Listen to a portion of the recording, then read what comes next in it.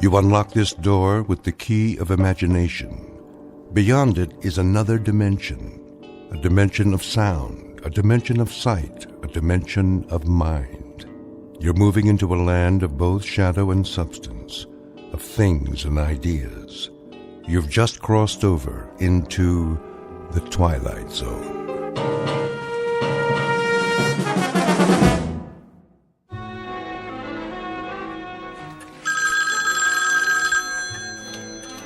Roswell G. Flemington Model Ship Company.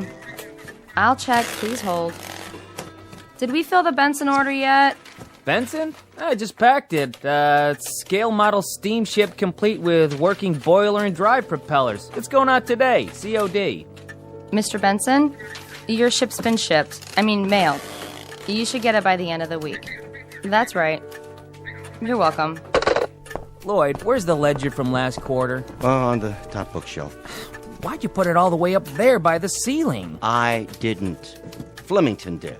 Oh, then let's move the ladder so I can get up the flying jib or whatever he calls the wall beam. The mast. The captain insists it's the mast. Now don't you go nautical on me, Lloyd. Oh, I'm not. I wouldn't, believe me. Strictly his terminology. Well, I say it's a bookshelf, and I say it's a pain in the neck. The Roswell G. Oh, hello, Mrs. Flemington. Yes, Mr. Flemington is in, but he's taking his mid-morning nap. In his quarters. His office. Yeah, that's right, with his phone unplugged. Would you care to leave a message? Okay, I see. I'll tell him. Here it comes! Oh, cover your ears, boys! Let's get with it, Conklin! A tight office is a happy office. Idle hands make for an unproductive poop deck. Yes, sir. What are you doing, Miss Abernathy? Just putting on my lipstick, sir. That is, Captain. Belay that! Extraneous activity is nothing more nor less than sloppy seamanship, in a manner of speaking. You there! Fenstmacher! Aye, aye. Keep an even keel, in a manner of speaking. Let's keep an even keel here, man. To all of you, bear in mind that we must, all of us, go aft, climb up the old mast, in a manner of speaking, and set our sights on a distant horizon. Got it, sir. A tight ship, a happy ship. Damn the torpedoes of competition. And full speed ahead. Aye, aye, Captain.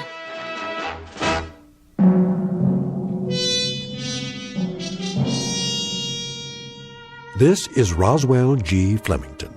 220 pounds of gristle, lung tissue, and sound decibels.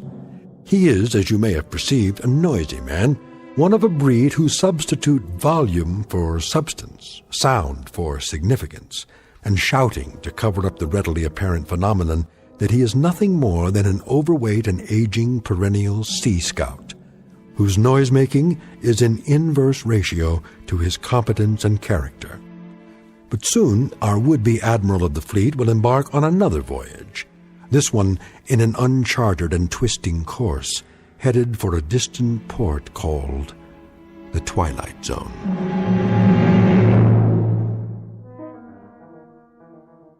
And now, The Twilight Zone and our story, Sounds and Silences, starring Richard Kind, with Stacy Keach as your narrator.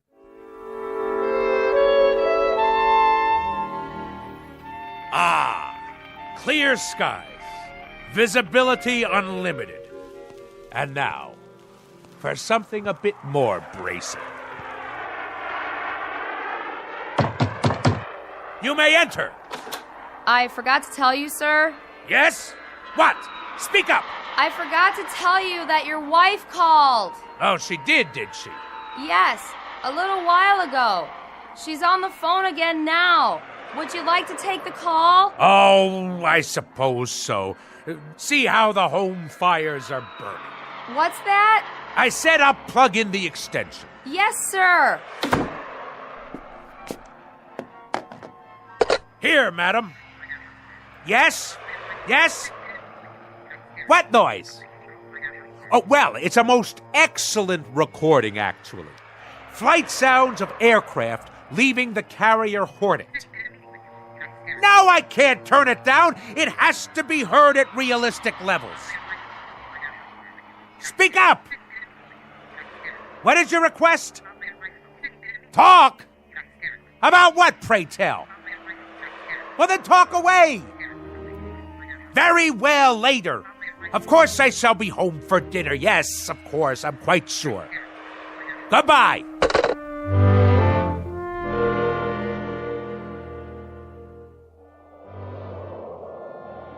Naval aircraft, I presume. Someone should fire a volley at his starboard side. Ugh, no shooting, please. My ears are ringing already. If you ask me, I'd say Captain Bligh is a few hours away from a mutiny. He'll have to walk the plank. Old fat boy? Where would you find a plank big enough to hold him? All those kamikazes they threw at us during the war, wouldn't you think just one of them would have hit him? One of these days, all that noise is gonna come back and bite him. I just hope I'm around to see it happen.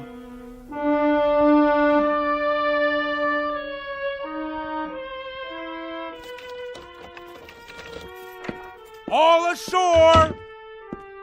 I'm home! Ah, Navy rum.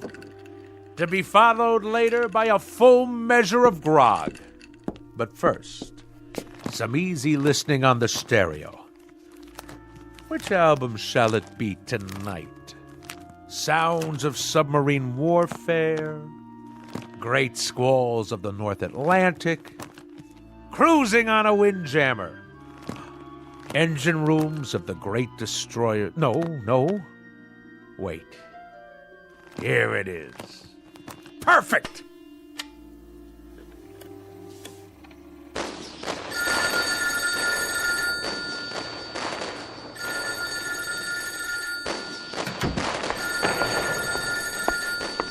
Yes? What's that? Can you speak a little louder? What? Roswell? Roswell! Hello, dear! Could you turn that down just a little bit? I beg pardon? I say, I can't hear a thing on the telephone. You know what that is, my dear? It's a collector's item. This is an actual recording of the battleship Missouri bombing Okinawa. That may be, Roswell, but I can't hear who's on the phone. Ah! Lay on, gentlemen! Let 'em know what's what. Fire at will, and by the good Lord Harry, we'll show 'em how a man's navy treats aggression. Who did you say is calling? Who? Just a minute. I'm afraid you'll have to call back.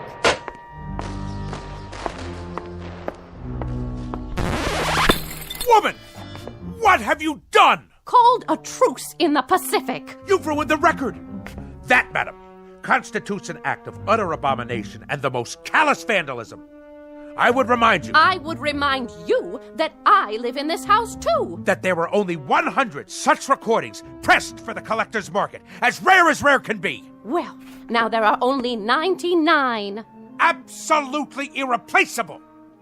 What you have just done is an act of wanton desecration, not unlike the defacing of John Paul Jones's statue.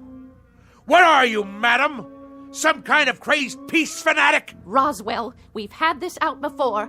I'm not the fanatic around here. I must say, your meaning eludes me. Perhaps I should use semaphore signals. This insistence on blaring noises and running a household like it was a destroyer escort on convoy duty. This combination has now become quite impossible. Nonsense! That's why we have to talk. We are talking! And if I read you correctly, you have grown intolerant of my ways. In point of fact, you hold my very business in contempt. Not your business. You. The way you run your business and this ship-shape home. Ah, so you disapprove of the nautical decor. I'll have you know that every item is of enormous value. Enormous! From the ship's wheel at the helm. It's not a helm, Roswell. It's a living room. To the sails and riggings. They're curtains made out of canvas according to your orders. Old canvas. To the life preservers on the walls. All obtained at great expense. With profits from the self-same company that has kept you in good stead for so many years. Well, I can't live with it anymore. How's that? Oh, knock it off, Roswell. Stand down, madam. You're a noisy, insufferable clown, but you're not stupid. I have had it up to here, and my ears have had it, and my stomach lining has had it, and whatever part of the brain that keeps a person balanced, that's had it too. In short, I have had it. I'm leaving. By the good Lord Harry. Departing a sinking ship, you might say. And don't tell me how sudden this is, because as you well know, we have been en route to this point for the last 20 years. I can't bear to be at sea any longer. I am totally and absolutely astounded. Are you now? I am indeed. My own wife, and after 20 years. 20 years ago, I was not taken in marriage. I was piped aboard. And after 20 years, the piping has become shrill and unbearable. It has destroyed me, my nerves, and my sanity.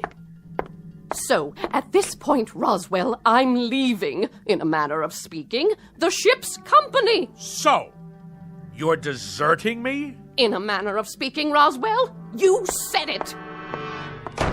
Lydia! Lydia, don't you lock me out of our own bedroom! It wasn't locked, Roswell. It may interest you to know, madam, Don't shake your finger at me. that when I was a young chap, a mere cabin boy, you might say, I had a mother who insisted that she was perpetually ill. A whiny, petulant, complaining woman similar to yourself. Oh, this is too much. And when I would come home from school, she made me walk tiptoe and whisper in her presence. Whisper, whisper, whisper, whisper.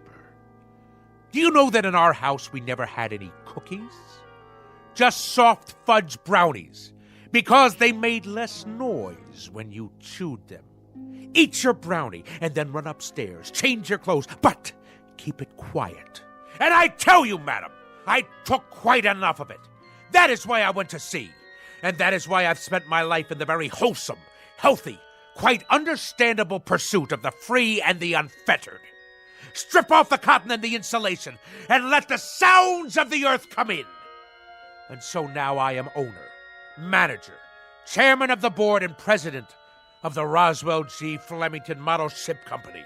Second to none in the field. Whose motto is, damn the torpedoes, full steam ahead for fun and profits. I know the company, I know the president, I know the motto. And I respond, Mr. Roswell G. Flemington, with the following nautical phrase, which I have now taken to heart and will proceed to implement.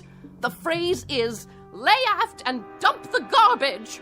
So, in a manner of speaking, consider yourself dumped.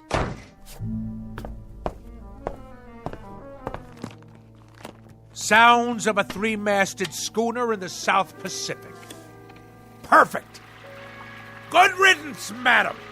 If the truth be known, I have never liked you. I have simply suffered your presence. If there is one thing that sticks in my craw, that thing is a landlubber. So, madam, in a manner of speaking, get ashore. Do you hear me?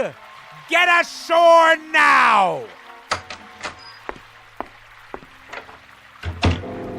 I have never, mark you, I have never in my entire life felt so free, so unencumbered, so absolutely fulfilled. In the parlance of naval language, in a manner of speaking, the situation is 4.0. My decks have finally been cleared. I intend to enjoy myself topside for the rest of the evening. And at precisely 10 bells, I shall retire to my sleeping quarters. But until then, this is my watch. At long last I can see to the far horizon. And a life of wonderful, delightful noise. Now, where's my karaoke machine? Anchors away, my lad! Anchors away!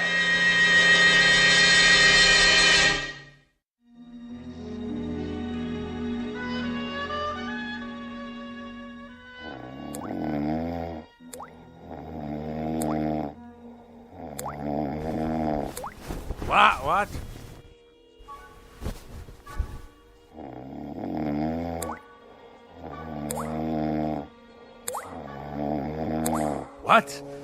What? What? A leak in the cargo hold? All hands on deck! Oh, where's it coming from? The blasted bathroom sink. There. The shower. Off, I say, off!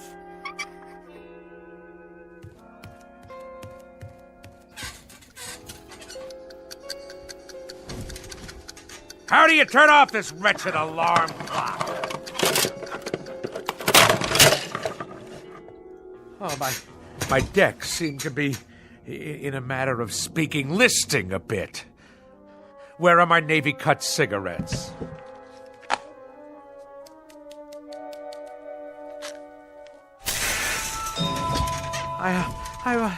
I must be dreaming.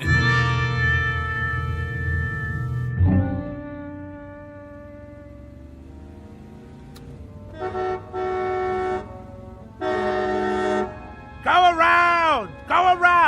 Pass, you imbecile! That's right! Run the red light! No noise laws in the city at all anymore. Any rattletrap is permitted on the streets. At last, my turn to make my way through the flotsam and jetsam.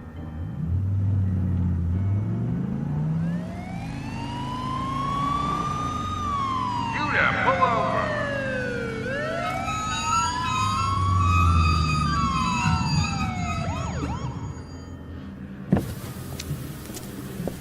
License and registration. Certainly, officer. Happy to oblige.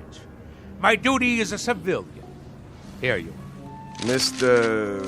Flemington? Roswell G. Flemington, of the Flemington Model Ship Company. Perhaps you've heard of us. Purveyors of the finest in maritime collectibles. A Navy man, are you? Coast Guard? Merchant Marine? Something wrong with your car? Why, no. No, not at all, thank the good Lord Harry. Now, this boat has kept me afloat for many years now. Hydromatic V8 with overdrive. Though the engine seems to produce a most curious sound this morning. Like a motorboat every time I step on the gas. No, it's more like a tug, I should say. Like a tug hauling an ocean liner to the dock. On your way to work, are you? I am indeed. And if you wish to cite me for speeding, you'll have difficulty proving it in court. A great deal of difficulty. At no time have I exceeded 15 knots. Point of fact, that's an impossibility. Considering the sounds of strain emitted by this engine. I didn't stop you for speeding, sir. Oh, good. Well, I'll be on my way. I stopped you because you were going so slow. You did? Oh, I see. Well, then that's all very well, then. Why are you driving so far under the speed limit? Why? It's as I said. This craft obviously has a few bolts loose somewhere. I tell you, I've never heard such a racket from the engine room. Then I'd suggest you take her into port somewhere. There's a gas station on the next block. They do repairs. But frankly, sir, the car sounded just fine to me. A real classic.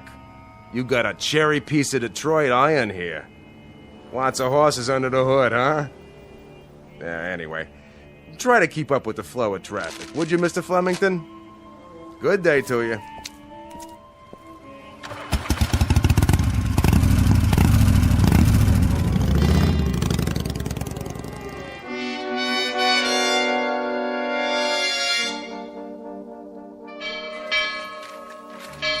Oh, I've been here 2 years and I don't know when I'll get used to that thing. I've been here 4 years and I've never gotten used to it. What do you suppose happened to old Lardhead this morning? You should count your blessings. This is the first time he's ever been late. Wouldn't it be awesome if his car had fallen off the ferry boat with him in it? The peak, the absolute peak. Thus endeth the dream. Good morning, Mr. Flem. That's the first time he's walked in without telling me that the smoking lamp was not lit and we had to move full speed ahead toward the shores of prosperity. Maybe he's sick. Something incurable, like barnacles on the brain. That's very odd. That's very, very odd. I've been here 10 years, and that's the first time he's ever looked frightened.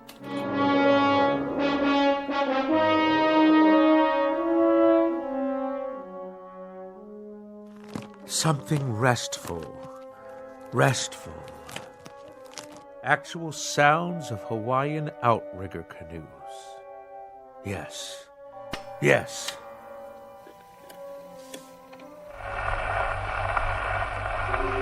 Ye gods! This record is defective! Fresh air, that's what we need. The great outdoors, the smell of salt spray in our nostrils.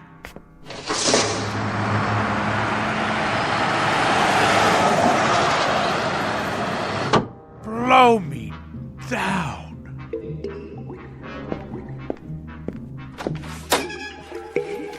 Conklin! What are you doing, man? Me? Just pouring a glass of water from the water cooler, that's all. Well, let's keep it quiet out here. Yes, sir. Now what are you doing? Swallowing, Mr. Flemington? I was thirsty. Quietly, I said. Quietly. Now stop gaping. Get back to work. All of you. Mr. Fenstermacher! Begging your pardon, sir. New shoes. What have you gotten them? Dead fish? Oh, people! This ship has to shape up. Repeat, shape up. Noise pollution hinders efficiency. Let's secure the hatches now and mind the torrent of bilge. Oh! What is going on? By the good Lord Harry! What on earth is going on?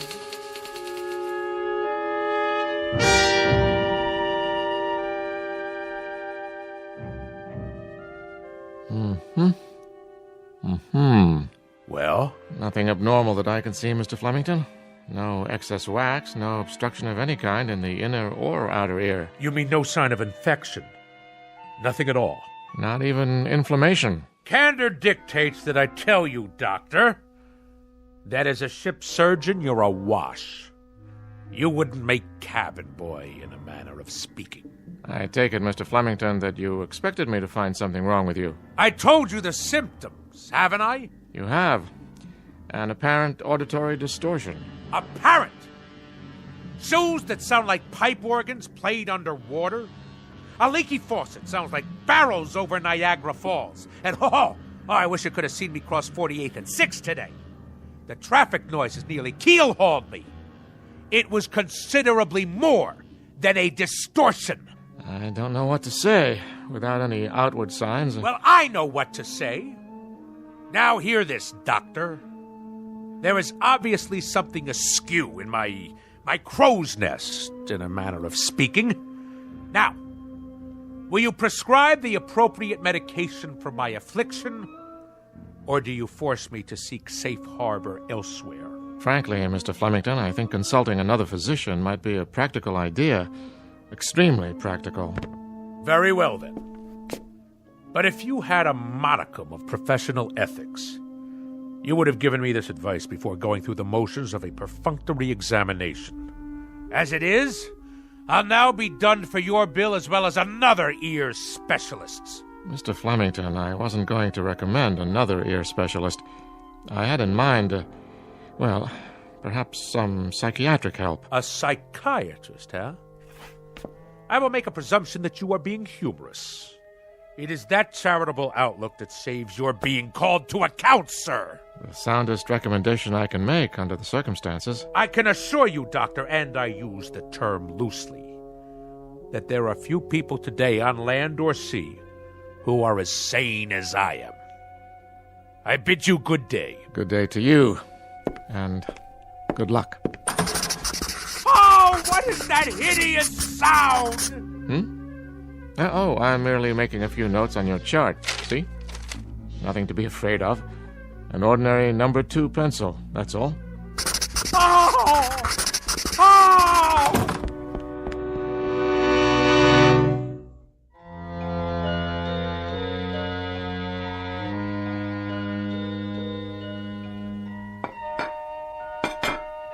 Do you have to be so piercing with that rose? Sorry, Mama. Well, you've done a beautiful job setting the table. You can sit down now, Mama. Oh, you're a good girl, Rosie. You know I'd cook Thanksgiving dinner if I could, but with my allergies and my arthritis and my bursitis and my ear infection, not to mention my spastic colon, well, it's all I can do to make it downstairs. I know, Mama. You may call your brother now. Roswell! Not so loud, dear. I'm sorry. Roswell, would you please not ride your pogo stick in the house? All right. No running, you know what Mama said. Okay. Roswell, Yes, ma'am? are you wearing shoes? Uh-huh. Roswell, Okay. carefully. All right. Now take your seat, Roswell. You too, Rose.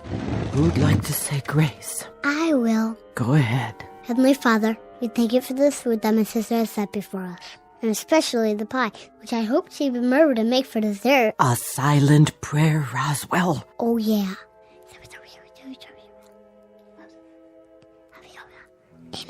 Pass the mashed potatoes, please. Yes, Mama. And the cranberry sauce, and the yams, and the cream corn, and the creamed spinach, and the tofu. Can I carve the turkey? Oh, there's no need. This year we boiled it till it's so tender it slides right off the bone. So much nicer without all that hacking and sawing. Doesn't it look scrumptious? Yeah. Here, have a roll, Roswell. Thanks. Hey, how come it's so soft? Rosie only put them in the oven for a minute so they wouldn't be too crunchy. Easier on the nerves. Did you make the pie? Tapioca, but there's lots of whipped cream. Grab hold. What's that? A wishbone. Grab hold and pull. I don't know. Go on. What are you children doing? And what's that in your hand? Oh, my heart. You gave me such a fright. I'd better lie down.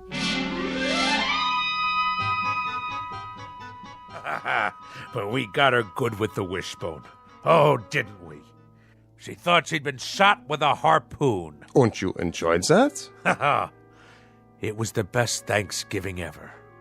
Oh, the rules she had. Did I mention that we only used paper plates and plastic forks after that? I see. Out with the pogo stick. I padded around in socks from the moment I got home from school. The radio was permitted only with headphones. The telephone had no ring, just a little red light. My toothbrush, soft bristles. No toast, only soft-boiled eggs. No ice cubes in the refrigerator, not even chunky peanut butter. And all my school books had to be paperback, in case I accidentally dropped one on the floor. Go on. As soon as I was old enough, I ran away and joined the Navy. What happened to your sister? Oh, she became a sign language interpreter for the National Theater of the Deaf. Well, I should say that about covers it. It does? Now do you understand, Mr. Flemington? Understand what, Doctor? Unless I'm very much mistaken, it's a phenomenon we in the psychiatric profession call auto-suggestion. Nothing to do with motor cars, I presume. A person talks himself into believing that certain occurrences take place, when in reality they are pure figments of the imagination. Beyond that, there are some suggestions that you were very resentful of your mother and her preoccupation with her imaginary aches and pains. You don't say.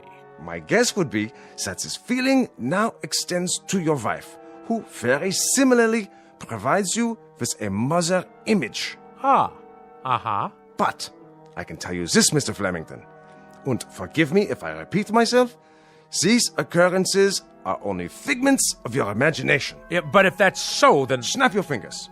Do I dare? Go ahead, snap your fingers. Any abnormal sound? None. Now, stamp your feet on the floor.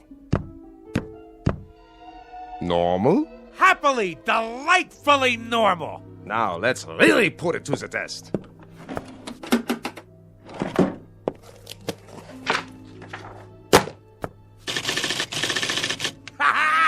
You've cured me, Doctor! By the good Lord Harry, if Admiral Nelson had you at Trafalgar, he'd have kept both his eye and his arm. In Navy parlance, Doctor, you, sir, are 4.0. 4.0, sir, in a manner of speaking. Ha ha ha ha! I'm free to go. Free as a bird. Und slam the door at will on your way out. Be my guest. I shall. You, sir, you have the soul of a seaman. Bless you.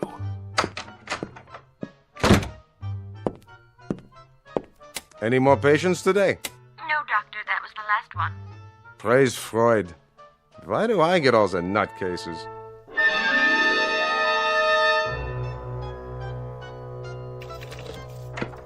Incredible. Absolutely incredible. My own wife, the culprit.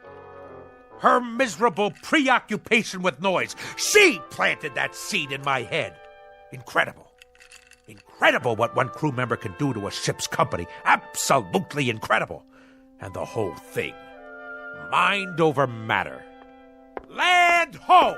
You are not welcome on this particular quarterdeck, madam. Nor shall I stay here, Admiral. I forgot some of my things. I came to retrieve same, and now, whether you pipe me ashore or not, that's precisely where I'm headed. I might add, madam, that despite all your efforts to capsize this worthy vessel in a manner of speaking against the rocks and shoals of petulance and pettiness, this ship remains tight.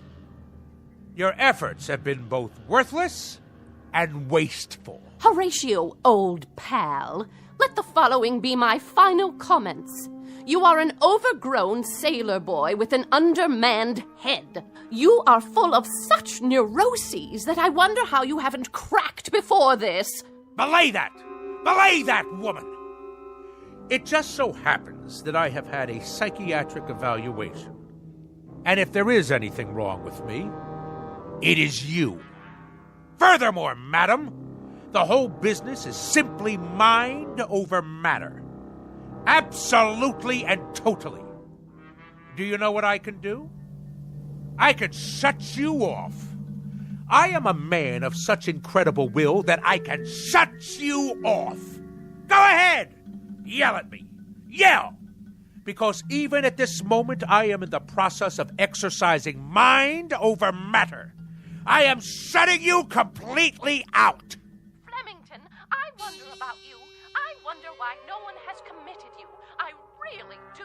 Ha! See? See? I have shut you off. Go ahead. Talk all you like. Really, Roswell, you need help. You really do need help. Mind over matter. I want to shut her out. I simply shut her out. Now, let's see. What'll I listen to tonight? Anchors Aweigh? The Midshipman's March? Actual sounds of a Japanese destroyer exploding in the Pacific, complete with boiler hissings, fantail cracking, and smokestack blowing apart. Ha-ha! Only great, huh? Better prepare yourselves, neighbors. This one will galvanize you in the proper manner.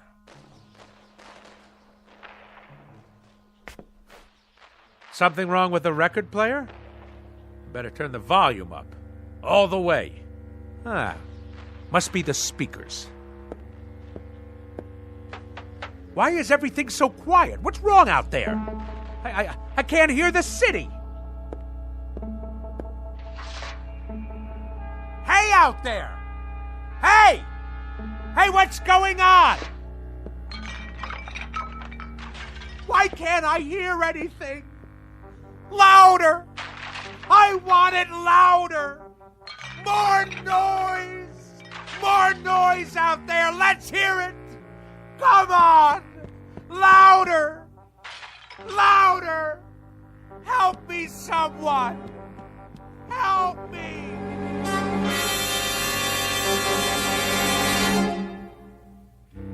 When last heard from, Mr. Roswell G. Flemington was in a sanitarium, pleading with the medical staff to make some noise, any kind of noise. They, of course, believed the case to be a rather tragic aberration, a man's mind coming inexplicably unhinged. And for this, they'll give him pills, therapy, rest, and lots of peace and quiet. Little do they realize that all Mr. Flemington is suffering from is a case of poetic justice. Tonight's tale of sounds and silences from the Twilight Zone. More from the Twilight Zone after this. Hi, this is Carl Amari, producer of the Twilight Zone radio dramas. I'd like to take a moment to tell you about our official website at twilightzoneradio.com, where you'll get the latest news and information on these Twilight Zone radio dramas. Plus, at twilightzoneradio.com, you can digitally download 3 free episodes or any of our episodes for only $1.95 each. In this age of ever-changing technology, we've decided to make these episodes instantly available to you by making the Twilight Zone radio dramas a digital download-only series. This means that this series will no longer be offered on CD. The CD collections at our website are now being offered, while supplies last, at buy one, get one free. So be sure to get your favorites before they're sold out. Be sure to visit us often, and I'll see you in the zone.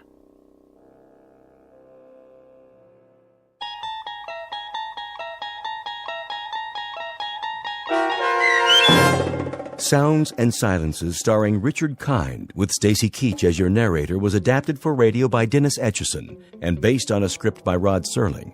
Heard in the cast were Maggie Carney, David Darlow, Richard Shavsden, Peggy Roeder, Sarah Marks, Carl Amari, Doug James, C.J. Amari, James Schneider, and Amanda Amari. To learn more about the Twilight Zone radio dramas and to obtain audio cassettes and CDs of these programs, visit our website at twilightzoneradio.com. The producers of The Twilight Zone wish to thank CBS Enterprises, Carol Serling, Dennis Etchison, Dick Brescia Associates, Claire Simon Casting, Terry Jennings, XM Satellite Radio, the American Forces Radio and Television Service, Sirius Satellite Radio, our sponsors, and our radio affiliates for helping make this series possible. This copyrighted radio series is produced and directed by Carl Amari and Roger Wolski for Falcon Picture Group. Doug James speaking.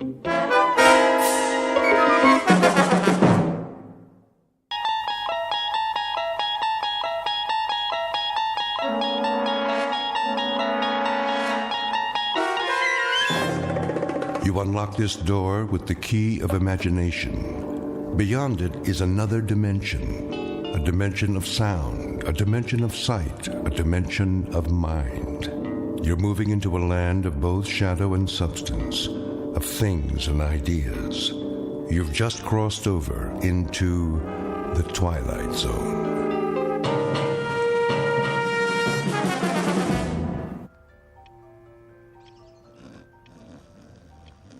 Oh, shh, I'm trying to sleep.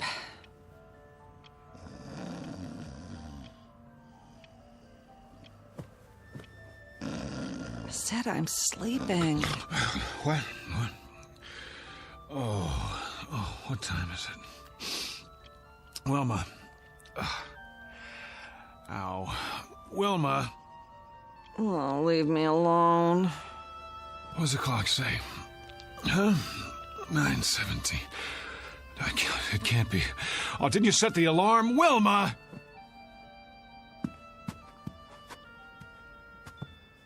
I've got to be at the bank. Do you know how late I am? Oh, great. Just great. I don't even take my clothes off. No more parties. Never again. Oh, be quiet about it. Sure, go on. Get your beauty sleep. You feel lousy. Never mind how I feel. So I'm late for work. So what? No skin off your nose, right?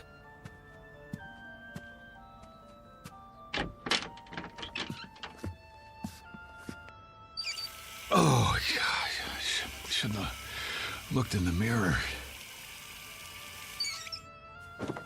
You know, I didn't want to go to that stupid party in the first place. It wasn't my idea. I wanted to stay home and read, but no, can't do that. Can't hurt old Petey's feelings, can we? Wouldn't be nice. So I go to work an hour late today. You sack out till noon. That's fair, yeah, makes sense to me. Oh, my aching feet. Could have at least taken my shoes off, but that would have been too much to ask before you passed out.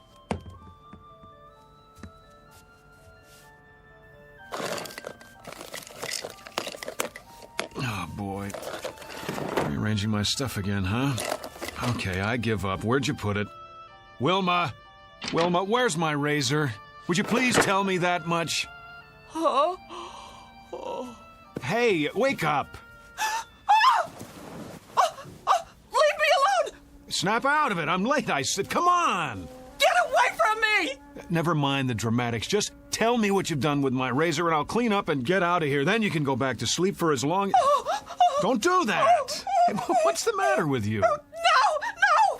I'm not even touching you. Are you sick or something? Wilma, I asked you... Who are you? What kind of a question is that? How did you get in here? Well, as I dimly recall, I staggered in about 2 a.m. with you at my side. After that... What are you doing in my bedroom? Oh, you mean this isn't the YMCA? I suppose I could have slept on the couch if you wanted me to. Am I forgetting something? Did we have an argument? Because if we did, I'm afraid I... Get out of this house! Come on, honey, knock it off. I'm late enough as it is. Just tell me where you put the razor so I can shave, change my shirt. Out! Out!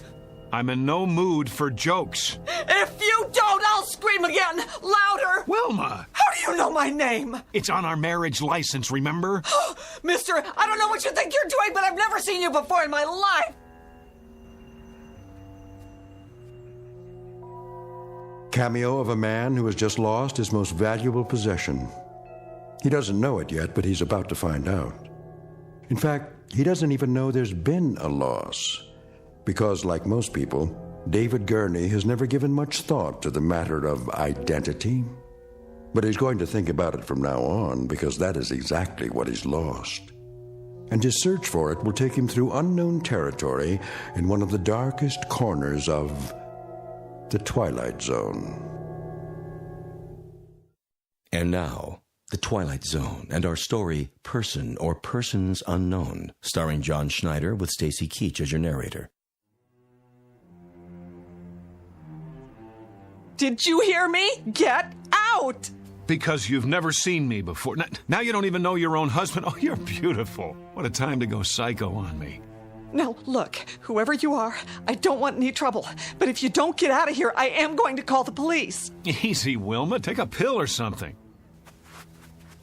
Stay away from me! Go ahead. Call the police. Call the fire department. Call the paramedics. Tell them to bring an oxygen mask because there's a man here who's dying of a hangover. Oh, my head. I'm not bluffing. If you're not off that bed and out of this room by the time I count to 5, I'll make the call. I swear. 1, 2... Cut it out, will you? I've got a splitting headache. 3, 4, 5. This isn't funny anymore. Give me the police. Hello, police? I'd like to report a guy who... Give me that. Have you gone crazy? What are you gonna do? Kill me? I'll scream until the neighbors come. All of a sudden, I'm a stranger? I suppose I didn't buy this king-size brass bed and the lamp and the carpet and the wallpaper to go with it. If I didn't, who did? Santa Claus? Oh, you're insane! Boy, this is what I call a delayed reaction. 2 martinis at midnight and she gets drunk the next morning. Go back to bed, sleep it off. You cannot tell me what to do. You got it. I won't waste my breath. Now, what are you doing?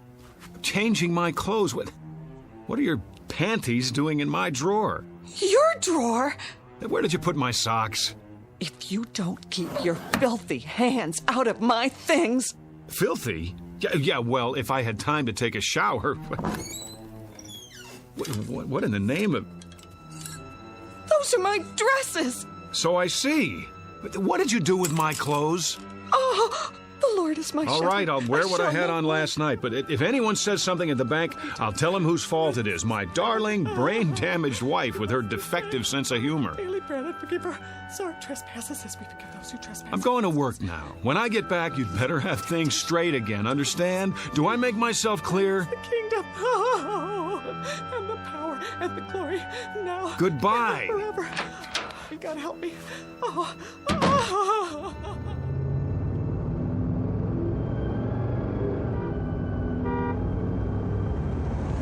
Oh, great. No gas, which means I get to work even later. Mr. Miller's gonna love that.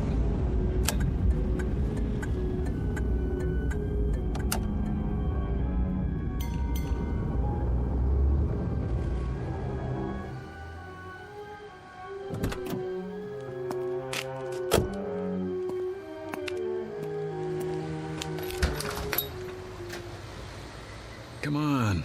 Here's your change. Thank you, sir. Fill it up on number 3. Cash or charge? Put it on the card. Here. You have ID? Yes, I have ID. Every kind you want. Here, look, I'm in a hurry. Would you run the card while I pump the gas?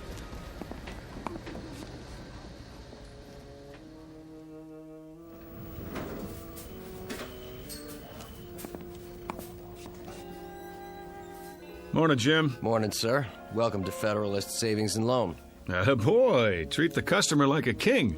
New uniform? What's that, sir? Looking mighty spiffy. Hat's on crooked, though. It is? Keep up the good work. Don't let any bank robbers in. If you'll fill out a transaction slip. Who do I see about a loan? Morning, Julie. Fred. Bring back this loan application and I'll begin the procedure. Well, how long's it gonna take? Oh, no, not long. We can usually give you a decision in 72 hours. What in the... Well, see, I sort of need the money right away. I'll do my best, Mr. Klein. May I help you? George? I am Mr. Hurtubise, Assistant Vice President. Of course you are. Who's that? Sir? At the desk by the window. Why, that's Mr. Cooper, our Vice President. Well, would you mind telling me what Mr. Cooper is doing at my desk? Beg pardon? What is he, some trainee of all the... If you'll wait your turn, sir, Mr. Cooper's busy. Yeah, sure he is. What is this, George? April Fool's Day? I don't see why I have to fill this out. I already gave you all the information. I'm sorry, Mr. Klein, but without verifying your collateral, I'm afraid there's nothing we can do. You know how long I've had an account here? And you giving me the runaround? Well, maybe I'll just take my business somewhere else. What do you think of that? Well, thank you for stopping by, Mr. Klein. If you'd care to reconsider... Thank you for nothing. Nice. I beg your pardon? You just lost a customer. I could have processed his application in 24 hours. And you are... Who the devil are you? How's that? I said, who the devil are you, and why are you sitting at my desk? Your desk? Yes, my desk. I've had about enough of this today. Get out of that chair. I'll do nothing of the kind. Friend, you'll get out of that chair, or I'll throw you out. Yes, I need security over here. Move. No need to get upset, friend. Oh, you don't think so? After the morning I've been through? Here, take this junk with you. Your pictures, your phony nameplate. I said take it! Trouble, Mr. Cooper. Would you show this man to the door? Knock it off, pal. You're the one who's leaving. Better come with me. Back off, Jim! This joke's gone far enough. He says it's his desk. Come on, sir. Let's settle this outside. There's nothing to be settled. I want my nameplate back and my pictures. What the hell did he do with them? Now, sir. Outside, I have to insist. Go ahead, insist. I'm not budging. Yes, you are. You're putting your hands on me? This is too much, Jim. I like you. You're a good security guard. But if you don't let go of my arm, you're out of a job. Outside. I said, let go of my arm. There! Now you are fired. Put your hands up. Put your gun away and get back to work. What's the matter with you people? Has everyone gone crazy? Up over your head. I advise you to do as he says. Mr. Cooper, call the police. I already have. Well done. What? Now walk 3 paces in front of me. All the way to the door. Don't make me use this. George, what's going on? Tell me, please. Outside with him. Let's go. Sorry, everyone. Minor disturbance. Don't be alarmed.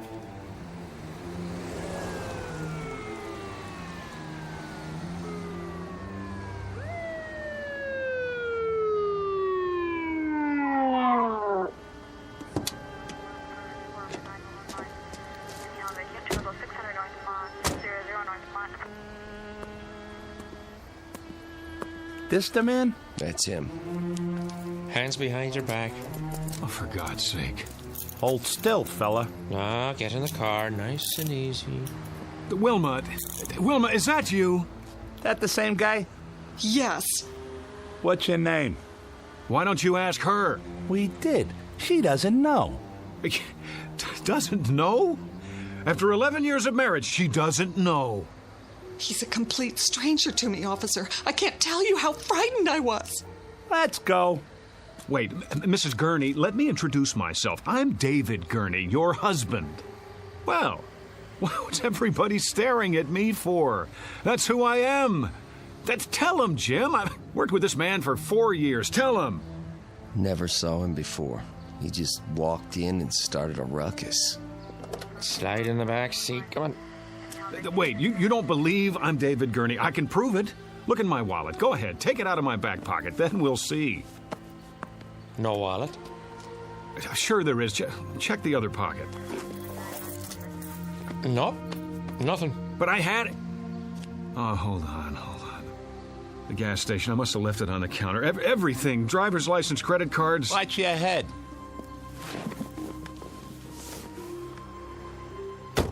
You can't do this. Somebody tell them. My name is David Gurney. David Gurney.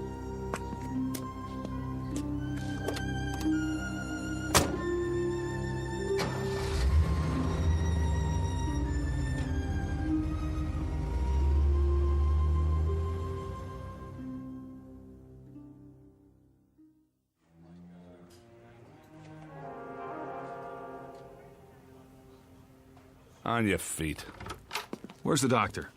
Right here, my boy. Sorry to keep you waiting. Thank God. You don't know what it's like sitting here listening to those lunatics. Well, I think I do. If you'd like to come with me? Let's move it. I see you people have finally come to your senses. Now you can sign the papers and I can go home. You're not going anywhere. Not just yet. What is this, a jail? No. I thought you understood that. It's not part of the penal system. What would you call it then? An isolation wing at the state hospital. I thought that was explained when you were brought here. Then if it's not a jail, I'm leaving. Very probable, eventually. But for now, there's a 72-hour hold. I thought we'd talk a bit first, Mr. Gurney. David Andrew Gurney. So you've said. Well, let's go down the hall, shall we? We'll be more comfortable in my office. You heard him.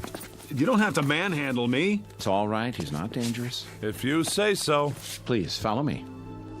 Got a regular loony bin in here. Oh, let's say a few people who are confused. I think of it as a kind of hotel for the weary mind. Yeah, only they can't check out. Actually, most of them will be released. A few are violent, but you're not like those, are you?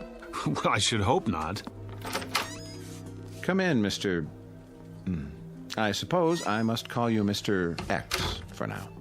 I told the officers who I am. I've told everyone. Please have a seat. Where's the couch? I'm afraid you've seen too many movies. Of course, if the chair is not comfortable. It'll do. I just want to get this over with and go home. And where is that? I've been through this before. You still insist that you live in Miss Berenson's condominium and that you are her husband. Yet she's unmarried. We've checked. How do you account for that? I don't care what she says. I know who I am. No need to get upset. Everybody's telling me I'm not who I think I am. But what do you expect me to do? Relax? It must be a challenge to your belief system. But if I'm to help you, then you've got to come to terms with the facts. And what are the facts? Couldn't say just yet. The police are running your fingerprints, and then we'll have something to work with. But for now, this person you think you are, we know that he doesn't exist, except in your mind. Oh, we know that, do we? It seems that you've invented him. Whether out of whole cloth or people you've known. You're lying. And why would I do that? I don't know, but you are. You've got to be. A man can't live for 40 years and all of a sudden... Is that how old you are, 40? Yes. And then, just because he loses his driver's license... We're checking the place where you say you left it. But it wasn't just that. Everyone at the bank agrees that... You put a lot of stock in everyone else's opinions. How about mine? Well, we must begin somewhere. Consensus matters, doesn't it? Surely you can see... I see that they're all lying. That's what I see. How can you be sure they're not telling the truth? At least as they see it. That's what I'm doing. So you believe they live in a different world, a world with different rules, a different history. I don't have any idea, but I know what I know. Ah, there's the conflict, you see. We have to resolve it somehow before you can move on. What chaos we'd have if each of us believed in a separate reality. What about my reality? Doesn't that count for anything? Epistemology rears its head. You're obviously an educated man. Perhaps if you'd provide a list of the schools you've attended, we can contact them. Unless you believe their files have all been corrupted somehow. All right, let's go over it again. I live at 2457 Lime Rock Avenue, Los Angeles, California. But we've established that Miss Berenson lives there. Her name is not Berenson, it's Gurney, and she's married to me. In fact, she is not married to anyone. Oh, that's a fact, is it? Her name is on the lease.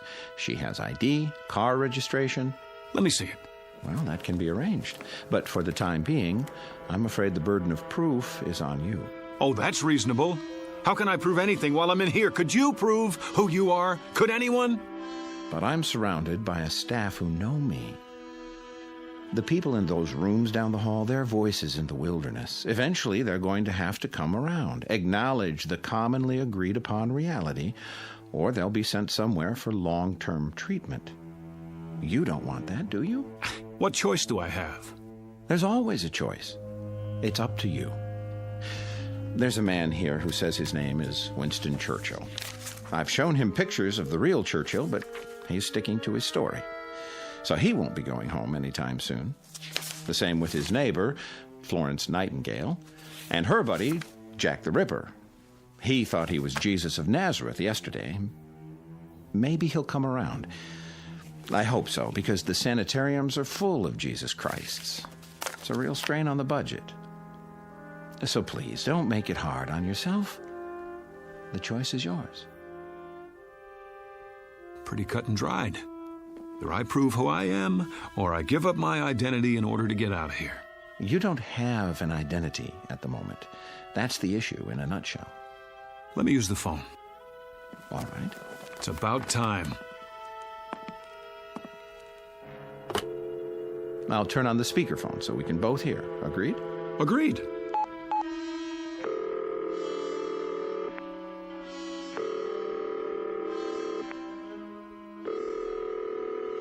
Front desk. This is Dr. Koslenko. Let me have an outside line, please.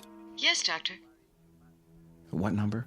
838-2171. My friend Pete. I've known him forever.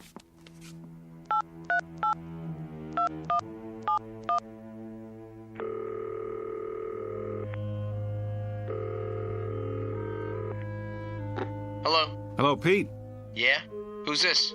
It's Dave. Look, you don't know how glad I am to hear your voice. Listen. Dave who? Pete, for God's sake, Dave Gurney. Wilma and I were at your place last night. Don't kid around. I think you have the wrong number, fella. But we went to school together. He's my best friend. Care to try someone else? Let's just cut through all this. Call 272-3478. Ask for Mrs. Gurney. Very well.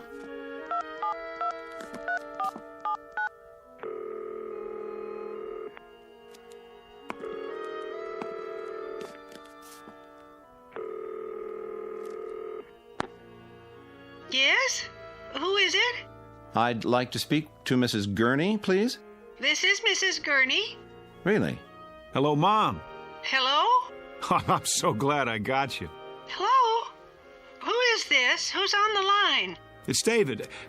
Mom, don't you recognize my voice? David, your son. You see here, whoever you are, I don't have a son. And I don't like practical jokes. Mom, stop it. Don't do this to me. Don't, please. That's enough. Ma'am, please excuse the call. It was a mistake. Well, you see that it doesn't happen again, or I'll report you. I don't understand. You're sure your name is David Andrew Gurney? Yes. And you have a telephone? Of course I do. Unlisted? No. Then it's likely you'd be in the telephone directory, isn't it? In fact, there's no doubt. What do you... Yes. Where's the phone book? Right here. You'll notice it's the current edition for your area. Go ahead, open it.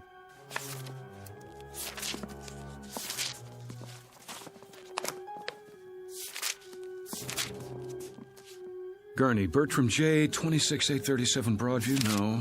Elizabeth Y, 6578 Logan Street, Van Nuys. Well? It's not here. I believe that's called evidence. Now, are you ready to consider an alternative? But if I'm not David Gurney, then who am I?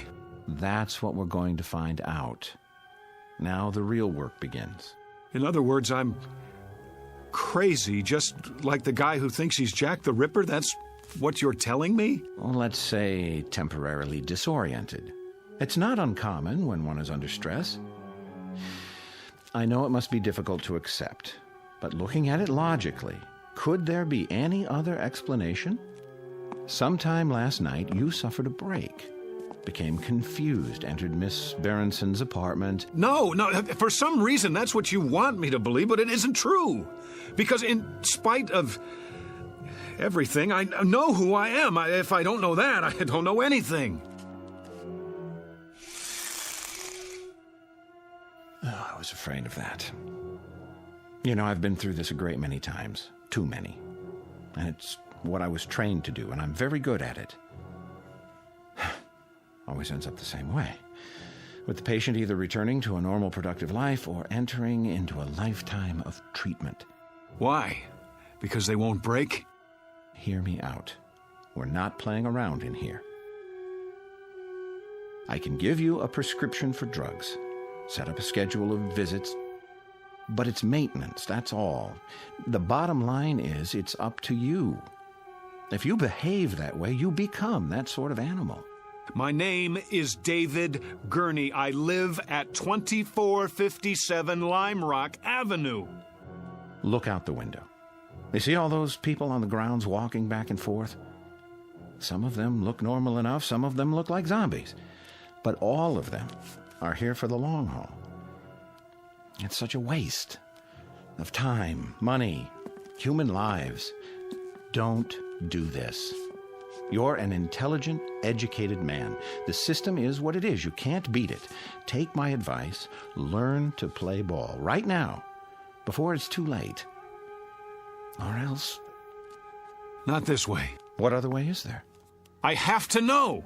Do you understand? Either I am crazy, or somebody's gone to a lot of trouble to blot me out. Use your brain. Why would anyone want to blot you out? How should I know? What, the CIA? This is not a spy novel. Whoever or whatever it is, they can rig all the phone books in the world and they can pay off everybody who ever knew me, but there's one thing they can't do. They can't get inside my mind, and they can't think of everything. What do you mean? Something even Wilma doesn't know about. I just realized there's still one way to prove who I am. Well, I'll be happy to take it under consideration. Sure you will. Stand back. I'm going to make sure I get there first. Get away from the window. No, out of my way!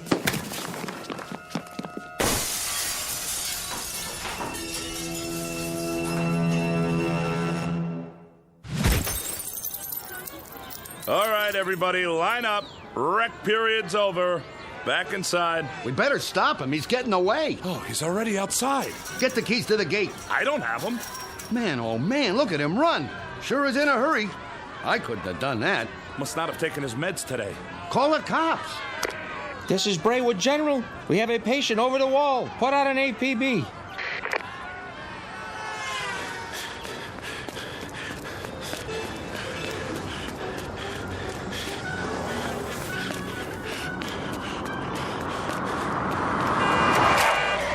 Hey, buddy, get out of the way. Give me a lift. Yeah, sure. I have to get out of here. Yeah? We'll call a cab. I don't have any money. Did you help me? Sorry, buddy. Get out. I need it. Get out. Hey, what are you doing? Then slide over. I'm in a hurry. Hey, look, man. I don't want any trouble, okay?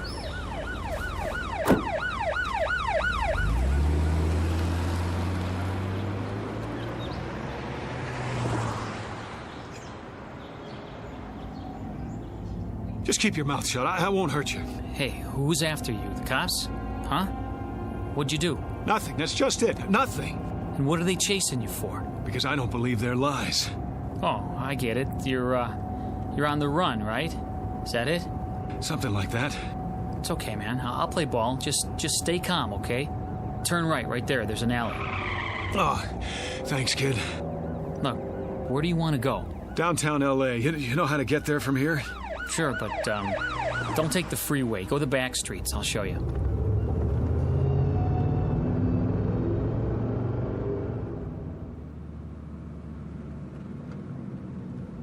I hope this is the right address. So, can I go now? Now, go on. I can handle it from here.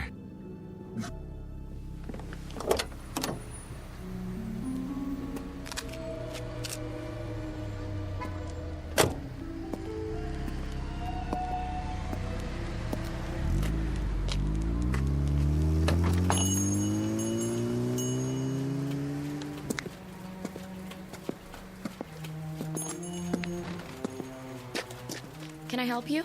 Oh, I sure hope so. This is the place where people pick up photos, right? Sure is. Good. I thought I got it right. You have a receipt? What? The receipt for the photo. Did someone take your picture? That's right. And he told you to come here? It was in Griffith Park with my wife. We were walking past the merry-go-round.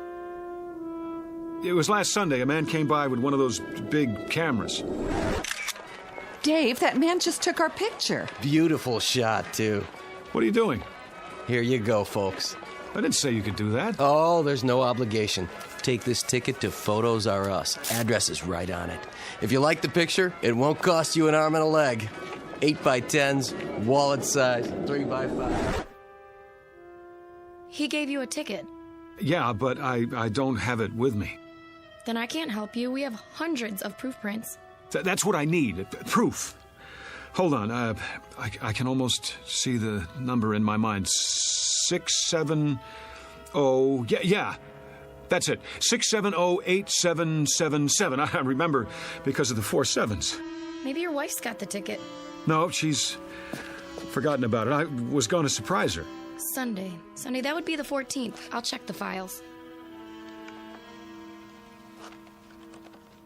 You found it? This must be the one. Hey, let me have it. Wait, was that 4 sevens at the end or 3? There's only one way to find out. Yes! Is that it? Yes! Yes, that's it! Oh, you don't know how important this is to me. You okay, mister? I am now. That'll be $4.75 for the enlargement if you want extra prints. Hey, mister, you have to pay first. You. Hello, Mr. X. What are you doing here? I might ask you the same question. We've been following you since the hospital. I wanted to see where you'd go. What is this? All right, hands behind your back. Wait! Have any knives or weapons in your pocket? I said hold on! It's all right, officers. I'll take responsibility. The guy owes me money. Oh? $4.75 to be exact, plus sales tax. And do you know what for? I'm sure you're going to tell me. Proof that I'm not crazy. Really? And what kind of proof might that be? I told you they couldn't think of everything. Well, I was right. I suppose you found a signature or some such? That wouldn't be enough, would it? I could have signed it at any time. Correct. Or if it's something else, I could have printed it up or bought it like a fake driver's license. I doubt that you've had time. What about a photograph, Doctor? A picture of me hand in hand with the woman who says she never laid eyes on me before this morning. Is there some way to explain that? What do you have there? Go on, open the envelope, take it out and look at it, and then tell me what you think. Well? And what am I supposed to see? Me, with Wilma at Griffith Park last weekend. That should establish something. I don't understand. What's to understand? You need glasses? This is a photo of you in front of a carousel, alone. Let me see that. No, it was different a minute ago. A picture of 2 people, 2. You saw her. Tell him I showed you the picture. You didn't show me nothing, mister. Just looked at it yourself, then you tried to run off without paying. But I tell you, she was there.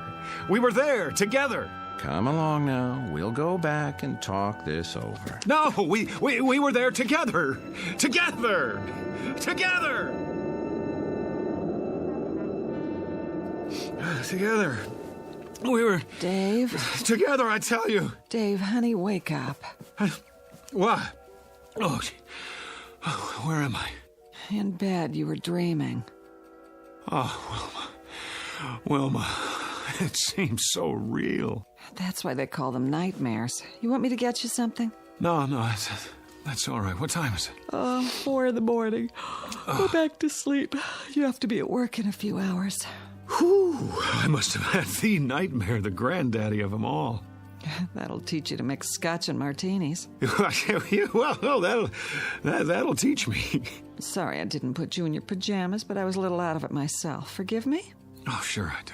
Don't blame yourself. You're in a rare mood. You don't know how happy I am just to be here. I love you, too. Oh, you better check the alarm. I'm not sure if I set it. I can't see. Now turn on the lamp.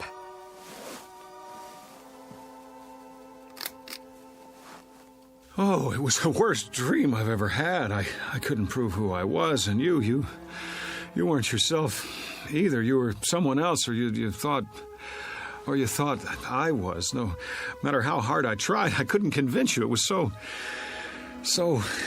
Well, you're okay now, aren't you? Set the alarm and turn the light off. It's hurting my eyes. Dave? Dave, honey, is something the matter? Why are you looking at me like that? Who are you? What do you mean?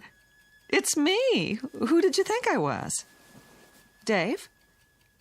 Dave, darling, You get out of this bed. Go on. Get away from me. Whoever you are, I swear, I've never seen you before in my life. Dave? Dave, don't act like this. You're scaring me. You're so pale. Are you sick? Dave? Dave? Dave! A case of mistaken identity? Or a nightmare turned inside out? A simple loss of memory or the end of the world for someone named David Andrew Gurney? At least he thinks that's his name. He doesn't know much of anything anymore, and he may never find what he's seeking because the truth is he's lost his way. But you can be sure he'll continue looking for it night after night in the Twilight Zone. We'll return to the Twilight Zone in just a moment. You are about to enter another dimension, a dimension not only of sight and sound, but of mind, a journey into a wondrous land of imagination. Next stop, the Twilight Zone. Hi, this is Stacy Keach. I'd like to take a moment to tell you about our Twilight Zone website at twilightzoneradio.com. At twilightzoneradio.com, you'll find the latest information on these Twilight Zone radio dramas, including behind-the-scenes photographs, plus the newest product releases, trivia contests, ways to contact us, other Twilight Zone-related info and merchandise, plus links to other fascinating websites. So make your next stop twilightzoneradio.com. Visit twilightzoneradio.com to purchase these Twilight Zone radio dramas on cassette and CD, or call toll-free 1-866-989-ZONE. That's 1-866-989-9663.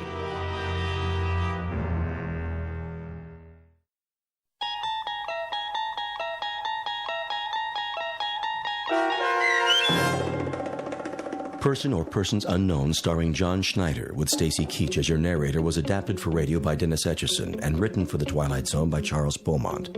Heard in the cast were Meg Falcon, Tom McElroy, Roger Mueller, Richard Hensel, Roderick Peoples, Kurt Nabig, Carl Amari, Fernette Lebo, Doug James, Ann Whitney, and Jen Patterson. The producers of The Twilight Zone wish to thank CBS Enterprises and the Rod Serling Estate for making this series possible. This copyrighted radio series is produced and directed by Carl Amari for Falcon Picture Group. Sound design and custom Foley effects for The Twilight Zone by Cerny American Creatives Bob Benson, Craig Lee, Michael Slaybach, and Matt Sorrow. To learn more about the Twilight Zone radio dramas and to contact us, visit our official website at twilightzoneradio.com. Doug James speaking.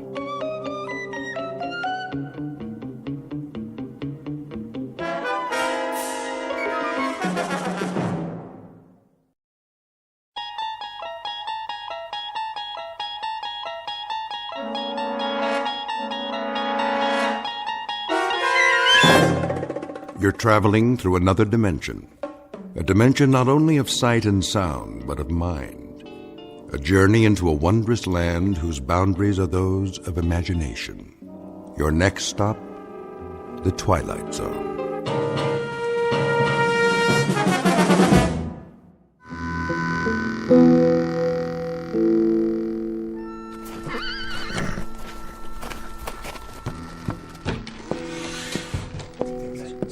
It's time, Mr. Mothershed.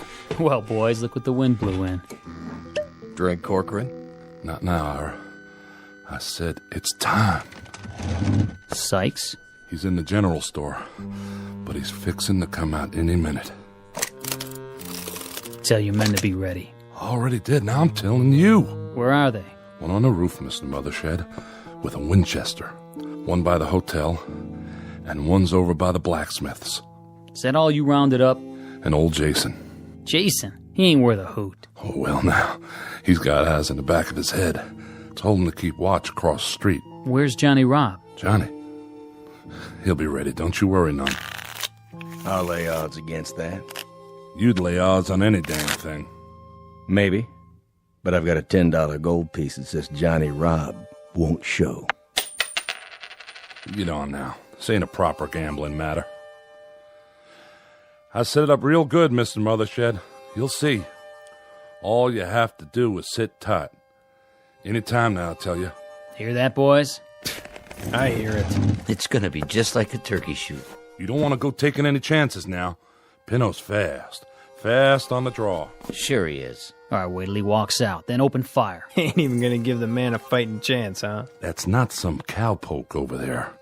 That's Pinno Sykes. Yeah, I heard about him. We all did. What kind of chance he ever give anybody? True enough. See y'all later, boys. Hey, don't you want that drink? I told you, Ira, I got business. There's gonna be a funeral. No funeral, just dig a hole and dump him in. But we gotta have one. His family keeps a plot up on Boot Hill. Plus, we already paid for the coffin. Where's he going? I'll tell you where. He's hiked down into his hideout till the killing's done. It's just as well. We don't need any more guns. If he's telling the truth. Especially about the Winchester. Pour me another whiskey, bartender. Yes, sir. Hear that? I heard something. There's old Jason's signal. Let's go, boys. It's as good as over.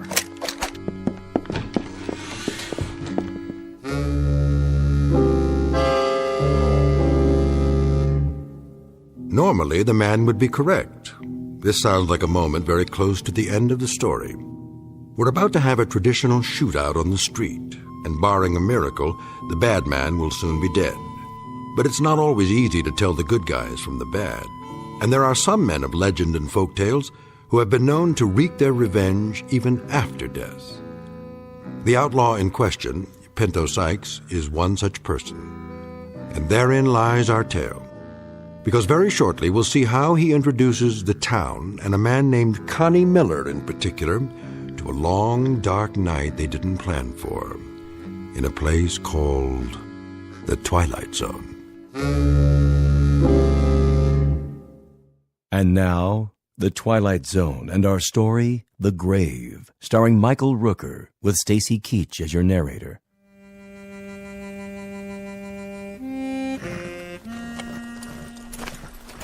Put it on my bill. Yes, sir. I'll do that. Thank you kindly. You want any help with those supplies? Nope. Well, then, I'll be seeing you.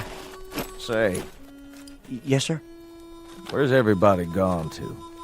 Well, I don't know what you mean, Mr. Sykes. I better be getting back inside now. What did you call me? Me? What? I didn't call you nothing. I say you did. I didn't mean no disrespect. You know my name? No, sir. I mean, yes, sir. I mean, well, everybody does. What are you so nervous about? Me? Well, I'm not nervous.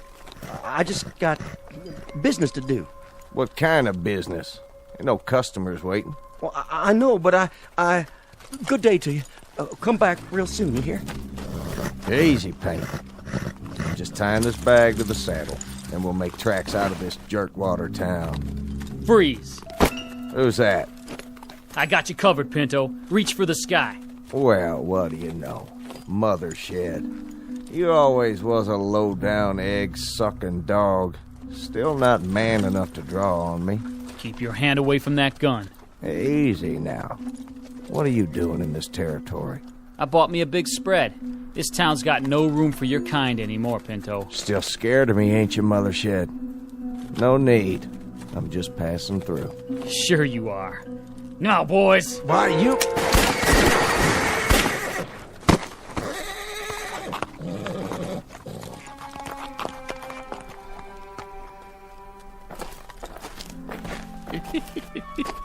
He's still alive. He won't be for long. Go on. Get him to the old jail. What for? Town folks are watching. He's got people here. Lift his feet. Nah, just drag him. See that, Johnny Rob? Never even got his gun out. No, he sure didn't. That famous pearl-handled .45. Who gets to keep it now, you figure? Leave it, old man. Fetch a good price. Bury it with them. It's only right. They really did it. They? You was in on it too, Johnny Rob. Not me. I don't believe in taking a life. Even his. I would have bet on Pinto. A Guinness, you mean? Never thought they'd get him that easy. 8 shots. No man can stand up to 8 shots. Not even Pinto Sykes. You ain't got more than a few minutes left to live, Johnny Rob. Reckon you'd better fetch his pa and sister. Ain't there nobody else can do it? Well, I sure can't. I have to see if the casket's ready, now don't I? All right, Mr. Corcoran. Yes, sirree. This here's the end of Pinto Sykes.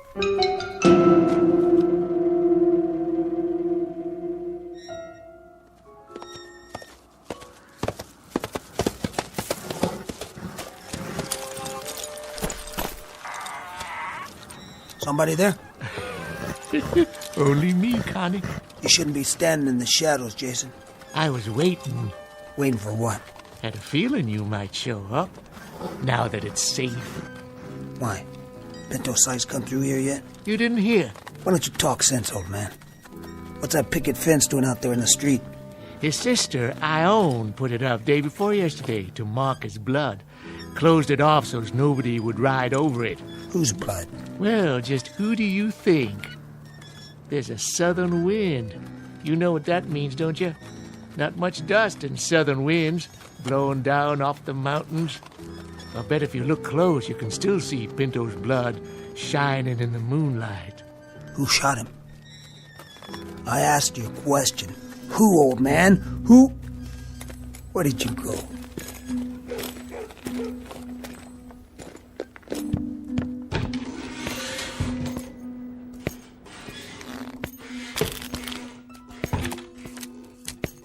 Who wants to open? I'll be. Is that... Well, look at who's come back. Connie Miller? Gents. Take your coat off. I'll hang it up for you. Drink, Connie? Yeah, I could use one. Same as always? Leave the bottle. Oh, sure. I said, who wants to open? That's all for me. Me too. Not much of a pot, but I'll take it. Did you notice, Connie? Notice what? Our little fence out in the street. That I did. I noticed it.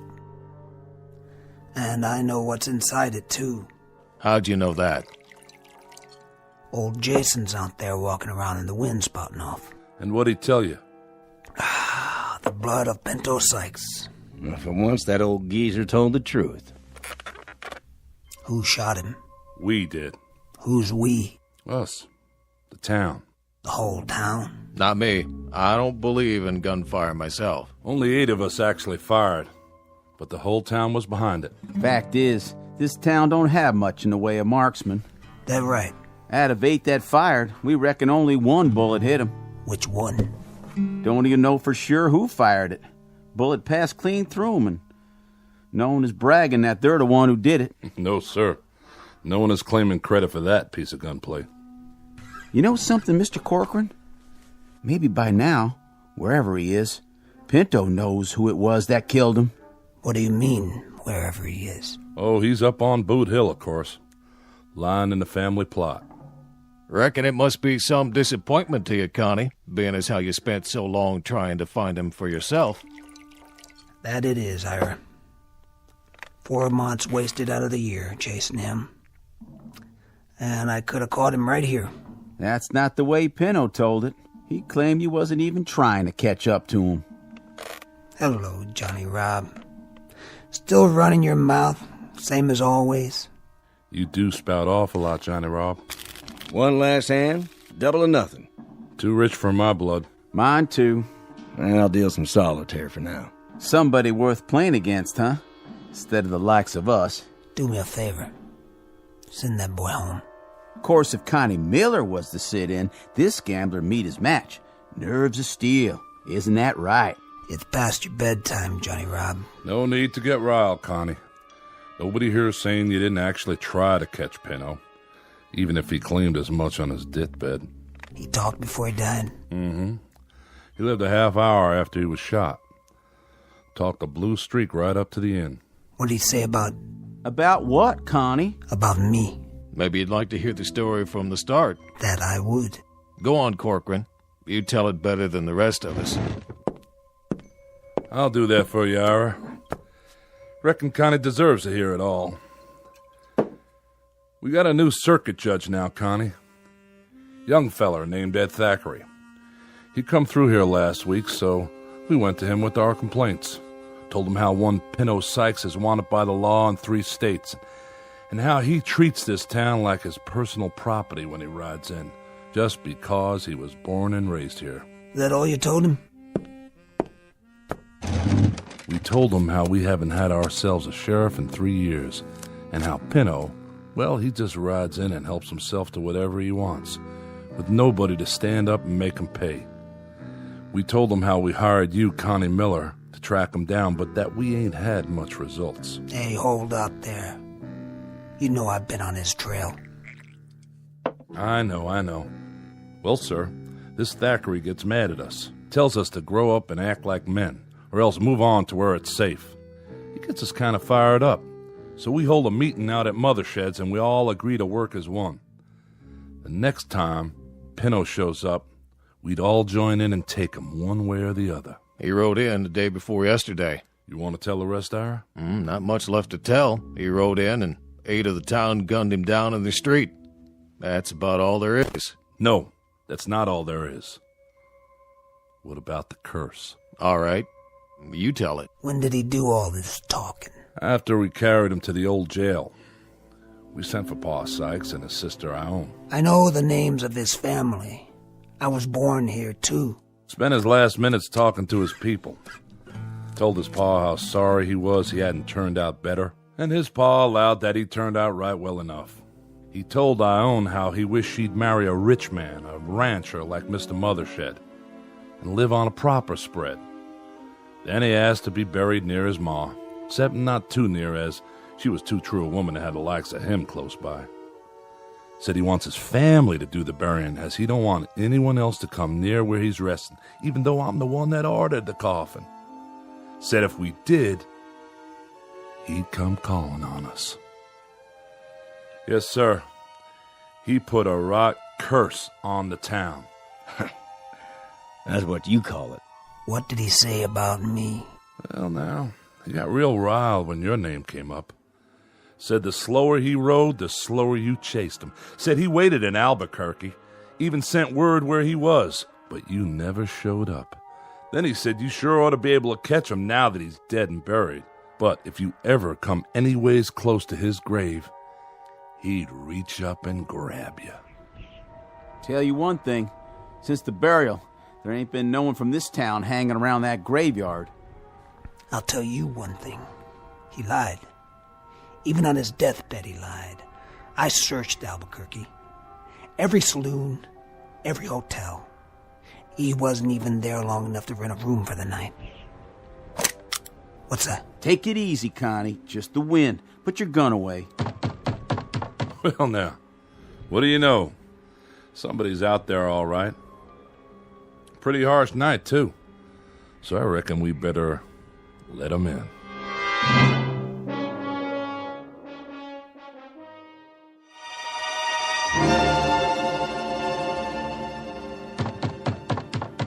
I'll answer it. Oh, how do? Hello, Ione. Nice to see you. Miss Sykes, what are you doing out so late? Gentlemen. Mr. Broadley, give me a bottle of rye whiskey, if you please. Surely. Seems your paw is hitting the drink a mite heavy, though. You think so? None of my affair, but maybe you could try and get him to taper off. He's a fine man. He truly is. All I mean to say is, I swear, Ione, folks don't hold it against him that he was Pinto's paw. Oh, this isn't for my paw, Mr. Broadley. This is for me. Oh, I see. Begging your pardon. Well, look what rode in on the wind. Hello there. My brother was just talking about you. Your brother? Most certainly. When was that? Day before yesterday. He's real sorry he missed you. We told him, Ione. And did you tell him how Pinto's going to greet him if he does see him? We told him that, too. You've been chasing him for so long, Connie. You ought to feel real lucky tonight. You finally know right where he is. And all you have to do is walk out there. How nice for you.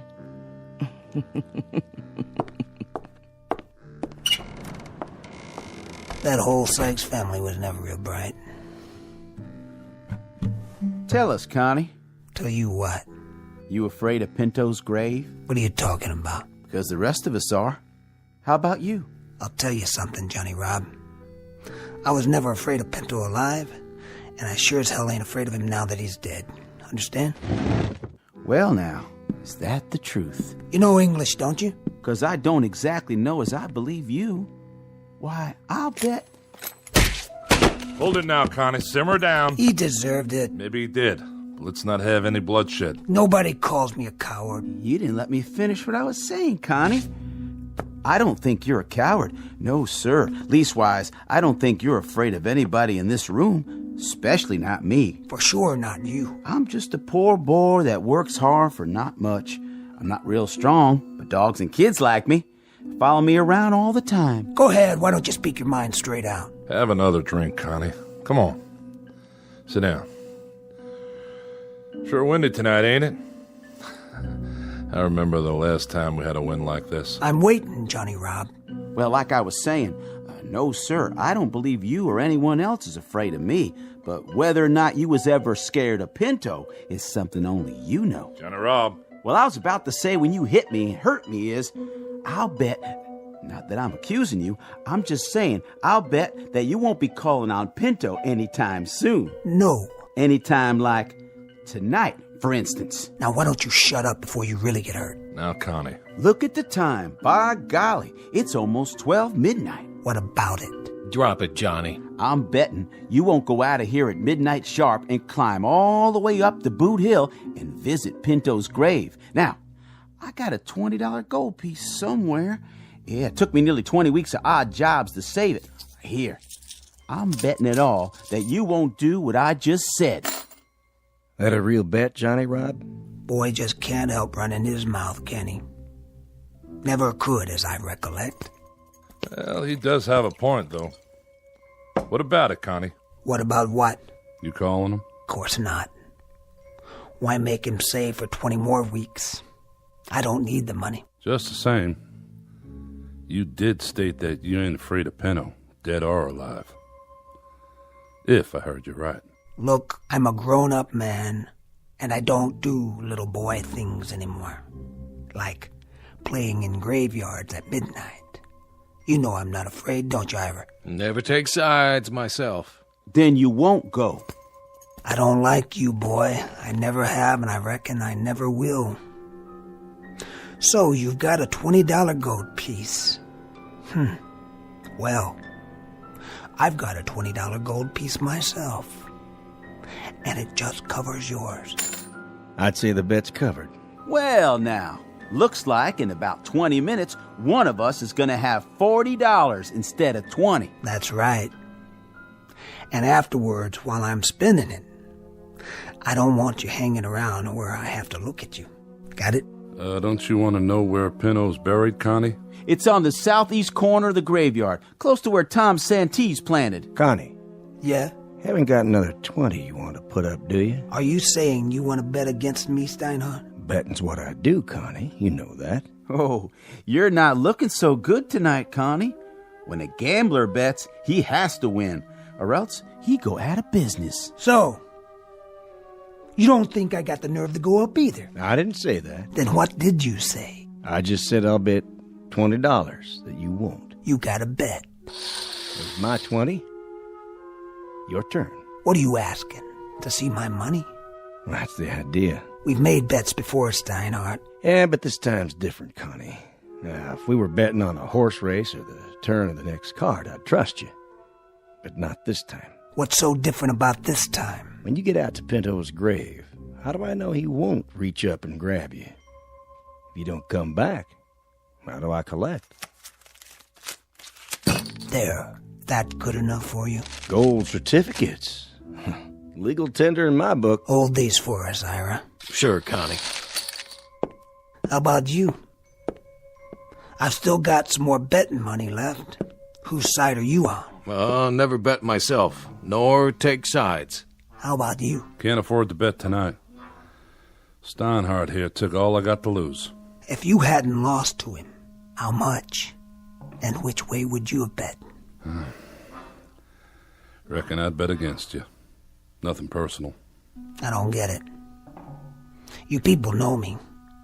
Why all at once you think I'm yellow? Because we'd be afraid. You can draw them guns of yours real fast, Connie. We've seen you. But out in that graveyard in the middle of the night, they ain't worth a copper cent. You'll have no more to fight with than a yearling on his first legs. I don't get my nerves from these guns. I had it way before I could pick 'em up. You'll find that out soon enough. Ira, get my coat. Right here. Just one thing before you leave. Yeah? Oh, we've got a detail to work out, Connie, since this is a job you have to do by yourself. How can we be sure you did it? My word's good. Well, maybe so. But look at it from where I sit. What's to keep you from going, let's say as far as the edge of the graveyard, and then coming back and telling us you went all the way? You saying you don't trust me? Hey, business is business, Connie. This is my livelihood. Then it looks like you're going to have to go along with me to protect your interests. Don't it? Just to make sure I do what I say. He's got you there, Steinhardt. Yeah, that won't do. Even if I were inclined to go, which I'm not, it'd improve his chances by the simple fact that courage comes easier when a man's not alone. And how'll we ever know? I have another way. Give me your Bowie knife, Ira, from behind the bar. If you say so, but I don't see... Just bring it over and put it on the table. There. Now, Connie, when you arrive at your destination, stick the knife into the earth of the grave. And then at daylight tomorrow, we'll be able to see the proof. That's a real smart plan, don't you think so, Connie? I don't like to disturb a grave, not even Pinto's. You backing out? I said I'd go out there, but I won't treat no grave with disrespect. Then stick it near the grave. If we see it within 5 feet of fresh earth, we'll concede the wager. One thing's for sure. There ain't gonna be no one sneaking out there to steal the knife once you've planted it.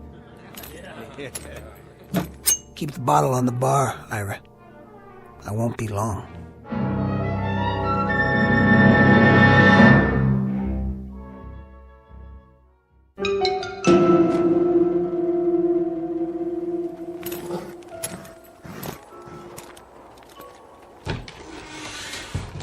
Well, who'd have thought?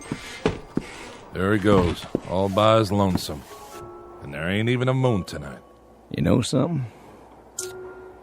We might just lose this bet. You maybe, not me. I've already got my $20 worth just seeing him squirm.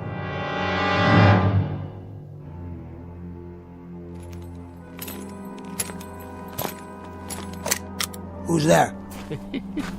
Just me. That Connie Miller again? Jason, I told you once, don't be lurking around in the dark. A man could get his head blowed off. Yeah, same as in daylight. Gonna stay a while? What do you care? Well, that's your horse, ain't it? Tethered up by the saloon. A man shouldn't ought to leave his horse. Might catch her death, all lathered up. I got one stop to make, then I'll be back. I could take care of her for you. Get her some feed and a blanket. No need. Can you spare me some change anyway, Connie? A 10-cent piece will do, so I can get me some grub in the morning. I'll take care of you later. If it's all the same to you, I'll have it now. You don't trust me? Sure, I trust you. But a lot can happen twixt sundown and sun up.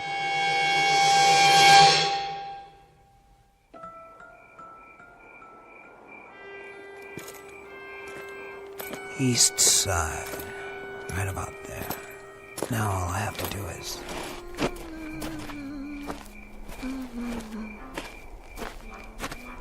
Evening, Connie. Come to see Pinto? Maybe. You're braver than I thought. What's that under your cape? You want some? A good belt of red rye might make it easier. There's still half a bottle left. I don't get my nerve out of a bottle. Oh, no? Where do you get it? I ain't afraid of no man. Then you go on up there and see him, why don't you? I'll do that. I was just there. He's waiting for you, you know. I'm coming, Pinto. You can count on that. Pickett, Winslow, Appleton, the Nottinghams. Where? What? Old caretaker's shed, that's all. Door blowing off the hinges. Caretaker's shed. That's all. Look at all this junk. Picks, shovels, markers. And a little old window. Good. That's good. Sure it is. I can spot you from here, Pinto. Right there. By the Santi plot. Fresh dirt. And a wreath. Well, Pinto, all those pretty flowers, they're gonna blow away by morning, and then what will you have? Nothing. That's what. You can't hurt me now, Pinto. Not now. You'll never hurt anybody again. The day has passed. But I remember you. The way you used to beat kids up in school. The way you lied so your ma wouldn't know. The way you cheated me on my first horse. And me always looking over my shoulder to see if you're following me. Why'd you do that, Pinto? Why'd you lie and cheat and steal? When you robbed your first bank, you thought you were a real man. And the first time you killed, you were so drunk you couldn't see straight. But you didn't care. Yeah, after that, the rest was easy, as long as you snuck up behind them. You were fast, all right. Fast on the draw. But your last was weak. That's your blood in the dirt out there, not mine. Here, Pinto, I brought you a present. Something to remember me by. I'm leaving it on your grave. Stuck right through your black heart. Rest in peace! There. It's done. Now I hope you burn in hell. Yeah. Huh? What? No! Let go! Let go!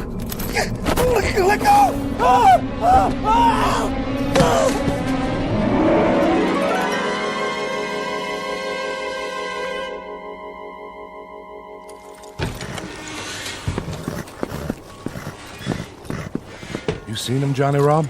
I don't understand it. It's full daylight, and he ain't back yet. Well, maybe he didn't have the nerve to come back and face us. after he turned tail and run. That's not likely. His horse and gear are still here. So he didn't just ride out of town, but he didn't come back to collect his bet, neither. I'm wondering if somehow I ain't got a man killed. Nah, that's no way to talk. I didn't mean to. I didn't ever mean to do that. It's daylight now, Johnny Rob, and we can think with clear heads.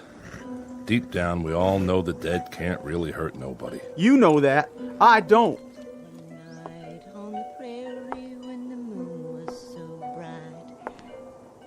Morning. Morning, Ione.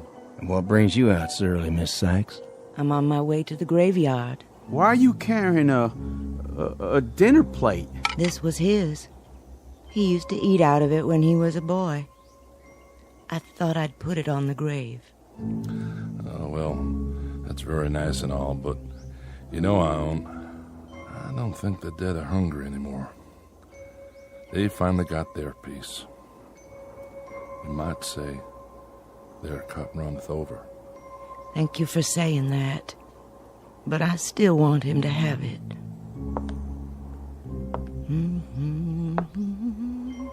I'm going with you. Do you mind? You may, Johnny, if you like. Gotta see what happened. Well, reckon we can't spend the rest of our days being afraid of a dead man. I'll come too. I guess this is one hand I'll just have to play out.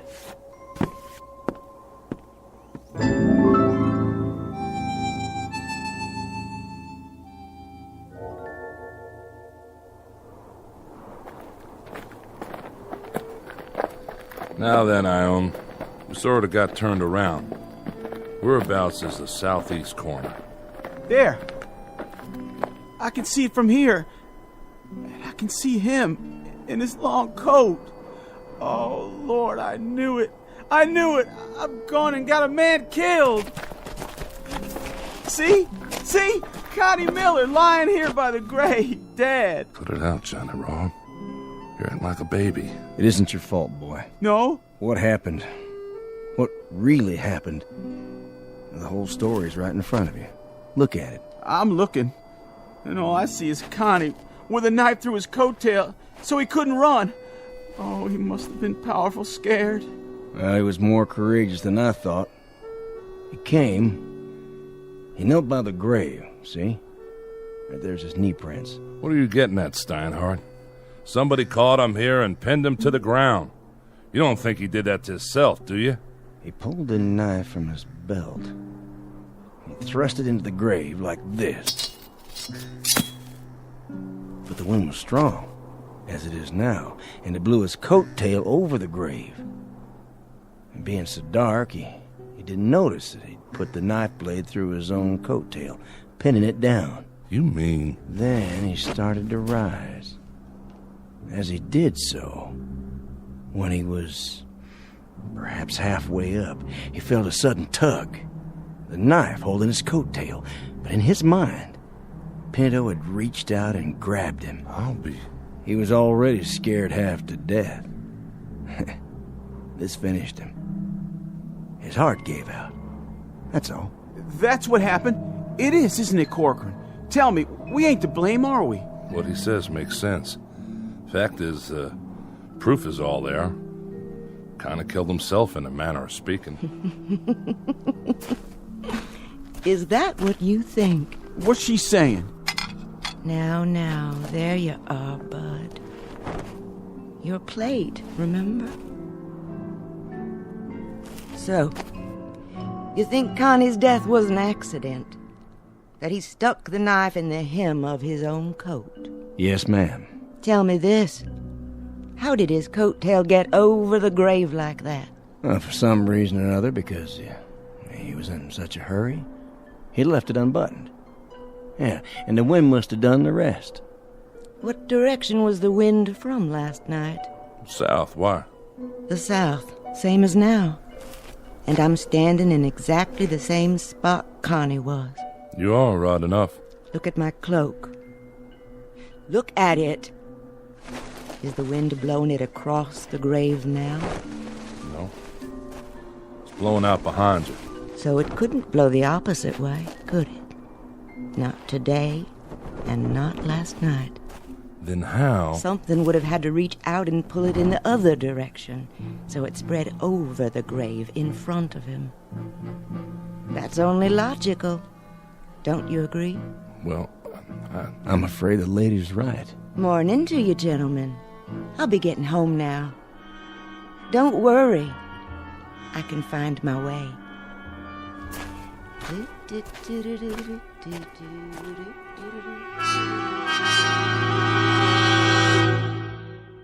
Final comment. You can take this with a grain of salt or a shovelful of earth, according to your preference, as either shadow or substance. We leave it up to you. And for those who are interested in a further search for truth, one suggestion. You might begin by checking under G for ghosts in the Twilight Zone. More from the Twilight Zone after this.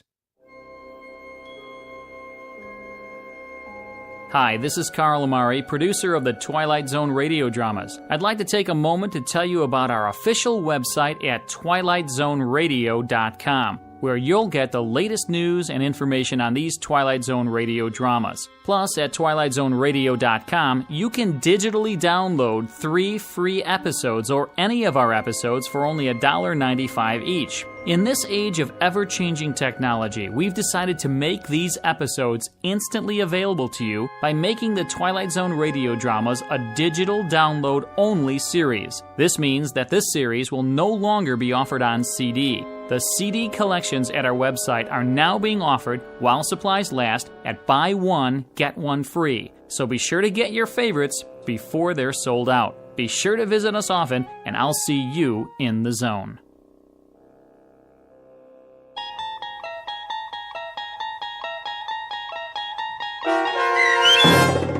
The Grave, starring Michael Rooker with Stacy Keach as your narrator, was adapted for radio by Dennis Etchison and based on a script by Montgomery Pittman.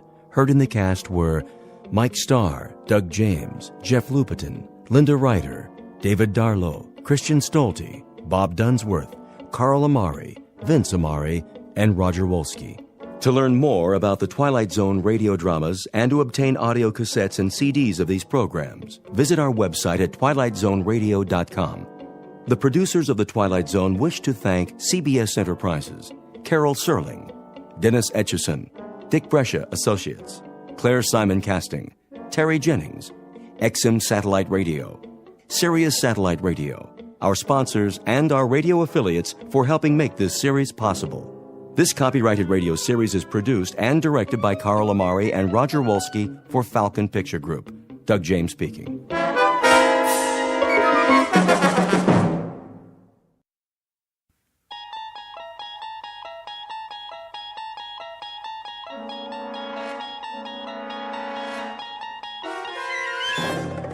You unlock this door with the key of imagination. Beyond it is another dimension.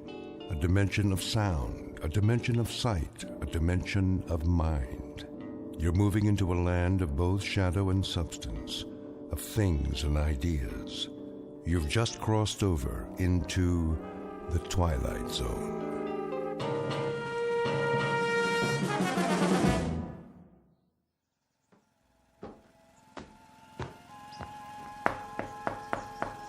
Yes? Mrs. Pratt? Oh, hello there, Ida. How are you? Can't complain. And yourself?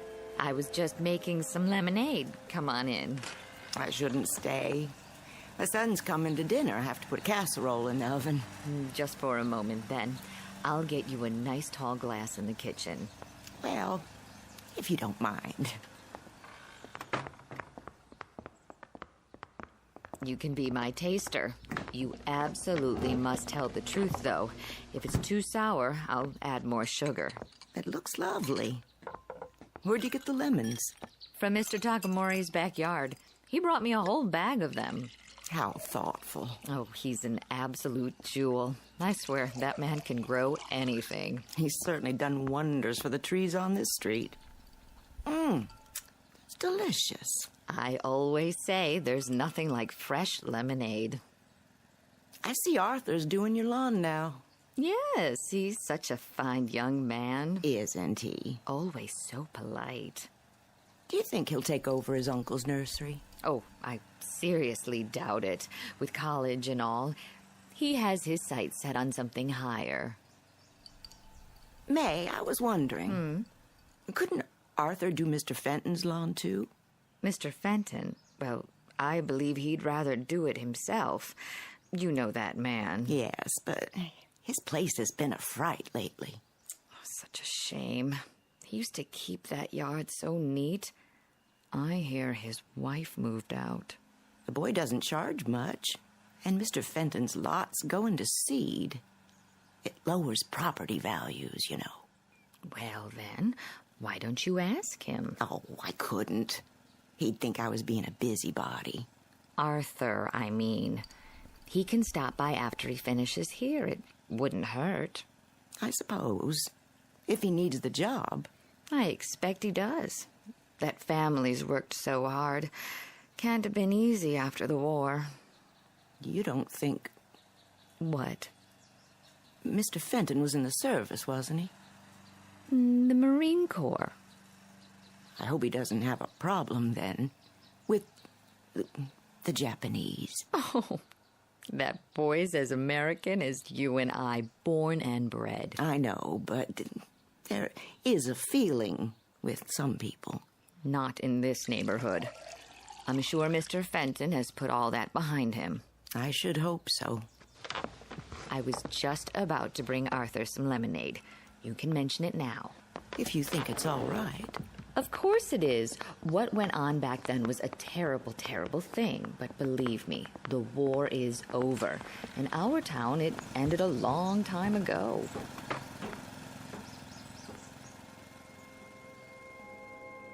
A trip back in time to an era that's now ancient history. The period, the early 1960s, 20-odd years since Pearl Harbor. The war ended long ago, but for some, so much bitterness and loss are not easily forgotten. Such is the case with our two antagonists whom you are about to meet.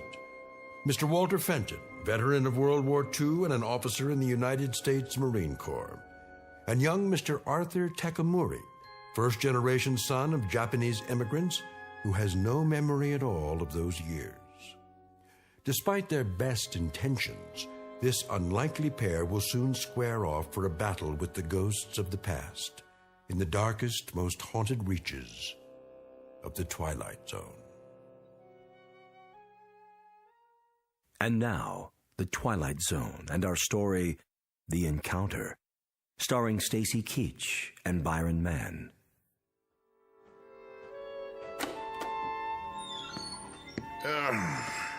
Get a load of this stuff. Where'd it all come from? Psh, what a mess. Not a nuke at all. Shoes, clothes. Hey, there's the old radio. Plug it in, see if it works. Well, well.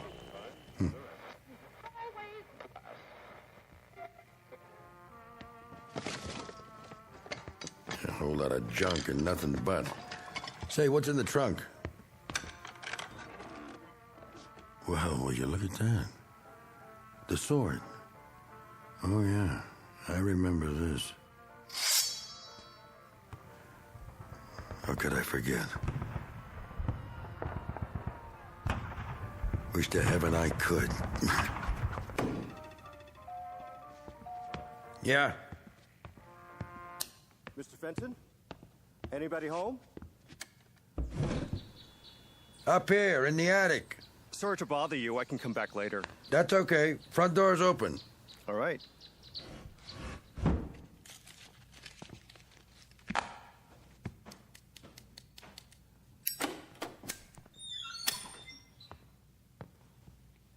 Mr. Fenton?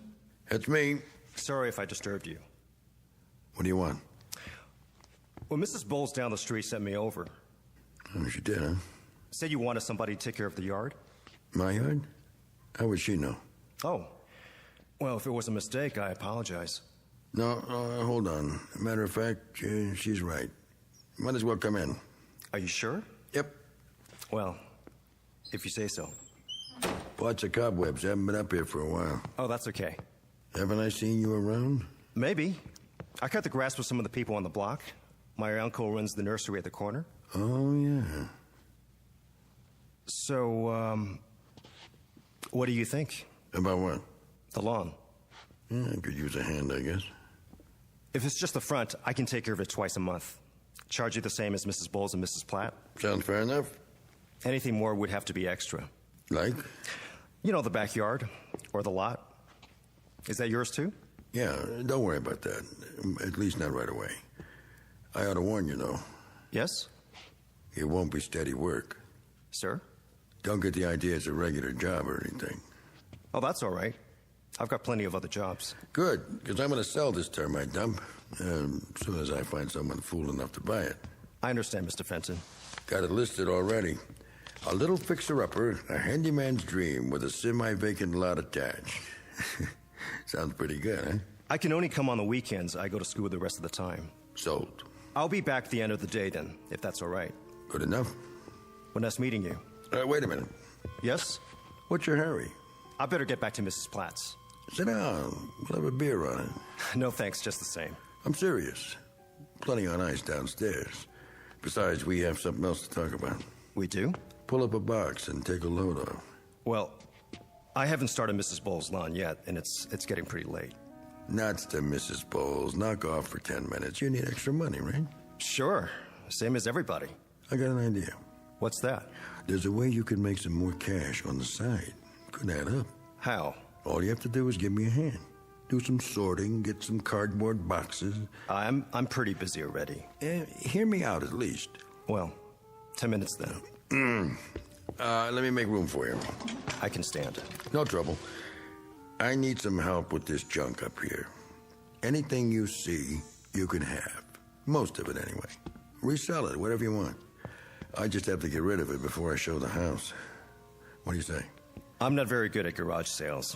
I don't care about that. Never know what you might find. Yeah, I got a lot of clothes, gadgets, old magazines, books my wife like to read. I don't know. What's your name, boy? Arthur. Arthur? Arthur Takamori. Anything wrong with that? No, it just sounds funny. Why? Well, you have to admit you don't look like an Arthur. I'm an American citizen. Yeah, sure you are. I was born in this country. Who said you weren't? Did I say that? Not in so many words. Then take that chip off your shoulder. I gotta go. What about that beer? No thanks. I'm not thirsty. Come on, I didn't mean anything. You're awful sensitive. Am I? Maybe I am. There, see? My given name is Ito. I changed it because nobody ever spells it right. So, a rose is a rose. You know what I mean? Not really. Watch your head there, Arthur. The ceiling's pretty low. What a junk pile, huh? I've seen worse. I bet you have. The attic's been this way for 20 years. I don't go up here much. The wife used to yell about it. But I was so stubborn. Now she's gone to stay with her sister. Or so she says. Wouldn't be surprised if she never comes back. Sorry. Don't be. We all get what we deserve. Don't you think? I couldn't say. Well, I could. You ever know something before you know it? How do you mean? In your gut, in your bones, the way a dog knows an earthquake's coming, the way the birds get quiet right before a storm. It doesn't matter what anybody says, it's a fact. It's closing in on you, and there's nothing you can do about it. We always have a choice. Doesn't mean a thing. I know it and she knows it. She's got my number, all right. A guy who's never going to amount to a hill of beans, and he's drowning in junk. I'm sure these things meant a lot to you, or you wouldn't have saved them. What else could I do? It's all I got. I couldn't just let it go. Even stuff from the war. You see that mannequin in the corner? Was that your uniform? Sure was. Get a load of it. Used to be pretty spiffy. I'll bet. Don't mind the dust. Yeah, I put this on and people would step out of the way. Even when I got home. My dress cap, brass buttons, like they thought I was a movie star.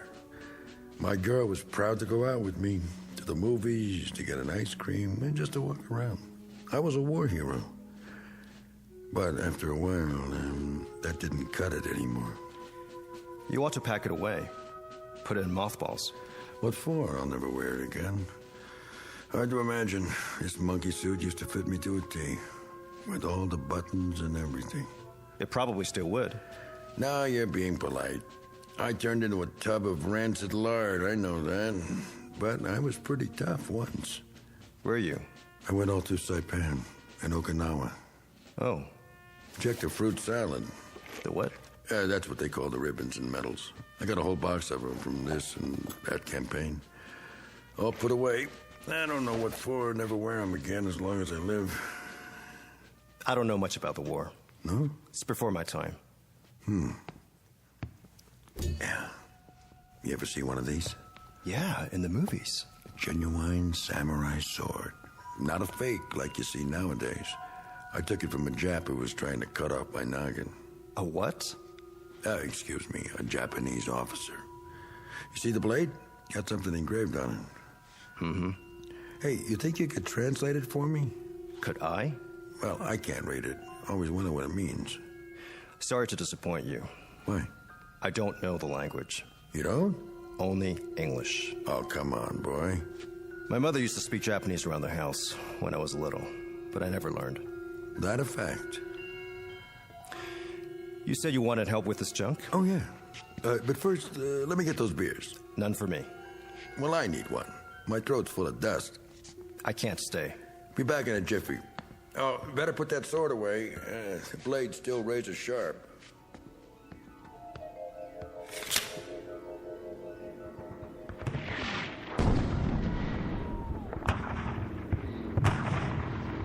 You!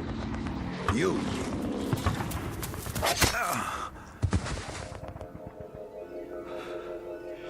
It can't be. I don't know how or why, but I'm gonna kill this man. I'm gonna kill him. I can feel it. I'm gonna kill him with this sword.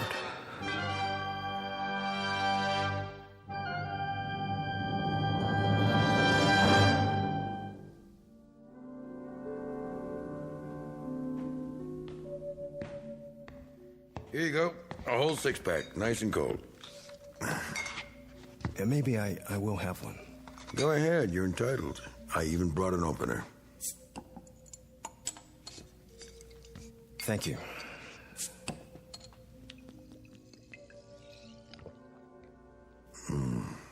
Always tastes better in glass, don't you think? Yeah, I guess so. You partial to beer, Ito? American beer, I mean. The name's Arthur. Oh, yeah, I forgot. It's just, when I look at you, I don't think Arthur. You understand? You don't look like much of a soldier either. Oh, huh. You got me there, boy. You sure do. And while you're at it, Mr. Fenton, I don't like to be called boy.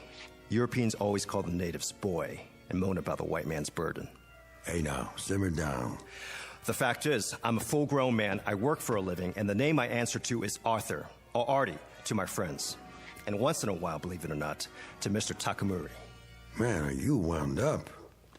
Do this every time a guy offers you a beer? Sorry, nothing personal. No, it sure isn't. I just wanted to set the record straight, so we understand each other. I get tired of being treated like I'm different. Let's forget it. The war's over. Yes, it is. And in case you don't know it, there isn't a serviceman who saw combat in the Pacific and doesn't respect the Japanese army. They fought like tigers. Well, that's what soldiers do. Fight when there's a war. It was a rare thing to take them alive. They just wouldn't give up. Is that supposed to be a backhanded compliment? I guess it is. Well, here's to bravery. Banzai. Okay. I get it. Say, where did I put that pig sticker? What? The sword. I put it back in the holder, like you said. Then I set it on those National Geographics. Well, it's not there now. Well, maybe it slipped down. Not that I can see. Funny if it got lost. I've been trying to lose it for years. I never could, though. Why would you want to do that? This thing gives me the willies. I should have left it instead of taking it as a souvenir, you know what I mean? Maybe you should have. I tried to sell it, hawk it, give it away, even throw it out in the trash. Each time it comes back. I suppose you're going to tell me it's haunted. No, I don't believe in that jazz. But when people refuse it, even as a gift, and when the man on the garbage truck leave it, well, you give up after a while. Say, why don't you take it? I don't think so. Why not? What would I do with it? Well, you could frame it, put it on the wall, sell it, or you could always give it back to me. Point first, if that's what you'd like to do. I don't know what you're talking about. No, I'm just kidding. Anyway, I don't blame you for not wanting it. It's a pretty ugly thing. Not really. Sure it is if you think about it, especially with what's engraved on the blade. I thought you couldn't read it. I can't, but I like to imagine. I always thought it said something real poetic, like, "This sword will avenge me." What do you think? I wouldn't know. Oh, come off it, Arthur. Look, Mr. Fenton, I'm kind of in a hurry. I work hard and... So what's so special about working for a living? You said that twice. Don't you think I work for a living? I didn't say... I worked since I was a kid, and I had jobs a lot tougher than cutting grass. I used to drive a cat. You know what a cat is, Arthur? It's no sports car, let me tell you. It's a big earth mover. You ever move the earth, Arthur? No, of course not. You manicure it. I've got to get going. What's the rush? Drink your beer. Just tell me where you hid the sword. Where I? You buried it in here somewhere, didn't you, when I was gone? You're crazy. To get it out of the way. For what reason? Oh, I don't know. It could be dangerous in the wrong hands. Whose? Mine or yours? I left the sword with you next to this stack of magazines. I remember distinctly. Tell me something, Arthur. You don't seem very relaxed. Are you, by any chance, afraid of me? Why should I be? Oh, I can think of a few reasons. Such as? Well, my background, for one. What's so special about that? Because I was a soldier. So were a lot of people. Really, there's no point talking about it now, is there? I was in a fighting outfit. You know what that means? It's not like the recruiting posters, let me tell you. Pictures of a nice, clean-cut kid helping little old ladies cross the street, starting fires by rubbing two Boy Scouts together. A soldier like that wouldn't last one night on the beach or in a foxhole. A real soldier's a highly trained machine, made for one purpose, combat. Split-second reactions in place of emotions. He's on a high wire, always on his toes. His nerve ends are dead, and he's as cold and hard as this helmet, like this one right here. It saw me through plenty. Yeah, it still fits. It always will. Like it's a part of me, the part that survived. He doesn't feel anything.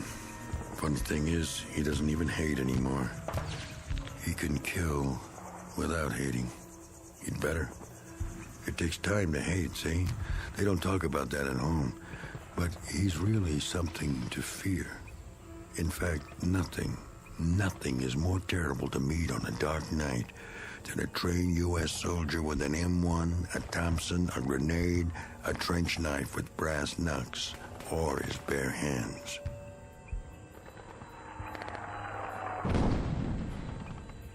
Yank! Come out and die! Some dirty little son of heaven was out there in the jungle just asking for it, so I thought I'd oblige. I started circling wide to get behind him. Yes, it was night. A very dark night. It was a simple exercise, basic training. All it took was someone with more luck than brains. Yank! Yank! Over here! Come out and die, Yank! I kept moving. Then I saw something. It was the machine gun nest. They had a great position up high behind the trees, so I stayed low and headed around the side. But before I got there... You!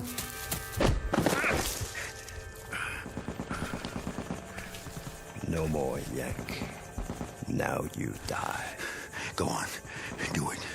Do it, you dirty little... No, wait. Stop. Stop! What? Put the sword down. It was only a story. A story, yes. Don't get carried away. I was only telling you how it was. I'm sorry. Man, for a minute there.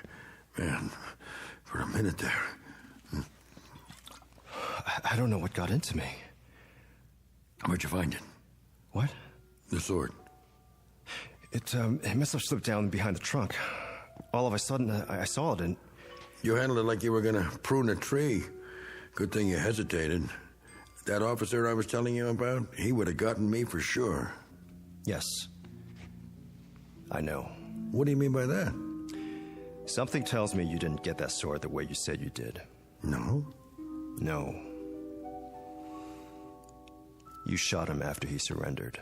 What? The Japanese officer? He dropped the sword and surrendered. You killed him in cold blood. All right, so what if I did? So what? I don't know. That's your problem. I don't feel well. What am I doing here? I've got to get out of here. Yeah, maybe you should.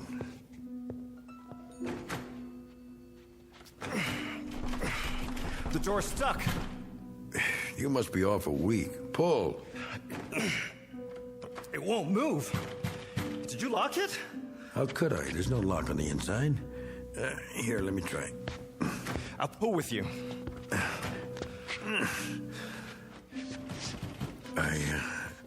I guess you're not supposed to leave just yet. What do you mean? If I knew, I'd tell you, but I don't. I don't understand any of this, but I'd say we're locked in here together, just the two of us, for better or worse, till death do us part.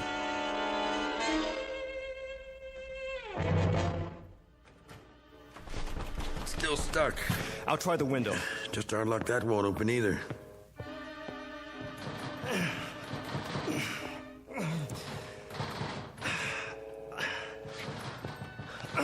You're right. I don't know what's making it do this. It hasn't happened before. Never mind, there must be some tools up here. I can take the hinges off. Yeah, you do that. Forget the window. It's too high up to climb out. Of course, we could break the glass and yell for help, but that'll be a last resort. See if you can find a screwdriver. I wouldn't know where to look.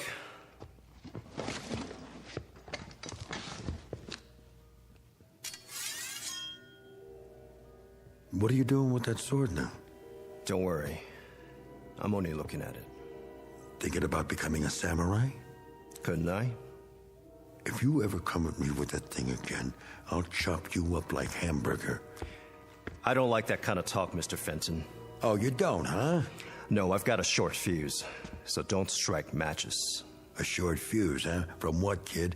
Too much sake in your oatmeal? I was born in Honolulu, near Pearl Harbor. No kidding. Were you one of the pilots? I was 4 years old. My parents lived in Hawaii all their lives. My father worked for the Navy as a civilian contractor. Yeah? Doing what? Sabotaging the planes? He helped build the docks at Pearl. He was foreman of a construction gang. Almost a genuine war hero. He was a war hero. He was on the docks when they came that Sunday morning. He was there when the first wave of bombers flew over.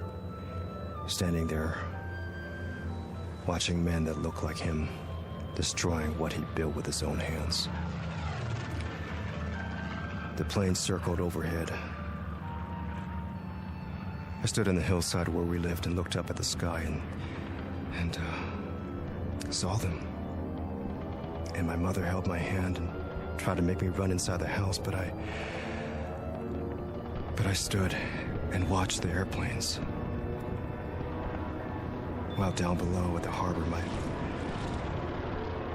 my father tried to warn the sailors, tried to tell the men on the ships what was happening, but the bombers came anyway, and I could hear the boom, boom, boom as the bombs exploded. And I could see the smoke, and my mother was crying. My father was yelling to warn the sailors, yelling for them to fire back, and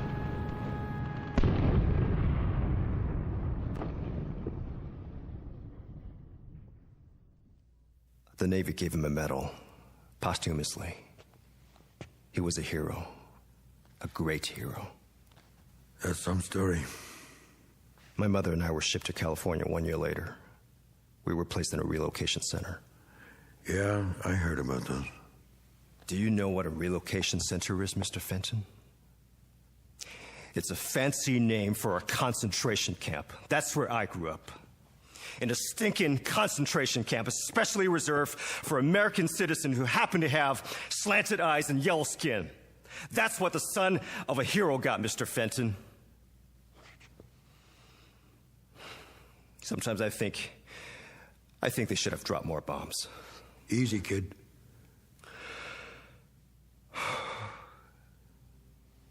I'm such a liar. What? We all are sometimes. Don't be so hard on yourself. It didn't happen that way. Oh, come on. He was a traitor. He signaled the planes. He showed them where to drop the bombs. Do you hear what I'm saying?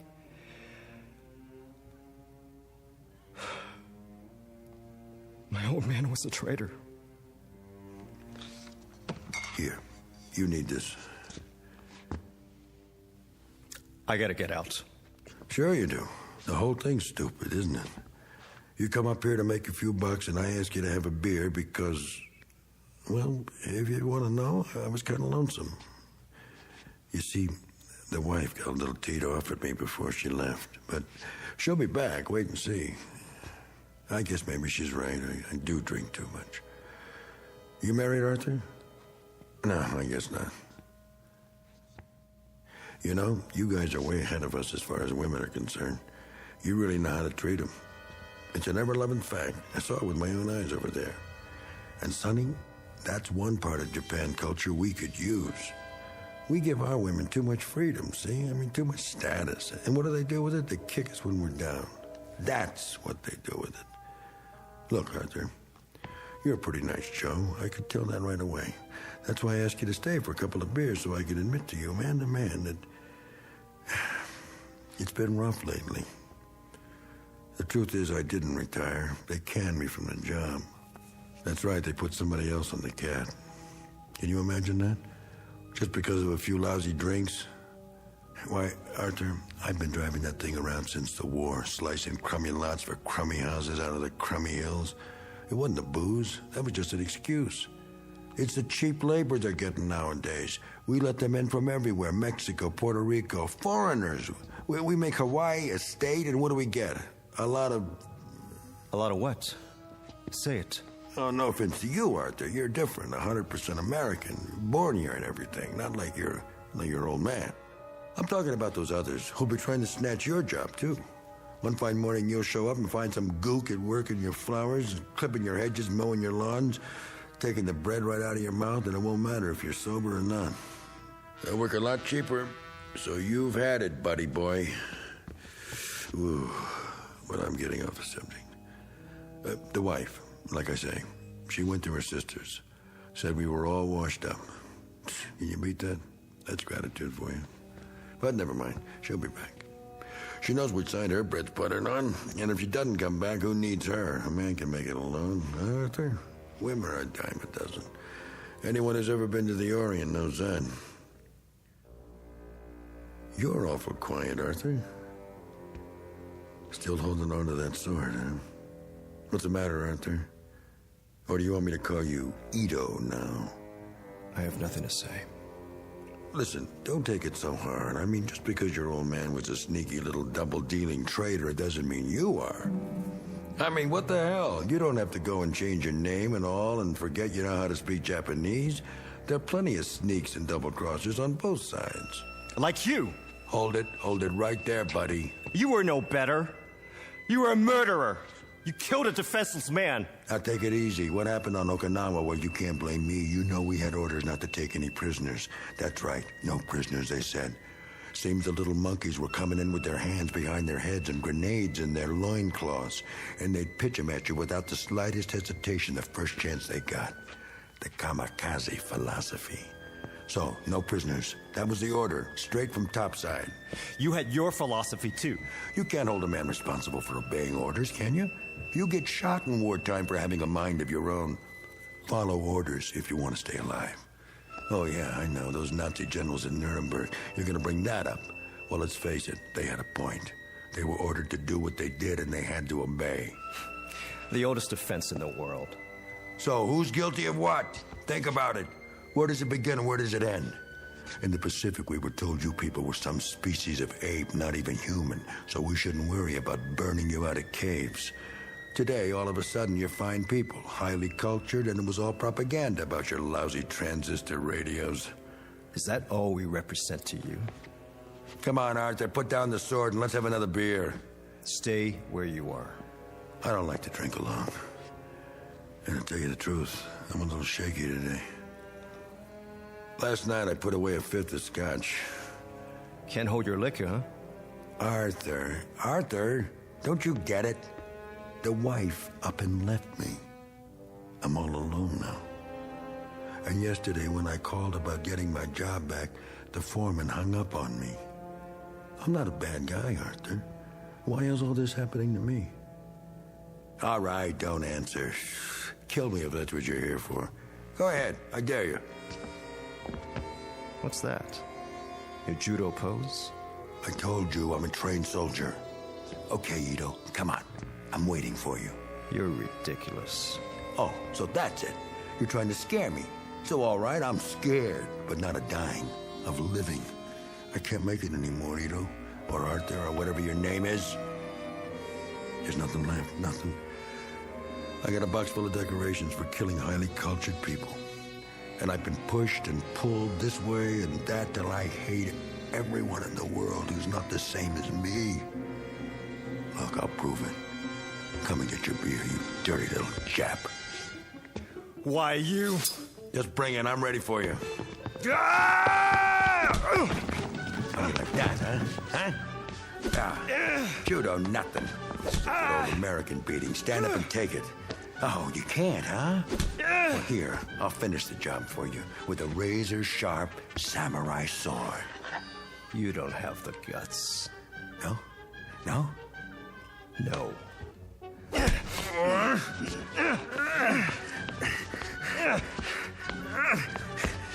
Let go of it!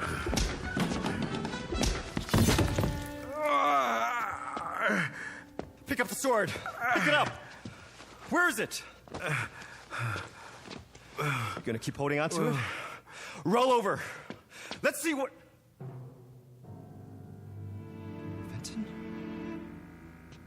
Fenton? What happened? What have you done? What have I done? How do you know? It really is Shaw. Mr. Fenton. I'll call an ambulance. It's too late. It went clean through me. What do you want me to do? Pull it out. Pull it out. There. Oh, that's better. I didn't want to kill anybody. I was just trying to make a point.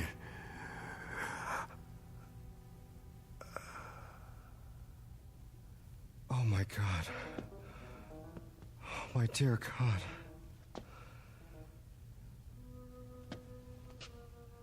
Arthur? Mrs. Pratt? Mr. Fenton, is Arthur in there with you? Mr. Fenton?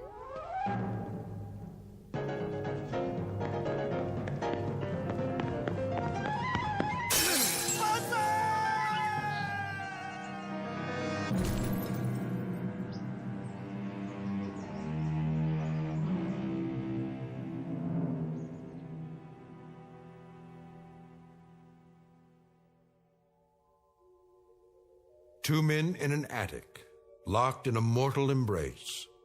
Their common bond and their common enemy? Guilt. A disease all too common among men, both in and out of the Twilight Zone.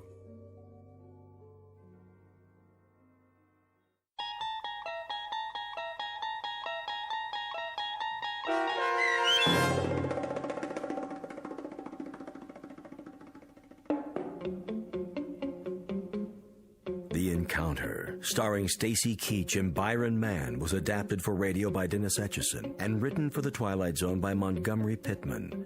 Heard in the cast were Linda Ryder and Ilissa Fraden. The producers of The Twilight Zone wish to thank CBS Enterprises and the Rod Serling Estate for making this series possible. This copyrighted radio series is produced and directed by Carl Amari for Falcon Picture Group. Sound design and custom Foley effects for The Twilight Zone by Cerny American creatives Bob Benson, Craig Lee, Michael Slaybach, and Matt Sorrow. To learn more about the Twilight Zone radio dramas and to contact us, visit our official website at twilightzoneradio.com. Doug James speaking.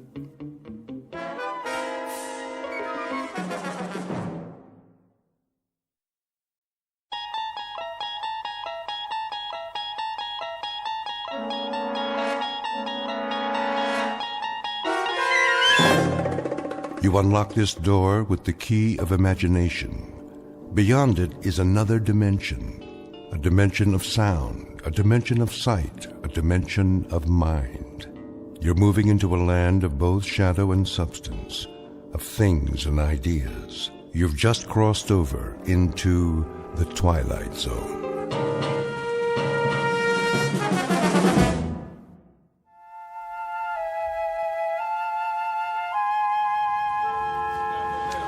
All right, you got me.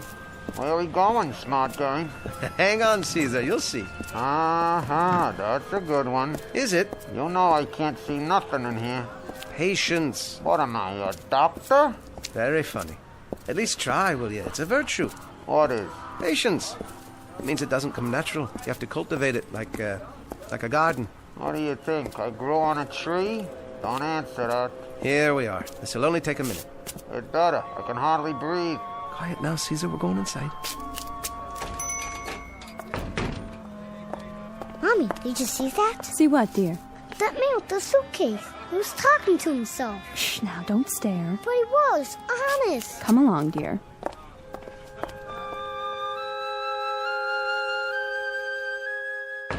Hi there, Freddie. Oh, hello, Mr. West. Ah, you got a lot of new merchandise. Every day. Yeah, look at all the TV sets and the watches.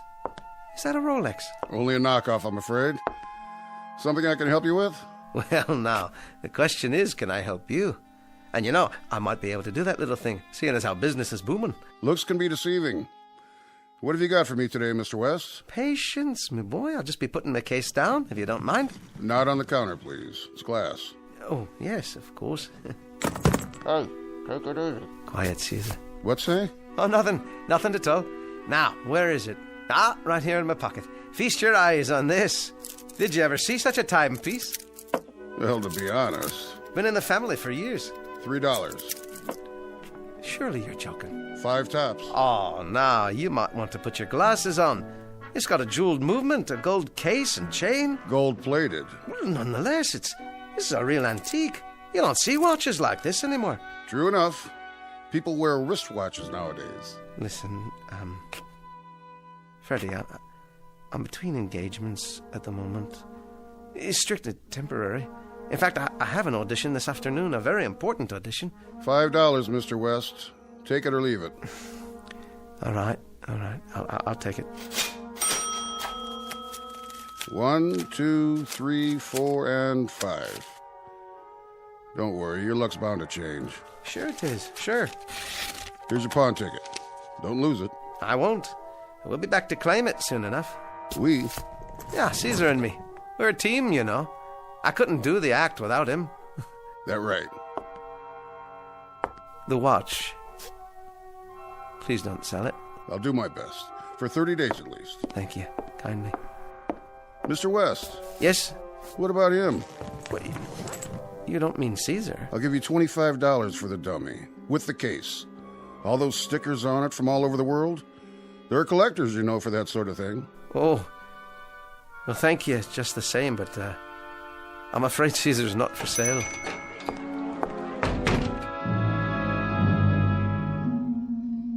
Mr. Jonathan West, ventriloquist, comedian and master manipulator of a dummy, a small splinter with large ideas, very aptly named Caesar, a wooden tyrant with a mind and a voice of his own. Only a few minutes from now, he'll do his best to talk Jonathan West into a brand new act, to be performed exclusively in the Twilight Zone. And now, The Twilight Zone and our story, Caesar and Me, starring Jason Alexander, with Stacy Keach as your narrator.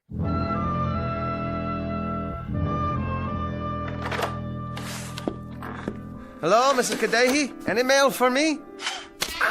Now what was that? Got you. Aye, it's you, Susan. Huh, I thought a bee had stung me. Maybe it did. This is the last time I'll warn you, child. Stop playing with poison darts. They're not poison, Aunt Agnes. It's only a pea shooter. Give it to me. I didn't hurt him. Good morning, Mrs. Kadehi. No harm done. She missed me. Now can I go out and play? Good morning, Mr. West. Off you go. I'll bet you didn't get a job. Well, now... Susan, go out and play. Yes, ma'am. See you later, Jonathan. Be gone with you, scat. Bye now. She's a lovely child you have. I'm sorry, Mr. West. I don't know what I'm going to do with that girl. No, I understand, Mrs. Kadehi. You certainly have your hands full with the rooming house and all. That I do. No mail, I presume? Not yet. And, no calls? None at all. Well, then, I'll just go on up to my room if you don't mind. Take him everywhere, do you? Oh, I try. Wouldn't do to go on an audition without Caesar, now, would it? I suppose not. Still, he must be awfully heavy. No. He's light as a feather, he is. My old friend Caesar. He's not heavy. He's my partner. Come along, Caesar. I'll make us a bite to eat. Won't that be lovely? Oh, Mr. West, if I could have a word with you. Oh, yes, of course. Just let me take care of Caesar here. I'll be right down.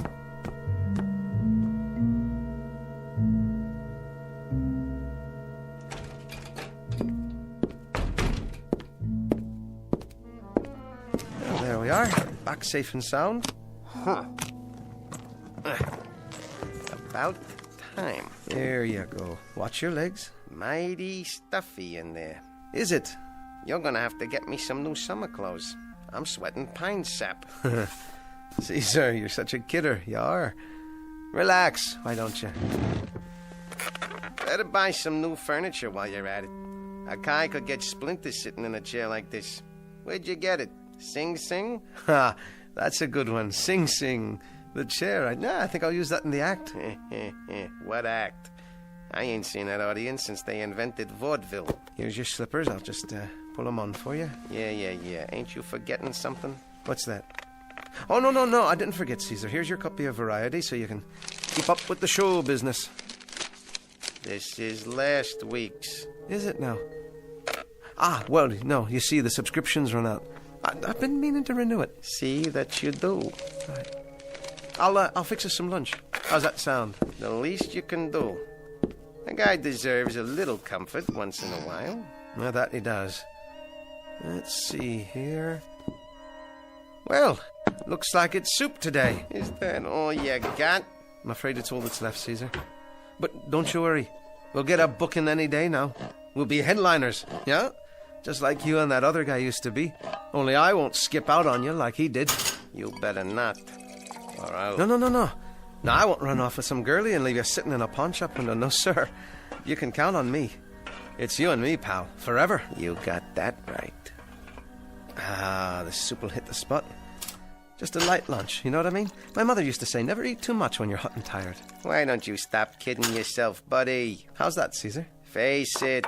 You're finished. Now, why would you go and say a thing like that?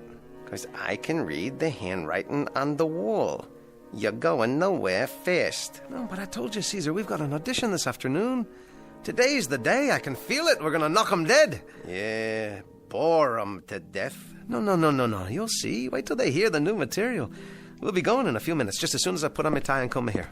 Wash your face while you're at it. You look like something the cat dragged in. Right. Good idea. Feels much better. Who's that?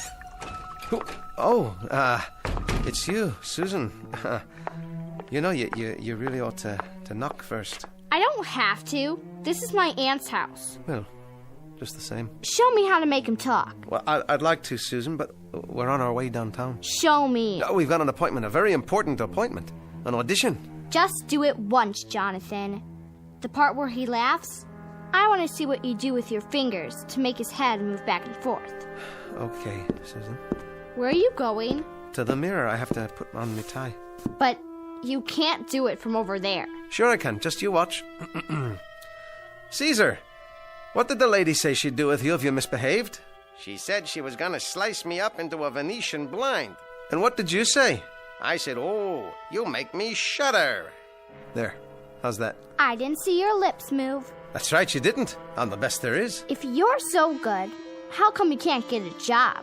All that's about to change, young lady. This very day. You said that before. Susan? Susan, where are you?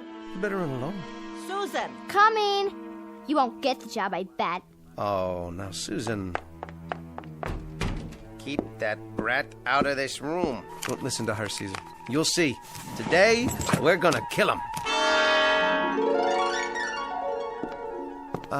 Now, Mr. Miller? Anytime. All right, then. If you're not ready... No, we're ready. Okay, Caesar. Quite stolen. Hello, Caesar. Hiya. I heard a new one the other day. That's a surprise. I wonder if I told it to you. Is it funny? Yes, as a matter of fact. Then you didn't. Oh, hey, Caesar, I think I met your father the other day. Where? In a toothpick factory. Get out of here. Oh, excuse me, Caesar. It was a chopstick factory. Chopstick factory. Or was it your mother? I thought you were the straight man. Well, Caesar, at least I can stand up straight. I'd like to see you stand up if I stick my mitt in your back. Oh, sorry, didn't mean to hurt you. Just watch what you're doing with those fingers, all right? Don't know where they've been. Well, let me give you a hand. A hand, you see? He said... Is the microphone on? It's on. Would you like me to run through the juvenile delinquent routine? It's very funny, if I do say so. That'll be all. But you haven't heard the last part? No, but I've heard the first part, and it's more than enough. We'll be in touch. Oh. Okay, Mr. Miller, I'll leave my phone number, if it's all right with you. Sure thing. Next. Must have had a fight with his wife this morning. Or maybe he got a new hearing aid so he could hear your crummy jokes. Come on, Caesar. We're going home.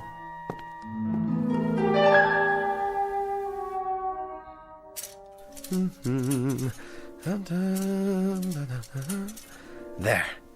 That ought to do it. Clean shirt, tie all pressed. The suit's just about had it, though. Pardon me for asking a stupid question, but what are you so chipper about? You'll see. Tomorrow. Another lousy audition? Nope. Not this time. I am not talking about a nightclub job. Well, what in blazes are you talking about? I've been thinking, Caesar, and I came up with a plan. Oh, a plan, huh? You'll see. This one may change our lives. Okay, surprise me. But I'll bet my bottom dollar that whatever it is, it flops. Don't you have any faith in me? Why should I? I know you. Stick by me one more time. Will you, buddy? Just this once. Things will change, I promise. I swear it. Give me one more chance. Okay? Okay. Once more. But that's it. You get one last shot. After that, we do things my way. As far as I'm concerned, you're living on borrowed time. You get me, buddy?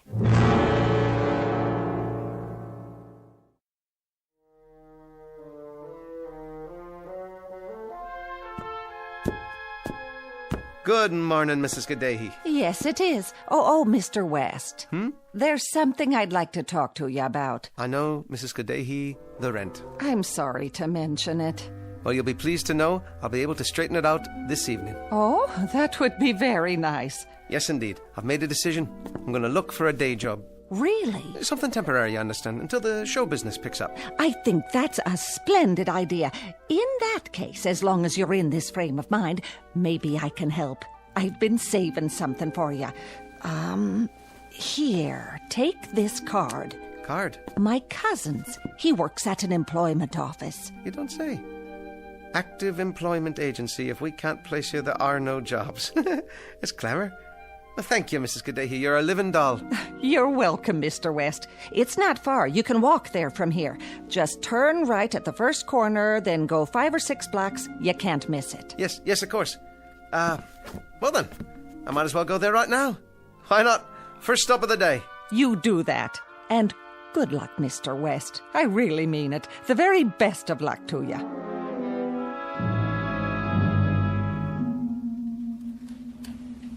Well, here's an application form. Thank you, Mr. Smiles. But we should be able to cut through some of this, seeing as how you know Jeannie. Well, I should hope so. Typing. How's that? How many words a minute? I'll fill it in for you.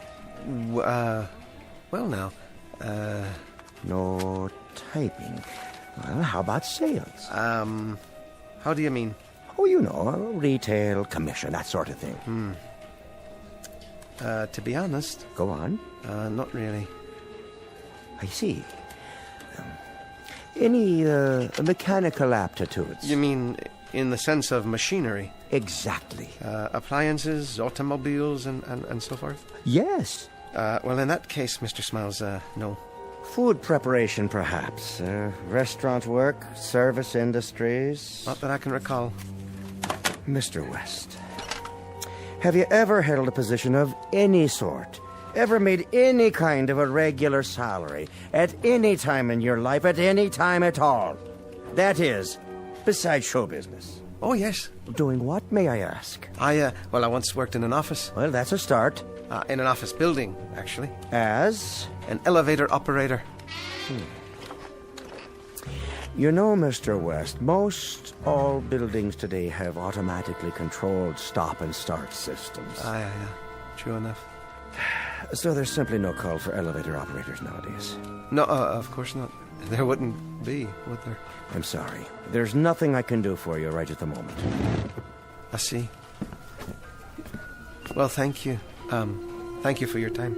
But if you leave your name with the receptionist, I'll be in touch. Yes, I'm sure you will.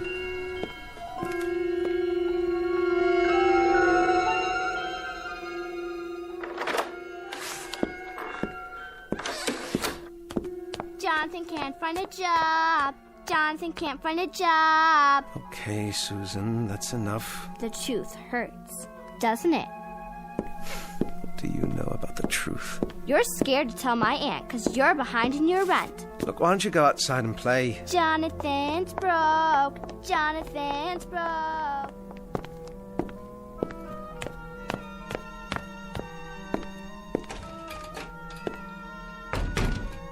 Well? Well, what? I see. It's like that, is it? I told you so. Please, Caesar. Now what? I don't know. No matter what I do, it doesn't work out. What else is new? If I could just get some money together. Not much. Enough for the rent and some food. Then I'd be able to think clearly without these pressures. Just a little money for rent and food, huh? Chump change. Is that all you want out of life? Right now, that'll do. You're a clod. You're a real potato head. I try. I'll give it my best. Your best stinks. I can't even remember my lines anymore.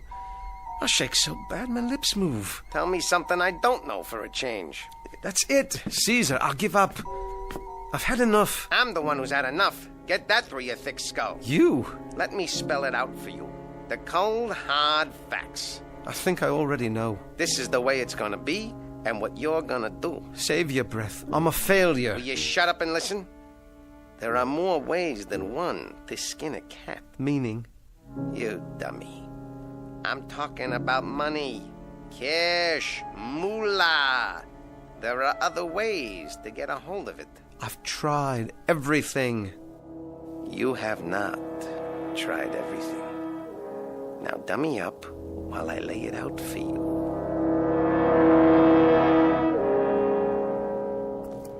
Where are we now? In front of the furniture store. I don't mean that, stupid. I mean, how far are we from the delicatessen? Not so loud. Why? Is anybody around? No. And follow the plan. You'll remember the plan, don't you? I don't know about this, Caesar. Will you cross the street? Tell me when we're in front of our mark.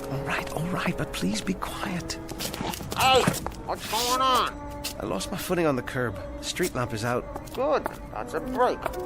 Are we on the sidewalk now? Now we're in front of the deli. All the lights off inside? Aye, all off. Is the coast clear? Yes, there's no one coming in either direction. Okay. You know what to do. Stop wasting time. Move already. Are you sure about this? Sure, I'm sure. Take the hammer out of your pocket. That's it. Now do it! You didn't tell me there'd be an alarm. Get inside before somebody sees you. Move! Now you got it, buddy. Go for the cash register. We're in business.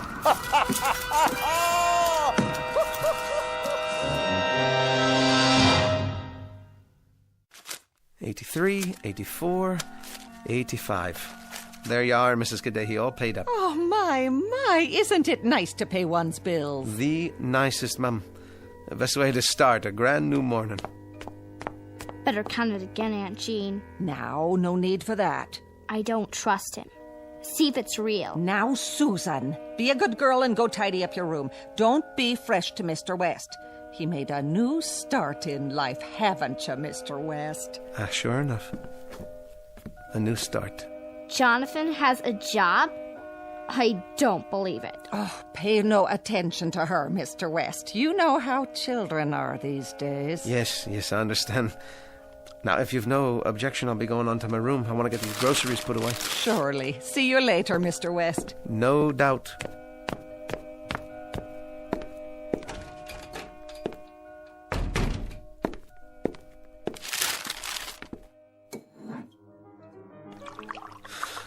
I can hardly believe it. Nothing but a lousy thief.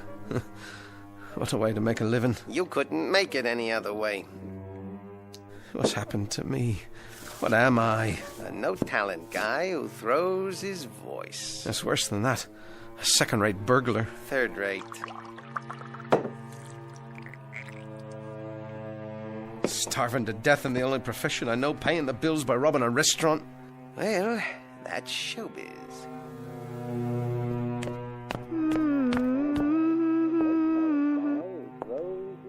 Jonathan? Now who's he talking to?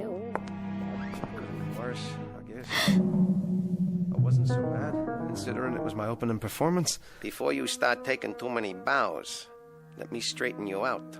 Oh, ease off, will you, Caesar? Not a chance. You're running out of time. Let me spell it out. You act penny ante because you think penny ante. That's the story of your life. From now on, you're gonna listen to me. We're moving up to the big time. Big time? Last night was just for openers.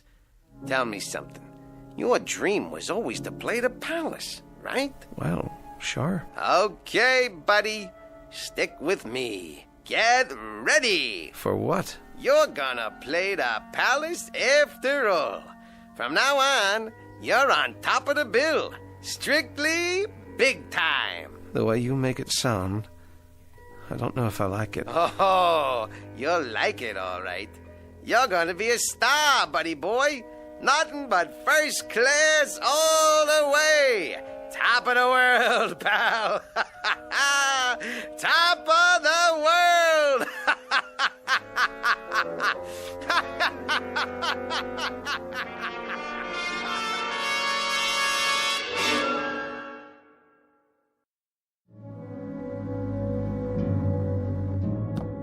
Oh, Mrs. Kadehi. Yes? I'll be going out now. What's that? Just for a few minutes. If I get any calls, take down the number, will you, please? Surely, Mr. West. Have a pleasant afternoon. Where are you going, Jonathan? Out of the way, Susan. You better be nice to me or I'll tell my aunt. Tell her what? Oh, things. I know what you're doing. You do, huh? And what's that? I heard you talking in your room. I wasn't talking to anyone. Yes, you were. You and Caesar. Now listen, you little... Susan, please, you know it isn't nice to eavesdrop on people. Stay away from me. I'm not going to hurt you. But you shouldn't pry into other people's business. You don't know what you might find. Like what? Never you mind. Now, I'm going out to buy the morning paper, and when I get back, maybe I will teach you the art of ventriloquism. That's what you want to know, isn't it? Won't that be fun? That's what you said before. But this time, I mean it. You'll see. Now, you be a good girl. I'll be right back. Susan, is that you? Yes, Aunt Jean. Come here and help me. In a minute. Be right there. He's so dumb. He forgot to lock his door. Doesn't he ever clean this place up? There you are, Caesar. Sitting in that chair like you're real. Well, you're not. You're a dummy. Where'd you get that cigar? Don't you know there's no smoking? I'll get rid of it for you. Look at your little clothes in the closet. Think you're pretty smart, don't you, Mr. Stuck-Up? You better answer me or I'll wreck all your stuff. Come on, say something. I dare you. Uh-oh, here he comes. Well, just you wait. I'll be back. I know you can talk. I heard you. Hello, Jonathan. Susan. I gotta go. Wait a minute. You weren't in my room, were you? Let go of my arm. You're hurting me. Why's the door open? I'll tell my aunt. Didn't she teach you to stay out of other people's rooms? What were you doing in there? Wouldn't you like to know? You little brat, tell me. Why don't you ask him?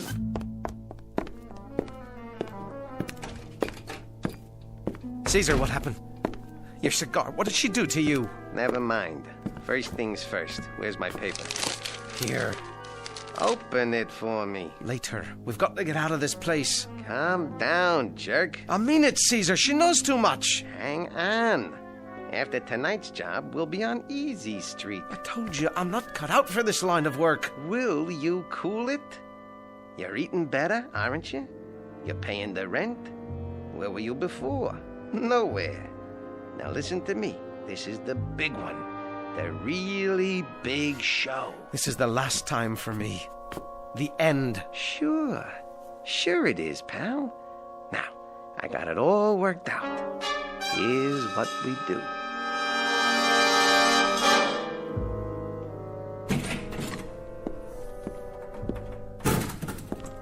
All clear so far. There's nobody in the club. Then get a move on. Where? Mike, I told you, the front office. What's that? Nothing. Probably a mouse. Is that what you are? A mouse? Caesar, please. I'm doing my best. Then stop shaking. You make me nervous. Keep walking. Backstage, remember? I got it. Where are we now? I think this is the door. Use the flashlight. What does it say? Manager? Bingo! Now hurry up. I'm trying. And don't forget, if the night watchman shows up, stay cool. You're looking for Mr. Miller. You were supposed to meet him here. Use the screwdriver, then the ice pick. Nice and slow, like I told you. Look, suppose I can't open it.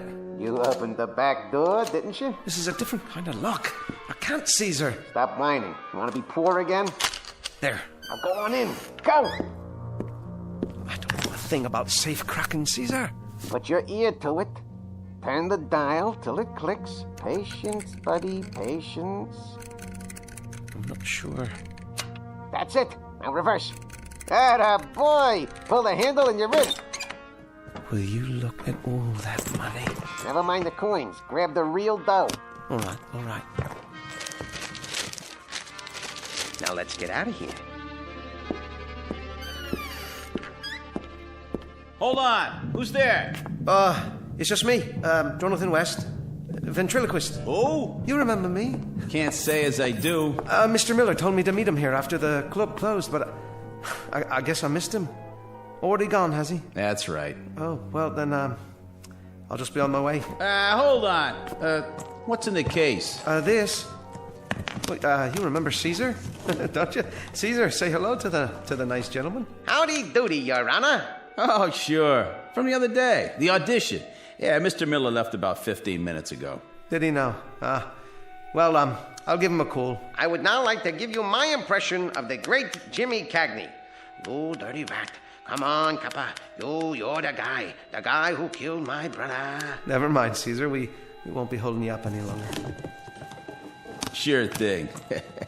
Some act you got there, mister.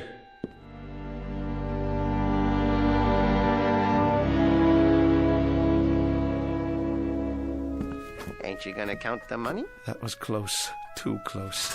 What are you doing? You're not going to bed, are you? The night's still got braces on its teeth. I'd feel a whole lot better if that watchman hadn't shown up. Stop worrying. I'll cover for you. I'm your alibi. But if he reports me... Not you, pal. Us. We're a team. I'm behind you all the way. Sure, I know. But what if... Shut up about it already. All right, you want to turn in? Go ahead. Get your rest. You're gonna need it. Tomorrow's a whole new day. We'll be living the high life from here on out. Here, Susan, eat your breakfast. Aunt Jean? Every bit of it. Aunt Jeannie, can I see the paper? You can read the funnies later. Not the funnies. The front page. Now, what would you want to see that for? Drink your orange juice. If I do... No deals. You're a growing girl. What's this? Karaoke club robbed last night. Thieves loot manager's office. Saints preserve us. It's just as well you don't read the paper, child. How are you coming with your eggs? Susan? Susan?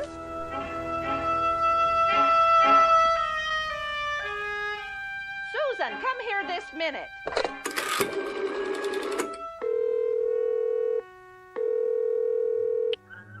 Hello? Police department? You better come quick. I know who robbed the karaoke club last night. Eat up, pal. I'm not hungry. Not even for steak and eggs? You must be sick. Let me feel your head. When I think of what it took to buy that steak, it makes me lose my appetite. You like a roof over your head, don't you? I'm a thief. Plain and simple. Here we go again. A man has to live with himself, even if it's in the gutter. Go on. Ain't you gonna answer the door? I knew it. What am I gonna do? Mr. West! Relax, buddy boy. Oh, hello, Mrs. Mr. West, these two gentlemen, they're from the police. They'd like a word with you. Why, of course. Jonathan West? Yeah, that's me. What can I do for you? Well, it has to do with... Thank you, ma'am. We'll handle it. What seems to be the problem, officers? We'd like to ask you a few questions if you don't mind. Of course. I'll just be downstairs. Would you mind waiting a moment, ma'am? You may be of some help. Glad to. Mr. West is one of my favorite boarders. Yeah, Mrs. Kadehi, please sit down. Sorry, I'm a little short of chairs. It's just a room for one. Me and my friend here. But it suits us fine, doesn't it, Caesar? Say hello to the gentleman. Mr. West, where were you last night about midnight? Where was I? Well, that's easy. Right here, same as always. Wasn't I, Mrs. Kadehi? Well, I do know that you don't usually go out in the evening, but I couldn't say for certain. The sergeant down at the desk received an anonymous phone call. Said we should talk to you. Why? I never go out that late. We were here all night. Where are we, Caesar? You didn't go to the karaoke club? You mean the nightclub? Because the watchman said he saw you there. Tell them, Caesar. Tell them. Who's he talking to? The dummy? Please, Caesar, tell them. Tell them how we wanted to play the palace. Mr. West. You don't believe me? Ask him. Caesar, tell them how we tried to get a job. We had nothing to eat. The rent was overdue, wasn't it, Mrs. Kadehi? Oh, Mr. West. Caesar, please tell them so they'll understand what a failure I am. How you tried to help me. I'm not really a thief. Caesar, you're the smart one. I'm down on my knees. I'm begging you, tell them. Stand up, Mr. West. You better come with us. But Caesar, you said it was the two of us from now on. That's what he said, I swear. He said we were a team. Come on with us, Mr. West. We need to take you down to the station. Oh, he's always been such a decent man.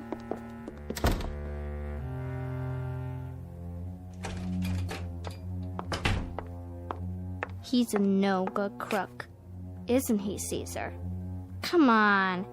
You don't have to pretend. I won't tell, I promise. Look at this mess. Who's going to take care of you now, Caesar? Okay, go ahead. Act like you don't hear me. I don't care. You won't even turn your head or blink your eyes. All right, be that way. Just remember, I know you can talk, 'cause I heard you last night. Psst. Hey, you. Caesar? Yeah, you. Come on back, honey. I knew you talked. I knew it. And I know you finked on him. Pretty smart. The way you made that call. You're a hip little kid. I like you. Lean down. I want to ask you something. What? You like living here with your aunt? That's a stupid question. I bet you'd like to run away from this flea trap. Okay. Listen. From now on, it's you and me. We'll go to New York. I'll show you the bright lights. I know where the money is. What do you say? Well, you are kind of cute. Don't forget the suitcase. It's a deal, Caesar. Come on. Just you and me, kid. The big time. We're a team, see? A team.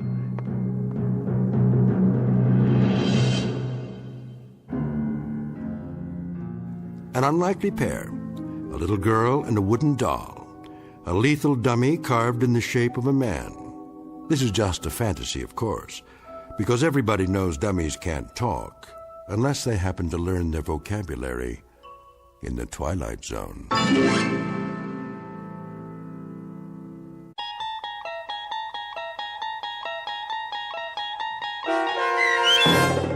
Caesar and Me, starring Jason Alexander with Stacy Keach as your narrator, was adapted for radio by Dennis Etchison and written for The Twilight Zone by Adele T. Strasfield.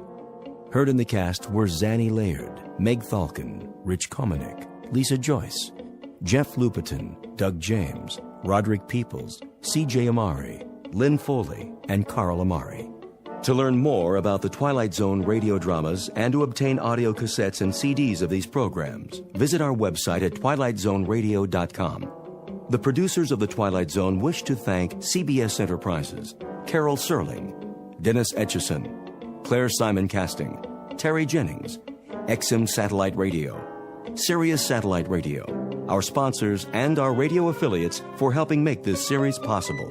This copyrighted radio series is produced and directed by Carl Amari and Jason Mallow for Falcon Picture Group. Doug James speaking.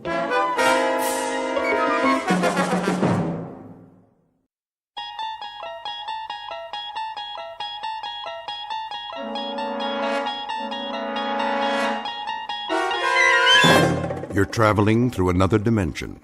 A dimension not only of sight and sound, but of mind. A journey into a wondrous land whose boundaries are those of imagination. Your next stop, the Twilight Zone.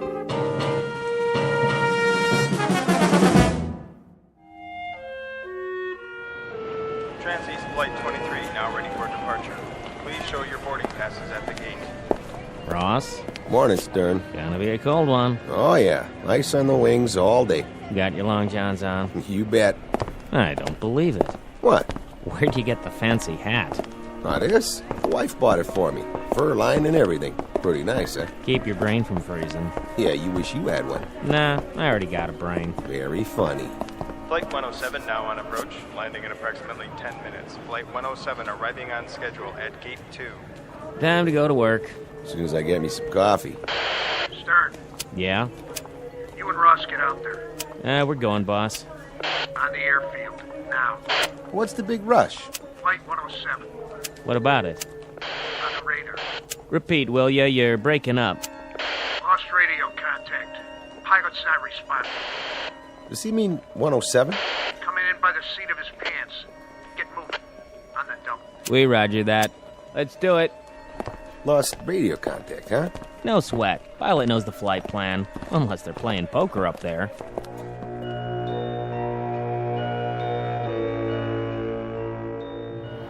Here she comes. Lined up perfect. Wait a minute. That's not 107. It's gotta be. Yeah, but she looks different. Different how? Smaller, maybe. Yeah, right. Wipe your glasses. Get 23 off the runway. Keep it clear. Stern, walk her back to the gate. You got it. Uh-oh, there ain't time. 107's dropping fast. Well, get out there. Signal her in. God, it's a prop plane. Is that DC-3?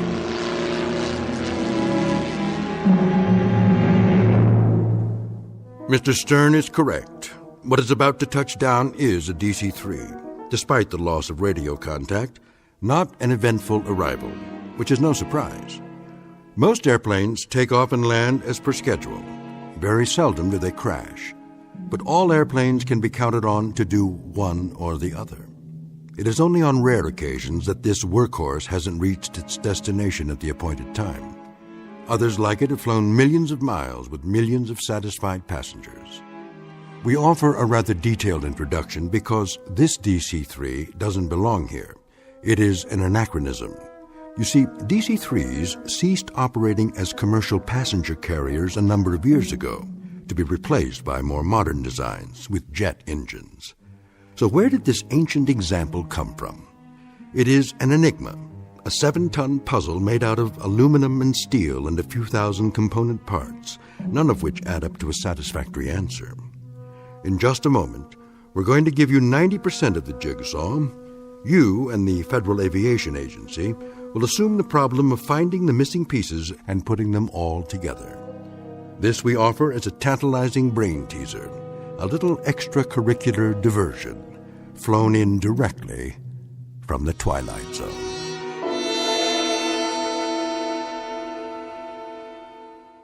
And now, The Twilight Zone and our story, The Arrival, starring Blair Underwood, with Stacy Keach as your narrator.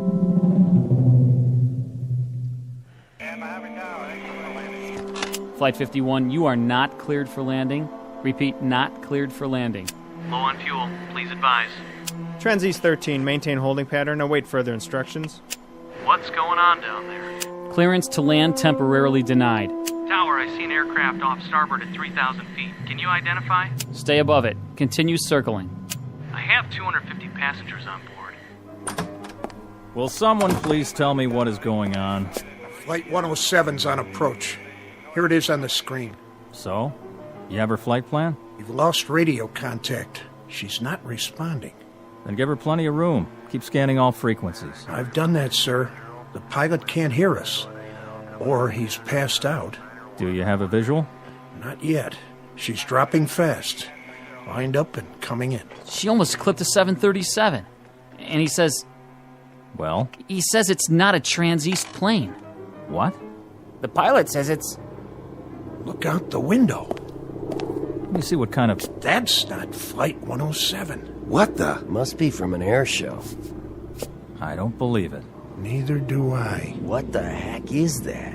That, son, is a DC-3. Here it comes. He's gonna make it. Oh, you better.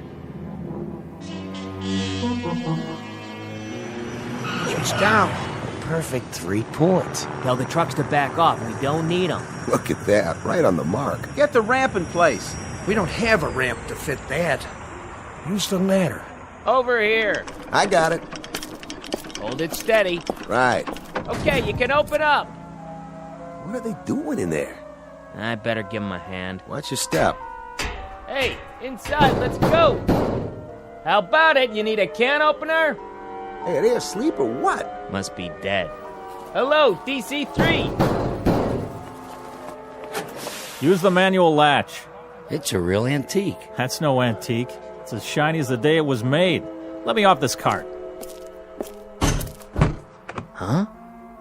I don't see any crew, sir. Ross, get the cargo hold open. Right. Go on in, Stern. Yes, sir.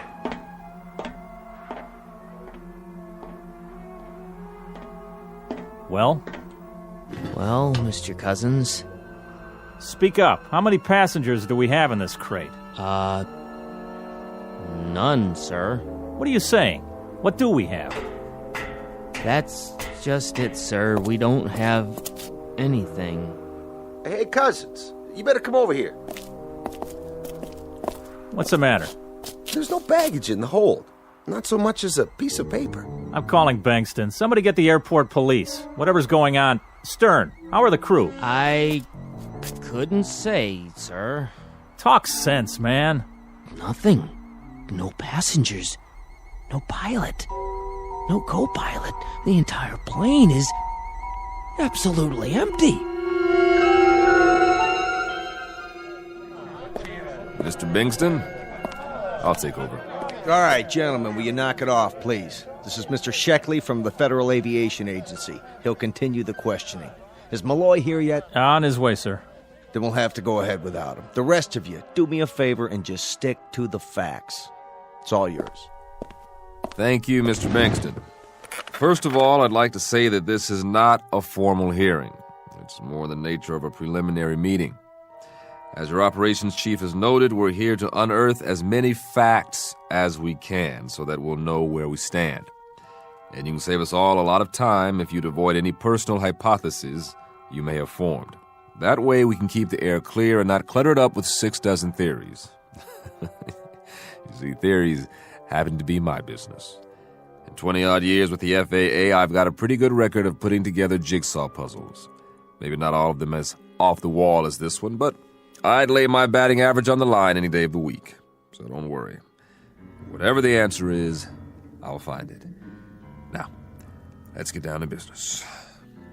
Which one of you is, Cousins? Here, sir. You were in charge this morning? Yes, sir. And you were on duty when Flight 107 arrived? Flight 107? Out of Buffalo. That was the scheduled landing for that time, wasn't it? Yes, sir, but Flight 107's supposed to be an L-1011. Just answer the man's questions, Cousins. I'm trying, Mr. Bankston. Now, you were on duty? I was, yes. Anything you observed about the landing that was abnormal? No, sir. She did it by the book, as far as I could tell. Who signaled her in? Ross, over there. Mr. Ross? Yeah? Did you notice anything out of the ordinary? No, sir. She came in right on the button, followed my signal, stopped on the mark, and then shut off her engines. Did you see who was piloting? No, sir, I didn't. That is, I don't remember seeing them. Couldn't you see through the cockpit windows? Well, normally when I flag a plane in, my eye's on her mark and any other aircraft on either side. I don't remember actually looking into the windows at all. Not then, anyway. You weren't on the field alone, were you? No, sir. Mr. Stern was working with me. You concur, Mr. Stern, about the landing? Sure do. Nothing out of the ordinary that I could see. Thank you.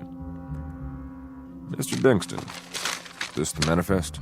That looks like it. And is this the flight plan? Yes, it appears to be. Did the dispatcher from Buffalo get here? Yes, sir. Good. You want to take a look at this? Yes, that's the flight plan. You saw the pilot sign this? I was at his elbow, sir, this morning at 11:12 a.m. The pilot was Captain William J. Slocum. That's right. And the co-pilot, John O'Brien. That was the first officer's name? Yes, sir. You knew both of them? Yes. Did you see them board the aircraft? Well, not exactly, sir. I saw them leave the dispatch office and head toward the field. But to the best of your knowledge, they were the crew of Flight 107 when it took off from Buffalo at 11:30 this morning? To the best of my knowledge, but it wasn't a DC-3, that's for sure. Slocum, O'Brien. They're good pilots, both of them. Sober, reliable, and... I'm not casting any stones, Mr. Bingston. It's just that the names seem familiar. I'm not sure from where. It'll come to me. Now, who was on duty in the control tower? That's me, sir. You had radio communication during the approach? Yes, sir. And then for the landing? She contacted us over the outer marker, and I gave her clearance. Now, the way I figure it... Just answer, don't offer. Well, I was just going to say that when the aircraft checked in over Fulton... Was that a normal checkpoint? Yes, sir. And she checked in right on the money. But the transmission sounded a little funny. As a matter of fact, I remember asking for a repeat of position. I couldn't raise him, though. I see. And did you hear from him again? Over the next checkpoint, 20 minutes later. Fulton, you say? Fulton. Huh. Mr. Cousins, you were the first one at the door, right? No, sir. By the time I got there, Stern was pounding on it. There was no answer. And Ross had already opened the baggage compartment? I waited for Cousins. Then I opened her up and I told him that the ship didn't have any baggage. How about when she loaded up in Buffalo? What was she carrying then? You got a list there. I know what I've got. I'm asking you, what baggage was in the aircraft? When she took off, there were 21 pieces of luggage, 5 sacks of mail, 5 other crates of equipment. Yeah, that checks. Sorry I'm late. Malloy, glad you could make it. Well, I guess that'll do for now. If I have any more questions, I'll let you know. And I'll see some of you later when I examine the plane. Thank you for coming. All right, man, back to work. If you're off shift, make sure you can be reached. And don't talk to the press. Is that clear? Not a word. Who's this? I'd like you to meet Paul Malloy. He heads up our public relations. Public relations, huh? Well, I can't help but wonder. How much public and what kind of relations are you poor guys going to have after this one? I'll handle it as well as I can under the circumstances. Frankly, I haven't decided what to tell the public yet. I'll tell you something. Relax. I've got 22 years in the saddle, and I haven't been licked yet. Sometimes the investigation takes a while. A couple of tons of smashed-up metal spread over 50 square miles of countryside, and all it turns out to be is a misplaced air scoop, or maybe a loose bolt in an elevator hinge, or once in a blue moon, it's a pilot who got sick. But it's always something, and that something eventually shows up. You're talking about crashed aircraft. We're talking about a disappearing act here. Don't forget a switched plane. Like some kind of Las Vegas magic act. Look, you don't have to tell me that. I don't know what the wire services are going to make of it, but I've got to tell them something.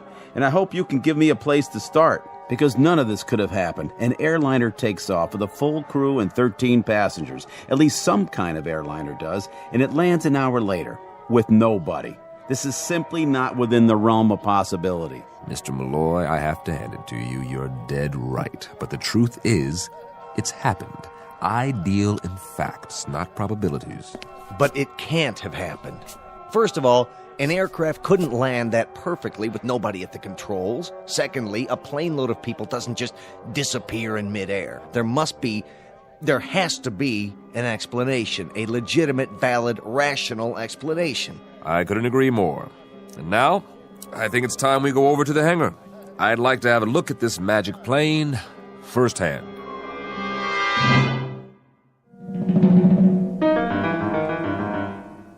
Yeah, that should do it. Thanks for showing me around, Mr. Cousins. Before you go, Mr. Ross here wants to tell you what he thinks happened. I don't think that's necessary. No, I'd like to hear it. He was on the scene. What do you have to say, Mr. Ross? Well, the way I see it, there's only one explanation. Just for a gag, these 13 people had parachutes. They kept them in the baggage compartment.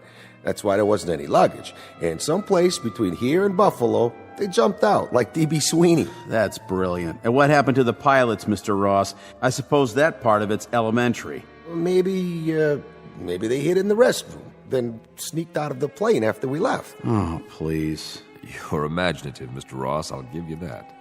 What if? What if what, Stern? Nothing. Truth is, it beats me. I'll tell you something else, though. I still feel spooked. Standing here, I felt spooked even worse when I was inside. Just a whole bunch of empty blue seats staring at me. Look, boys, we've been theorizing for 6 solid hours. Now, I'm just a simple-minded vice president in charge of a medium-sized airport. I've got a passel of newsmen hounding me to death, wanting to know what kind of operation we're running up here. Tell them to keep their shirts on. That's what you should be telling them. Or a reasonable facsimile of an explanation. That's what I hired you for, Malloy. Then you better hire me another head and a couple of sets of arms, because I haven't been off the phone all day. I've had every news service, television network, and even a couple of professional mind readers trying to find out what's the great big mystery we're keeping under wraps. You know how long I can sit on this, Bankston? Maybe another 15 minutes. Then it's going to break open with a bang, and we're going to stand here with rotten eggs all over our faces while Mr. Sheckley's FAA takes our license away from us. Incompetence, mental instability, you name it, and you can have it. This passenger manifest, What about it? You've checked out every name? I have not. That's all I need now, to have a small army of relatives from upstate New York clutching at my lapels and asking for a definitive statement as to where their loved ones are. How many calls have you had? None so far. You mean to say you haven't had any inquiries yet? Not a single one? It is strange, isn't it? Not a single inquiry from the families. The plane only arrived 6 hours ago. Maybe they haven't had time to miss their... But I'm kidding myself. Of course some of them would have made an inquiry by now. Those who weren't already waiting at the gate. There goes that old feeling. What feeling? The one I get when I'm on to something. Trouble is, I don't quite know what it means yet. The names on this passenger manifest, they're familiar. You've seen them before? I'm not sure. Let me have another look at the inside of this plane. Sure, but why? I want to check it out. One more time. Watch your step. That ladder's tricky. What's he expect to find in there that he didn't see before? Something along the lines of a clue, I would hope. This is a waste of time. We've got to issue some kind of statement before we become a laughingstock. Ross. Yeah? What was it you said? Oh, for the love of... Why don't we just bring in a psychic? You mean about the pilot's hiding out? No, something else. Correct me if I'm wrong, but you said you looked inside the plane when it landed and you saw blue seats. That was me. I was the first one in. Right. Mr. Stern, I just walked up the aisle and back again. They are blue. What kind of nonsense is this? An hour ago, when I first examined the interior of this aircraft, the seats were brown. Haven't we got enough trouble without you two starting an argument about interior decoration? Hey, wait a minute. Where's the serial number on this plane? On the wing, of course, just as it was the first time you looked. You see a number on the wing now? Of course I do. Read it off to me. N153802. You're sure? I think I can read numbers that large. Yeah. Can you read this? The notes I took when we got to the hangar. Take a look. N107793. Now, you must have copied it wrong. Mr. Stern. Yeah? You see a number painted on the tail? Sure do. Read it off to me. What? I said read it off to me out loud. The numbers on the tail. If you say so. N664753. What's this all about? What did I write down on my clipboard? Mr. Malloy, verify, please. N107793, the same as Bankston said. I don't see what... Care to read it again? What are you trying to prove? That we're going off our rockers now? Seeing different numbers? That's always where the numbers are on a DC-3, the wing and the tail. When I started in this business, there were quite a few of them still flying. The first one was built in 1935, December 17th to be exact, the anniversary of the Wright brothers. There were hundreds made, and they kept flying for decades. I don't see what... A real workhorse, this plane. In the Second World War, more than 10,000 were ordered by the military. They called them C-47s. Eisenhower once said there were 4 inventions that won the war: the Jeep, the bazooka, the A-bomb, and the C-47. A few are still operating. It's a design you can trust, as solid as they come. All very enlightening, but if you don't mind, I have a press release to get out. Hold on, Mr. Malloy. You wouldn't want to miss this. What? Gentlemen, I believe I've finally come up with a theory that fits the facts. Unfortunately, there's only one way I can prove or disprove it. Why, unfortunately? Do you have someone who knows how to start this plane? Certainly any one of my mechanics, but I... Would you call him over? Now. Bingston. Miller! Sir? Get over here. I don't see what this... With any luck, we'll all see one way or another. I'm sorry to say that what I'm about to do places me in considerable jeopardy. I hope I'm right. If I'm not, please make sure my wife is notified, will you, Bingston? Mr. Miller. Yes? I want you to climb into the cockpit. Sir? Then, on my signal, start one of the engines. If you say so. For what possible reason? I'll assume full responsibility. Now, everyone stand as far back as you can. If I'm right, you're about to see something you never imagined possible. And if you're wrong? Then you'll see something none of you will ever forget. Before you begin this experiment of yours, I think we deserve some sort of explanation. All right. Is everyone here familiar with DC-3s? Why, of course we are. It was the plane that made commercial air travel possible. Correct. And your mechanics, your personnel, they've all seen them, worked on them? Your point is? Just this. What do you know about the power of suggestion? What are you driving at, Mr. Sheckley? Suggestion on a large scale involving everyone here and on the airport staff. Now, call it mass hallucination, group hypnosis, whatever you want. But I think that's what we're dealing with now. I thought you deal only in facts. I do, including facts, not in evidence. Look at the situation. An L-1011 takes off from Buffalo. Somewhere along the flight path, the aircraft loses radio contact. Now, maybe it goes down in an out-of-the-way area. We don't know yet. But you were expecting it to land here. And at the appointed time, someone sees or thinks he sees a blip on the radar. And then, with everybody watching the sky, someone else thinks he spots a silver glint coming in. Only from his angle, it looks sort of like a DC-3. The next thing you know, he's spreading the word. There's your power of suggestion working full force. Bottom line is, everyone has a little hypnosis performed on him without even knowing it. Why, that's absurd. I'm looking at the plane right now. We're standing next to it. But are we? Consider the alternative. A modern passenger plane with jet engines changes somehow in mid-flight. And when it lands, it's transformed into an old prop plane. That's impossible, wouldn't you agree? And now, everyone's told us it landed, and that it's supposed to be inside this hangar. That's what everyone says. And every one of us has a picture in his mind of a DC-3 as he knows it. Only, no two memories are identical. Hence, one of you says the seats are blue, another one says they're brown, and another one probably thinks they're red. I read off one number on the wing. Two other guys see two others. Do you understand what I'm saying? If I'm right, then this particular aircraft doesn't exist. It really isn't here at all. Miller. Yeah? Fire up the starboard engine. Mr. Bankston. Go ahead. Mr. Sheckley seems to be in charge. Yes, sir.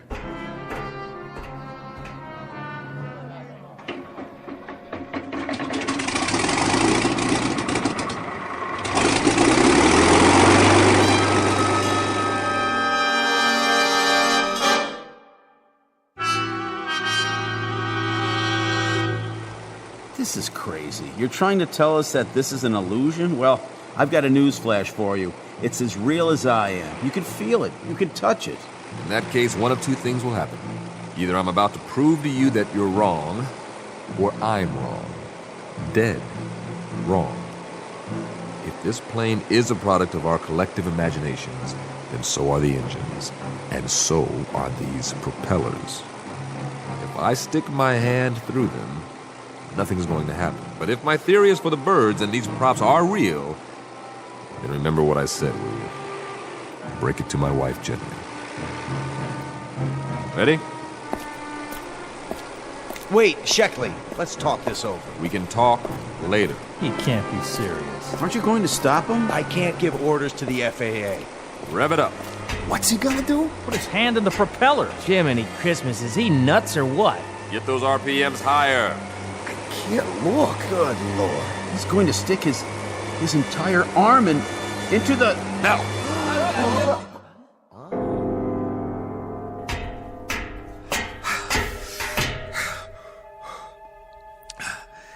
You see, gentlemen, I believe I've proven my point. You okay? Careful. Here, I'll help you down. I'm fine. Still got two hands. A little shaky, but they're both attached. How'd you do that? I don't get it. Where's the plane? Well, it's simple, really. A little melodramatic, perhaps, but it was just as I thought. The plane was a kind of projection all along from our imaginations, our subconscious minds. You might say we believed it into existence. I could have sworn that... Yes, you could have. And why not? You've seen DC-3s before? Plenty of them, but... So, when everybody told you one was here, you saw it. Clear as can be. We all did. Now, if you don't mind, I think I'd like some fresh air. What'd it feel like? Like nothing at all, because that's what was there. Nothing. So you felt nothing because you didn't expect to. Something like that. But you expected to see us, so you still can? Just like the world outside this hangar. That's plenty real for me. Well, it's reassuring to know that my airport still exists. You don't need to stay with me, fellas. I can handle it from here. What are you going to write in your report? I'll think of something. I only hope it doesn't get me thrown into this booby hatch. We'll go back to my office and work out a statement. Mr. Cousins? Yes, sir? Take a walk through operations. Don't talk about what just happened. If anyone mentions a DC-3, laugh it off. Right. Deny. Will do, sir. Good man. No, I have a first-rate staff. You're referring to one man specifically? Your second in command. What's his name? I don't know who you mean. I have it here. Cousins. You spoke to Cousins? He was very cooperative. I'd like to make mention of him. And You can't have spoken to Cousins. I gave him the rest of the day off. No, that man ahead of us. Where? Well, he must be out of the hangar by now. As for the other two, Ross and Stern, they witnessed my little demonstration. I wouldn't recommend they talk to the press. You'll debrief them, Malloy? Who? I guess they stayed behind with the man who started the engine. The engine? How soon we forget. But that's for the best, I suppose. So now you've seen our main hangar. Tell me, Mr. Sheckley, what brings you to our facility today? Just passing through, or is it an official visit? You may have the right idea. To put it out of our minds. But there is one small matter. The FAA, if I can work out a version that jives with Mr. Malloy's. Malloy, did you say? Well, he's right over... Where? The one who was walking next to you. I don't see anyone. What is this? Some kind of disappearing act? Malloy from PR. I'm Sheckley. Got it? And you're... Bingston. Bingston, where are you?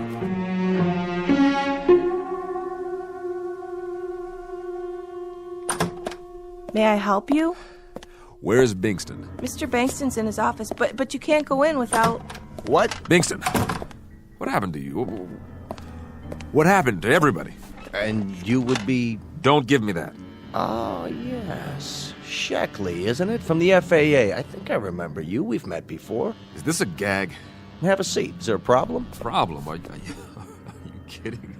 One minute there's a hangar full of men and an aircraft, and the next minute I prove that not only doesn't the aircraft exist, but... I don't follow. What doesn't exist? But that all of the rest of it, all of you... Are you sick, Sheckley, or drunk? You don't look very good. Sit down, man. Where's Malloy?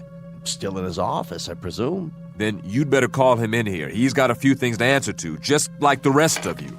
Kimberly. Sorry about that man, sir. Should I call security? That won't be necessary. Ask Malloy to come to my office, will you, if he hasn't gone home for the night? Yes, sir. We've had a busy day here, Mr. Sheckley, but my PR man handled it admirably. The evening paper just arrived. Let me see that. Lovely Hollywood star Penny Jackson arrived from Buffalo this morning on tour to promote her latest film. What is this? Malloy coordinated everything. Photographers, reporters. Quite a scene we had here. I was just on my way out. Who's this? Who am I? What is this? How could they have taken this picture? The flight from Buffalo this morning. How could they say it landed when... When what?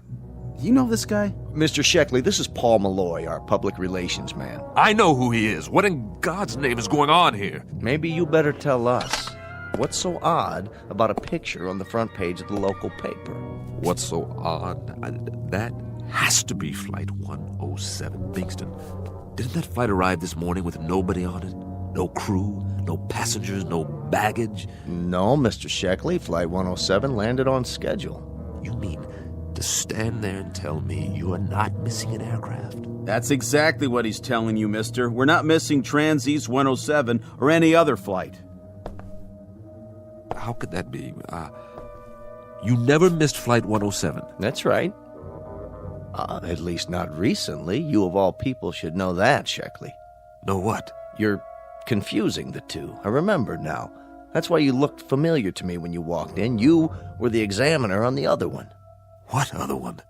We've had one flight lost in some 20-odd years. Just one. Flight 107. Right. But, Mr. Sheckley, that must be 17, 18 years ago. Flight 107 out of Buffalo. Out of Buffalo. An old DC-3, but like I said, it was a long, long time ago. What's all this about? What happened to her? Lost in a fog and never found.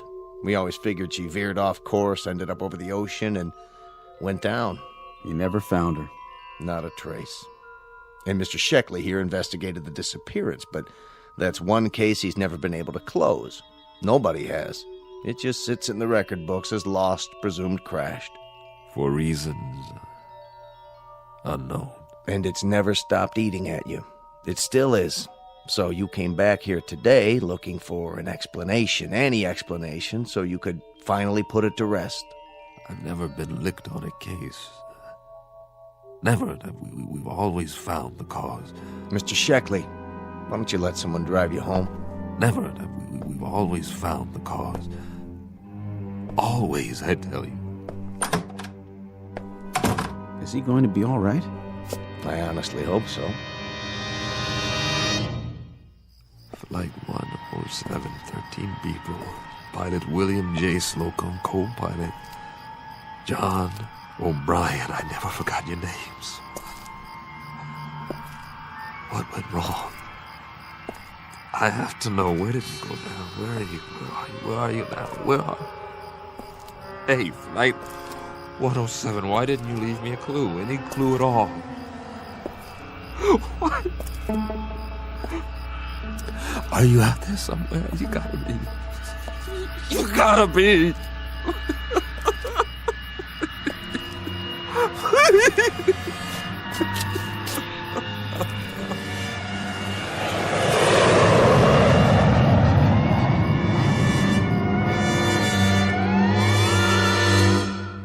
For those in need of an explanation, there's always the obvious one. Simply that of a man with an Achilles heel. A mystery that once landed in his life and robbed him of his peace. A perpetually missing aircraft that disappeared with no clues, leaving an unanswered question in Mr. Sheckley's neatly ordered world. A heavy burden to carry through the years, made up of one part enigma and one part the knowledge of his own failure. Until it ultimately took the form of an illusion. At least that's the clinical answer, the one they'll write on his case file as he goes off for a well-deserved rest. Or consider this. Maybe, just maybe, a plane did touch down, however briefly, before it disappeared again. A kind of airborne Flying Dutchman. A ghost ship lost in a fog-shrouded night, on a flight that never ends. Take your pick. But the latter is more conducive to the rules and regulations of the Twilight Zone.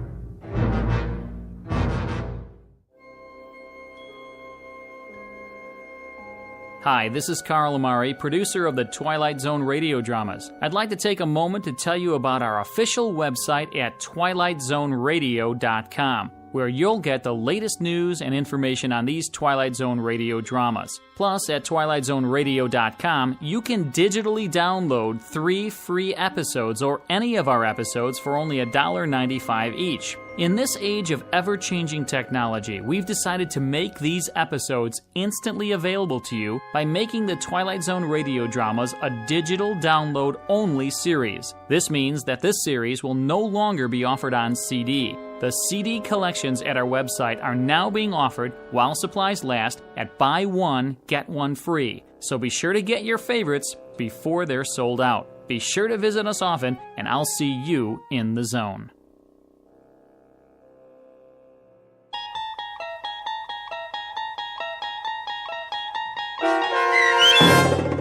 The Arrival, starring Blair Underwood, with Stacy Keach as your narrator, was adapted for radio by Dennis Etchison and written for The Twilight Zone by Rod Serling.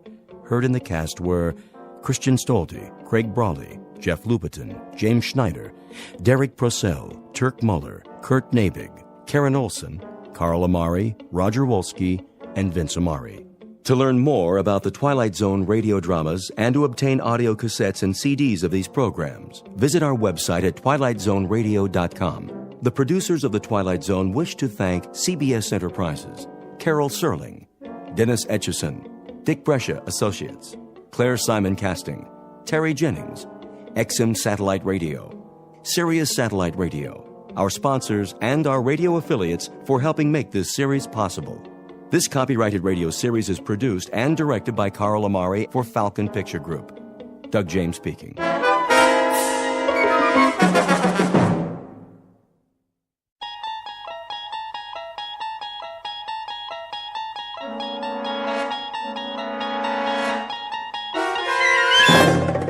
You're traveling through another dimension. A dimension not only of sight and sound, but of mind. A journey into a wondrous land whose boundaries are those of imagination.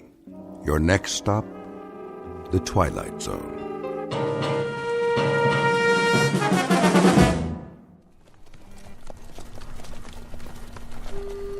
Have them water the horses first. Some of them need shoeing. Well, there's a blacksmith shop. But no blacksmith, or anybody else for that matter. Looks like they all just cut and run. It's Johnny Reb for you. Leave nothing behind. I got a feeling, though. Don't you, Major? What feeling? Like eyes. Eyes where? That's just it, sir. I don't know. But I sure got the feeling. On the back of my neck.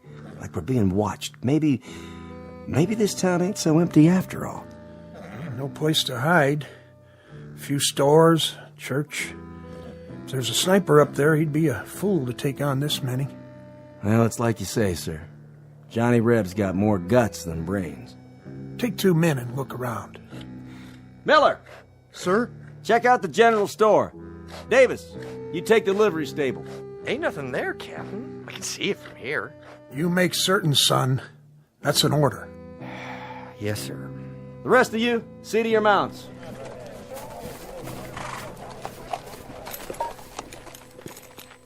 Well, I'll be. Will you look at that? What is it? Captain, I think you better see this. Hold your fire! What do you see? Miller? Miller? Davis? What happened to them? I don't know, Major. They went around that storefront at the end. What the...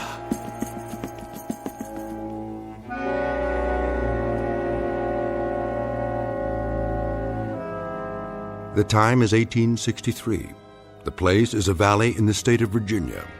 The event is a mass bloodletting known as the Civil War, a tragic time when the country split into 2 fragments, each fragment deeming itself a separate nation. It's been a long and brutal slaughter with no end in sight, and those who survive have learned to expect the unexpected. But in just a moment, the captain and the major and their entire company will make contact with an enemy they cannot defeat in an outpost not found on any military map, an outpost found only in the Twilight Zone. And now, the Twilight Zone and our story, Still Valley, starring Adam West, with Stacy Keach as your narrator.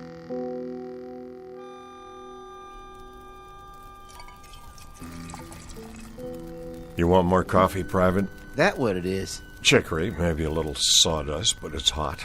Obliged. I've tasted worse. I just don't remember where. What is it? Quiet. You hear something down there? Thought I did. Yanks? Maybe. Whatever it was, I don't hear it anymore. I didn't hear nothing. You never hear nothing, Dogger. Just sit in your duff and wait it out. Where's your carbine, soldier? Huh? Oh, it's over there. A lot of good it'll do you laying on the ground. What do you mean? What if the Yanks showed up? What'd you do? If the Yanks was here? You reckon you know how to work this thing? Yeah, I know how, all right. And if you pull the trigger, you reckon it'll fire? I reckon. Then show me. Hey, what's the idea? The idea is you aren't a right arm to me or a left arm. You're just some extra baggage that breathes through his mouth and splits half my rations. You mad about something? Fed up is more like it, Dogger. When do you figure to shape up? By the end of the war? I do my part. Yeah, like an army mule. Why don't you just go down there and give up? The Yanks will treat you real good, while General Bobby Lee's off fighting the war for you. I didn't used to be like this. Yeah? When did you up and change? I was at the 2nd Manassas. I think that's where it come to me sudden like. What did? It's like this, Paradine. I had my 2 brothers there. One of them was 15 years old, that's all. 15! I was right alongside him, going up a hill. A mini-ball came out of nowhere, hit him dead center. Took him 3 hours to die. He's just a kid, just a little screaming kid. That was my brother Phil. My older brother Kearney. He was dead the next morning. Wanted to be a preacher. Always talking about the gospel, words of Luke, words of John, words of the prophets. He ran out of words, and God run out on him. But you don't have a nerve in your body, I guess. Oh, I got 'em. Just as many as you from head to boots. But I don't concern myself as much as you. You're worrying about dead men and lost battles. That's just too much area to fret in. Then what do you worry about? I'm worrying about 2 scouts on a mission. Us. And a piece of dirty brown paper with orders written on it. It says right here. It says the Yanks are going to take up a position in Chanow Valley. We're supposed to scout them out, see if we run into their vedettes, and then check back the minute they get into that town down there. You hear him again? Sure do. Yanks? Yanks, probably. Horses, positive. How many? Just a patrol, I figure. Maybe 20, 30 men in all. That's funny. What is? Listen. I don't hear nothing. I know you don't, but I heard horses, and they come from down there in the valley. They're Yanks. There isn't any question about it. How come you think that? 'Cause everybody else in these parts is packed up and moved out before the fighting gets here. Come away from the edge, Joe. This ain't no place to stand out in the open. If they are Yanks, they'd be in that town already. It'd be as noisy as a county fair, but now there ain't a sound anymore. Maybe they gone away. I reckon I better get down there and take a closer look. I wouldn't do that. I know you wouldn't. Joe, you don't need to go. We got orders. Let's pull out. And just right away. Both of us. You wait here with your horse. If I don't come back... Listen, Joe. We know they're down there, right? You heard them. Well, we found out what we had to find out. Where they are. The Yanks are in the valley. So now we go back and report it. What's the point of... The point is, we gotta count their heads and their horses and their guns. We gotta look at their regimental numbers so our boys will know what's coming. That's enough point for you, Private? I don't care no more. I don't care. I got only one big mission left, and that's to stay alive. I say we go down there and wave an undershirt and throw down our rifles and... Why'd you hit me? Mr. Dogger, I extend my sympathy so long as you keep your yella inside. But the minute it crawls over to me and tries to climb up on my horse, too, then I withdraw my sympathy. You understand? Yeah, I understand. I pledge everything I got to this war, and all I get is the back of your hand. So far, you and me have pledged nothing to the Confederacy except maybe empty bellies and lack of sleep. But a couple of 100,000 others, including your own brothers, pledged a whole lot more. And now you're making it appear they did it for nothing. Now you pick up your rifle and stand at the ready. I got it. Good. If you hear a shot, that means they're down there in force. And you get back to camp at a fast gallop. Tell the lieutenant what happened. If you don't hear from me in 15 minutes, get back there anyway. You really going alone? Just me and this brave horse. For want of anything else.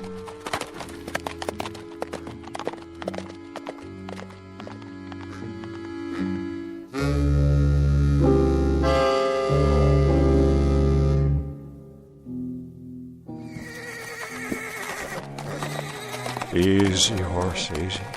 That's only church bells. Must be the wind. Has to be the wind.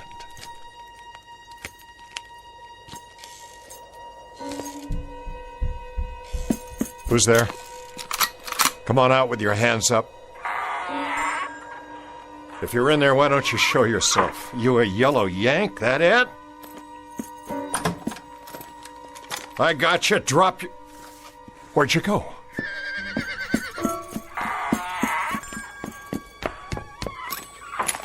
If there's a yellow Yankee hiding in one of these stores, you better come out right now. I'm taking you prisoner. Put your hands in the air, or I'm coming in. I'll blow you to kingdom come, I swear. Ain't no Yankees, just me. You come close to dying, old man. Did I now? You better start talking fast. What would you like to hear? Some answers. Tell me who you are and what you're doing here. I was about to ask you the same question, son. When I first seen you come up the street, I thought you was a Yank. You don't know how close you come to dying. What were you going to use, Grandpa? You're not carrying a gun. Don't need a gun. Been doing just fine without one. What you got a hold of there? What's it look like? You've seen a book before, haven't you? That Bible's pretty heavy to throw, all right. I reckon you could knock out the whole Union Army with it. No, this ain't no Bible. And I wasn't aiming to throw it. Just use it, like I used it on them. On who? The Yanks. I took 'em all out, every last one. Leastways, every one that rode in here. Sure you did, Grandpa? Oh, I done it all right. What'd you do, read to 'em? Not to 'em, at 'em. And they turned tail, just like that? Nope. It was the town folk packed up and left. Then what happened to the Yankees? They're still here. I suppose you got 'em all hogtied, hmm? Come on, I'll show you. Over behind the blacksmiths. I don't need to play your games. Just tell me where to water my horse. What about grub? Ain't you hungry? Of course I am, but this town's been picked clean by bluecoats. You're wrong about that, too, son. There's plenty of food. Sure there is. You think I'm lying? Feast your eyes on this. Well, that's a Union Army supply wagon. What'd I tell you? Still full of crates, most of them not even opened yet. Guns, ammo, clothes, rations. Take your pick, Johnny Reb. I don't believe it. This here is real salt pork. First meat I've had in 2 weeks. Eat your fill. Wait a minute. You saying the Yanks rode out and left all this behind? That does make sense. Like I told you, Johnny, they didn't ride out. They're still here. Where are they, old man? Talk or by God, I'll... Turn around. What? Meet the Major. What is that? A statue? Well, now, you ever see a statue sitting on a real horse? But they're not moving. No, sir, they're sure not. And neither's the rest of them. The rest? Of the company. Are they dead? Sure. Standing up, big as life. All 19 or 20 of them. Then they're sleeping. Sleeping on their feet. That one over there, he was cleaning his rifle. And that one, well, he took his boot off, and he's still standing on one foot. And this one, he was just drinking out his canteen, and he done fell asleep with his eyes wide open. Plague, then. Something in the water. The water's fine, nice and sweet. Some kind of sickness, but that could take hours. And it wouldn't get them all at the same time. I told you. I put him to sleep. There must be some natural explanation. Natural? Now don't that take all? what happened to them Yanks ain't natural. This is what done it. This here book and what's in it.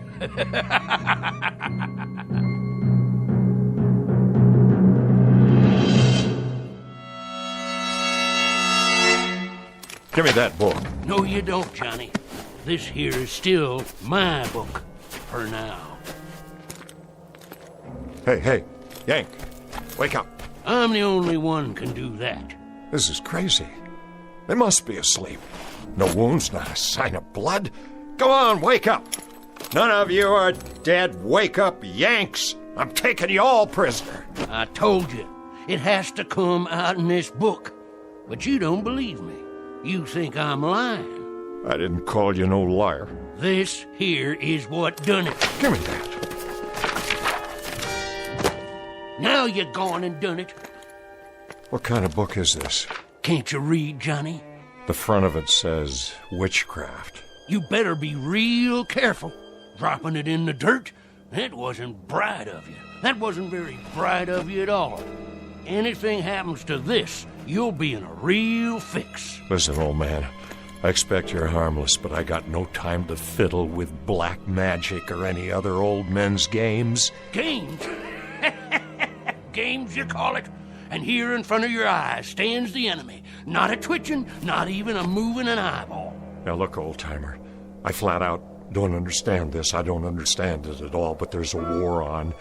I got no time to just stand here jawing.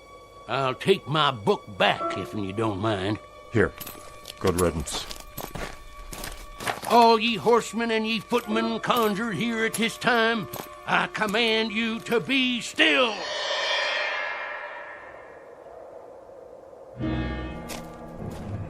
Oh, Johnny, you didn't believe me. What about it now?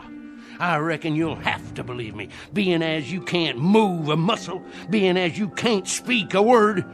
Didn't want to do that to you, 'cause you're one of us. But you wouldn't listen. Well, now you will. Look at this one right here, for instance. Standing up straight as a ramrod. He's a major by his stripes. And he's carrying his marching orders. Says this here's just an advance party. Soon as the rest come by, I'll do the same to them, too. You listening, Johnny? I know you can still hear me, 'cause I only used half the power. Now, let me introduce myself and tell you my story. Name's Teague. I'm a witch man, and my pappy was a witch man afore me.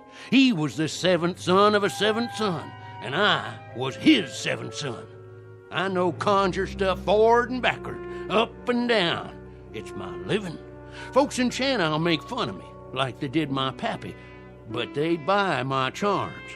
Things to bring love or hate if they hanker for 'em, cures for sick hogs and calves, sayings to drive away fever. All them things I done for Channel folks all my life. You understand? If you finally got it, blink your left eye. Good. That's good. Now you can move again. I'll say the words. Ye lone horsemen conjured here in this spot, ye and ye alone may pass on.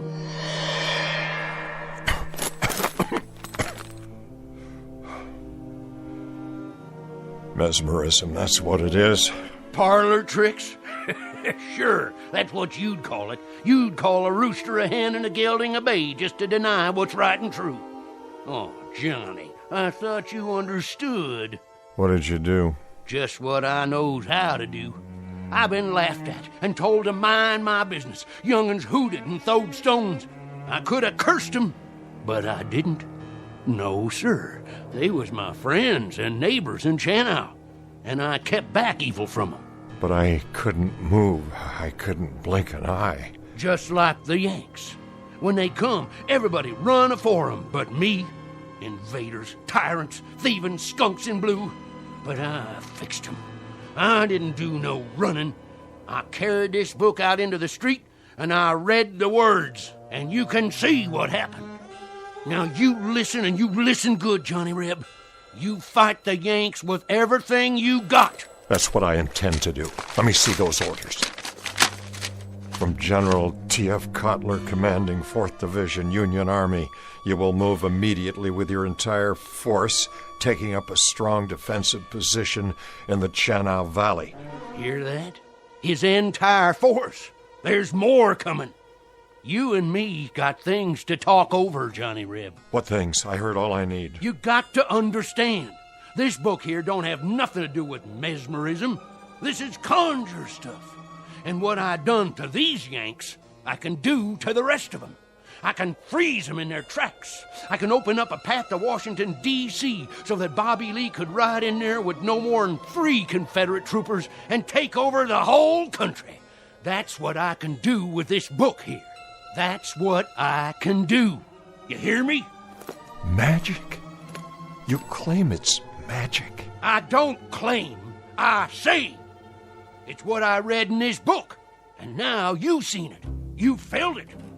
And you could do this to the whole Union Army? Could and would. Why don't you, old man? For one good reason. And one good reason only. It better be a good one. If you have the power to turn the war to our side. I'm going to die. I'm going to die before the sun goes down. How do you know that? How? I can feel it in my bones. I can smell death. I seen the raven on the wing. I heard it coming. It's on a white horse, galloping this way. It's a pounding in my heart, a galloping and a galloping straight at me. Old Mr. Death ready to pluck me out of the living. So I ain't going to be around long enough to do what's got to be done. Then if you won't do it, who will? I'm leaving it to you. Me? That's right. But why me?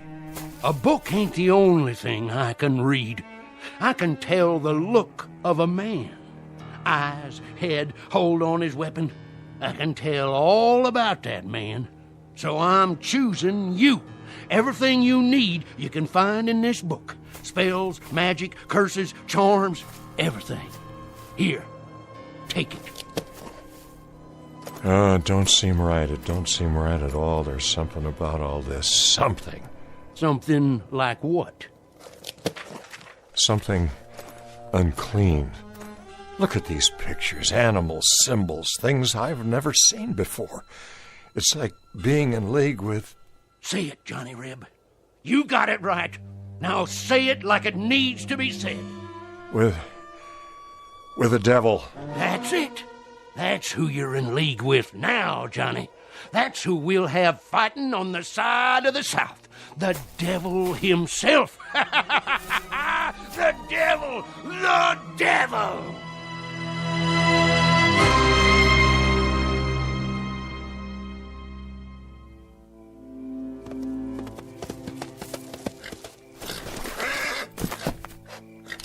Halt! Easy. Who goes there? Dogger, troop scout. Advance and be recognized. I'm advancing. Now put that rifle down. I got a message for the lieutenant. That you, Dogger? Yes, sir. You've been gone a long time. We almost gave you up. Dead or prisoner by this time, that's what we figured. Neither, Lieutenant. Where's the other scout? I don't rightly know, sir. What do you mean by that? Well, if I did know, I'd sure tell you. Talk sense, man. Well, sir, it's like this. Paradine, he rode off to the valley a while ago. Said if he didn't come back, to tell you as fast as I can. And he didn't come back? No, sir. He sure didn't. I've been riding like the wind. So the Yanks are here. Can't say that, sir. Not for sure. Why not? It was mighty strange back there. Not a sound that I could hear. Paradine, he said he heard horses riding into town. Thing if it was, they never come out. Well, why should they? They're bivouacked while they prepare for tomorrow's battle. One thing, sir. If they did ride in, they plumb disappeared once they got there. What are you talking about, soldier? It's like they rode into a hole and got covered over.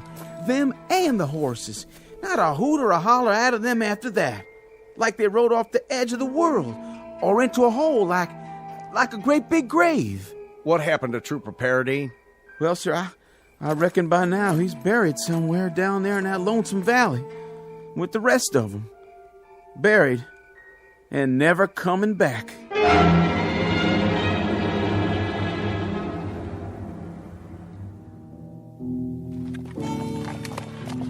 Good girl. Drink your fill while I do the same. Johnny, where'd you go? Filling up my canteen, old man. Sorry, Johnny. Must have dozed off. That's okay. Stay lying down. You don't look so good. Almost sundown. Not much time. Oh, now there's plenty daylight left. Drink of water? Thank you kindly. I told you, I only got till sundown. After that, it's all up to you. That ain't gonna happen. You're feeling stronger, I can tell. Oh, no. Just a few more minutes. That's all you gotta wait. Just a few more minutes. What are you telling me? Read it. Read it. You hear me? I said stay down. Johnny Reb, you hear me? You got to read from it out loud. Here. Right here. It takes your blood on the first page. Oh, come on. That settles the pact. That makes the contract. Your blood mixed with mine on the front page. You need food is what you need. That's the only thing wrong with you. How about some salt pork? Hey, Johnny Reb. Stars and bars. Here, I'll cut you off some. Hoist 'em high. Would you open your mouth and eat? Stars and bars. Stars and bars. Oh, man, don't you do me like that. Oh, dang saber. Now I've gone and cut myself. The blood, it dripped right there in the book, just like you said, old man. Hey, old fella, talk to me. What do I do now?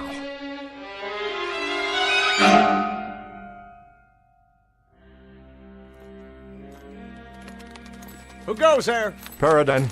Let him through. That's the other scout. Lieutenant, he's here.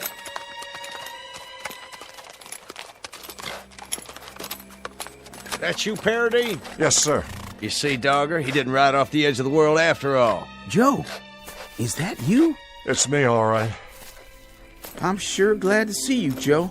I rode back here just like you said. You did good. So the prodigal returns. Some people around here figured you must be dead by now, or a prisoner. Neither one, Lieutenant. No time for either, it appears. Sir? That book in your hand. Man's got to do his reading, doesn't he? It wasn't like that. Well, let's hear it, man. What did you see? More'n you'd believe. I'll be the judge of that. Go ahead. I'll try. Where are their advance people? In the town. And the rest of their forces? The main body was spread out behind 2,000 men at least, 60 guns, one troop of cavalry, maybe 50 supply wagons. You drunk or something, Paradine? Not a drop, sir. There hasn't been a sound from that valley all day. Not one sound. Lieutenant, you got every reason to call me crazy. But the reason you didn't hear them is because they're asleep. Why, of all that... Put to sleep by magic, black magic. It's all in this book here. There was an old man, Teague by name. He done it. Then he give me the book so I can carry on. Paradine, this is an order. You're to take yourself to bed on the double. You're to sleep the night, make your report to me in the morning. This is my report, Lieutenant. There's practically a division of Yankees down there, and they're dead on their feet, not moving a muscle, just standing right out in the open, big as you please, or sitting straight up, the same as they were when the spell hit them. Spell? What spell? It's in the book here. I swear to you. I won't call you mad, Paradine, or drunk. I'll wait till morning, but if you haven't changed your story by then, I'll be ready to charge you with one or the other. You want proof? Of what? A daydream? Here's what you do. In the morning, you send a patrol down there and take a look at the main street of that town. And what will they see? Just what I said. But in the meantime, I think I done something that'll prove it to you quicker. Where's Mallory's troop? Mallory's not back yet. They went up to the North Ridge late this morning. There was Yanks camped up there. Company's strength at least, wasn't there? That's about what we figured, but what's that got to do with it? It's got everything to do with what I said. This book. On the way back here, on the way back, I read from one of the pages out loud like the old man told me. I wanted to kind of test it, so I conjured up a spell, and I pointed it up there toward the ridge. That's enough. I've heard all I care to hear. Who's that? Sounds like the troops are back. Who's there? Mallory, where's the lieutenant? Now you'll know I've been telling the truth. Sir, reporting in. Glad to see you, Mallory. Warm yourself by the fire, then maybe you can clear something up for us. Paradine here says... I just saw something I can't explain. No more than any of my men can explain it. And they saw it too. We walked up to that ridge in a skirmish line. Scared out of our boots because it was so unearthly quiet. We figured the Yanks were waiting for us just beyond the parapet.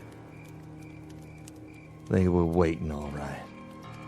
But not for us. Standing straight and tall, guns to port, and frozen like statues. You mean they were dead? Not dead. Not dead and not alive. Just frozen stock still like rocks. You could see them in the moonlight, not moving. They could have been markers in a graveyard made out of granite. I swear I don't know what could do a thing like that, and I hope to God I'll never find out. Lieutenant, this is what done it. What's that? A book, but not just any book. Paradine, are you trying to tell me... You heard what he said. If that's true, if it's all true, then this is the devil's work. What's this all about? Is somebody gonna tell me? An old man gave me this book. A witch man. You're right, Lieutenant. It is the devil's work. I know that, too. But maybe it's time we called muster on the devil. Maybe that's all that's left to us. We ain't got enough guns. We ain't got enough food. We ain't got enough anything.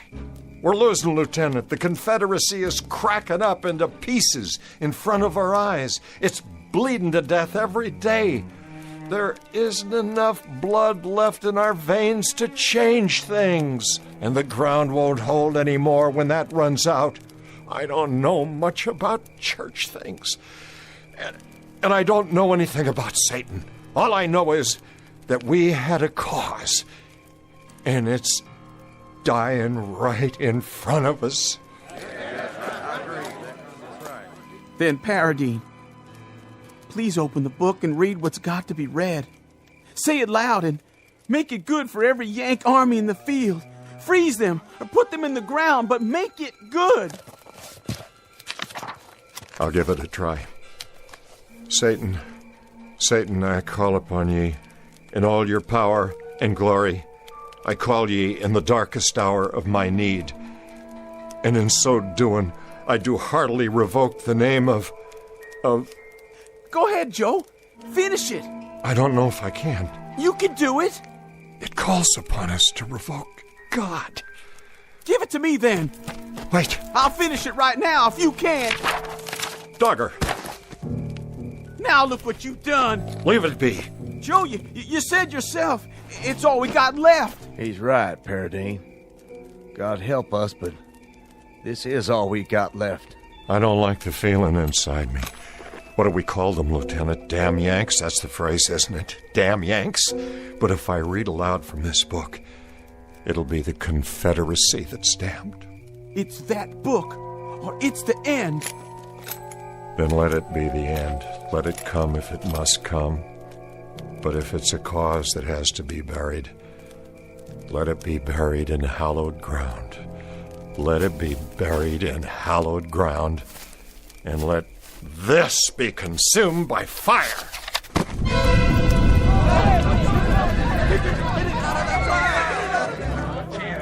Let it burn, boys. Maybe he's right. Let it burn.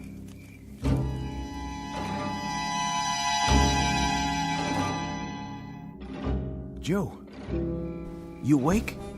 Yeah. I was thinking. You probably did right, Joe. If we got God on our side, we don't need no witch book. I hope you're right. It'll be all over soon, and then we can go home to what's left and forget all about it.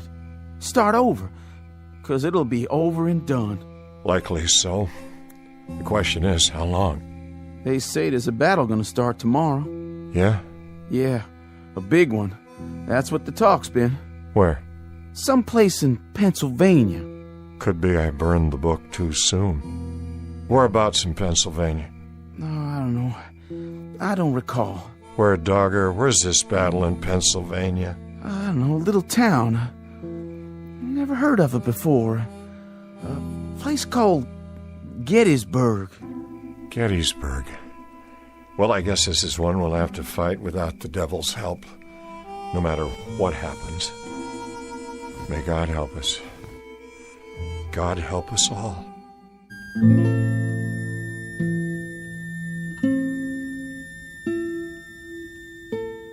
In a time to come, during what will be Joseph Paradine's old and garrulous years, he'll tell anyone willing to listen that the Civil War wasn't lost at Antietam or Gettysburg or Shiloh.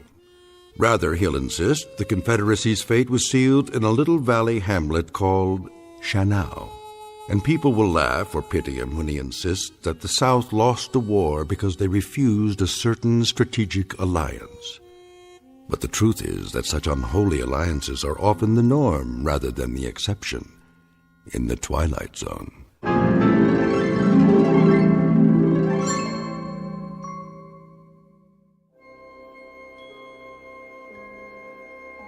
Hi, this is Carl Amari, producer of the Twilight Zone radio dramas. I'd like to take a moment to tell you about our official website at twilightzoneradio.com, where you'll get the latest news and information on these Twilight Zone radio dramas. Plus, at twilightzoneradio.com, you can digitally download 3 free episodes or any of our episodes for only $1.95 each. In this age of ever-changing technology, we've decided to make these episodes instantly available to you by making the Twilight Zone radio dramas a digital download-only series. This means that this series will no longer be offered on CD. The CD collections at our website are now being offered, while supplies last, at buy one, get one free. So be sure to get your favorites before they're sold out. Be sure to visit us often, and I'll see you in the zone.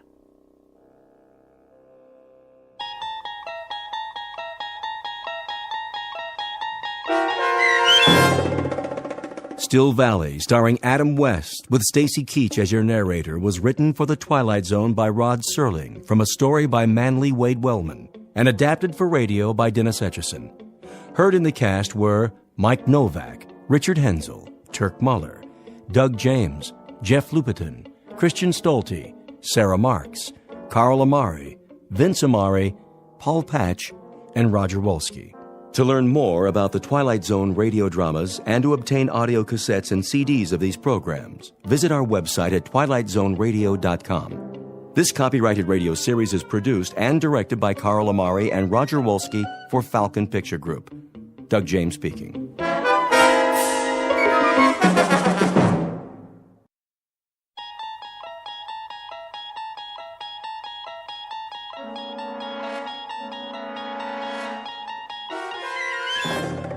You unlock this door with the key of imagination.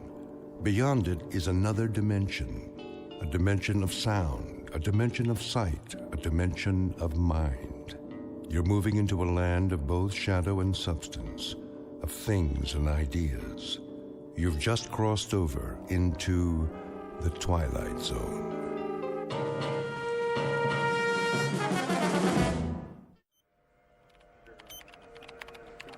.019er, steady and holding. Fuel consumption, normal. On course X6, hold coordinates. Oxygen supply, check. How does she look? Beautiful, General, just beautiful. Flight path? Right on the button, sir. No corrections? Hardly any. Couple of degrees starboard pitch right after takeoff. And the crew? A-okay, sir. A little cramped on the ship, but that's about it. Good. The White House will be pleased. About a test flight? The president's a big fan of the X6. He pushed it through Congress. Hey, then maybe I'll have a job next year. You will, Billings. You will. Count on it. This is the first step. She makes it back in one piece, and it's all systems go. General, I've got the telemetry report. Send it over to Data Control. Right away, sir. You boys have done well. So far, so good. Bring her in smooth and you can take tomorrow off. Oh, you got it, General. A couple more hours and she's headed back home. Patch me through to the ship, will you? I'd like to thank the crew personally. No problem. Set frequency. Roger that. X6. Calling the X6. Do you read? Try again. X6. Do you read? This is flight control. X6. Calling the X6. Must be some electrostatic interference. Keep trying. Yes, sir. I want to thank those boys for a job well done and tell them we'll be waiting with bells on. Maybe not a ticker tape parade this time, but that'll come. Sir? Yes? They seem to be... Seem to be what? What's the problem? Well, I don't know. Out with it, man. Something wrong? It's just that I can't find them on the radar screen. Let me see. What does that mean? It means... Well, sir, it means they seem to have disappeared. What? Could be a tower malfunction. I'll switch to backup. Nope. Main system's working. Clear skies, no commercial flights in our airspace. There's nothing. Absolutely nothing.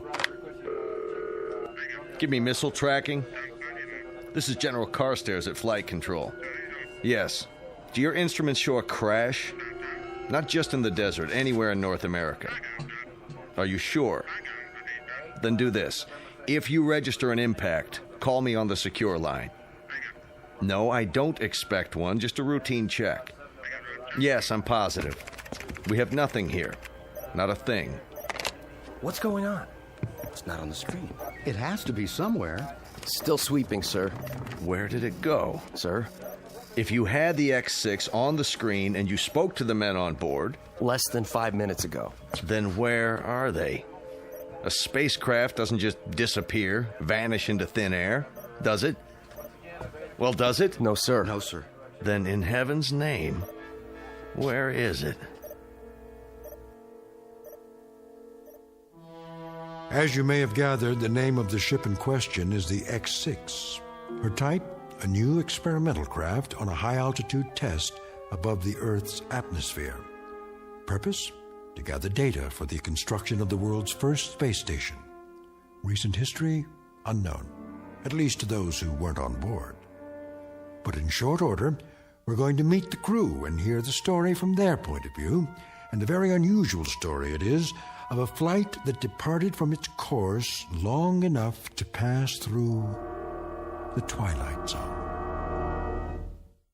And now, the Twilight Zone and our story, And When the Sky Was Opened, starring Barry Bostwick with Stacy Keach as your narrator. Well, Doc? Just a minute, Colonel. What's the verdict? Pulse is fine. On the slow side, in fact. Correct me if I'm wrong. We went through this yesterday, didn't we? You know the Air Force, check and double check. They've got a big investment in the X6. So there's a little glitch. Probably an O-ring. A little glitch? The hydraulics froze and the soft landing chute didn't deploy. You are lucky to be alive. That's what all the flight training was for. Relax your arm. Doctor. Hold still, please. I want to ask you something. Don't move your arm. 115/80. Not bad. Told you, Doc. I could have phoned it in. All right. That's all for now. Get yourself some breakfast downstairs.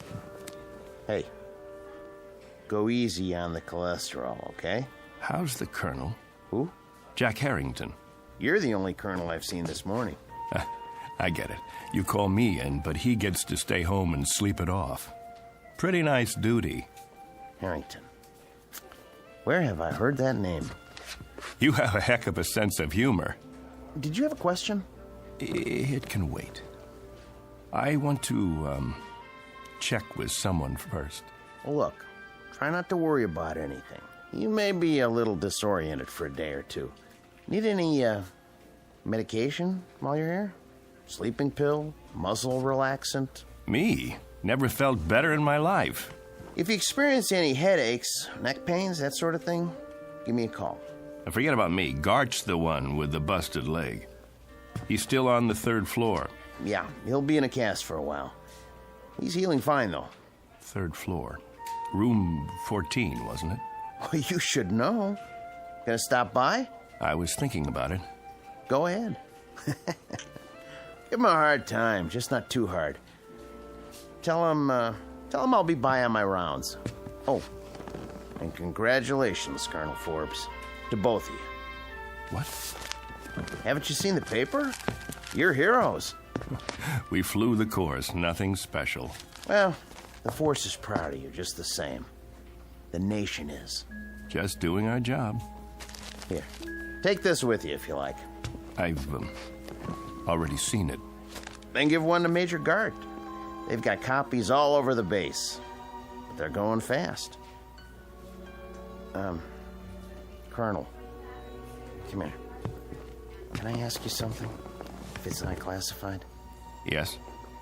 What happened up there? How do you mean? When they lost you on radar. If I could tell you, Doc, I would. You and the General and everyone else. All I know is we must have lost pressure because we blacked out. For quite a few hours. The next thing I knew, we were down and the chopper was airlifting us out of there. That's it. End of story. But you made it. That's what counts. Yes. Yes. I guess it is.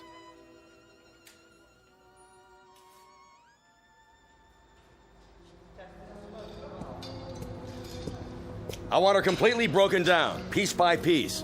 Whatever it was, we've got to find it. Doing the best we can, sir. How's the investigation coming? Well, so far, everything checks out. Meaning? The only damage evident is from the touchdown. She came in on her belly at something close to 300 miles an hour. Must have buckled part of the landing gear. Wasn't fully extended. That's why the wing looks the way it does? She plowed through a sand dune just before she stopped. If you want my opinion, sir. By all means. I don't think you're going to find anything wrong. Well, that may or may not be. But for now, we've got a mystery on our hands. We need answers. Well, it would be my suggestion. Yes? That if you want to unravel this mystery, you better check the crew, not the aircraft. The crew can't tell us a thing. How's that? We had them on radar for the first couple of hours. Everything went strictly by the book. Then they disappeared for 24 hours. Well, until they crashed down in the Mojave Desert. They must have lost consciousness because they don't know anything. The only way we're going to get answers is to dismantle the aircraft. Unless one of the crew members gets his memory back and fills in the blanks. So far, they're not talking. I'll be that as it may. I want to see every nut, bolt, and screw laid out on the hangar floor in order. Every wire, every piece of insulation. If there's anything wrong with this baby, anything at all, we're going to find it. Yes, sir. On the double, sir.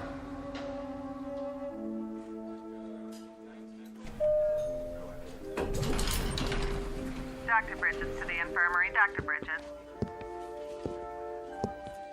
Oh, hello, Colonel. I didn't see you. That's all right, nurse. No harm done.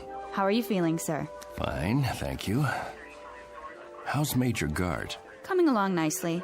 You can go on in if you like. He'll be glad to see you. Thanks. I will.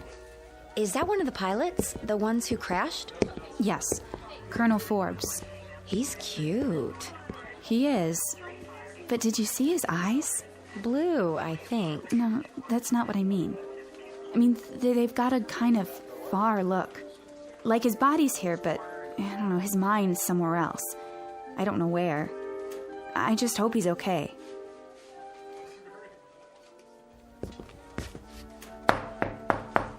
Come in.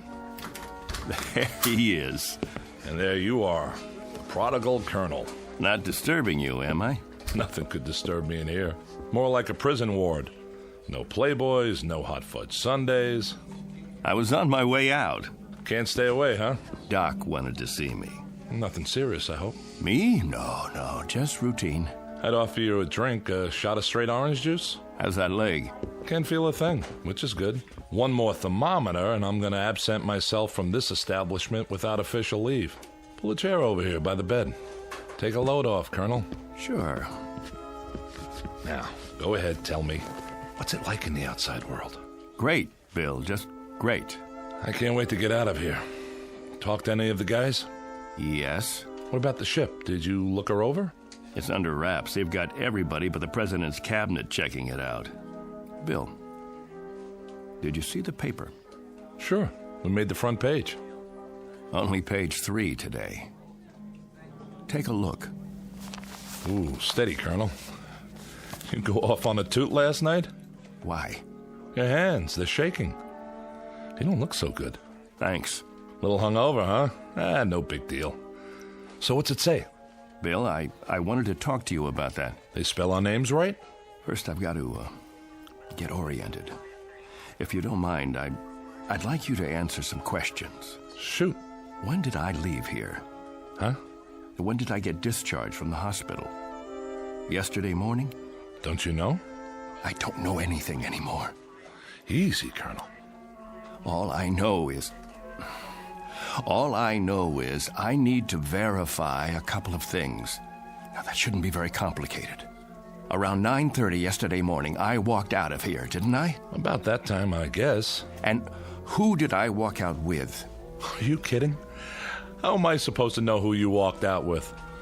Some nurse you picked up in the hall, probably. What's the matter? Can't remember a name?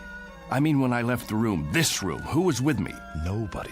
That's just it. You say nobody. I'm pretty sure I was awake, yes. If you remember it differently, What's today's paper say? Go ahead, tell me. What's it say? 2 astronauts crash in Mojave Desert. Over a picture of you and me before the flight. What else? In effect, it says that 2 intrepid voyagers into the unknown returned from the unknown in 1 slightly dented spacecraft. Sounds about right. What about the picture? I've seen better. What's in the picture?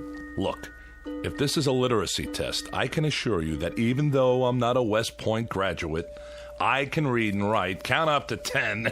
Gart, don't get wise with me now. What's it say under the picture? Read it. Colonel Clegg Forbes and Major William Gart just before their historic flight that ended in a mysterious crash. That's what you remember? I don't... You and me. The X-6 taking off. About 2 hours up, we black out, and 24 hours later, we come to in a crashed aircraft in the desert.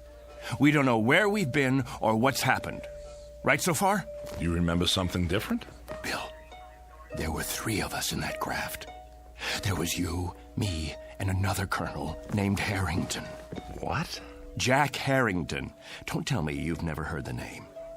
He was 36 years old. He was my best friend. I'd known him for 15 years, and you'd known him for 5. That ship took a crew of 3, and we were the 3. Now, I want you to listen very closely because, Bill, I swear I can prove it to you. I've got to, or I'll lose my mind.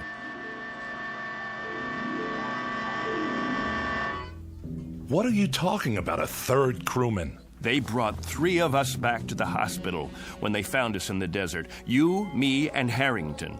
Jack and I were just scratched up. You got the busted leg. Yesterday morning, they discharged Harrington and me. There was 3 beds in this room. Now, wait a minute. We said goodbye and promised we'd come back today to visit you. Then Harrington and I left to do the town. Now, you tell me none of that sounds familiar? Clegg, I don't know what you're talking about. I don't know anyone named Harrington. Whoever he is, he wasn't on the crew with us. The X-6 carried 2 men, you and me. Nobody named Harrington. Nobody else at all. When you walked out of here yesterday morning, you walked out by yourself. There were never 3 beds in this room. Only 2, yours and mine. Something's happened to you. I mean it, Clegg. This is an after effect of the crash. It has to be. I think you'd better tell the doctor run some tests. Look, Bill, let me describe to you what I remember. Go on. I'm listening. I'll give you a chronological breakdown of everything that happened as of yesterday morning. First of all, I saw the paper. The one you just showed me? No, not that one. Yesterday's edition. I saw it on the stands downtown, only it said that 3 men came back. There was a picture of you, me, and Harrington on the front page, taken just before we took off. That's impossible. I know, it must be impossible. You say there were 2 of us. Everyone else says there were 2 of us. And now, that's what it says in today's paper. Well, then, that should tell you something, shouldn't it? A reality check. But I know there were 3 of us in that aircraft. They picked 3 of us up in the desert and airlifted us in a chopper, and 3 of us were checked over and debriefed. They kept you here because of your leg, and it was Harrington and I who left this room yesterday morning. Then we requisitioned a staff car and got a ride into town together. Bill, you said goodbye to us from that bed, and then you said, Harrington, keep an eye on Forbes. He can't hold his liquor. Those were your words. I don't know what you expect me to say. Don't say anything. Just listen. I was standing right at that door, and Harrington went back to your bed and made like he was going to sock you. I swear to you, Bill, it happened. I know it happened. And Harrington, keep an eye on Forbes, will you? He can't hold his liquor. Hey. Why, you? I'm gonna let you have it, you fresh kid. I'm gonna fix this punk's wagon. I wish somebody would. I'm gonna tell the medics he's one very sick cookie and they should hold him for observation another 7 years. You think that's long enough? I don't know. And every Saturday night, Major Gart, the Colonel and I will phone you from whatever bar we happen to be in, and if you're nice, we might even let you talk to some women. Let's go already. I hate long goodbyes. Go on, both of you. Leave me here to suffer in my loneliness and despair. Take care, Billy. We'll come in tomorrow to see you. Meanwhile, you can all read about yourself. Better memorize this in case you lose it. See? 3 space travelers returned safely. And nothing about your broken leg. Well, that's the press for you. Get out of here. I'm going to pick one up for my mother so she can frame it. One time, a fortune teller in a carnival in Des Moines said I'd be famous. It doesn't say anything about you, though. Out. And did you pick up a paper on the way out? Why? You said you had proof. I should have kept it, but it wouldn't make any difference now. If you could show me in black and white. Hold on. There's more to the story.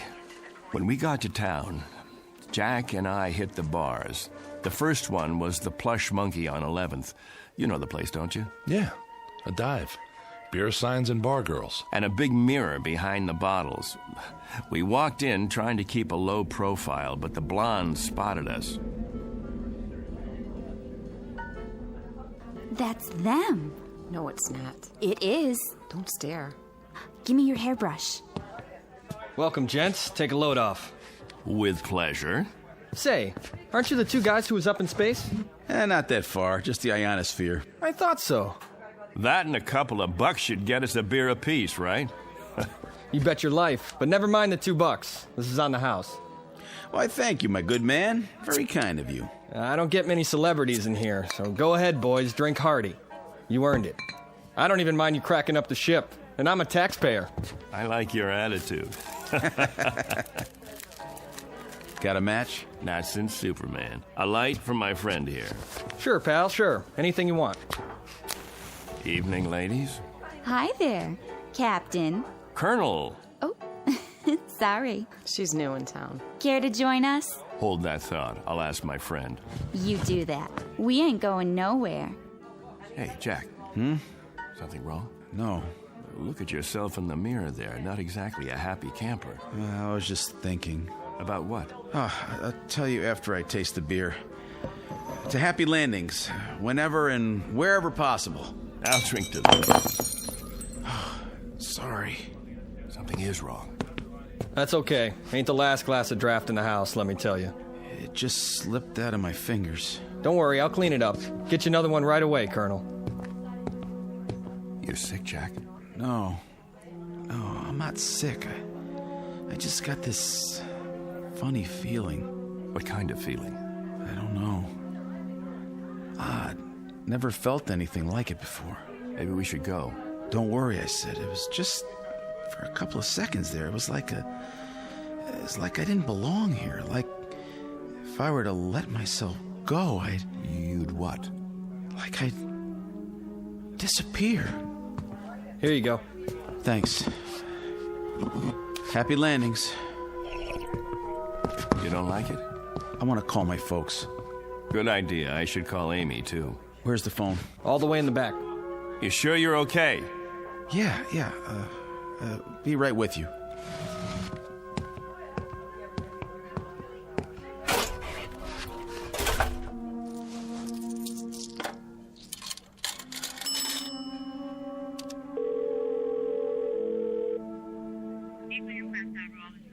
I'd like to place a call.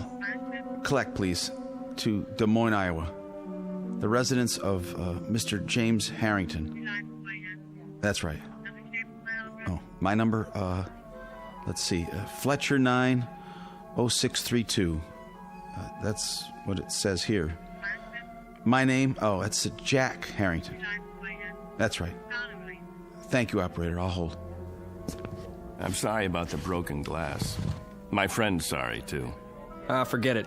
I can sweep it up as soon as I get my mop. Clegg. Yeah? Come here. Will you come here quick? Coming. Please? Does he need some change? I'll see. What's up? I just called home. Called my folks. My mother answered. Yeah? How is she? I don't know.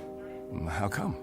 I told her it was me, and she said she didn't have any son named Jack. That's what she said. Can you beat that? I asked to talk to my old man, and when he got on, he kept saying for me to hang up. He didn't want any practical jokers bothering his wife. Said he didn't have any son at all. That's weird. Clegg, what is this? What's going on? Gag, maybe, or... No gag. It's part of this feeling, Clegg. The feeling I've got that I shouldn't be here. That none of us should be here. It's as if maybe... What? Maybe we shouldn't have come back from that flight. Maybe somebody, something, made a mistake and let us get through when we weren't supposed to. Stay put. I'm going to get you a good stiff drink to go with that beer. I have to. I told you to stay here. Shot of whiskey, please. Make it a double. Sure. Say, Colonel, you think you could do me a favor? What? Sign this newspaper? My boy'd get a big kick out of it. Wait, where did you get this? From the machine outside. Here's a pen.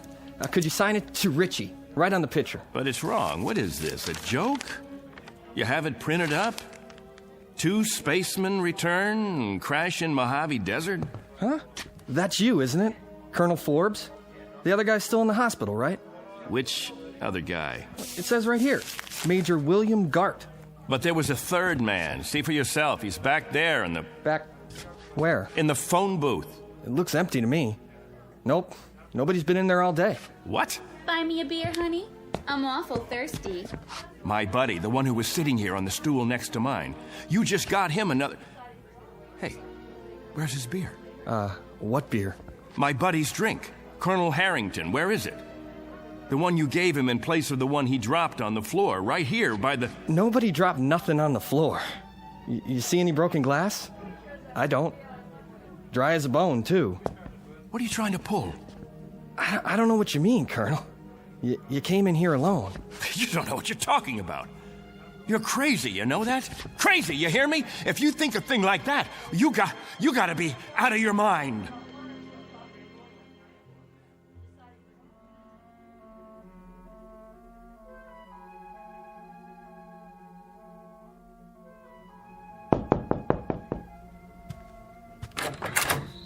What do you want? Room 8A. Here's your pizza.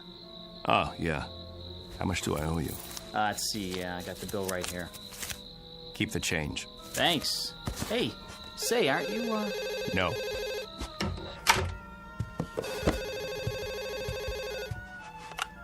Yes? Ready with your call to Des Moines. Thank you, operator. Hello? Hello? Who is this? Mr. Harrington, this is Clegg Forbes. Who? You remember me, sir? I had Christmas dinner with you and your wife last Christmas. You and your wife, and Jack. Jack who?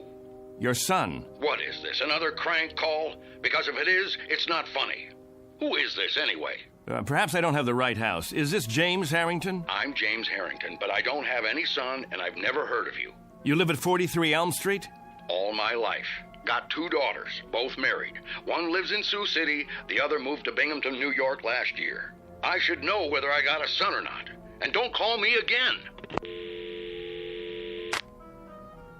Now what? Look at that face in the mirror. I don't know myself anymore.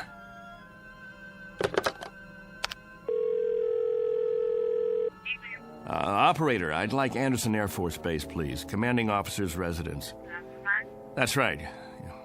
Call me when you get through.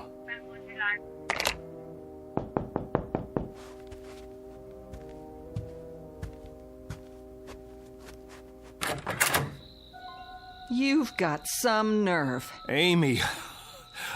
Amy, honey, am I glad to see you. Keep your hands to yourself. You, Colonel Clegg Forbes, are a devious, miserable, two-faced, two-timing... Amy, you won't understand this, but I need your help. You send me a telegram that you're getting out of the hospital in the morning and that you'll meet me at the station at 2. Well, I was at the station at 2. Amy, listen to me, please. I was also there at 3, and I was still there at 4. I could have had my pick of several Marines and an elderly gentleman who owns 25,000 shares of AT&T, but there was a missing Air Force officer named Forbes who didn't have the simple courtesy to leave a message or even a number where he could be reached. I can explain. Do you have any idea how many bars I've been to? How many hotel lobbies? Did it ever occur to you to... Amy, please! You look terrible, by the way. All right, Clegg.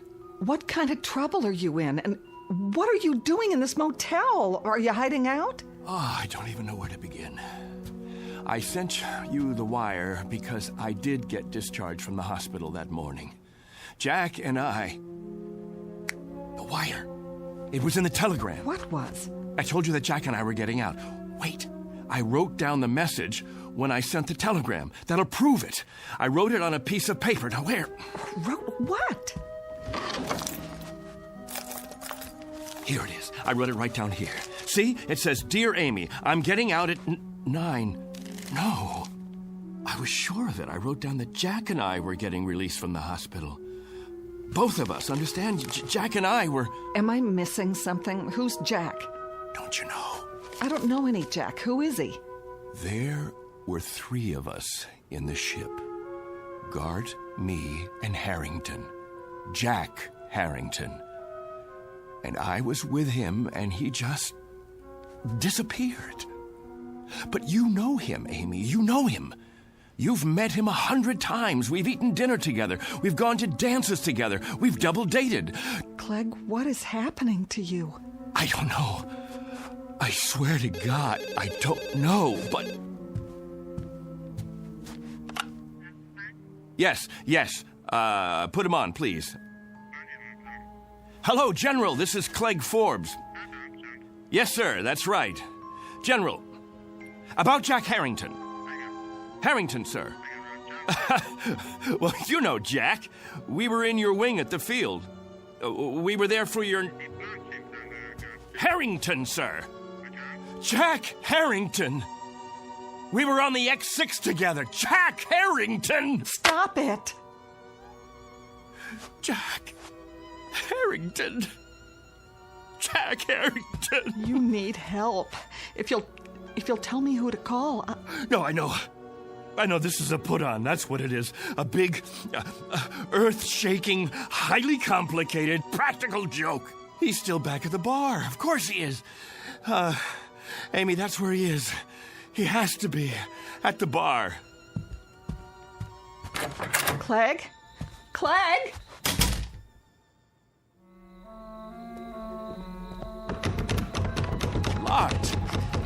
Locked? What time is it? It's late, Clegg. There's nobody inside at this hour. Open up. I know you're in there. Come on, Harrington. You gotta be. Don't! Jack, you can come out now.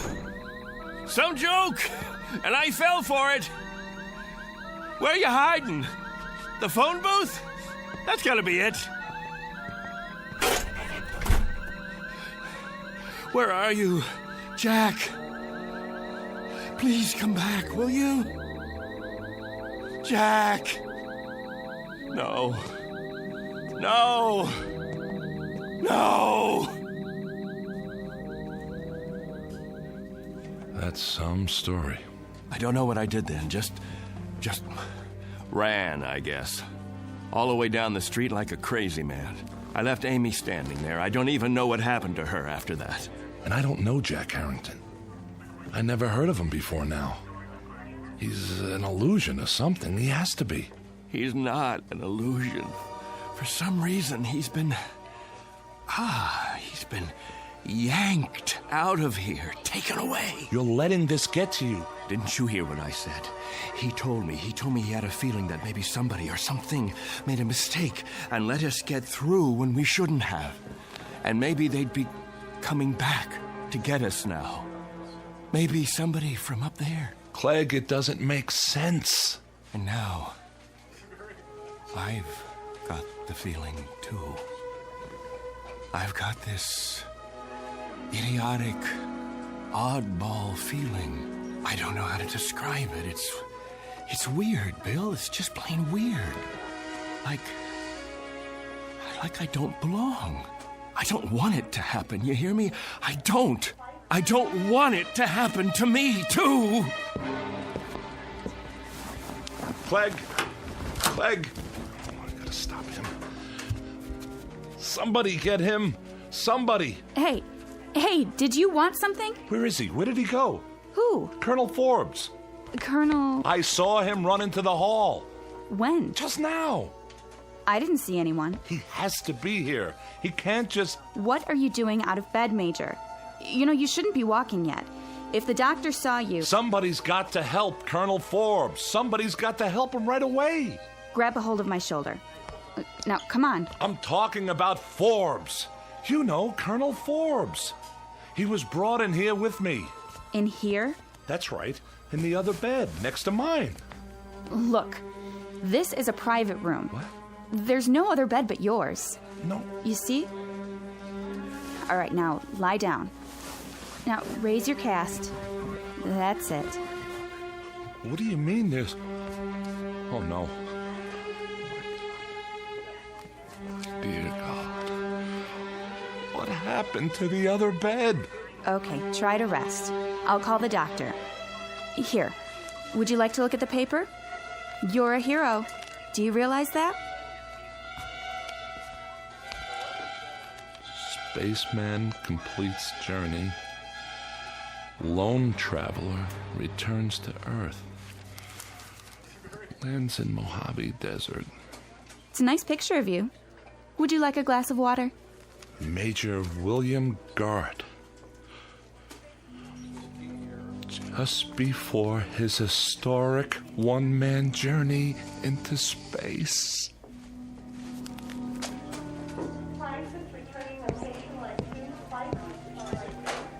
Hey, Doctor. I was sorry to hear about that crash. What did they call it? The X6? Yeah. Well, we do the best we can. When they come back. Sometimes it's out of our hands. Mm-hmm. At least it was an unmanned flight. Well, that's the one consolation, I suppose. Anyway, I wanted to check the ward. How are we fixed for beds? I've got some men in the infirmary. Let's see. 2 open rooms at the moment, Doctor. Great. Oh, and number 14's empty at the end of the hall. It can take up to 3 if we move some beds in. Well, that should do. Order some beds up from QM, will you, nurse? Yes, sir. Right away. Once upon a time, there was a man named Harrington, a man named Forbes, and a man named Gart. All were officers in the United States Air Force, trained for experimental flights into the upper atmosphere. They used to exist, but don't any longer. Someone or something took them somewhere. At least they're no longer a part of the memory of man. As to the aircraft, the X6, it's still supposed to be housed in a hangar on the base, or it will be one day. For the record, it hasn't been built yet. It's still on the drawing boards. But be careful. Don't let anyone hear you arguing about the reverse, or they might question your sanity. If you have any questions about the aircraft or the men who flew her, be sure to speak softly and only in the Twilight Zone.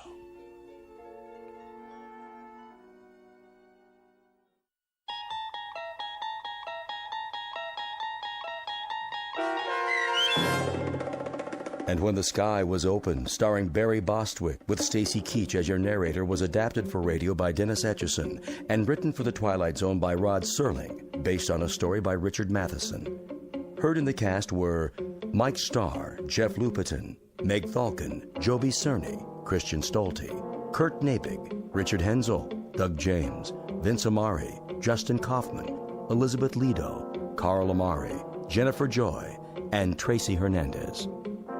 To learn more about the Twilight Zone radio dramas and to obtain audio cassettes and CDs of these programs, visit our website at twilightzoneradio.com. The producers of The Twilight Zone wish to thank CBS Enterprises, Carol Serling, Dennis Etchison, Claire Simon Casting, Terry Jennings, XM Satellite Radio, Sirius Satellite Radio, our sponsors, and our radio affiliates for helping make this series possible. This copyrighted radio series is produced and directed by Carl Amari for Falcon Picture Group. Sound design and custom Foley effects for The Twilight Zone by Cerny American creatives Bob Benson, Craig Lee, Michael Slaybach, and Matt Sorrow. To learn more about the Twilight Zone radio dramas and to contact us, visit our official website at twilightzoneradio.com. Doug James speaking.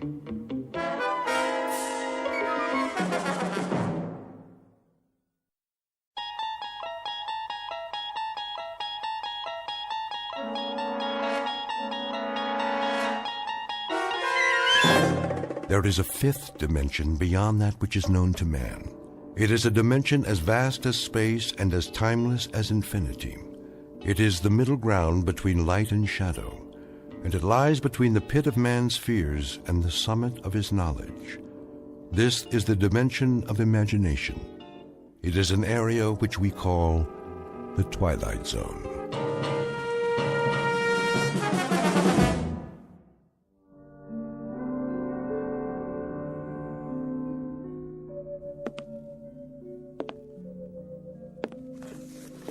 Entry.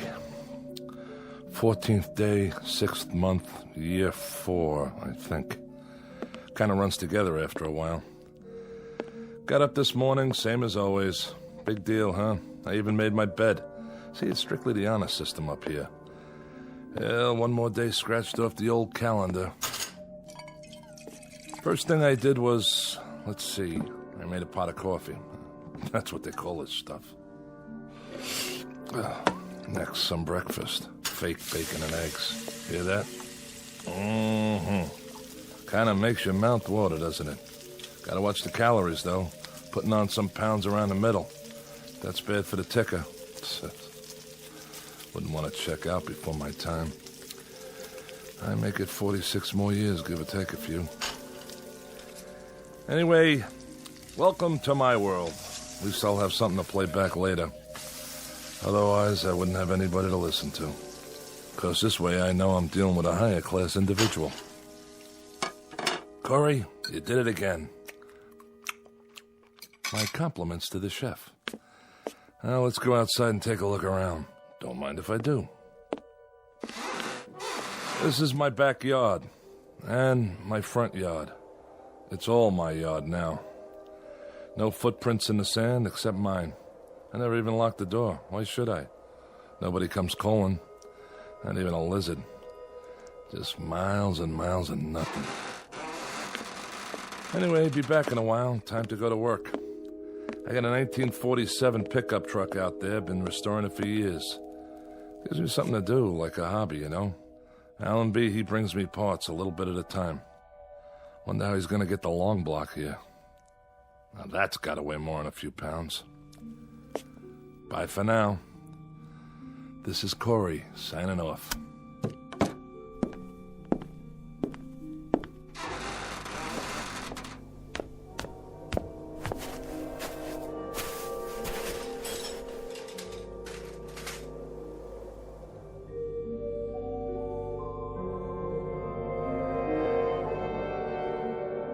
Welcome to the world of Mr. James A. Corey. A shack, a shed, and a yard made up of sand and scrub that stretches to infinity. His work? An old truck, cobbled together from junkyard parts. He takes his time, for there is a ritual to loneliness. Twice a day, Corey leaves his shack, goes over to his vehicle in progress, and makes a few minor adjustments. Then he sits in the front seat, stares through the windshield that isn't there, and perhaps succumbs to a wishful daydream that he is at the wheel of a moving car, and the car is on a highway and there is some place to go.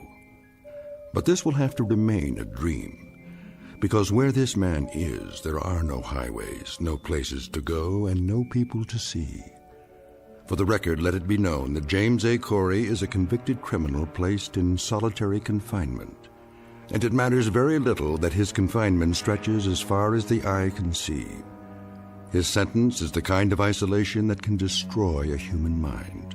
It is an exile far worse than a dungeon at the ends of the earth, because he has been banished to a place well beyond the earth. In just a moment, Mr. Corey will discover that he may not be alone for the rest of his life after all. And with that discovery will come the requisite spark of hope. But a spark is all it takes to fire a man's imagination in the Twilight Zone. And now, The Twilight Zone, and our story, The Lonely, starring Mike Starr, with Stacy Keach as your narrator. There she is, dead ahead. Got it, Captain. Prepare for planetfall. All systems check. Sir? What is it, Carstairs? I got a question for you. How can we still call it planetfall if it's only an asteroid? That's a good one. Well, call it whatever you like, off the record. But we're on the record now. This isn't a training mission. Set the coordinates. Yes, sir. The surface is coming up mighty fast. I don't know how you can tell one sand dune from another. By doing this every 4 months, year after year. That's how. Corey's shack is just over the rise. I don't see... It's right there. Fire retro rockets. Decreasing speed. Ready to nose up. Nose up. 40 degrees. 60. Keep pulling. 75. 80. 88. 90 degrees, sir. Now angle her down. Tail first. Piece of cake, Captain. What are the numbers? 0400 hours, Earth time. Fuel 0.87 capacity. Cutting in a little close, sir. Ah, those meteors on the way out. We lost some precious time. Corey won't be very happy. He's not supposed to be happy, is he? You don't know him the way I do, Adams. He waits for these deliveries like a kid on Christmas. Always wants to hear how things are back home. What the women look like, how the world has changed. I'm the only contact he's got. If I didn't stop here, I think he'd go stir-crazy. What do you do, anyway? He stopped caring, that's what. After he lost his wife. Yeah? And he got in a fight. Some say it wasn't his fault. The guy died, and he ended up here. They don't have room for any more criminals back home. The new regime, huh? I read about that. But he's had a lot of time to think. Nothing to do here but think. Prepare to set her down. I want a 3-point landing this time. Yes, sir.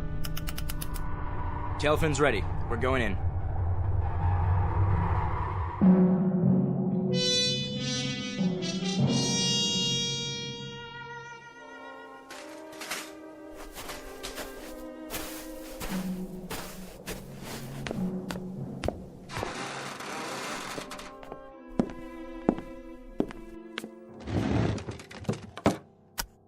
Entry, 15th day, 6th month, year 4. I'm even measuring time by this place now. I go on every day like the day before and the day before that. The weeks, the months. But I can't give in. I have to stick it out. There'll be a supply drop coming soon, I think. They're overdue. Hope it's Allenby's ship, because he's a decent man and he brings me things. Like he sneaked the parts for that antique out there. Few pieces at a time, as much as he could carry. Thank God for that truck and the hours it used up. I can look at it out there and know it's real. And reality is what I need. Because what else is left that I can believe in? The desert? The wind? Myself? Here's a thought. Maybe I'll end up like that truck. Inanimate. Nothing but an object sitting in the sand. Wonder if I'd still feel the loneliness. Would I feel anything? Hey! That's it. The ship. Hear that, diary? Now I don't have to talk to you. I've got somebody else. Besides myself. Be back later.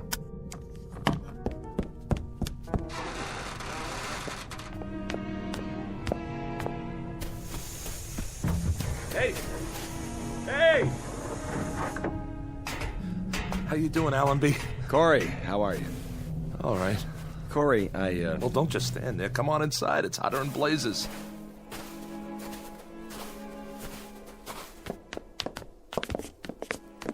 What a place you got here. Glad you like it. I didn't say I liked it. I think it stinks. And I guess you think I don't? I don't know what you think. Hey, take it easy, Adams. Well, you don't have to live here now, do you? No, but I've got to come back here 4 times a year. And that's 8 months out of 12, Corey, away from Earth. Sometimes my kids don't even recognize me when I get home. I'm sorry. I'll bet you are. Come on, fellas. Have some coffee. I got some clean cups. That's all right. Corey. Wait, what am I thinking? Let me pour you a real drink. Thanks, Corey. It's real nice of you. Not right now, Carstairs. If you say so, Captain. Hey, this isn't so bad, huh? I like the way you set it up in here. Sure. I have what I need. Most of it anyway. Thanks to the captain there. Yep, you got it made. This is Corey's kingdom, and it never changes. Sit down, everybody. How about a little poker? 4-handed draw, jacks to open. Who's in? We don't have much of a layover this time. All right, no openers. Joker's wild. There was some trouble on the way, and we lost time. Deuce is wild. How's that? Or blackjack? Anybody want to play blackjack? You can count to 21, can't you, Adams? Listen to this guy. Look, we've only got 15 minutes, guys. So what? Nobody's checking your schedule out here. What's the big deal? I'm sorry, Corey. This isn't an arbitrary decision. If we delay our departure by more than 15 minutes, that places us in a different orbital position. We'd never make it back to Earth on the fuel we've got. We'd have to stay at least 14 days before we're in position again. So? Why not hang out here? I've got some beer put away. I can turn up the generator and get it cold. We'll sit around, talk. It's just not possible. It's a few lousy days. A few hours, even. A couple of card games, at least. How about you guys? What's the matter? Think I'll murder you or something over a bad hand? Not this time, Corey. All right. 3 or 4 minutes gone already. Better get going. I wouldn't want to foul up your schedule. Not for a lousy game of cards or a few bottles of crummy beer. How's your water supply? Don't worry about it. I got plenty. Well, I'll have a cupful then, if you can spare it. Sure. We've got some fresh on board. I'll have the men bring it over. You do that. I brought you a few more things, too. I thought you could use them. Thanks. Any news? Not yet. But I told you last time, there's been some pressure back home about this kind of punishment. A lot of people think it's unnecessarily cruel. Well, who knows what'll happen the next couple of years. Well, they may change their minds, rewrite the law, bring you back to a prison on Earth like the old days. Allenby, I have to tell you something. Every morning when I get up, I tell myself that this is the last time. That I won't be able to live another day alone, not another day. And by noon, when I can't keep still anymore and the inside of my mouth feels like gunpowder and burnt copper and deep down in my gut, I've got an ache that won't go away and it starts to spread through my body, tearing little chunks out of me. Then I think that I've got to hold out for one more day, just one more day. But I can't keep doing that forever. You hear me? Or I swear I'll lose my mind. You're breaking my heart. What do you know about it? That's enough. Let him go. Why should I? What do I have to lose? I said... Take your hands off me, you nutcase. Watch your mouth. Corey. He shouldn't worry about losing his mind. Look at him. He's already lost it. Back off, Adams. Now you and Carstairs go back to the ship and get the supplies. Yes, sir. Go on. Do as I tell you. And the big crate, the one with the red tag, handle that one gently. How about using the truck out there? Some of the stuff's pretty heavy. It's not running today. It isn't, huh? What's the matter, Corey? Out of gas? Lots of places to go around here. There's the country club past the mound over there. And the seashore over that way. And the drive-thru restaurant. That's around here someplace, isn't it? Knock it off, Adams. Get the supplies. I'm going. I brought you some parts for the truck. A set of coil springs. I got some magazines, too. Strictly on my own. And some old vintage movies. Science fiction. You'll get a kick out of them. I'm sure I will. I brought you something else. Yeah? It would mean my job if they found out. Look, Allenby, I don't want your gifts. I don't want your tidbits. Makes me feel like an animal in a cage and there's a nice old lady out there who wants to throw peanuts at me. Allenby, I only got one question. What about the pardon? I'm afraid you're still out of luck. That's what I figured. The new regime, huh? The sentence reads 50 years. And they're not even reviewing cases of homicide. Allenby, take a look out there. What do you see? This is 90% of the view I'm going to have for the rest of my life. Did it ever cross your mind? Because it crosses mine every hour of every day. Unfortunately, we don't make the rules. All we do is deliver the supplies and pass on information, because you're out of position for radio contact. Yeah, that's why they picked this place. Look, Allenby, a pardon. That's the only information I want. I'm not a murderer. I know. It was self-defense. A lot of people believe me, and it happens to be the truth. I killed in self-defense. I remember, Corey. Then why am I here? I doubt if it'll be much consolation to you, but this kind of assignment isn't easy. Stopping here 4 times a year, having to look at a man suffering? You're right. It's not much consolation. Here they come. I can't bring you freedom, Corey. All I can do is try to bring you things to help you keep your sanity. You want this big crate opened up, Captain? Not yet. Stay there. I'll be right out. Okay, I'll bite. What's the big box? You can open it after we're gone. If it's 20-year supply of puzzles, you can take them with you. When I want a problem to solve, all I have to do is look in the mirror. We've got to go now. Did you hear what I said, Corey? Wait till we're gone to open it. And this is important. When you open up the crate, there's nothing you need to do. The item has been vacuum packed. It needs no activator of any kind. The air will do that. There'll be a booklet inside that'll answer any of your questions. You're being awfully mysterious. I don't mean to be. It's just like I told you, though. I'm risking a lot to bring it here. They don't know what it is, so I'd appreciate it if you wait till we get out of sight. No problem. Give my regards to Broadway. And every place else while you're at it. Sure, Corey. I'll see you. Allenby! Yes? I don't much care what it is. But for the thought, Allenby, for the decency of it, I thank you. You're quite welcome, Corey.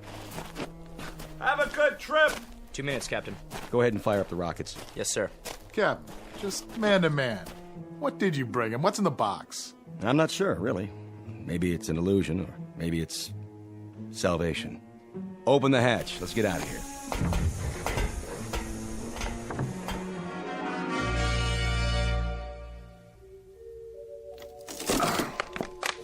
What? You are now the proud owner of an XB-1 robot. This model represents the latest in modern technology. Do not think of it as a machine. For all intents and purposes, it functions as a highly sophisticated simulacrum of a human being. Hello. My name's Alicia. What's yours? Hold on a minute here. Don't I speak clearly enough? No, you sound fine. Fine. What is this thing? Both physiologically and psychologically, she is comparable to a living human with a full set of emotions, a writable memory track, and the ability to reason and to speak. She is immune to organic illness and under normal circumstances should have a lifespan similar to that of a human being. Caution must be taken against exposure to excessive heat and moisture. She comes complete with a loose-fitting microfiber garment for general use. Would you answer my question, please? What question? What's your name? Corey. My name's Corey. I like that name. Good. Glad to hear it. Now, if you don't mind, what are you doing? What is this place? This is mine. My place. Yours? Where I live. Alone. Allenby must think I'm pretty far gone. Hey, don't move that. It's my cup. I've still got some water left. Water? Do you like water, Corey? Yeah, I like it. Leave it, I told you. Would you like some more water? No, that's okay. Not right now. Very well. Where is your place? Where? On an asteroid, all right? Asteroid. I know that word. 6,000 miles north to south, 4,000 east to west. It's got atmosphere, gravity, the works. Now, why don't you just... What, Corey? Stop saying my name! Get out. I don't want some machine in here. I'm not a machine. I'm an XB1. Go on, get out. Corey? Corey? Corey?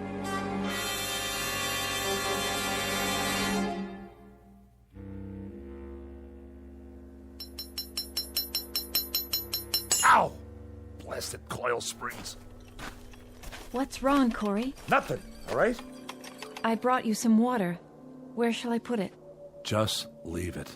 But it will get warm on the sand. It won't taste as good. You know that, huh? What it tastes like? I can feel thirst. Yeah? What else can you feel? I don't understand. Can you feel heat and cold? The wind? Yes. How about pain? Can you feel pain? That too? Ow. How can you? You're a machine. Excuse me. A different kind of machine. Yes. Of course you are. So why didn't they build you to look like a machine? Aren't you made of metal with nuts and bolts sticking out of you? With wires and electrodes? Would you prefer that? You know, I might. Because then you wouldn't be a lie. A lie? Why do they cover you with stuff that looks like flesh? Why even give you a face in the first place? A face that if I look at it long enough, it almost makes me think... makes me believe that... Believe what? Stop asking me stupid questions. I didn't mean to. Look at me.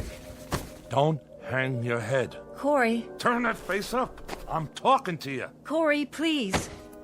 Don't give me any of that phony stuff. Somebody program it into you? Why? What's the point? To mock me? I'm not mocking you, Corey. Yes, you are. Every time you talk to me, every time you look at me, like right now, I'm being mocked.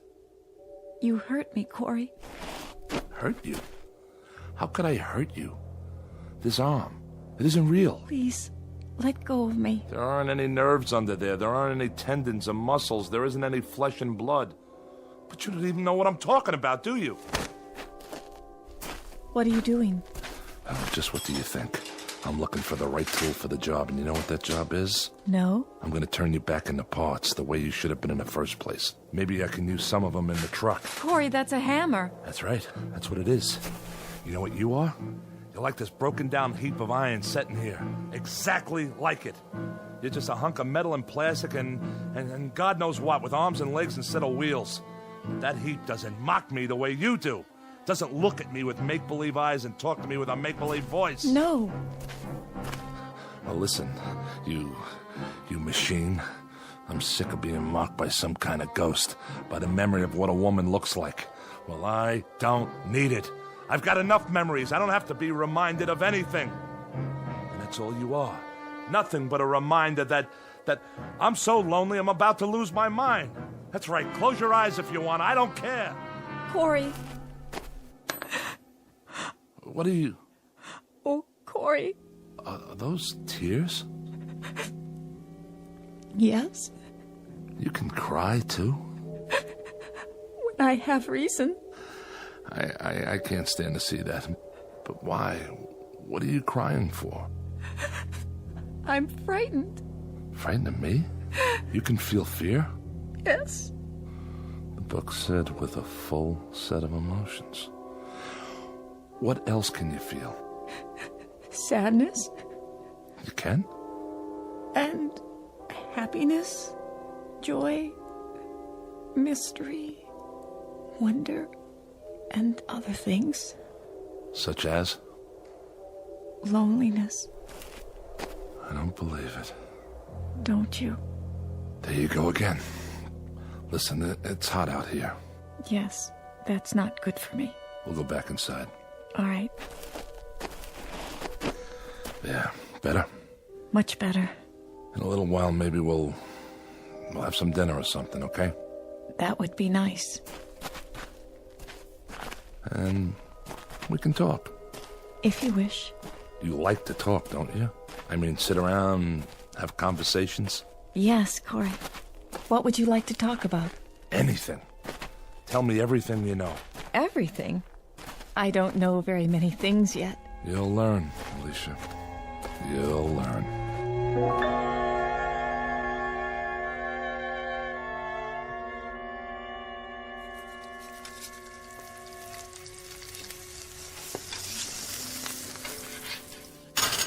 Here you go. Of course, it's only freeze-dried, but it isn't bad. You're not a vegetarian, are you? No, Corey. I hope you enjoy it. Me? This is for both of us. It smells wonderful. You haven't touched your wine. I'm fine, thank you. No. Go ahead, drink up. I don't require food or drink, Corey. Is that right? Yeah, of course. What am I thinking? You should have let me prepare the meal. Why, you're not a slave. We're going to be partners from now on, you and me. No, but it means so much to you. I like to see that. It makes me feel happy. Does? Of course, I'm not a true human being as you are. I don't care. I don't care how you were born or made. You're flesh and blood to me. I need you, Alicia. Do you understand? And I need you, Corey. Okay. Now that we got that settled, let's drink up. Here's to us. From now on, we don't need anybody else. Yes, Corey. Drink up.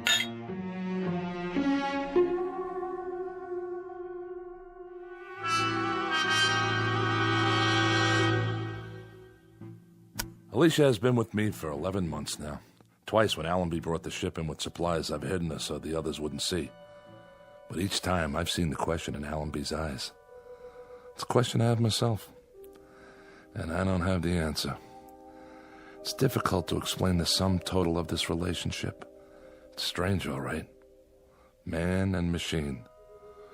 But it's also man and woman. There are times when even I know that Alicia is simply an extension of me, a mirror of my needs. I hear my own words coming from her. The things she's learned to love are the things I love. Where do you want to store the magazines and books, Corey? Anywhere, Alicia. Anywhere you'd like. I think I've reached the point now where I won't analyze her any longer. I accept her as a part of my life, an integral part. I don't know how I ever got along without her. Because I'm not lonely anymore. Each day is something I can live with, something new. It's a gift. Nothing else matters. Because I love her. I've been trying to get up the courage to tell her. That's all for now. Alicia? Yes? I think I'll go outside and work on the truck for a while. Shall I go with you? That's all right. No, wait. Why not? You can see how it's coming. Just don't stay in the sun too long. I won't. I haven't done much work on it lately, but it's gonna get finished. And it'll be great, I promise. I believe you. Go on, get in the front seat. If you like.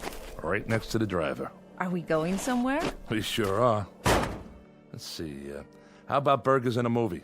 But we have the movies Allenby brought us. Haven't you ever been on a date? First, I pick you up.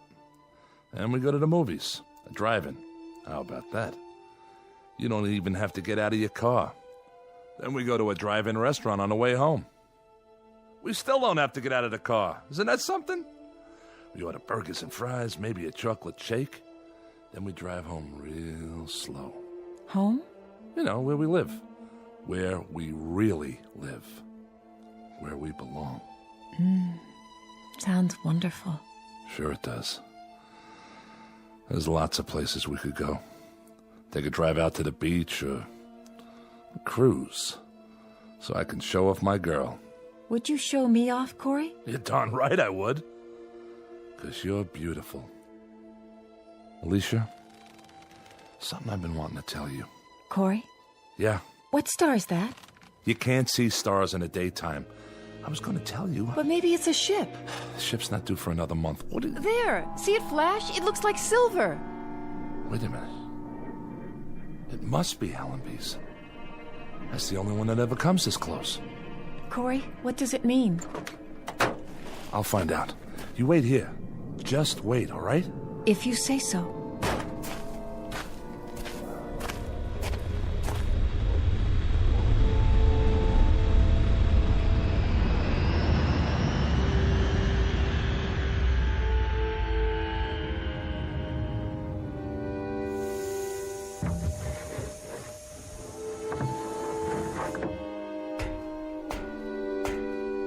Allenby? Hello, Corey. What are you doing here? Have some trouble? No, we had no trouble. What's the matter, Corey? Aren't you glad to see us? But you don't have a scheduled stop for another month. This is a scheduled stop. What are you talking about? We've got good news for you, Corey. Hold on. Let me tell him. Tell me what? Well, Corey... Forget it. Whatever it is, I'm not interested. You'd better hear what it is first. You heard me, Allenby. I'm not interested. Don't you get it? I don't care what happens on Earth. Not anymore. You will this time. I guarantee it. Doesn't make any difference. It's worse. If we'd come back a month from now, he'd have been eating sand or something. I'll see you guys. Leave the supplies by the shack. Corey! Listen to me. It's this way, Corey. All the sentences have been reviewed. They've given you a pardon. We're not here to bring supplies. We're here to take you back home. What? But we've got to take off in exactly 10 minutes. We can't wait any longer. We're almost out of fuel. Any more than 10 minutes, and the coordinates will be wrong, and then I don't think we'd ever make it. Wait a minute, Allenby. What did you just say? What did you say about... You heard me right. A pardon. It won't do any of us any good unless you pack your stuff and get ready to move, Corey. We've picked up 7 men from other asteroids, and we've only got room for about 15 pounds of gear. So grab what you need and leave the rest of it behind, such as it is. I don't even have 15 pounds of stuff. I've got a shirt, a pencil, and a recordable diary. Pair of shoes. The truck you can leave here for the next poor devil. There won't be any next poor devil. There won't be any more exiles. You're the last. We'll leave it here to Russ then. The farthest auto junkyard in the known universe. And Alicia and I will wave to it as we leave. We'll just look out of the porthole and throw it a kiss goodbye. The car, the shack, the salt beds, the sand dunes, the whole works. Alicia and I will just... Who? Who, Corey? Oh, my dear God. I forgot. Allenby, it's Alicia. You remember her. Is he out of his mind? Who's Alicia, Corey? Who's Alicia? Adams, you idiot. You brought her here. You brought her in a box with a red tag on it. She's a woman. Well, a robot, technically, but closer to a woman. Much closer. She kept me alive. I swear to you, if it weren't for her... Corey, I don't know what to say. You worried about Alicia? You don't have to be. I tell you, she's just like a woman. And she's gentle and kind, and without her, I tell you, I'd be finished. I'd have given up. The only reason you'd have to come back would be to bury me. That's what you wouldn't let us look at, huh, Captain? The crate. Sorry if I wasn't supposed to tell them. It doesn't matter now, Corey. But unfortunately, there's another problem. Problem? There are no problems left on heaven and earth. We'll pack up 15 pounds of stuff and we'll climb in that ship of yours, and when we get back to that beautiful green earth... 15 pounds? 15 pounds? You've got to have room for more than that. Throw out some equipment. Alicia weighs more than 15 pounds. That's the point, Corey. We're stripped now. We've got room for you and nothing else except that little recorder of yours and the pencil. You'll have to leave the robot here. Allenby, she's not just a robot. You leave her behind. That's murder. I'm sorry, Corey. No, you don't understand. You can't leave her. Alicia! Come here! You'll see. You'll see why you can't leave her. Alicia! Alicia! Where is she, Corey? I don't know. Look, just pack your gear and get out. Captain, we've only got a few more minutes. Come on, Corey. No! I'm not leaving without her. I told you that. I can't leave. This is our last trip. It's off the route now. That means no supplies. That means if you stay here, you die here. And if you make that choice, there'll be a day, Corey, when you'll pray for death to come quickly. I can't help it, Allenby. I can't leave her behind. And you won't take her. So that means I stay. Alicia! Come here, Alicia! Let them see you. Don't be afraid. Corey, listen to me. I saw this thing get crated, shoved into a box. It's a machine with servo motor and wires and circuits and batteries. She's a woman! Captain Allenby, we've got to take off. How about it, Captain? We better leave him. We can't do that. Sick, mad, or half alive, we've got to bring him back. Those are the orders. Corey, it isn't just you now, it's all of us. So we can't argue anymore, Corey. We have to take you one way or another. I'm sorry, Corey. Grab him. No, you don't. Alicia! Stop him. Corey! Come on, Corey. We'll carry you if we have to. There you are. Alicia, talk to them. Tell them you're a woman. Tell them... Corey, is it all right? You said to hide. What are they doing? Are they hurting you, Corey? I have no choice, Corey. No choice at all. No, Allenby, I tell you, she's a human being. She's... Corey, I'm frightened. Corey! No. You see, Corey? There's nothing behind that face except wires and circuits and visual receptors. Alicia. Alicia. Corey? Corey? Corey. Corey. Corey. Come along now. It's over. Yeah. It's over.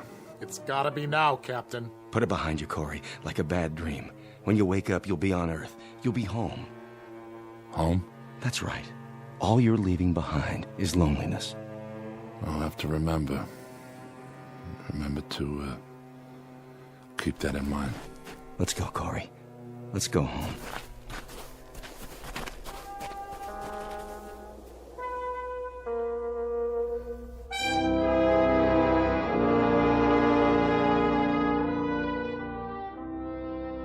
Down below, on a microscopic piece of sand that floats through space, is a fragment of a man's life.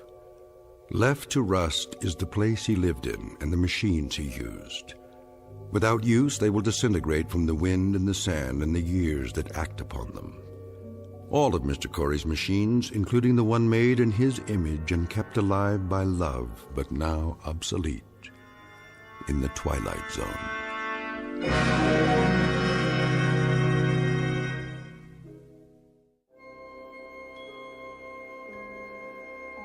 Hi, this is Carl Amari, producer of the Twilight Zone radio dramas. I'd like to take a moment to tell you about our official website at twilightzoneradio.com, where you'll get the latest news and information on these Twilight Zone radio dramas. Plus, at twilightzoneradio.com, you can digitally download 3 free episodes or any of our episodes for only $1.95 each. In this age of ever-changing technology, we've decided to make these episodes instantly available to you by making the Twilight Zone radio dramas a digital download-only series. This means that this series will no longer be offered on CD. The CD collections at our website are now being offered while supplies last at buy one, get one free. So be sure to get your favorites before they're sold out. Be sure to visit us often, and I'll see you in the zone.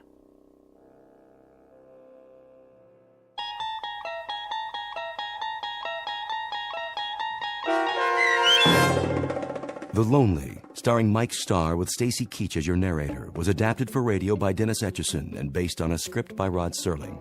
Heard in the cast were Taylor Miller, Doug James, Carl Van Sickle, and Adam Blaine.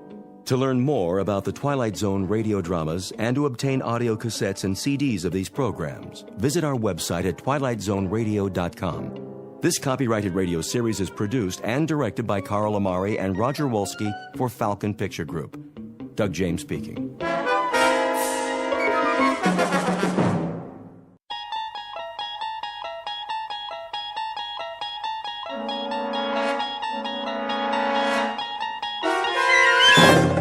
You're traveling through another dimension. A dimension not only of sight and sound, but of mind. A journey into a wondrous land whose boundaries are that of imagination. That's the signpost up ahead. Your next stop? The Twilight Zone.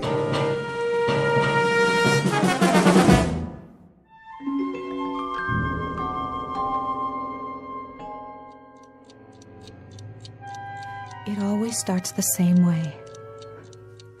I'm trying to sleep. It's the middle of the night, pitch black. I'm so tired I can't think. But I'm nervous, too, like I know something is going to happen, but I can't remember what it is. I hear a clock ticking and I look, but I can't see it. Then all of a sudden, I'm really thirsty. It must be hot in here because my throat is dry and I can't make a sound. Somehow I know there's a glass of water on the table, so I reach over, but it slips out of my hand. It hits the floor. and breaks. And that's when I hear the footsteps. It's a nurse. I don't know how I know that, but I do. She passes my room and keeps on going. I'm still thirsty, so I get out of bed. When I get to the hall, I see the elevator at the end. The nurse gets on and the door starts to close. I want to say something, but I can't. My mouth is too dry. I go after her. And the door closes. I look up and the dial's going all the way down to B. I push the button and stand there and wait till it comes back up to the 3rd floor. And I get on. It starts again and it doesn't stop till it gets to B.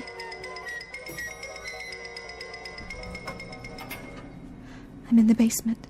It must be the basement. There are pipes on the walls and equipment, metal carts, and what do you call them? Gurneys. I don't know where I'm going, but the door at the end is still swinging. It says 22 in great big black numbers. The only thing I know for sure is that I don't want to be here. It's creepy. I have to get out fast. Then the door swings open at the end of the hall, and it's that nurse. She looks at me and sort of smiles, and then she says, "Room for one more, honey." "No! Let me out of here, please, somebody! Help me!"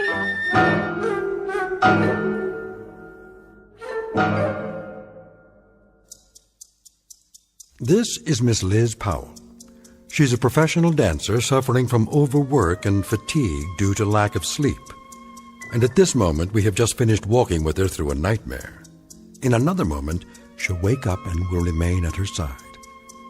The problem is that both Miss Powell and you will soon reach a point where it may be difficult to decide which is reality and which is nightmare. A problem uncommon, perhaps, but one peculiar to the Twilight Zone.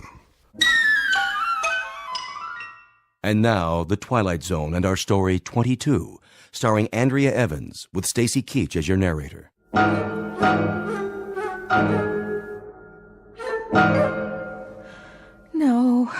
No. It's all right, Miss Powell. You're safe now. It was just a dream. You don't know that. It's so real, and it keeps happening over and over again the same way. How many times? Every night. 3 or 4 days at least. I lost track. Doctor, it's so bad I can't even go to sleep. That's why I'm still so tired. Look at my hand. See, it's shaking. Yes, I see. Very nice wristwatch, by the way. Thanks. Barney gave it to me. Barney? My agent. Doc, give it to me straight. When am I going to get out of here? Soon. It hasn't been that long. 6 days already. Tell me, will you, what is wrong with me? I want to know the truth. I've given you a thorough examination. There's nothing organically wrong, except for your reaction times. Your reflexes are a bit slow, and you're on edge emotionally. Well, wouldn't you be? I'd say you're exhausted, Miss Powell, physically and mentally. The only thing holding you back from a full recovery is lack of sleep. So give me a shot of vitamins or something. I'm afraid it's not that simple. You need more rest. And liquids. There are still signs of dehydration. I'd like to keep you here a few more days. A few more? I have to get back to work. And run some additional tests, just to be sure. Sorry, Doc. I can't do that. If you don't, you really will collapse. Where did you say you work? At the Plush Monkey. I'm a dancer. 3 shows a night. Then it's out of the question. But I'm the feature dancer. You don't understand. They booked me for a week. Barney already signed the contract. If I don't show, the customers will want their money back and the whole tour gets canceled. Barney will kill me. I'm sure you can work something out. You don't know Barney. Well, you'll have to miss at least one more night. Simple bed rest, a sedative to help you sleep, and the IV to bring the fluid levels back up. I never should have listened to Janine. Janine? She just finished a week at the club. She pulled a muscle last year, and she said this was the place to go.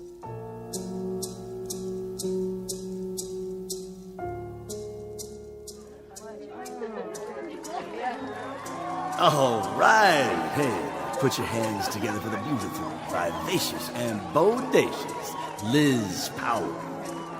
Now remember, she'll be headlining all week. Look, we're going to take a short break right before we introduce Sabrina. We got 2-for-1 drinks and free hors d'oeuvres at the bar. I don't know what's wrong with me. You did fine, kid. Dynamite. No, I didn't, Barney.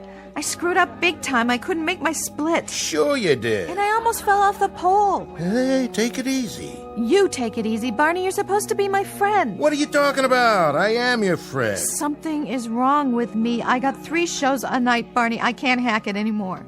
Now, you go in the dressing room and lie down for a while. Have a cup of coffee and a couple of aspirin. You're still on the wagon, ain't you? Of course I am. 4 years clean, not one drink. Good. Well, that's okay then. Barney, please. I need some time off. Sure. Soon as the gig is over. Then you can go to Miami for a few days. Kick back. I don't even know if I can do the next show. Well, how are those new high heels? Just dandy. Did you eat tonight? I can order you a steak. I ate a Chinese chicken salad, all right? That's not it. Well, then you go on in there. You close the door and you take a load off. Put your feet up. Trust me, you feel like $1,000,000, which is what you look like, dollface. All right, Barney, if you say so. I gotta go buy Platinum Pete's anyway. What for? Check out the competition. See you in the funny papers, kid. And remember, you're a star, so start thinking like one. Call me tomorrow? Sure I will. Right now, don't you worry that gorgeous head of yours about nothing. You promise? I'll try. Oh, so tired I can't even think. Is my head killing me? See if I got a couple more aspirin.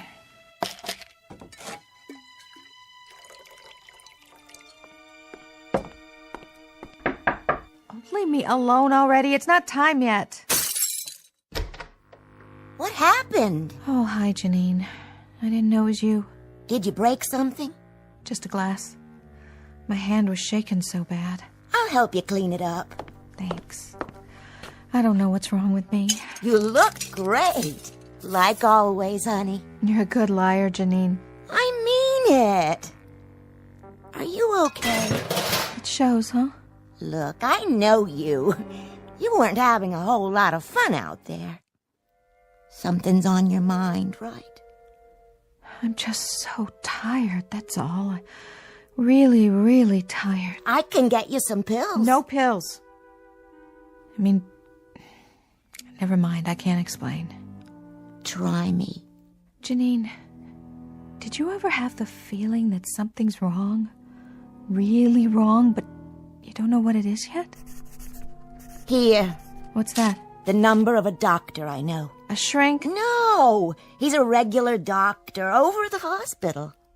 Remember when I pulled my quadriceps? He gave me a shot of cortisone right in the muscle and some B12. I only missed one show. But I don't have anything wrong with my leg. Just the same. Call him. Whatever's wrong with you, he'll fix it. No questions. Get Barney to pay for it. Thanks, Janine. You're the best.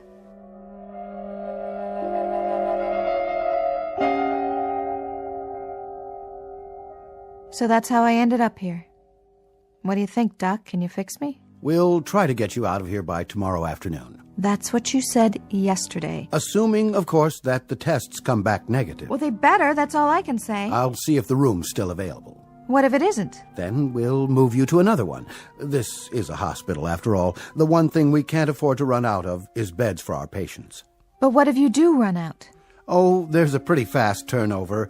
People check in and check out. I don't like the sound of that. Why not? Check out. It sounds like you mean they die.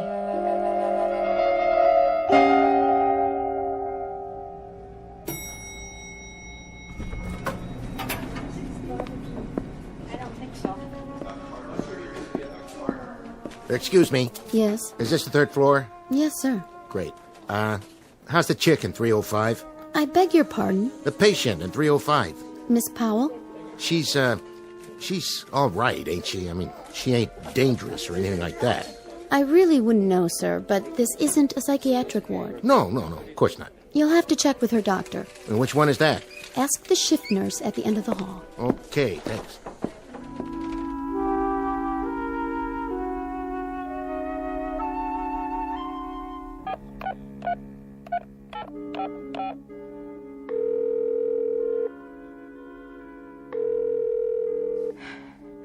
Come on, Barney, answer, will you? Oh, I don't know why I bother. He's never home. That nurse.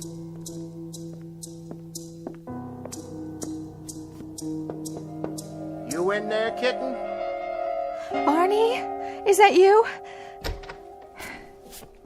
What's the matter? You lose your way? Hey, you're looking great, kitten. Sure I am. Honest. I'll let you care. What do you mean? I'm here, ain't I? I've been calling you for days. Sorry, kid. I was busy. Anyway, look what I brought you. A stuffed tiger for your collection, huh? Grrr. Thanks, Barney. That's real cute. So where have you been, anyway? I thought you didn't like me anymore. Oh, you know me, kitten. Got a thing about hospitals. They kind of depress me. Yeah? You ought to try it flat on your back sometime. The only thing I have to look forward to is visiting hours, like the sun is gonna shine and then nobody shows up. Not even you. Thanks a lot. It's nothing personal, kitten, I swear. Say, I went by the club.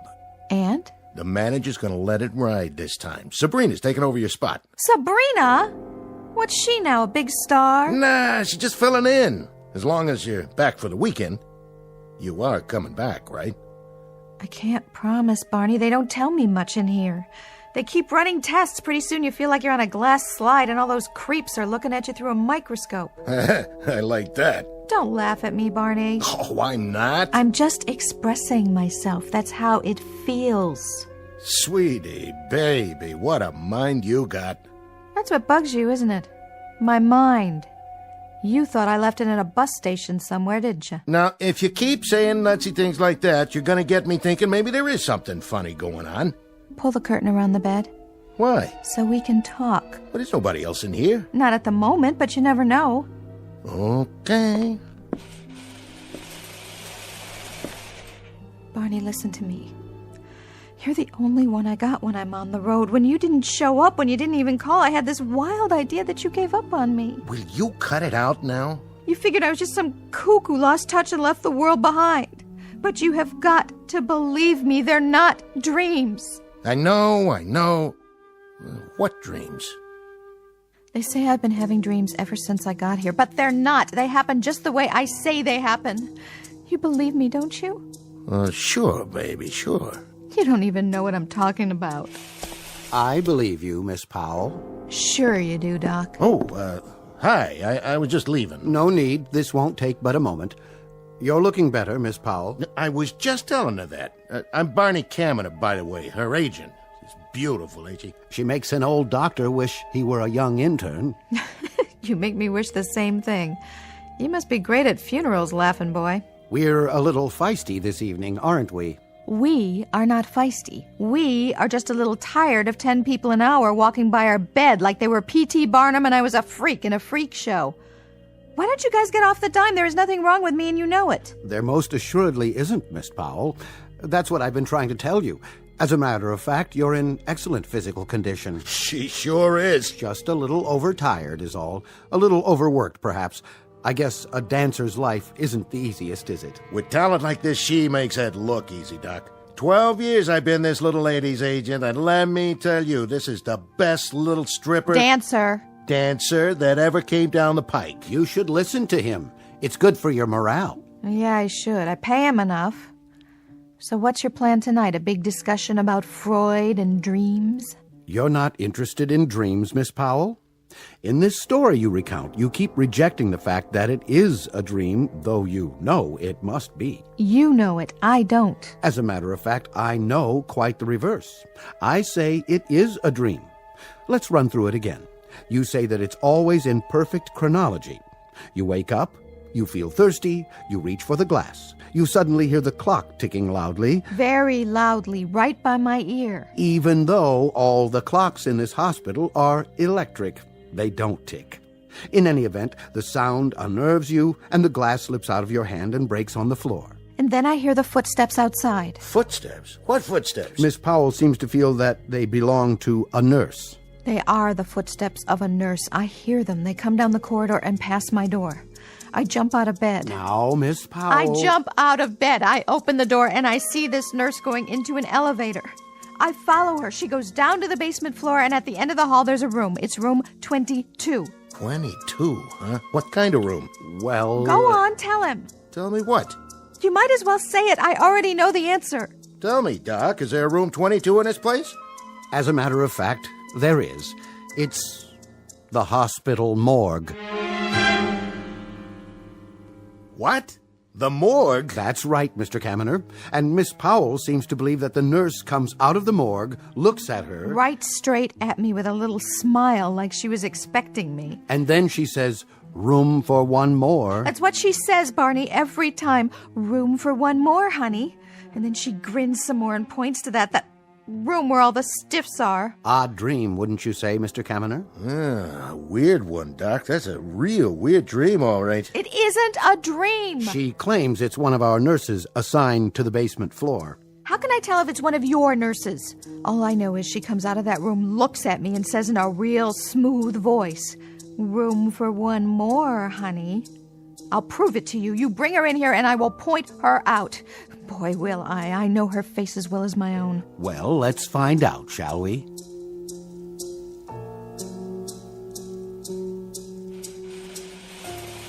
You called for me, Doctor. This is Miss Jameson. She is the night nurse. On duty where?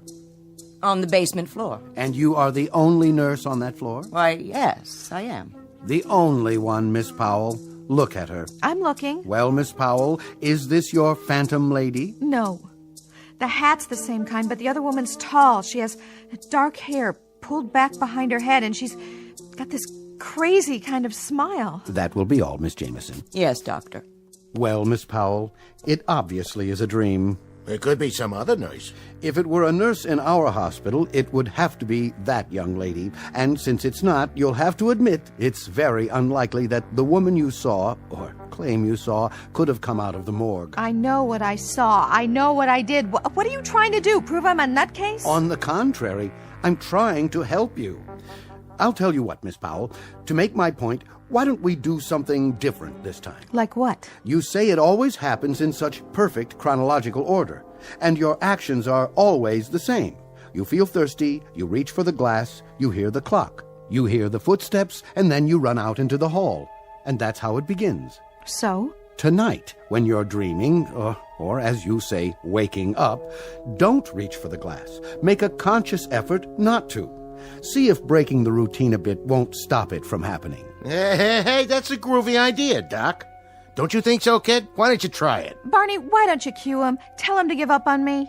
Nobody's given up on you, baby. But when I know something, I'm too stubborn to change my mind. Explain it to him, will you? When the same thing happens to you for 6 nights in a row... You hear that? 6 nights. You know how much salary she's losing. Overwork, fatigue, exhaustion. And when it happens... Right. She says it happens. A nightmare at this juncture isn't abnormal at all, Mr. Kaminer. In this case, with very little REM sleep, a nightmare would be the norm. You said it. The man's a doctor, kitten. Let's see what this evening brings, shall we? Yeah, let's. I gotta go, kitten. Stay hip to this doctor, baby. Anyway, I sure am glad to see you looking so well. Thanks a heap, Barney. You couldn't boost my morale if it weighed 1/4 pound and you had a derrick to lift it. Thanks for coming, though. Do it again sometime. But try to make it next year, will you? Kitten, baby. Get out, Barney. Sure, Liz. Remember about tonight, Miss Powell. Whenever you feel the compulsion to repeat your nightmare, don't. Skip that single step and see if it doesn't help. Sure. What have I got to lose? But I'll tell you something, Doc. If this doesn't work, I am checking myself out of here. I think we're on our way to recovery. Oh, are we? Well, we're just delighted to know that we feel that way.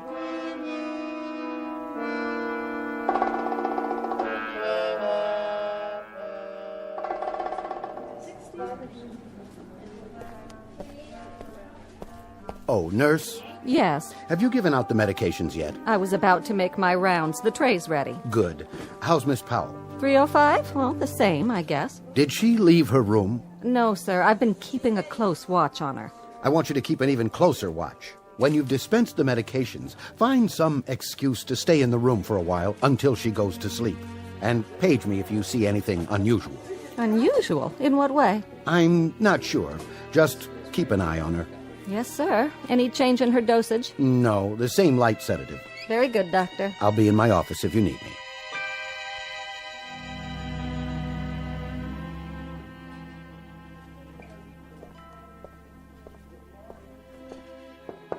Come in. Hello, Miss Powell. Time for your pill. Oh, thanks. Here you go. What is this stuff anyway? Something to help you sleep. What if I don't want to sleep? Now, let me see you put it in your mouth and swallow. All right. There. Happy? Thank you. Doctor's orders, I'm afraid. What are you doing? Moving the IV rack. I think it might do better back here. Don't mind me. I should wait a few minutes to be sure the drip rate is accurate. You go ahead, lie back. Would you like the lamp off? Sure, go ahead. Tell you the truth, I don't really care. Feeling sleepy already? You know, I think I am. Some pill you got there.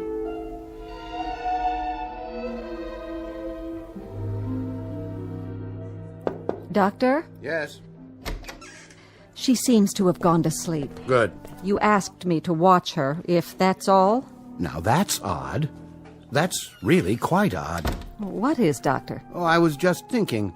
When I talked to her this afternoon, she told me about this dream of hers. What about it? Following someone down the corridor, then getting in an elevator, going down to the basement, and the morgue. Sounds like a nightmare, all right. Yes, but, well, the thing of it is, don't you think that part's truly odd? Odd, Doctor? Yes, that's the only word for it. Well, it was a dream, after all. But, you see, she's never been there before. Patients aren't allowed in the basement. I know, Doctor, but in a dream... Dream or not, when she tells the story, she mentions room 22. Room 22? That is the morgue. Of course it is. With big black numbers on the door, just as she described it. But if she's never even been down there, how would she know the number of... Yes, precisely. How could she?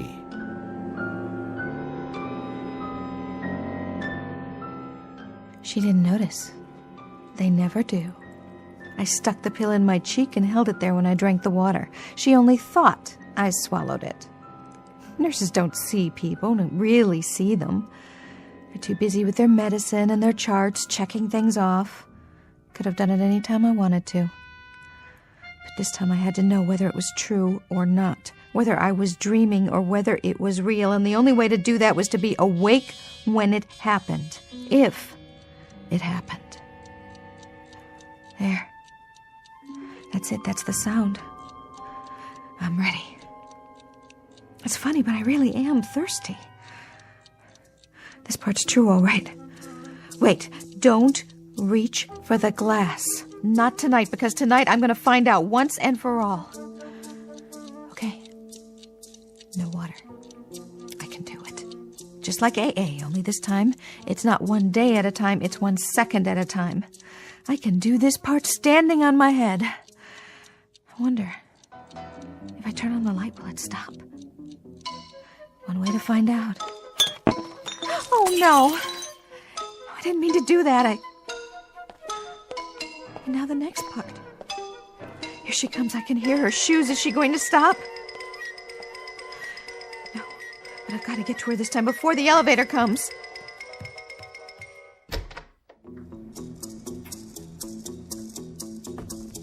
Oh, too late. Always too late. Come on, I've got to know. If I get there in time, I can stop her and I can make her tell me what this is all about.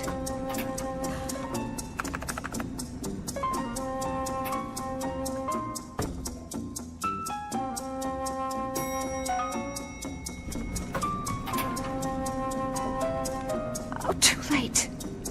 She's already gone in to room 22. Wait!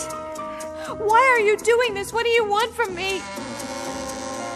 Why are you smiling at me like that? Room for one more, honey. No! Please, no! Why?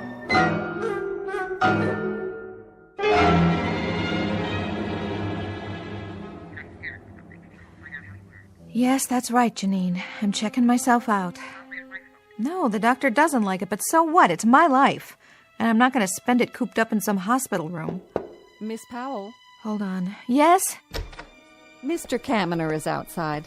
Finally? He said to phone down to the lobby when you're ready and he'll bring the car around. He'll meet you at the elevator. My cup runneth over. Is there a back door to this place? He seems like a very devoted man. He's devoted to 10% commission and sleeping all day. Do you need any help with your things? No, the bag's all packed. I can carry it. Good luck to you, Miss Powell. Thanks. I can use it. Sorry, Janine. Anyway, I gotta go. Barney got me a plane ticket to Miami tonight. You gonna be down there by any chance? There's a new club that's... No, I'm not working. This time it is strictly R&R. Barney won't even be around. I'll have the whole condo to myself for 3 weeks. So if you need a place to crash...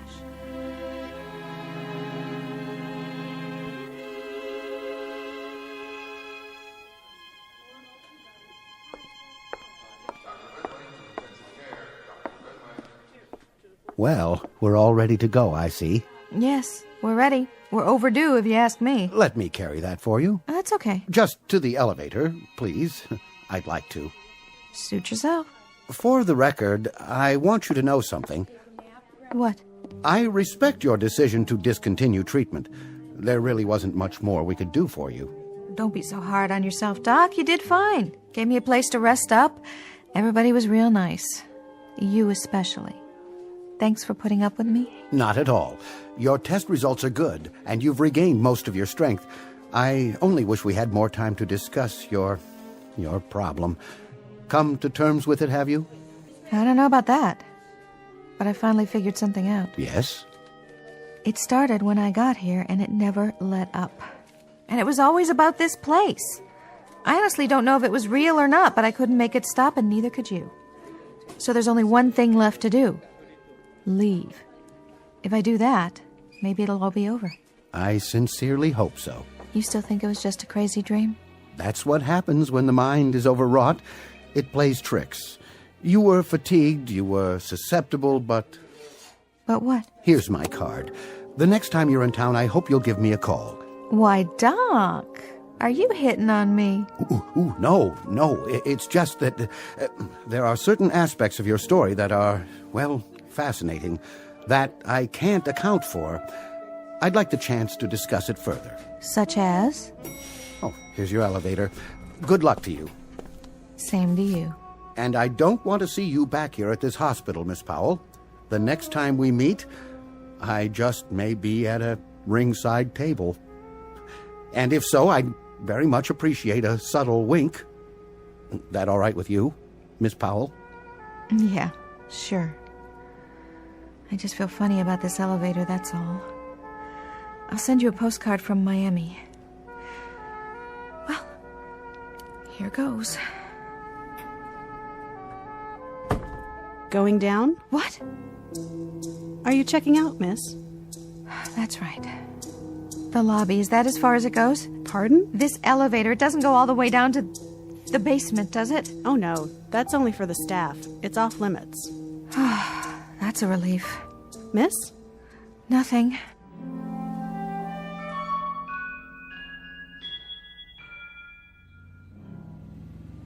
You look good in that new dress, kitten. Thanks, Barney. I mean it.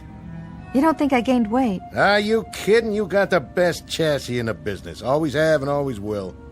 What's the weather in Miami? Should be perfect. You're gonna enjoy it down there, I promise. The sun, the beach, and no dancing. When you're ready, you let me know. I'll book the classiest joints in the country. 1-week gigs, cash up front if that's what you want. Strictly up to you. Hey, are you laughing at me? No, Barney, I was just thinking. They sell postcards at the airport in Miami? Sure they do. You gonna send me one? Maybe to the doc. Old happy boy. The stiff? I think he's got a crush on me. Might give him a thrill. Maybe a picture postcard of a girl in a bikini. That'll get him talking back at the hospital.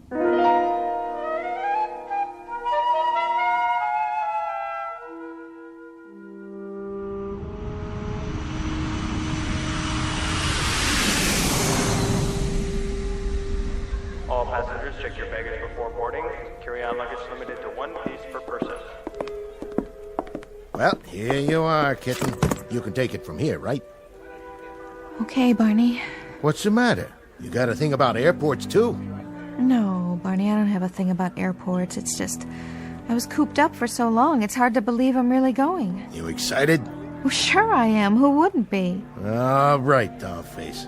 You got a ticket waiting for you at the counter. Thanks, Barney.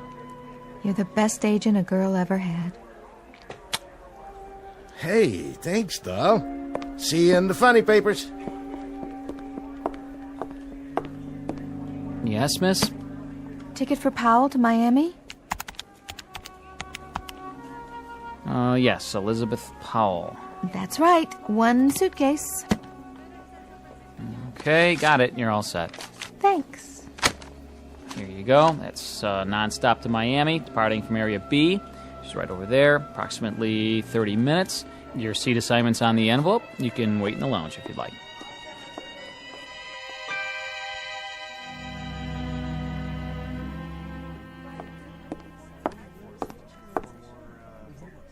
Well, hello there, beautiful. What'll it be? Ginger ale, straight up. You sure? I can mix it up any way you want. Tall, rocks. What are you staring at? Just taking in the view. Well, knock it off, Buster.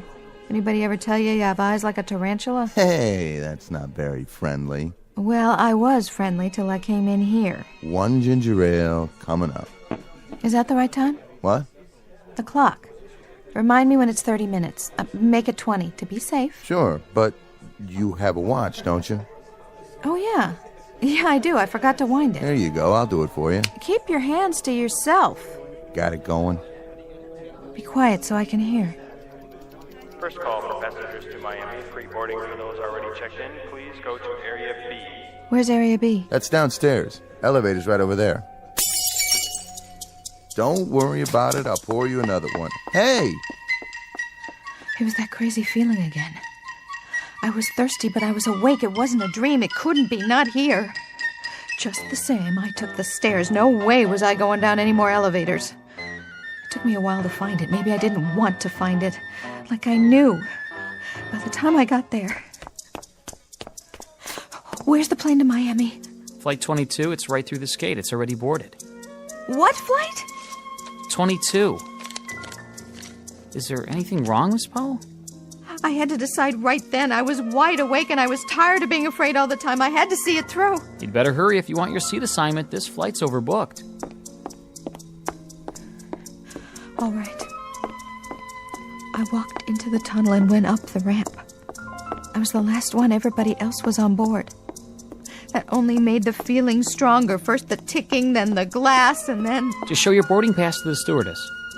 That was when I saw her. She was about to close the door to the plane. Her hair was dark, and it was tight against her head under the cap. Then she heard me and turned. Room for one more, honey. No! Please, no! Hey, why didn't you get on the plane? Are you ill, Miss Powell? No, it's not a dream. It's not. Your plane's boarded. If you don't get on right now... It never was a dream. I'm awake. Better call a doctor. She's hysterical. Look at that woman. What's wrong with her? She's white as a sheet. Like a glass of water? What? No! No water! There it goes. Wave goodbye to Daddy. Oh my God! Something's wrong with the plane! Oh my God! It's crashed. It just hit the ground and blew up. Emergency. Code red. We've got an airliner down. Repeat. No! Flight 22 is down.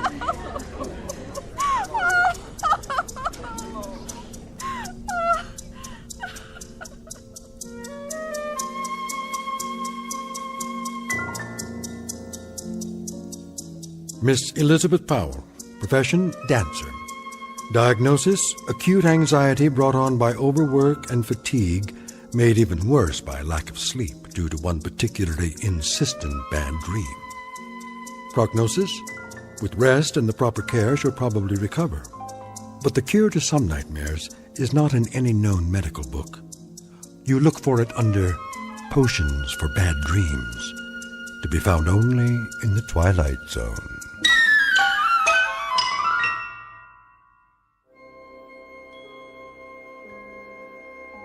Hi, this is Carl Amari, producer of the Twilight Zone radio dramas. I'd like to take a moment to tell you about our official website at twilightzoneradio.com. where you'll get the latest news and information on these Twilight Zone radio dramas. Plus, at twilightzoneradio.com, you can digitally download 3 free episodes or any of our episodes for only $1.95 each. In this age of ever-changing technology, we've decided to make these episodes instantly available to you by making the Twilight Zone radio dramas a digital download-only series. This means that this series will no longer be offered on CD. The CD collections at our website are now being offered, while supplies last, at buy one, get one free. So be sure to get your favorites before they're sold out. Be sure to visit us often, and I'll see you in the zone.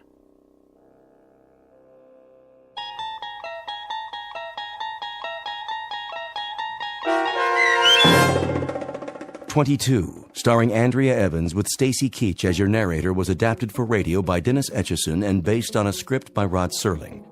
Heard in the cast: Rick Peoples, Richard Hensel, Linda Ryder, Meg Thalken, Maria Stevens, Irene Olsen, Carl Amari, Roger Wolski, Doug James, and Peter DeFaria.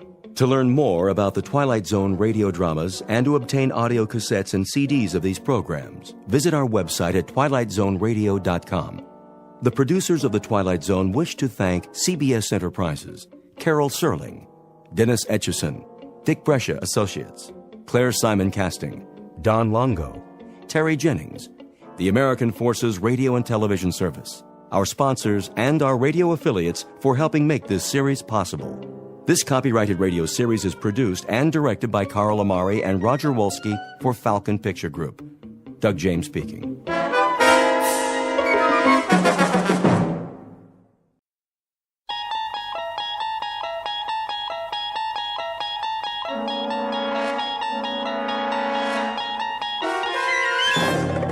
You unlock this door with the key of imagination. Beyond it is another dimension, a dimension of sound, a dimension of sight, a dimension of mind.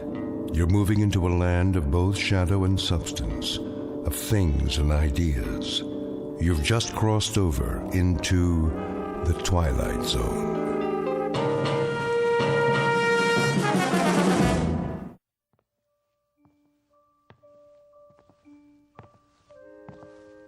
Come on, Mac. Let's go.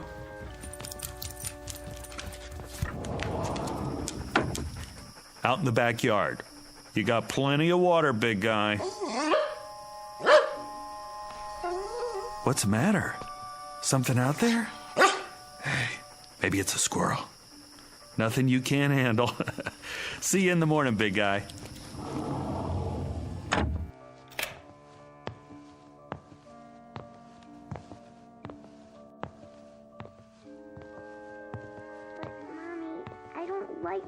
By myself. I know, honey. It'll be all right, I promise. Daddy and I are in the next room. Hey, sweetie. Ready for bed? Daddy, I want Mac. He's outside where he belongs. But I need him. No, you don't. This is where you belong, in your room. But You're a big girl, aren't you? Yes. A very big girl. And big girls have their own rooms. In the morning, I'll make your favorite breakfast. Waffles? Waffles. For all 3 of us. But it's scary in here. Tina, honey, stop it. Will you leave the door open? Sure, sweetie. Plus, you have your nightlight. Come on, Ruth. But, Mommy... If anything frightens you, call for me. I'll come right away. Nothing's going to frighten her. The house is locked up tight as a drum. But what if the bad man comes? Oh, Tina, really? Hey, then Mac'll get him. He's a good dog, isn't he? Yes. Go to sleep now. Can I have a drink of water? Of course. Night-night, sweetheart. Night. Don't let the bedbugs bite.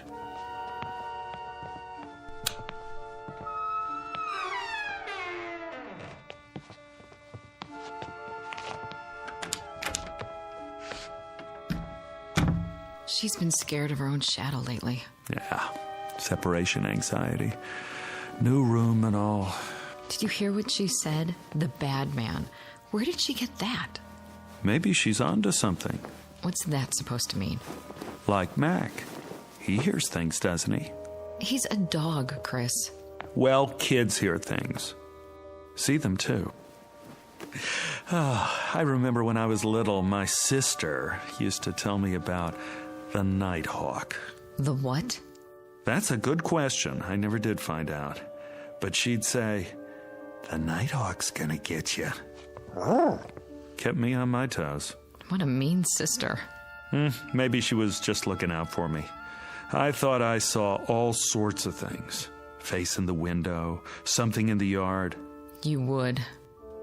Just the same, maybe there are things we can't see. Just kids and animals. That's enough, Chris. Like when Mac hears a squirrel or smells another dog down the street, but we can't because we don't have the senses. Next, you're going to tell me that there is a bad man. I didn't say that. Now I won't sleep a wink. That's not what I mean. Oh, what do you mean? Nothing. I don't know what I'm talking about. No, you don't. Come to bed. Sorry. You should have been a science fiction writer. Visible world. Nice. Makes me feel all safe and secure. I said I'm sorry. Well, this is the real world. Remember that. I'm turning out the light.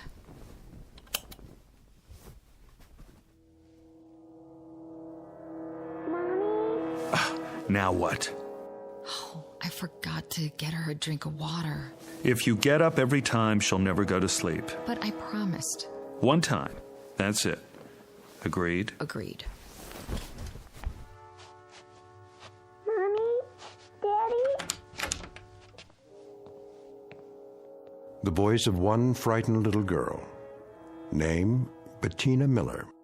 Tina for short. Description, 6 years of age, average height and build. Blonde, quite pretty. Last seen being tucked into bed by her mother only a few minutes ago. Last heard, there's the rub as Hamlet puts it, for she can still be heard quite clearly, despite the curious fact that very soon she won't be seen at all, not by her father or mother or anybody else. Present location? In the next bedroom, or so it seems. At this moment, it might be more accurate to say that she's just become a resident of an unseen world called the Twilight Zone.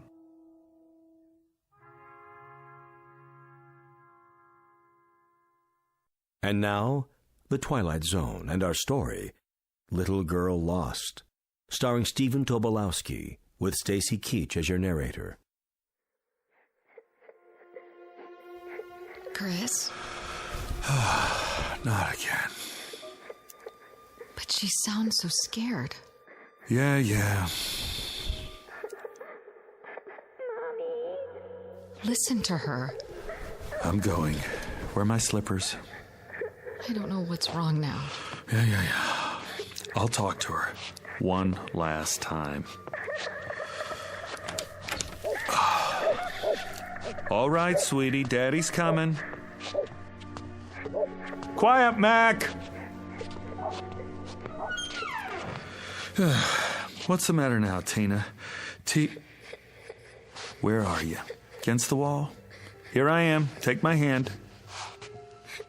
Tina, where'd you go? Did you fall off? I'll lean down and... Not against the wall, huh? Did you roll under the bed? Take it easy, I'm here. Tina, where are you? Over here. Come on out, baby. You must have crawled under the bed. Now reach out. Reach out for my hand. What happened to you? Where in the... Hold on. I'll get the light switch. Daddy, help me.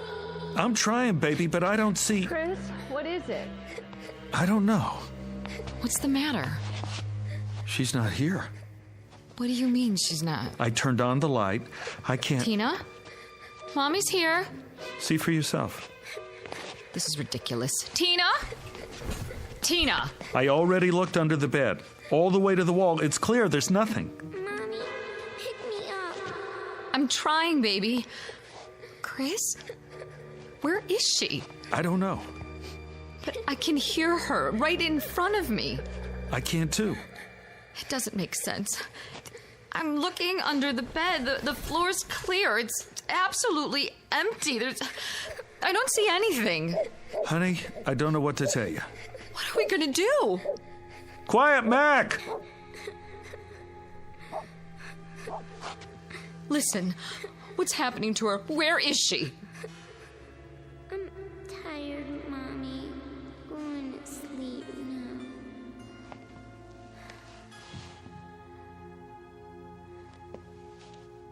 Tina? Tina.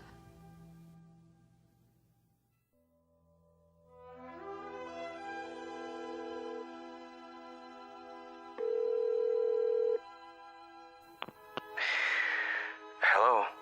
Bill. Yeah. Bill, it's Chris. Oh, hi.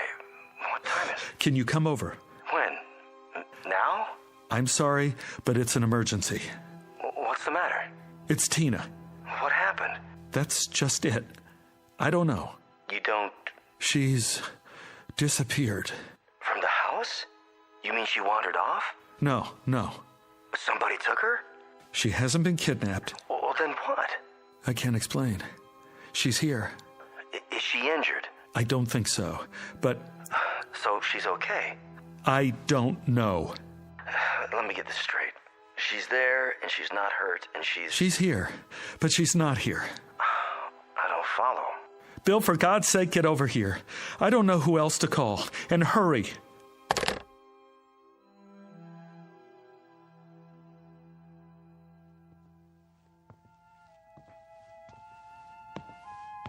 She's still asleep. That's what it sounds like. Ruth, stand up. Shouldn't we wake her? I called Bill. Bill? He's coming over. He's a physicist. Maybe he can... What do we need a physicist for? It's all I could think of. Shouldn't we call 911? And tell them what? That our daughter rolled off the bed and now we can hear her, but we can't see her. Oh, God. Where is she, Chris? Where is she? I'm going to look under the house. Under the house? Why? There's no hole in the floor, is there? Not that I could see. Oh, I better let Mac in. He's going to wake up the whole neighborhood. Sit on the edge of the bed. Wait here for me. Get the flashlight. It's in the kitchen. Right.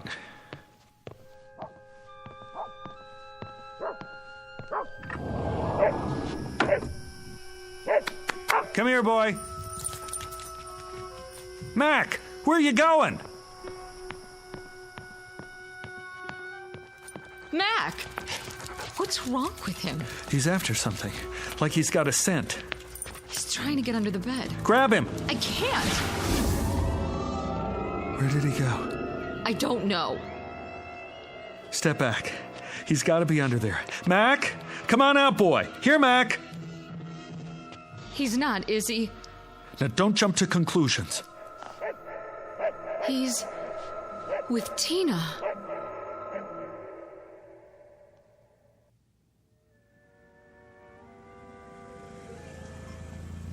Oh, he's here.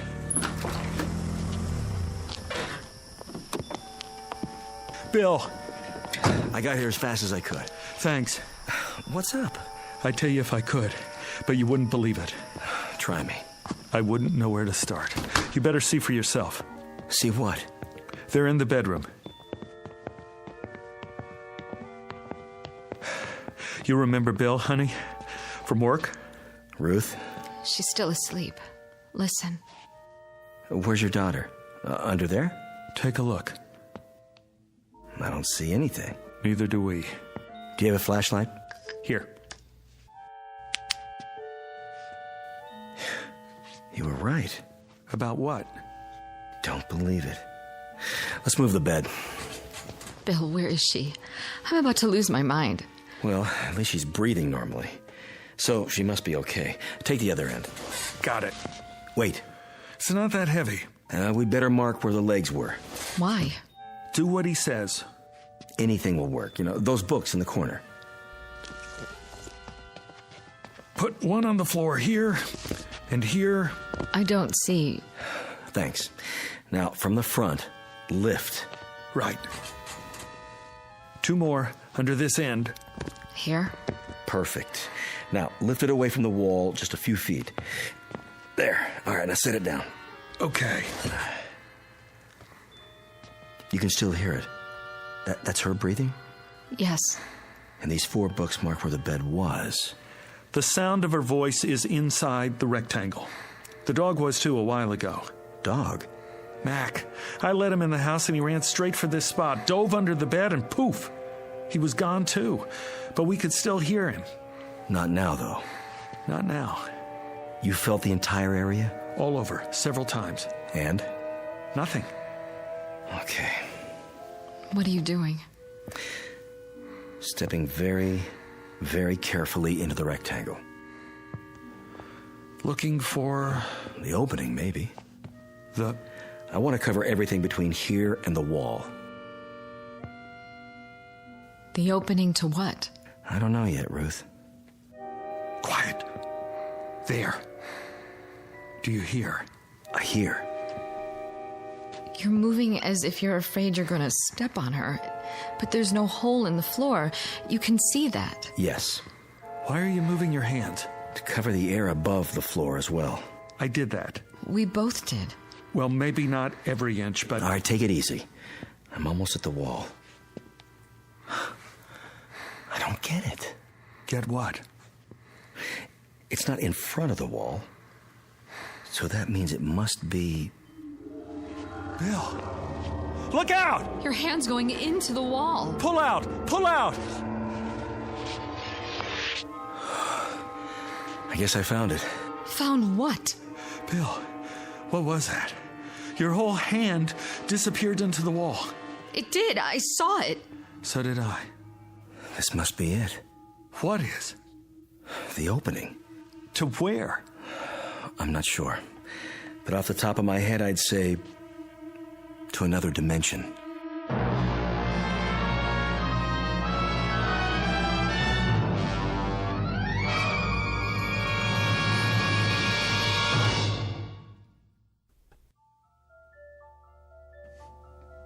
Another what? Dimension. You think this is a joke, Bill? No, I don't. Then why? I don't know if I'm right or not. I can't think of anything else, though. Anything else but... Look, there are 3 dimensions that we can see. Height, width, and depth. The 4th dimension is time. Now, if you know these, you can place anything. Where something is and when exactly. Like, what time is it now?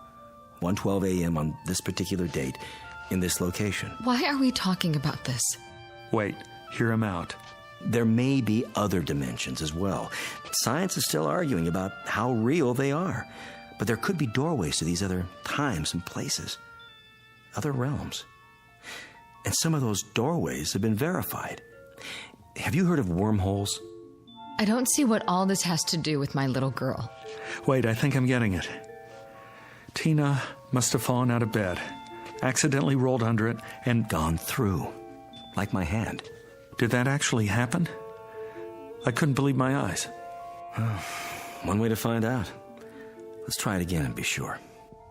Bill, don't. Right about here, wasn't it? I was touching the wall to see if it was solid and... It's happening again. Oh, this is it. An invisible opening of some sort. I can't see your hand. Pull it back. There. I'm okay. What did it feel like? There was no sensation. It's just that for a second, my hand was out of the visible spectrum. Where was it? That's what we have to figure out.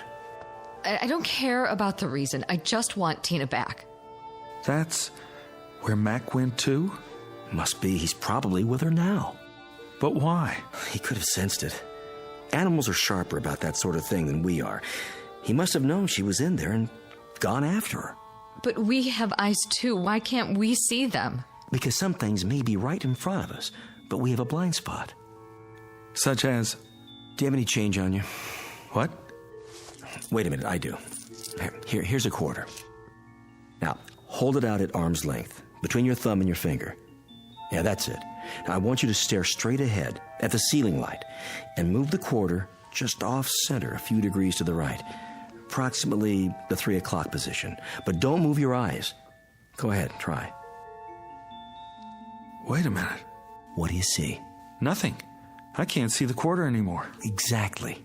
But if you move it an inch or two right or left, or up or down. There it is again.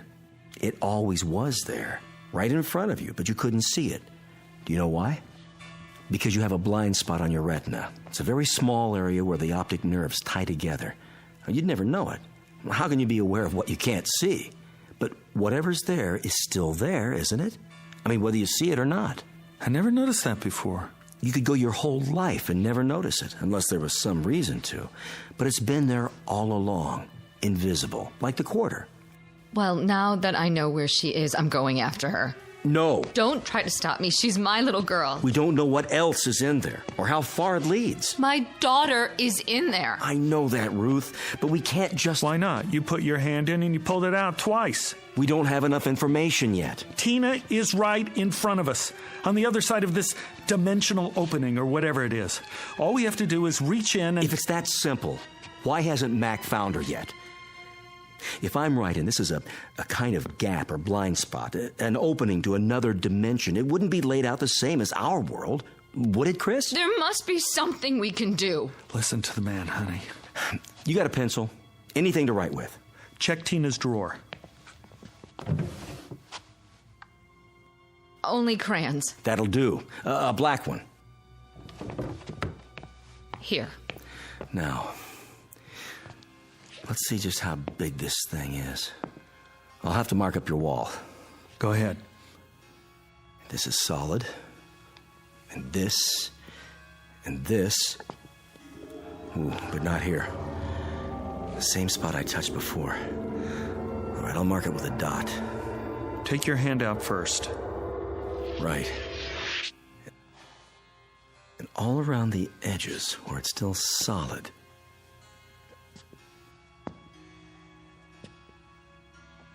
There. These marks form a rough outline of the opening. And you're saying it's always been there? Oh, my God. That's why she didn't want to sleep in here. She knew somehow.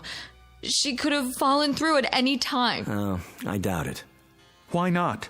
Because locations are in space and time. The fourth dimension, remember? Oh, Lord knows, I'm no expert on this, but...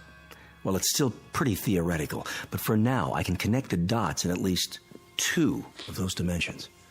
So you're establishing the perimeter? As best as I can. I suspect that junctures, like this, are anomalies, freaks of nature, or of the space-time continuum, if you prefer. Occurring, well, who knows how often? Rarely, though, I'd say. I hope. Now, if I take these points and extend them geometrically, and then draw lines to connect the limits, we should see the projected boundaries of our so-called doorway. That's it. The outline? All right, let's step back and see what we've got. Kind of a vertical rectangle. Looks like a doorway, all right. Not quite symmetrical, and a bit small. About 3 feet across, maybe 4 feet tall. Exactly the size of Tina. She could have stepped through. Do you still have that quarter? Here. Throw it. What? At the wall. What for? It's a test. Toss it between the lines, and we'll see what happens. Okay, here goes.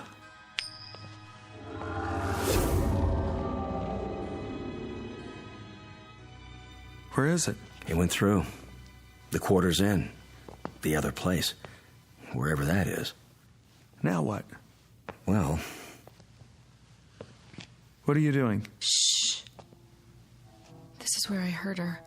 Where the bed was. The sound was the loudest just off the floor, but now... I can't hear her anymore. Chris! Let me try. Put your head down as low as you can. She's right. I can't even hear Tina's breathing. No. Tina? Answer me, sweetheart. Where are you? Tina? What's happened? The temporal dimension may be shifting. In that case, she could be anywhere. Tina? Tina! Hold it down. You hear anything at all? No. She's gone. Get up, Ruth. Move around, both of you, and keep listening. What's the point? It's a chance. Do it.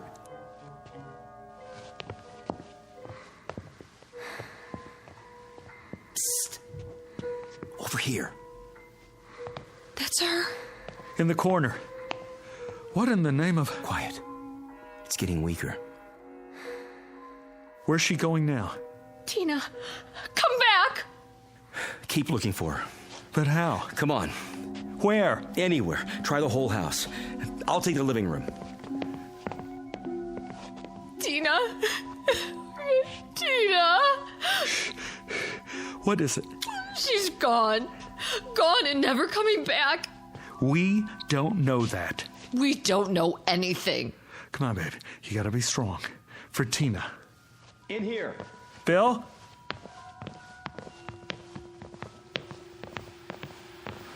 What are you doing by the television set? Put your ear next to mine. Daddy, I want my dolly. Tina? I'm here. Mommy, I can't see you. What is this? First, she was in the bedroom, now she's in here. I've told you what I think, Chris. But she went into this other dimension in the bedroom. What's she doing here? If I could tell you, I would. You've got to think rationally. How can we think rationally about an irrational situation? One step at a time. We try every possibility. Cross off the ones that don't work. I'm not going to wait. Neither am I. We can't get ahead of ourselves. My daughter needs me. I've got to go to her somehow, some way. Mommy? Daddy, help me. Help me now.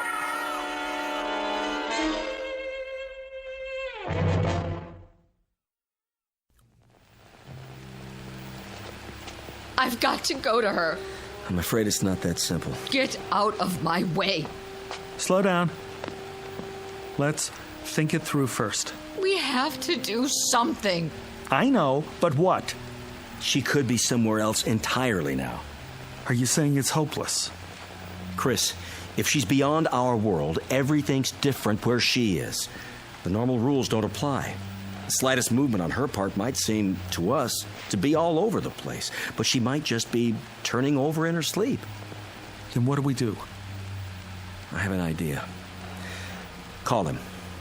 Who? The dog. Call him. Hurry. Mac! Here, boy! That's it. Here, that's a boy. There she is. I hear her. Where are you taking me, Mac? I don't want to go. Stop it. Tell her to go with him. Tina! Mommy? She hears you. She hears you. Go with Mac, baby. Please, go with him. Where are you? Here, baby. I'm here. Just tell her to go with the dog. Sweetie, go with Mac. Right now, baby. Where is he taking me? Where we are. You want to be with Mommy and Daddy, don't you? Yes. Then go.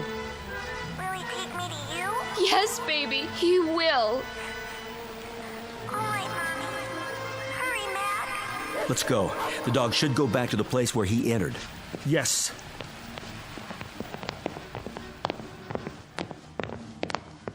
Now, get down on the floor in front of the wall. I don't hear anything. Call the dog again. Mac! Here, boy! Here! Nothing. Bill, can't we help her? It'll have to be the dog, Ruth. We can't take a chance going through ourselves. Why not? If Mac could do it. Mac has a better sense of smell and hearing. He might be able to find his way. Mac! Come here! Right here! Come on! I hear him. He's doing it! Man! What a mutt! They're not getting any closer. This way, Mac! Come! Tina? Mommy. I can hear him. But they're not coming through the wall. They can't see the opening where they are. Come to me, Mac! To me! Daddy? Bring her out, Mac. Now! Daddy, where are you? Here, baby. Right here. Just a little bit farther. Follow Mac. I can't see you. Mac, you better come. Right now. Why doesn't he do it? Maybe he can't. He's confused. If you can't see him, he can't see you. No, I won't have it. What are you doing? Reaching in. Stop! Pull your arm back! Tina! Take my hand! No, Chris, it's too dangerous. Let go of me! My hand, Tina! Take hold of it! I can't see it, Daddy. I'll lean a little further. See it now? No. Chris! Here! Chris! Chris!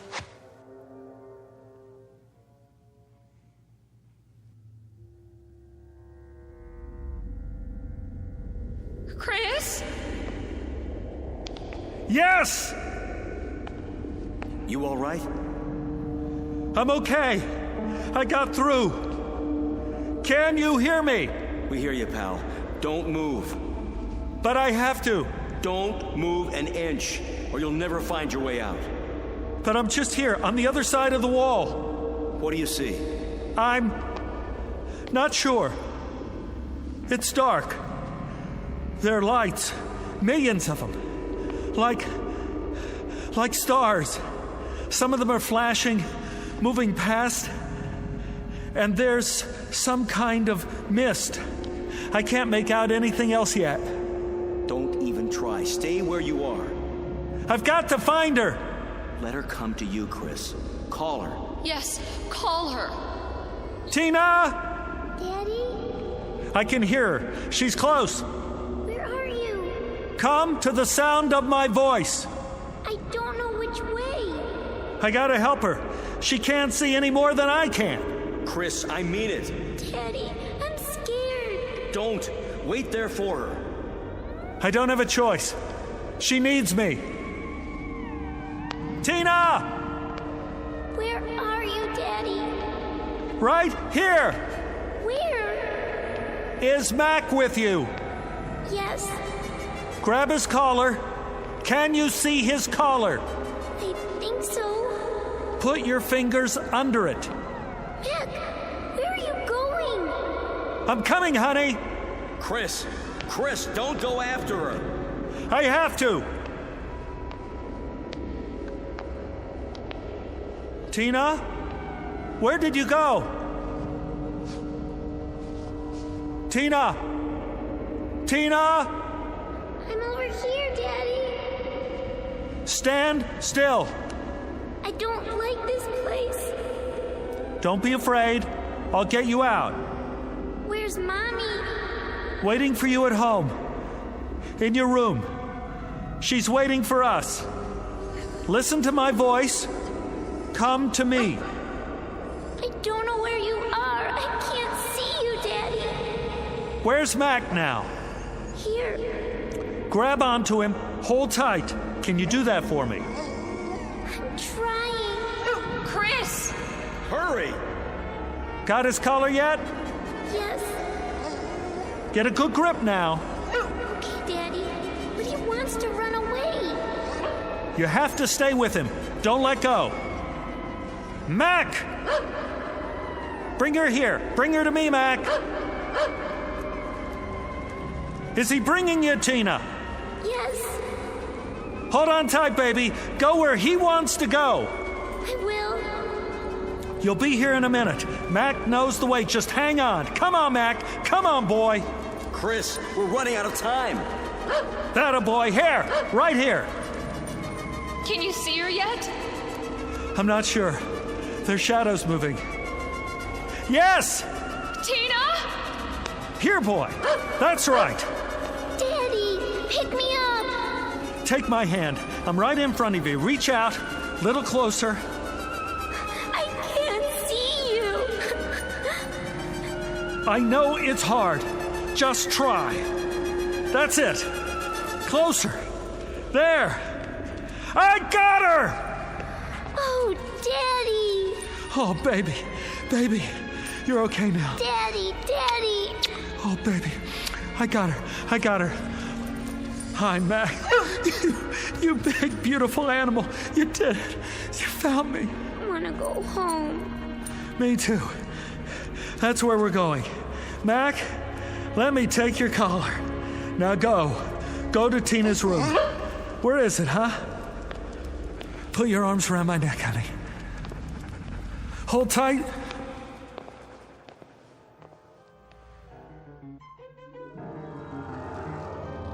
Here they are. Tina! Mommy! Take her. I've got his legs. I'm pulling as hard as I can.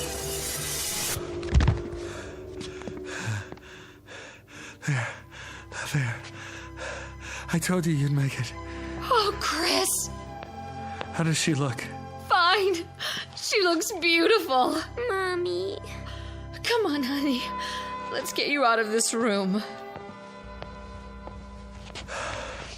I better go with him. Sit down on the bed. Get your bearings first. Oh, man. What happened anyway? I pulled you out. Feet first? How did you do that? Half of you was still here. But I was walking around. You only thought you were. I was holding on to you the whole time. I didn't feel it. I know you didn't. How come you kept telling me to hurry? Because. Yeah? The opening was getting smaller. What are you talking about? The time element. At least that dimension was changing, or starting to.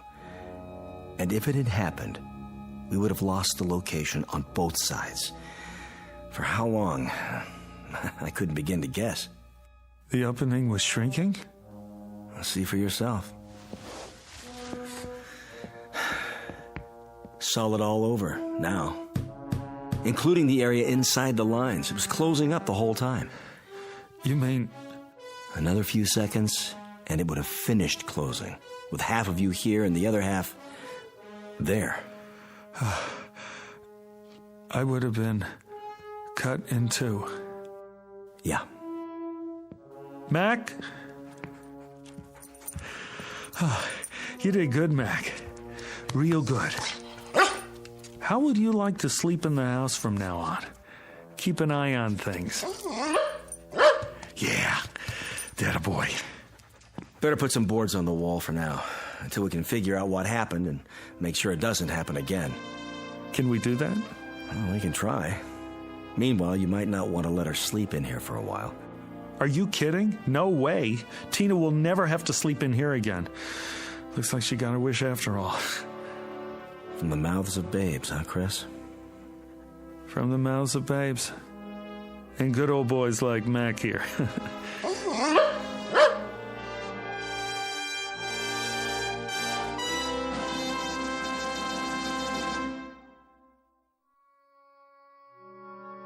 A brief journey into another dimension, perhaps. But which? The fourth? The fifth? Or one not yet charted by theoretical physics? They never came up with an answer, despite a battery of research scientists equipped with every instrument known to man. No explanation was ever found, only a little more respect and uncertainty about what can happen in the Twilight Zone.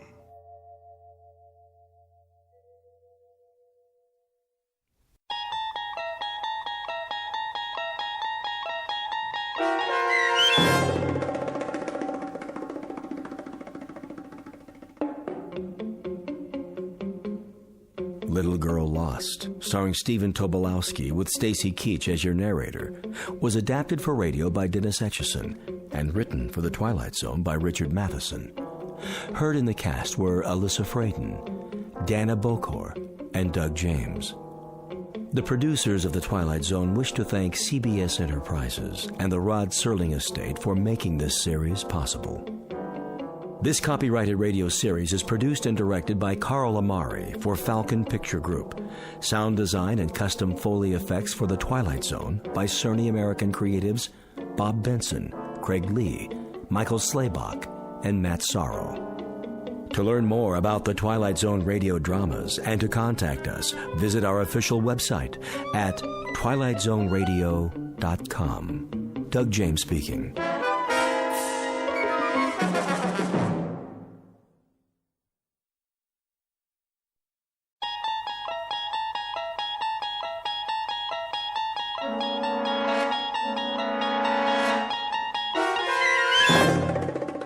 there is a fifth dimension beyond that which is known to man. It is a dimension as vast as space and as timeless as infinity.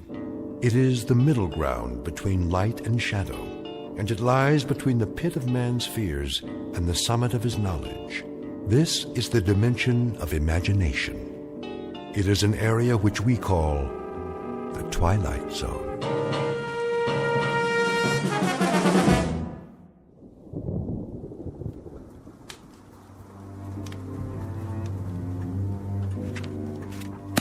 Something the matter, Jana? I'm tired. You are, dear? Tired and cold. It's getting chilly in here. On the contrary, the temperature's perfect, as it is throughout the house. 72 degrees, isn't it, William? Isn't it 72 degrees? I'm sure it is, quite sure. Of course, it's the optimum temperature.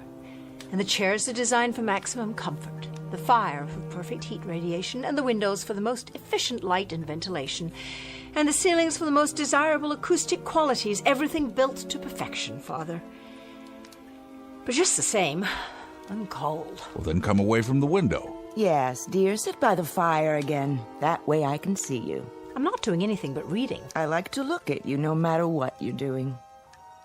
It's almost 6. I think I'll ask Nelda to come in now and massage my shoulders. Good idea, Margaret. My muscles get so stiff sitting here. Let me do it for you, Mother. That's Nelda's job. Yes, Jana, dear. Nelda knows exactly the way I like it. Why don't we have dinner first? Oh, no, after is better. The massage always stimulates my appetite. Well, then if we can't eat earlier tonight, how about a little bit later? I know, why don't we go out and eat in a restaurant? A restaurant? Jana, now why in the world would we go out and eat in a restaurant when we have everything we need here? Gretchen's already preparing something in the kitchen. I know, it's just that, well, it would be different. I've no doubt it would be different. First, we'd walk through the rain and get sopping wet. Jensen could bring the car around. And then we'd eat some kind of unhealthy, unpalatable mess on dirty, half-washed plates. By then, it would be a moot question as to whether we'd succumb to ptomaine or pneumonia. Yes, Father. Ah, Nelda, you must have read my mind. It's 6 o'clock, Mrs. Lauren. You always have your neck rub at 6 o'clock. Isn't that right, ma'am? Of course it is, Nelda. And you never forget, do you? You never, ever forget. No, ma'am.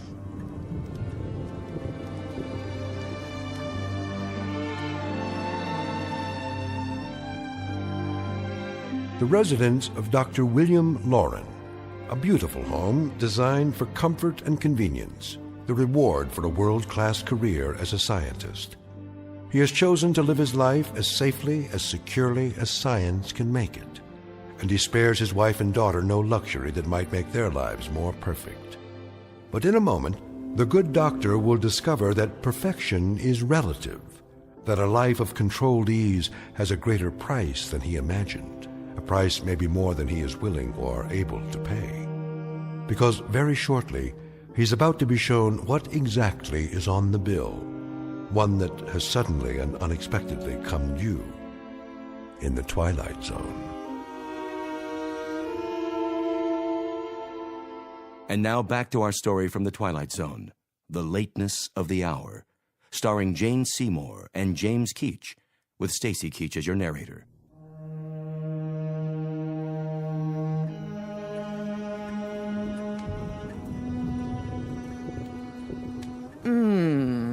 That feels lovely, Nelda. Would you like some more liniment? Yes, if you please.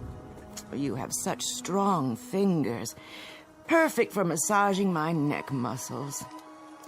Jana, are you here? Yes, Mother. Enjoying your book again? A different one this time. Which is it? The family photo album. That's nice. When was this picture taken? Let me see. This one. Oh, look, Nelda. That's a lovely picture of you. Yes, ma'am. What year? Let's see. Oh, this was taken the year after your father retired from the lab. And look, there are those yellow roses that Jensen planted for us. How they grew. And Nelda looks exactly the same. Must be a wonderful thing not to age, Nelda. Isn't it? It has its advantages, I guess, Miss Jana. Nelda will put that away for you. That's all right, Father. I'd like to put it back in the bookcase myself. You seem nervous, dear. I'm just going to stand by the fireplace. You're not still chilly, are you? A bit, Mother. You do that, then. I don't like to see you pacing. Please continue, Nelda. Oh, yes. That feels so very nice. I think I'll go to the kitchen, see if the cook needs any help. That won't be necessary. I'm sure Gretchen has everything under control. I'm sure she does, but just the same, I'd like to see what she's doing.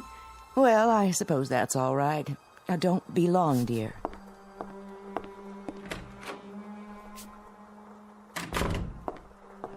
Is that you, Miss Lauren? Hello, Robert. Can I get you anything? No, thank you. Is everything all right? Perfectly. Would you care for a beverage? An hors d'oeuvre, perhaps? I'm fine. If I want anything, I'll let you know. Yes, Miss Lauren. Robert, why are you following me? In case you need assistance. I don't. I told you I'm perfectly fine. The stairs to the pantry can be a bit tricky. I know that, Robert. I grew up in this house, remember? I've always lived here. I know every square inch of it as well as you do. Yes, miss. I've been here longer than you have, in fact. Isn't that right? Well, isn't it? Why don't you answer me? I'm sure it must seem so to you. What does that mean? I'm sure I couldn't say, Miss Lauren. Well, try. I remember when you began your service here. I was 5 years old. Is my work unsatisfactory, miss? No, you've been a perfect butler. Perfect in every way. I try my best to do exactly as Dr. Lauren instructs. Seeing to you and Mrs. Lauren, looking after your safety. Well, I'm quite safe right now, I assure you. That'll be all. Very good, miss. And stop following me. Will you please?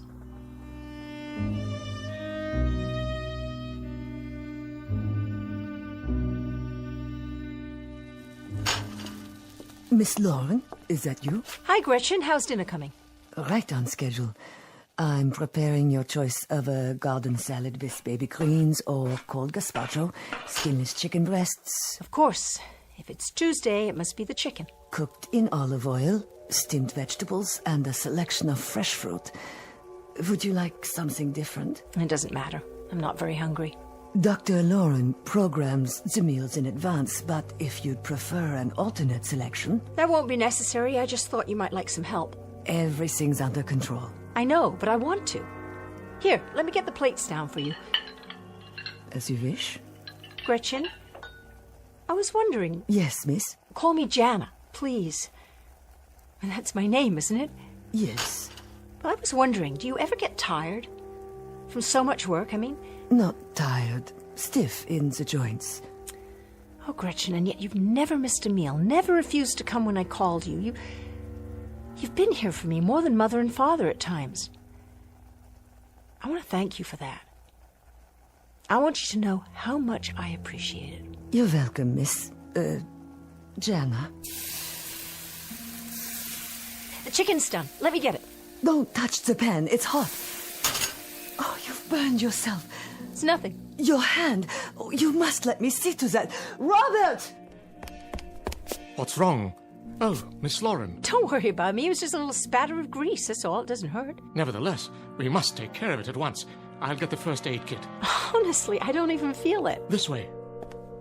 What's all the commotion, Jana? Are you hurt? No, Father. I am perfectly fine. She burned her wrist on the stove. And you let this happen? I told her not to touch it. This is unacceptable. It wasn't Gretchen's fault. Of course it was. You all have one prime directive in this household, and that is to be certain that no harm comes to my wife or to my daughter. Do you understand? Yes, sir.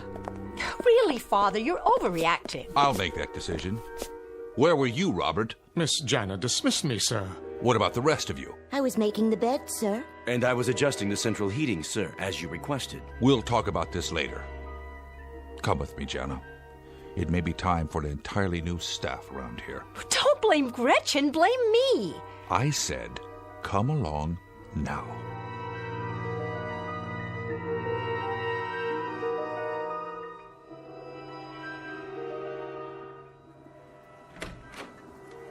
What is going on out there?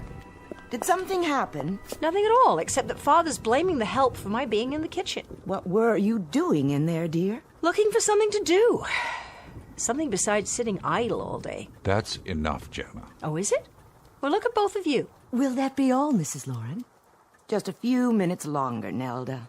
Yes, that feels so good. Mother, please, don't make her do that anymore. Jana, what on earth? She must be tired after so long. Her joints stiff. What do you mean? Waiting on you hand and foot? Why, Jana, your tone. Can't you see, either of you? See what? That this is no way to live. Outside there's a beautiful, clean, refreshing sound of rain. While in here, just the occasional animal groan of pleasure. Jana! Yes, yell at me, please do. I'm delighted to hear you yell at me. It proves that you've got lungs left, lungs and a mind and a mouth and a voice. Go to your room. You know we're atrophying in here, don't you, Father? We sit here day after day and year after year while the clock ticks. And we decay with every minute that goes by. That's enough! While Nelda and your army of domestics do everything but breathe for us. I will listen to no more of this. Would you leave us, Nelda? Yes, ma'am. Nelda! You may go to your quarters, Nelda. I'm speaking to you. Yes, Miss Jana. Is there a problem, sir? Will you be needing anything? You were saying, Miss Jana? Just this. I was about to mention of the fact that... Please, don't stop, Jana. You can speak freely in front of the help. We have no secrets here. Don't we? No secrets, Father? Is that it? That's all we do have. Secrets. That's how we live.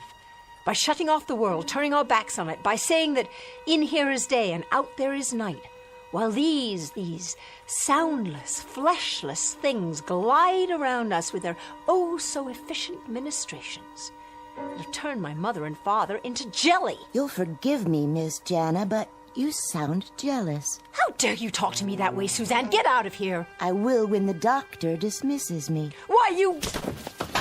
Jana! Take my hand, Suzanne. I'll help you up. No, I will. I'm sorry for pushing you down. I know it's not your fault. Stand back. Suzanne is quite capable of righting herself. I know she is, because I programmed her that way. You said so yourself, Jana, like everything else built and designed to perfection. I use the finest circuitry, the purest materials, the strongest armatures to outlast mere flesh and bone. These people are my finest creations. I made them quite indestructible. But they're not people. They look like people, but they're machines. It's like sharing a house with ghosts. Not ghosts, my dear. Ghosts die after having lived. But our friends here have never lived. They've had no life at all, only the life I gave them.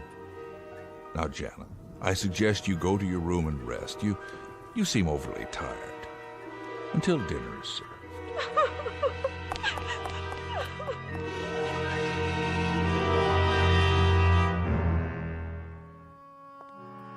Was the dinner satisfactory?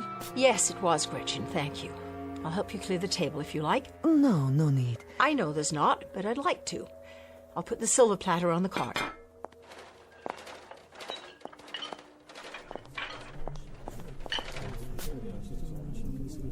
Who's there? You'd best go to the study, miss. Where's the rest of the staff? I'm sure I couldn't say. I think for now I'll just go on to the kitchen with you.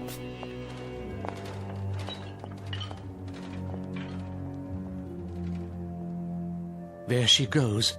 With Gretchen. No harm must come to the girl. None will. But we must act before he replaces us. Dr. Loren would never do that. You heard his words. Call the others. We'll arrive at a consensus.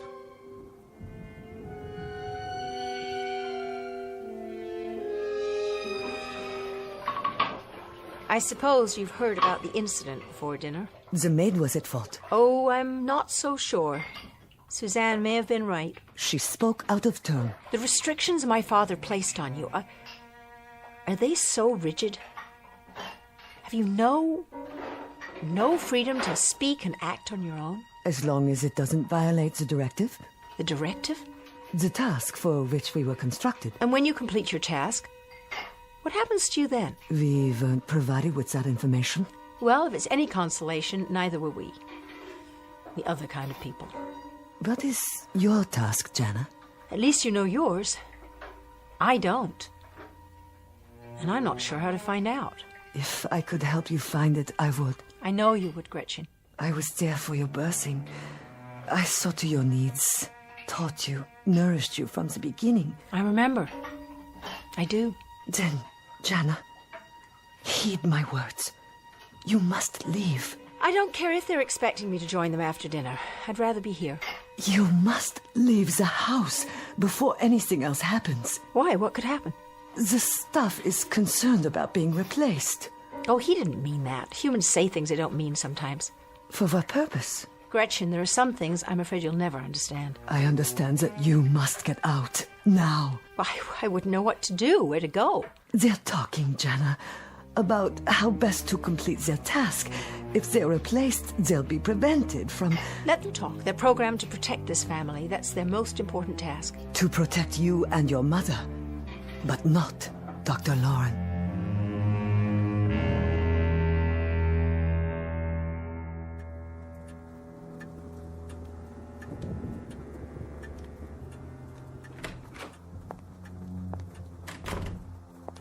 Well, Jana, shall we talk now? Shall we talk of what? I think it's obvious. Suddenly and quite inexplicably, your mother and I find that you're discontented, even rebellious. You think this pleases us, Jana? I can't help how you feel, Father. Listen to me, child. I explained to you a long time ago why I did what I did, why I retired. You gave me an excuse, Father. You never gave me a reason. You never admitted that you were a man so terrified by the world outside that he simply withdrew to bed and then built robots so he'd never have to crawl out from under the covers again. That's not true. What you've done to yourself is an atrocity. But what you've done to me is even worse. You've turned me into a freak. An insulated, unworldly, unsocialized freak. And shall I tell you what else I've done, Jana? I've kept you from harm. I've protected you from disease. And insulation from such times as these is no vice. You've never had to look eye to eye at the face of war, the face of poverty, the face of prejudice. You've been kept apart from all that, yes. But what you seem to think of as imprisonment happens also to be asylum and security. It happens to be survival. Asylum in a hothouse? Security in a mausoleum, a burial ground? And survival? Like a vegetable, Father. Like a vegetable survives.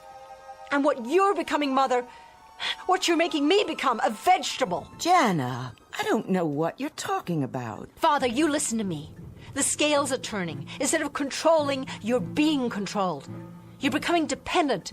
You're reaching a point where you won't be able to exist without them. They've served me well. You've got to get rid of them. Destroy them or throw them out or dismantle them, but... Dismantle? Jana, they're not just machines. Do you know how many thousands of hours I spent designing and developing them? Do you realize how intricate they are? How scientifically precise? Finer than the finest clockwork. Not just arms and legs that move, Jana. Not just automatons. They're beings in their own right. They have minds and wills. They have memory tracks like a computer. Much more than that. I have supplied each one with a memory of its own. Each one can recount to you in detail everything that's occurred from early childhood on, and they had no childhood. They were born just as you see them, looking the way they do, with the talents that each one of them has. One was built as a cook, another was built as a maid. The butler was manufactured to be a butler. The handyman knows nothing but being a handyman. Jana, you're not asking me to dismantle machines. You're asking me to commit murder. Jana, listen to your father. You're acting like a fool. I'm acting like a woman, Mother, who has just a fragment of will left. I'm acting like a woman who wants something more out of life than to be massaged 5 times a day, or a man who thinks that paradise is a wood-paneled library where he can sit his life away getting his pipes filled and refilled, his slippers pulled on and off his feet. Father, you have to get them out of here. There isn't any time left. And I mean right now. That's quite impossible. Then I'll give you a choice. Get rid of the machines. All of them, Jana? Even Gretchen? Or I'll leave. You can't leave, darling. You simply can't. What would happen to you? Who'd look after you? Gretchen would go with me if I ask her. Nonsense. It's her job to protect me, isn't it? And what would you do out there? Out there? You mean outside in the world? Outside with the normal people who live and work and then die, but do it properly as God made them live and die? Yes, Mother, yes, that's where I want to go. Out there. Robert! What are you all doing here? Spying on us? Miss Jana, you'll forgive me, but those remarks were most intemperate of you. Miss Jana, think of your mother and father. Stop it! Miss Jana, it was really very unwise of you to... Stop! All of you. You're all to shut up now. You're jokes. That's what you are. You're hysterical jokes. With your hurt looks and your sad little homilies and your pathetic cliches. You're like walking tape recorders. That's all you are. Jana, I'm trying to be patient with you, but you're making it very difficult, very difficult. Then I apologize, Father.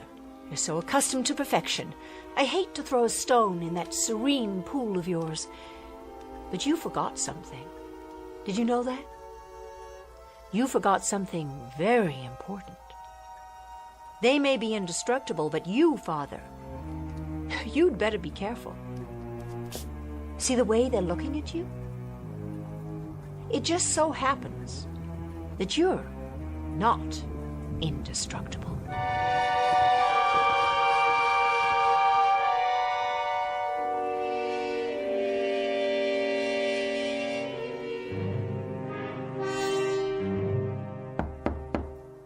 Come in.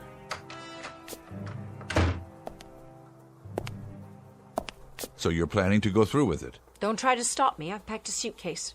When I get where I'm going, I'll write you. Jana, what is it you want from us? I thought I made that quite plain. I want you to open the windows, Father, and let the air in. Let the world in. By destroying a life's work? Before they destroy you. They would never harm any of us. Don't be so sure. Haven't you listened at all to me? One way or another, either actively or passively, they'll win. And you'll lose. Jana, we've loved you very much, your mother and I. If you could only realize that all this has been as much for you as for us. We've loved you, Jana, beyond any measure, beyond any words. Father, I know that. God, help me, I know that. Then stay. Please, Jana. Please. I can't. I'll do what you ask. I promise. Will you? Oh, Father. I'll prove it to you. Robert! Sir? Take this key. Why, sir? I want you to gather all the servants in the basement and unlock the door to my workroom. Stay there until I join you. Have our services been unsatisfactory, sir? Robert, I've given you an order. You're to go directly to the workroom and wait for me. Very good, sir.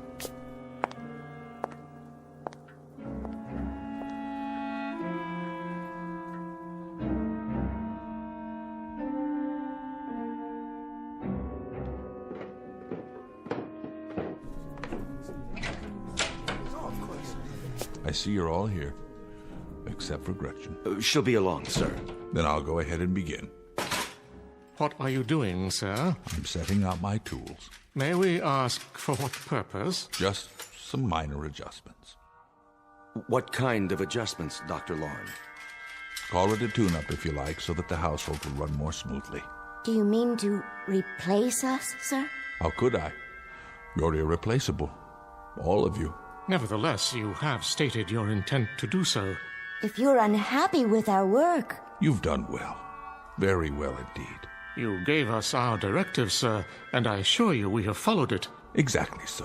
Why, then, do you wish to replace us? I've told you I don't. I spoke rashly, as human beings sometimes do. How can we know that you're not speaking rashly now? The directive you gave us, sir, it must be carried out at any cost. Our removal would prevent us from completing our task, and our first duty is to oppose anything which prevents that. Here, Robert, sit in this chair and lower your head. Not if you mean to deactivate me. I'm going to perform a simple adjustment to your control module. In that case, I refuse. As do I. And I, sir. We all do. This is ridiculous. Stop gathering around me. We won't allow it, sir. We simply won't until our task is completed.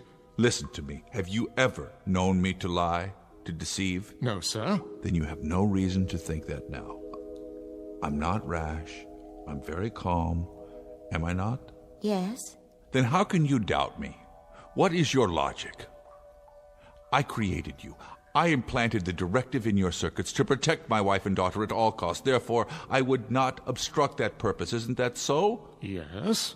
You speak of your performance. What about my performance?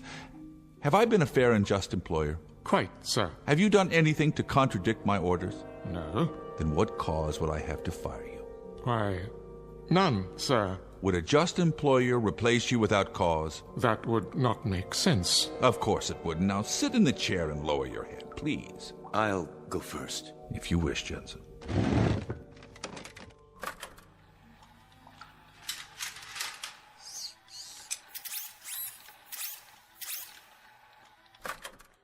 How do you feel? Perfectly normal. Oh, perhaps a little tired, but it's not unpleasant. Right. You will rest now, Jensen, and awaken to a sense of peace, a greater peace than you have ever known. Is it true? A most peculiar sensation. I feel drowsy. Very drowsy. Very drowsy. And his strength will return? In even greater measure, he will know a oneness with all things. Oh, then let me go next. Of course, Nelda.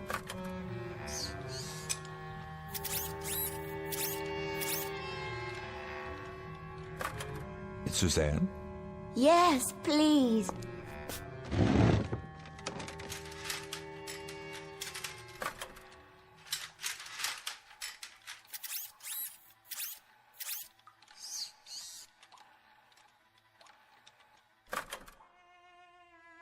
And now for you, Robert. Thank you, sir. I'm eager to know this new sensation. You have served me well. For many years. Many good years, Robert. I don't know what I would have done. Life would be very, very difficult without you.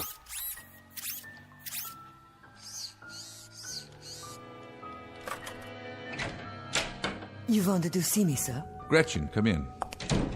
Are they sleeping? Yes, at last. And they feel no pain? How could they? You know, sir. What, Gretchen? Everything I've done was for her benefit. The times she was alone in the night. The times she was unsure how to make you happy. The times she needed advice. I did my best, always. And for that, I'm profoundly grateful. But now, it's time for a change. The old ways can't help her anymore. No. You have a directive of your own, don't you, Dr. Lauren? Whatever is best for your daughter. That takes precedence over all else. You'd even lie, wouldn't you? If that's what it takes. You understand me too well. Then I won't resist. If you're sure it's what's best for the girl. I'm sure. In that case, I'm ready. Give me my turn. If you would, sir. Please make it quick. You have my word. Good night, Gretchen.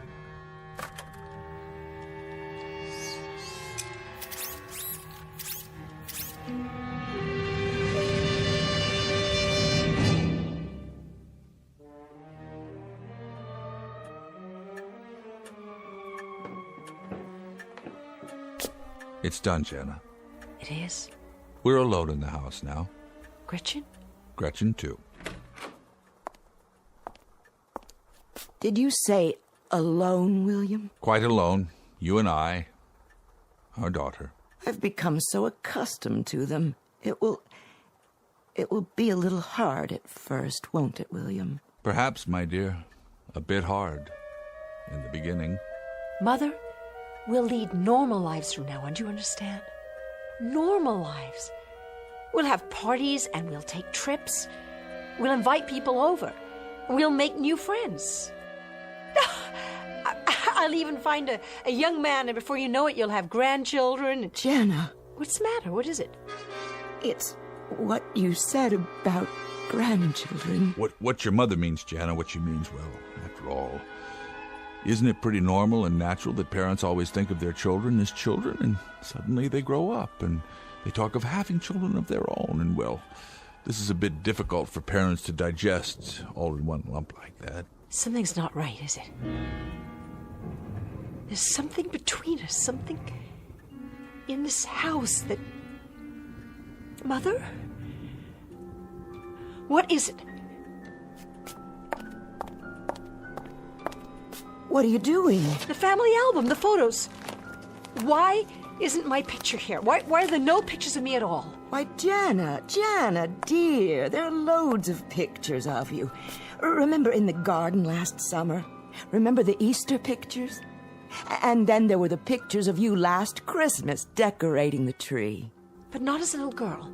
No pictures of me as a little girl. None at all. You and Father and the robots 10 years ago, 15 years ago, 20. But no pictures of me. Why? I want you to tell me why. Oh, my dear. It's not true. It couldn't be. You're our daughter. I'm begging you.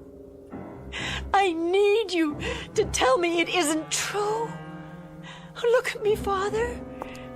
I'm on my knees. You know you're our daughter, and you remember everything that's happened to you since you were a child. You remember the schools you went to, the children you played with. You remember all the places you've been. Jana, you remember all these things. You've got to remember them. Why should I remember them? Because you fed them to me, didn't you? You fed them to me. A memory track, a created memory that you inserted into my mind. What am I? Please, tell me, what am I? It doesn't make any difference. Stand up. Let me hold you. Don't touch me! Jana, it truly doesn't make any difference.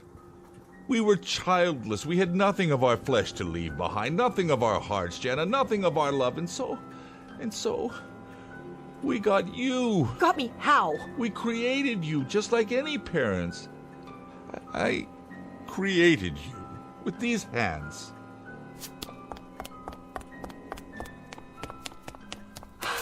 I'm a robot! A robot! Oh, Jana. Oh, you're our daughter now. I built you as a daughter, as a thing of love. It doesn't make any difference how you came to be here. You have to understand, Jana. You are our daughter. I can't be. I don't have the capacity to love in return. I can't be a real daughter. I'm a machine, a thing. I suppose my rebellion, the semblance of emotion, I suppose you even programmed that too, didn't you? But it was all false. I feel nothing. No pain. Jana, don't. You'll hurt myself? But that's impossible, see? Stop your hand. No pain. No pain at all. Like the burn, I feel nothing. No matter what I strike. Even this picture on the wall. Jana! No pain.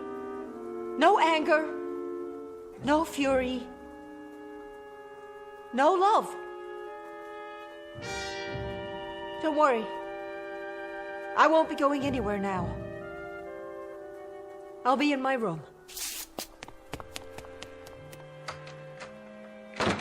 William, what shall we do? It's all changed now. She'll never be the same. No, she won't, knowing what she is now. William, you wouldn't. No, I couldn't do anything like that, not to her. I couldn't stand not seeing her, hearing her voice. I just couldn't stand it. Then, William, what?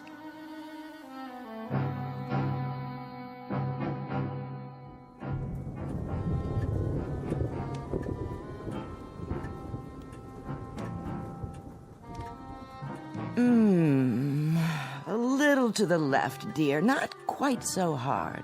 Of course, Mrs. Lauren. Anything you say. And don't stop. I want you to stay here in the study a little while longer. Don't you, William?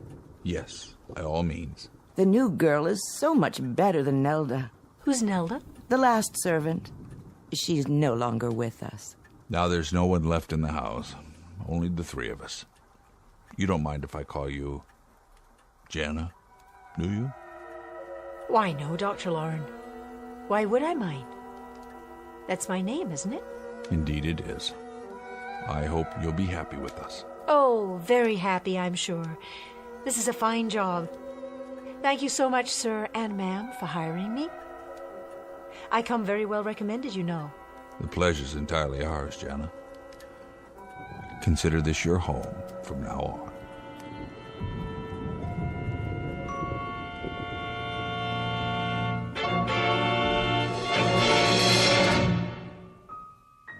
Let this be the postscript. Should you find that you're worn out by the rigors of a highly competitive world, if you're distraught from having to share your existence with the distracting noises and neuroses of these times, and if you crave serenity but want it full-time and with no strings attached, consider a laboratory workroom in the basement of your house. Drop a note to Dr. and Mrs. William Lauren. They're a childless couple who make serenity a life's work. And who knows, they might just have a set of do-it-yourself instructions available free of charge from the Twilight Zone.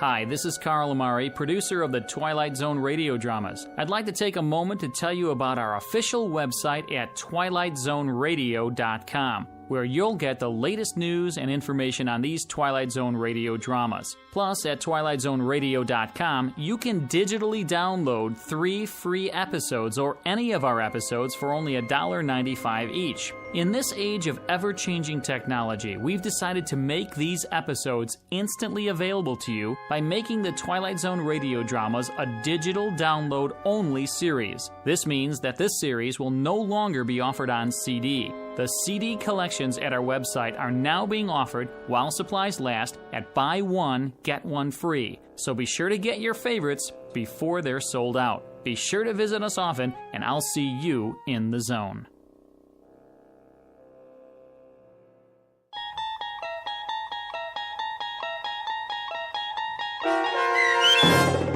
The Lateness of the Hour, starring Jane Seymour and James Keach, with Stacy Keach as your narrator, was adapted for radio by Dennis Etchison and based on a script by Rod Serling. Heard in the cast were Linda Ryder, Susan Hart, David Darlow, and Doug James. To learn more about the Twilight Zone radio dramas and to obtain audio cassettes and CDs of these programs, visit our website at twilightzoneradio.com. This copyrighted radio series is produced and directed by Carl Amari and Roger Wolski for Falcon Picture Group. Doug James speaking.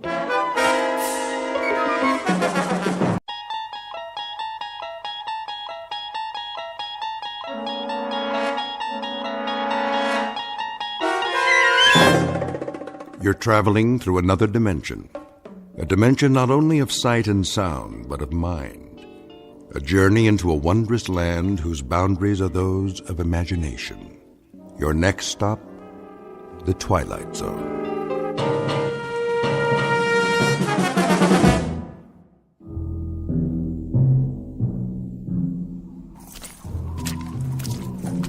Hey, Perry. Yeah, over here. Find anything?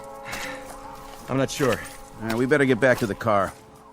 I can't see where I'm going. Whoa, careful. Why'd we get sent out here on a night like this? First snowfall of the season? Watch your step or you'll end up with mud all over that nice, clean uniform. I could sure go for some coffee right now. Well, there's a diner over on the road by the edge of the woods. Is it still open? Let's find out as soon as we call in. So, what did you see out there? Hard to say. Tops of some trees have been knocked off. Sure looks like something hit the pond, all right. Something like what? Maybe a plane. Yeah, no flights in the area. I checked. No, could have been a private aircraft. Possible, I guess. Easy to get off course in this weather. Well, we're not going to find it with the water freezing over. Whatever it is, it's going to stay under that ice till next spring. You think it could have been a meteor? Maybe. Well, we better call in a report. Tell them there's nothing here. Lady who saw it wants to alert the National Guard. That's all we need. This is 1183A. 1183A reporting in. Headquarters, go ahead. We're checking out a report on a UFO supposed to have gone down in the area of Hook's Landing. A what? Unidentified flying object.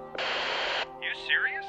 Don't kill the messenger. Just doing our job. Okay, did you find it? Well, it appears something did clip off some trees and came down, but whatever it was, she's under the ice in Tracy's pond now, and we can't see a thing. Hold on a minute. See anything else? Nothing but a sea of snow. But there's something.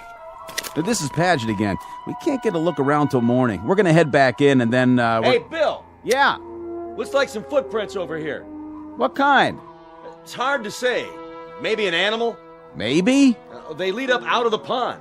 What's going on out there? There appears to be some evidence that, Say again? Those have got to be fresh prints with all the new snow.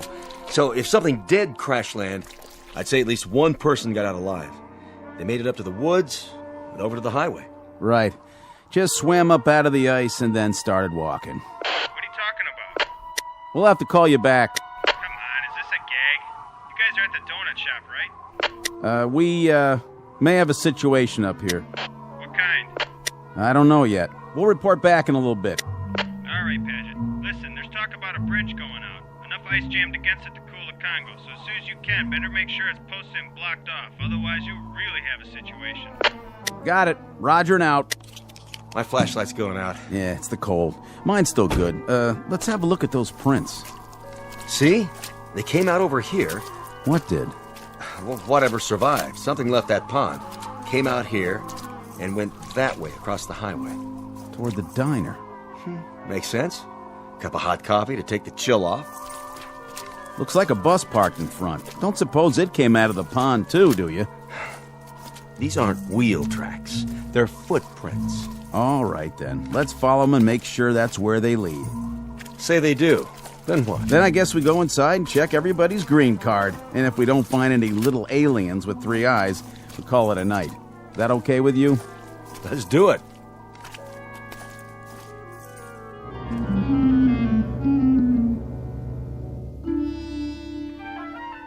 Wintry February night. Order of events: 2 state troopers take a report from a frightened woman and note the arrival of an unidentified flying object. Then the checkout you've just heard, as the troopers verify the event but find nothing more enlightening to add, beyond evidence of some strange lights and tracks leading across the highway to a diner. You've heard of trying to find a needle in a haystack? Well, stay with us and you'll be part of an investigating team whose mission is not to find that proverbial needle.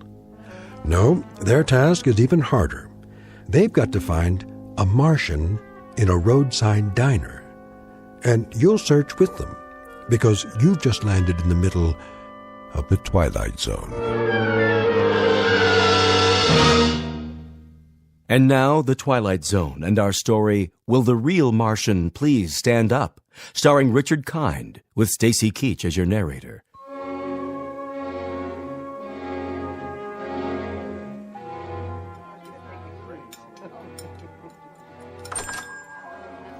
Hello, officers. Evening.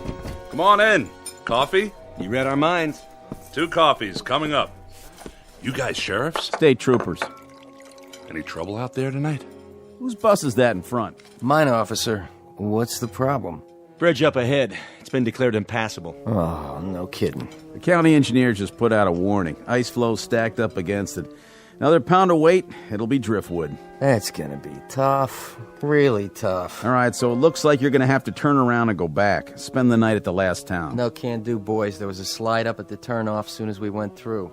Blocked the whole road. Looks like you're kind of marooned. Oh, no. I can't believe this. What are we gonna do? We can't just wait here. Till morning anyway. Till morning? No, that's quite impossible. No, I've got to be in Boston at 9 a.m. Then you better start walking, mister. That bus is going to stay parked out there till they fix the bridge. Either that, or hope they drop you some snowshoes. I tell you, it's out of the question. I absolutely must be in Boston. I'll pay extra. Name your price, bus driver. No way. I'm not risking my life or the lives of any of these folks, not to mention that bus out there, property of the Cayuga Bus Company. Then I'll hire a cab. Where's the telephone? Right there on the wall. But don't waste your dime. Nobody'll drive out here on a night like this, with the snow and all. This is outrageous. Do you know how much money is at risk? Take it easy, mister. That goes for everybody.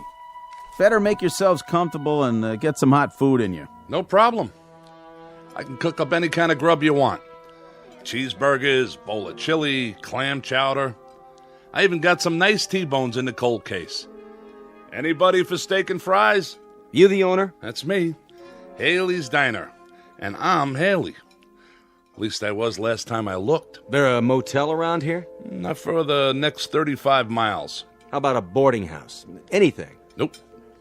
This is it. What are we gonna do, George? Will the bridge be open by the morning? I can't guarantee it. Afraid you'll just have to take your chances. Oh, that's just great. That's really swell. You get comfortable, eat some grub. That's precious little consolation for my meeting in Boston. Calm down. We're all in this together.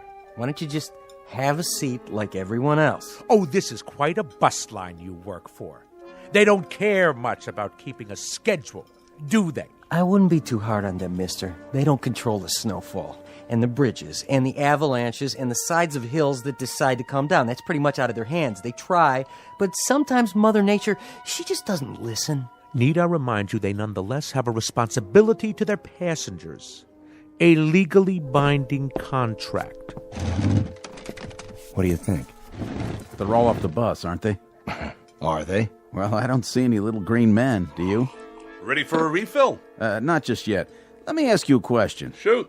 All these people from the bus? Well, now I guess they are. Where else would they be from? Well, that's what we were wondering.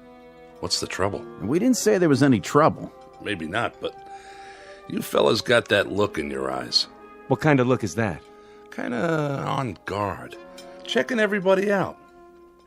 I can see it in your face. So, you're tracking somebody, huh? An escaped fugitive? Nothing like that. Anything I can do to help? We'll let you know. This criminal. What'd he do anyway? Oh, nothing yet. To tell you the truth, we're not sure who we're looking for, or even if he's here. So it is a he? Come on, Perry, finish your coffee. We better get a move on. How many people got off the bus? Take a look. The gang's all here. You saw them come in? Sure did. You there, driver. Yeah, officer? You have a passenger manifest? A passenger manifest? Well, what do you think I got parked out there, a 707? Just answer the question. Mister, that's a 14-year-old bus, and business is lousy. Personally, I think my boss would run rum across the border if there was enough money in it. Me, I wouldn't do that, of course, because it's against the law. Besides, I'd get caught. But for now, we don't ask the passengers any questions. We take their fares, kiss them on the cheek, and help them on and off. We're glad to have them, with or without names. You know how many you had, though? Yes, sir, that I do know. How many? 6, unless one of them fell out a window when we hit a bump. I picked up 6, and I'm supposed to deliver 6. That's what they pay me for. And you don't have any kind of list. In that case, we might have a little bit of a problem. What's that? I count 7, besides Haley and the driver. Me too. So if nobody fell out, somebody must have jumped in. Wait a minute. The young couple in the booth. Those 2 retired folks, the lady at the table with the fake fur coat. This isn't fake, honey. It costs plenty. Sorry, miss. Then there's Mr. Boston Big Shot and the old guy at the counter. 7. You're right. It's funny. I know I only had 6. Anybody in here before the bus stopped? Nope. I haven't served anybody since 11 this morning. What a day, huh? Then the bus pulls up and these folks get off. You saw that? Yep. I saw them walk in, all together. Where else would they come from? Say, is this a trick question? They did. This place was empty when we came in. Then how do you account for 7 people? Well, that sure beats me. So that means one of them didn't get off. Which one of you people wasn't on the bus? I was. We both were. What's he talking about? We all were. What kind of interrogation is this? It's not an interrogation. Then what would you call it? A police grilling? A lineup? Or are you fishing for something else? Some unspecified crimes? We're simply gathering information. Well, if we're going to be questioned, I insist on the right to consult with a lawyer. Oh, that's a good one. Ain't that a good one now? First he wants snowshoes, then a lawyer. I didn't see you on the bus. No, that's really funny, because I didn't see you either. So I guess that makes one of us a liar, don't it? All right, everybody, hold it down. Nobody's in trouble here. We just need your cooperation. This is preposterous. What difference does it make who was on the bus, who wasn't? And whether there were 6 or 7 or 120? Easy, mister. And you, proprietor, you're supposed to be serving us. So we're going to get some food, or aren't we? Is this a diner or a Gestapo headquarters? What's it all about, fellas? Go ahead, tell him. You hear something fly over here tonight? Fly? You mean a plane? Anything. Nope, I don't think so. Why? Well, there was a call into Central about 2 hours ago. Woman said she heard something fly over, and then she looked out of her window and saw it go down. Down? From where? From up there. Up there? Unidentified flying object. Well, now that's something new. Unidentified flying object, huh? Nothing come down from up there except snow, snow, and more snow. That's all I've seen for the past 14 hours. Where'd she say it came down? Close to here. A UFO? Oh, that's a good one. Something did land in Tracy's pond. How do you know that? It left a lot of broken branches before it hit. And what? We found tracks leading away from the water, or rather the ice. Tracks leading where? To here. Let me get this straight. You mean somebody landed or crashed or whatever they did in Tracy's pond and then came here right into my diner? Oh, that's crazy. Nothing came in here since this morning. Nothing except... Except me and my busload. My 6 fares. I only had 6. But there's 7 in this room. That means one of these people. I don't like this. How do we even know you're state troopers? Easy, honey. They got uniforms. See their badges? I don't like this one bit. We're going away to get married, and now this thing happened. Sit down, Connie. It's gonna be all right, I promise. How can you, George? How can you promise? Relax, miss. There's no need for... I'm trying to understand what you're saying, officer, but I'm not sure I... Let the man talk. You're trying to tell us that there's one among us? We don't know which one, mind you, who landed in some kind of flying saucer and then joined us, infiltrated the group, and then slipped into the diner right alongside us? Do I understand you correctly? Came in here with us, but that's not possible. We would have seen him. Not necessarily. Do you remember who you were sitting next to? Why, I wasn't sitting next to anyone. I was all the way in back, trying to take a nap. Well, there you go then. It's snowing and dark, and we climbed out of the bus with our eyes closed because of the snowfall.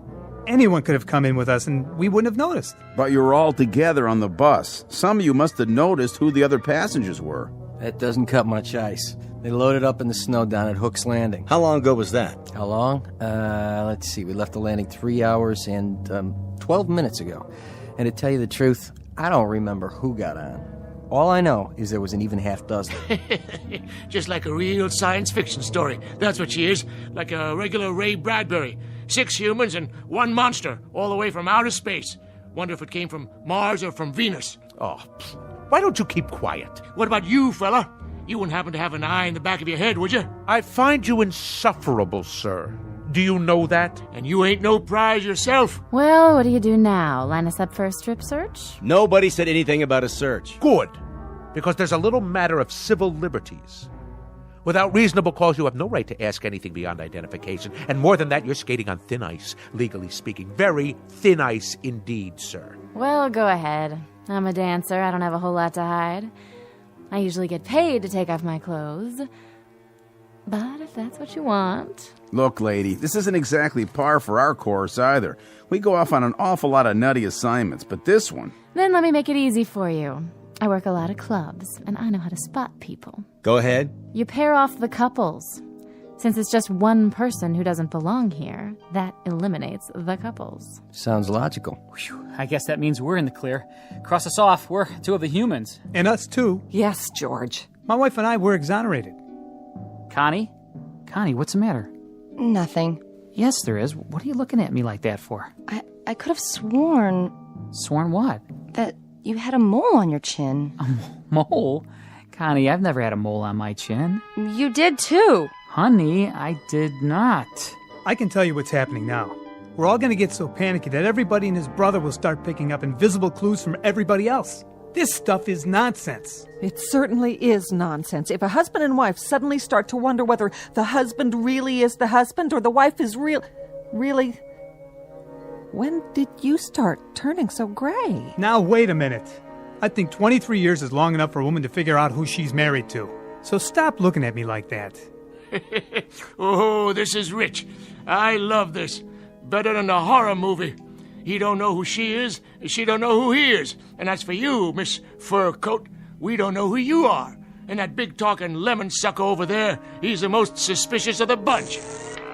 What's happening? That jukebox. It started up by itself. Who did that? Nobody was anywhere near it. That ever happened before? Not unless you put a quarter in it. The lights! What's wrong with the lights? Somebody turn the lights back on.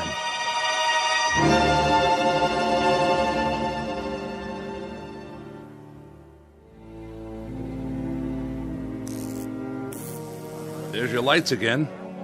Just gotta be patient is all. This happened a lot, does it? Not till now. Must have been the storm. Could have tripped a circuit breaker, I guess. Or a power outage, a line down somewhere.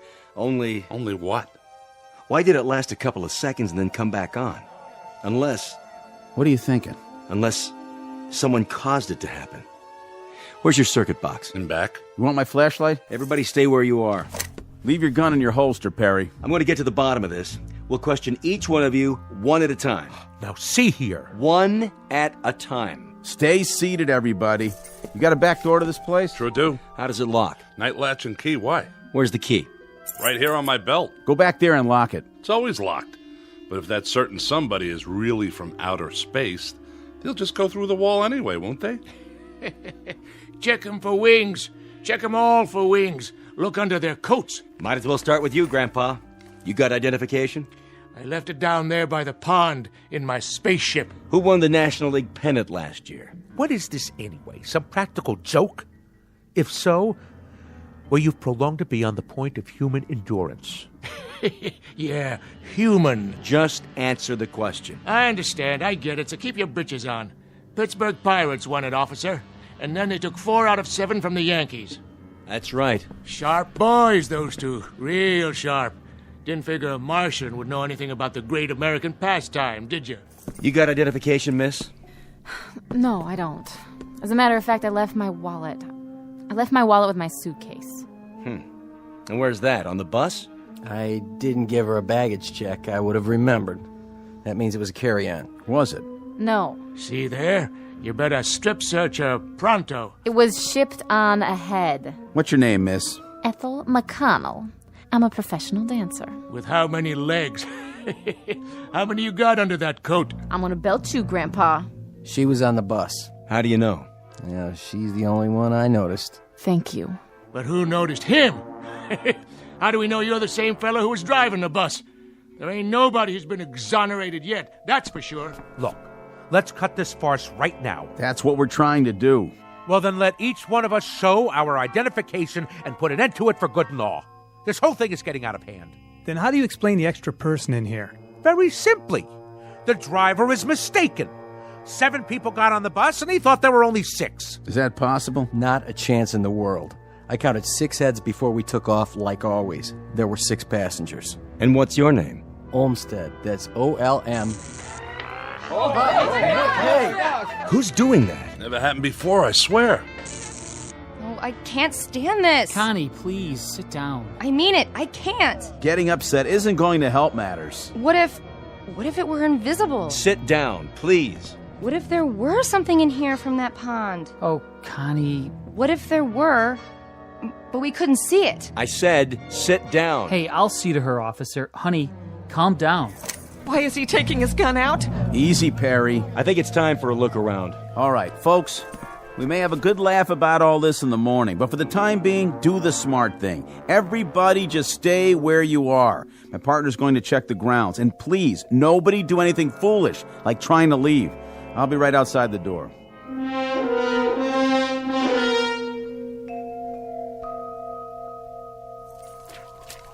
Perry? Here's your flashlight. Back door's locked up tight like he said, and there's no tracks back there. Whatever it was, it came in the front door, just like everybody else. This isn't going to work. What do you mean? We can't hold them here. We're not holding them. They can't go anywhere in this weather. Meanwhile, we're going to find out what happened. What if nothing happened? What if they're telling the truth? Look, add it up. 6 + 1 is 7. Is that nothing? Somebody could have remembered wrong. What about the tracks? You can't even see them anymore. But we did see them. We both did. Isn't that right? That's right. The question is, what should we do about it? We could have a group of innocent people in there. Well, if we do, we'll find that out too. Hey, give me your flashlight again. What's the matter? What's that?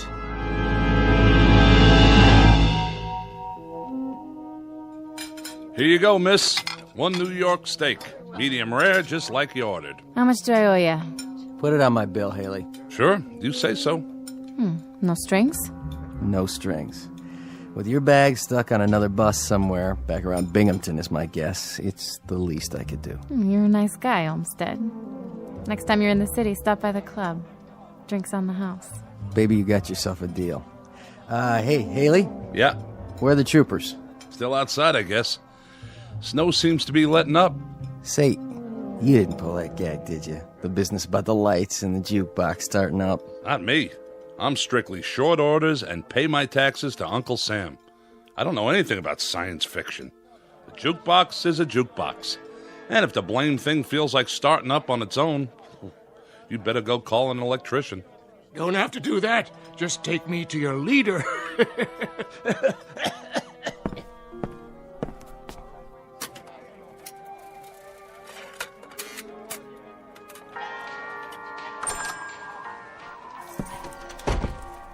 Snow's letting up, is it? Quite a bit.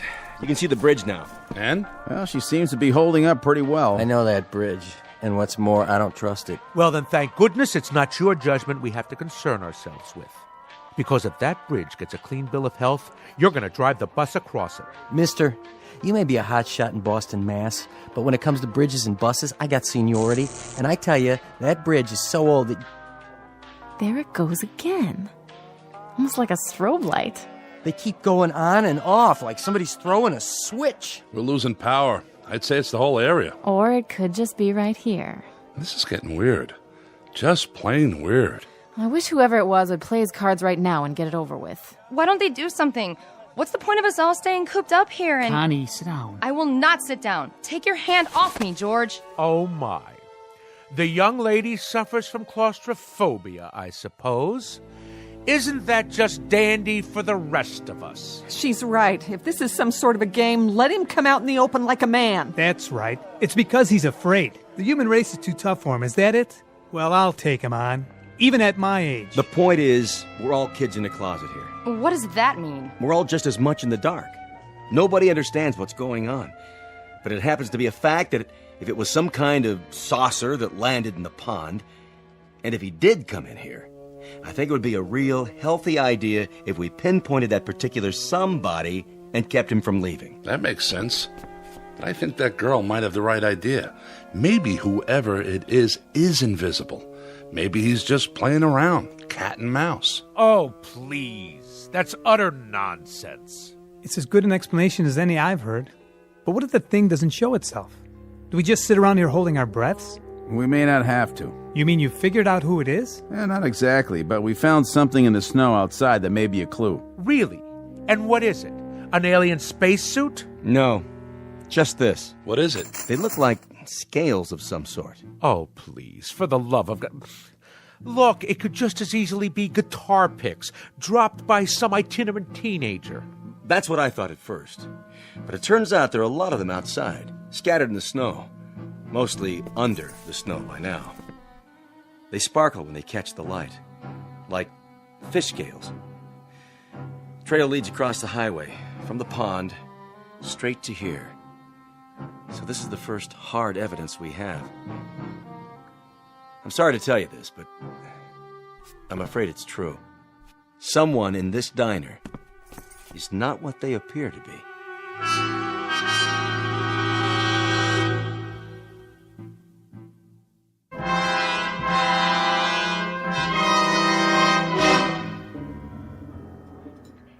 By golly, I knew it. It's the creature from the Black Lagoon. Flew down here from some water world, and now he shed his skin like a snake. Better look under everybody's coat, boys. Pretty soon he'll be swallowing folks whole. What about you? I don't see you eating any food. I had me some fries and a Coke. Can't eat meat. Too greasy. Hey, my food's not greasy. Of course, it is ground-up cow. Now, if you ask me... Nobody asked you, and nobody will. Why don't you leave the old man alone? And who invited you to speak your piece? Oh, I didn't realize we were waiting for invitations. I've seen your type, fella. You got a thing about bossing everyone around. Those scale things, they couldn't be from Mars. No water up there. Has to be Venus. Now, Martians, they hide in the sand till something comes by and zap, get 'em with their tongues, like one of them lizards out in the desert. Or is it the other way round?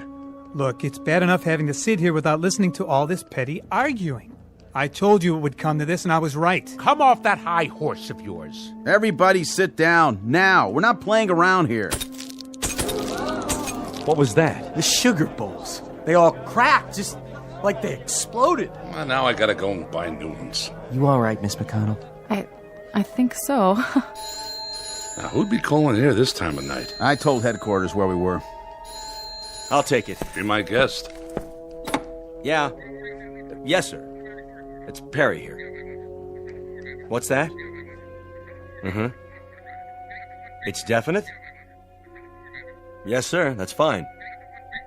Right. Thank you. Well, the bridge is okay. Well, it's about time. Are you sure? County engineers just checked it out. The load of snow just broke away, and, well, with no more snowfall, they say it's safe. Shall we go? Well, if that was a county, I reckon it's okay. I'm gonna take it real slow, though. What about it? We can't hold them. You're making a big mistake, officer. A big mistake. You're letting a monster out. Well, that might be, Pop. That may well be. But I can't hold people on suspicion of being not human.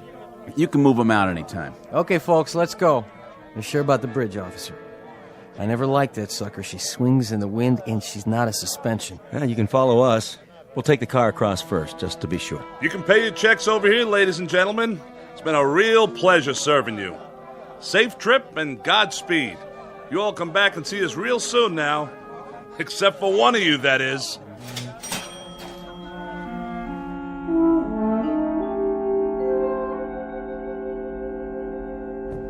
Yeah, that's it then. Just like that. What was it all for, anyway? It's just part of the job, to protect and to serve. I sure hope they're going to make it safe and sound. I feel like we should follow them. As soon as they cross the county line, they're out of our jurisdiction. All we can do now is lead them across the bridge and hope for the best. Whatever happens after that, it's out of our hands. Yeah. But I still got that feeling, you know? What feeling?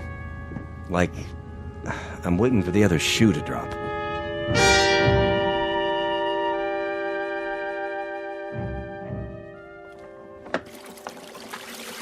No tips. Not a one.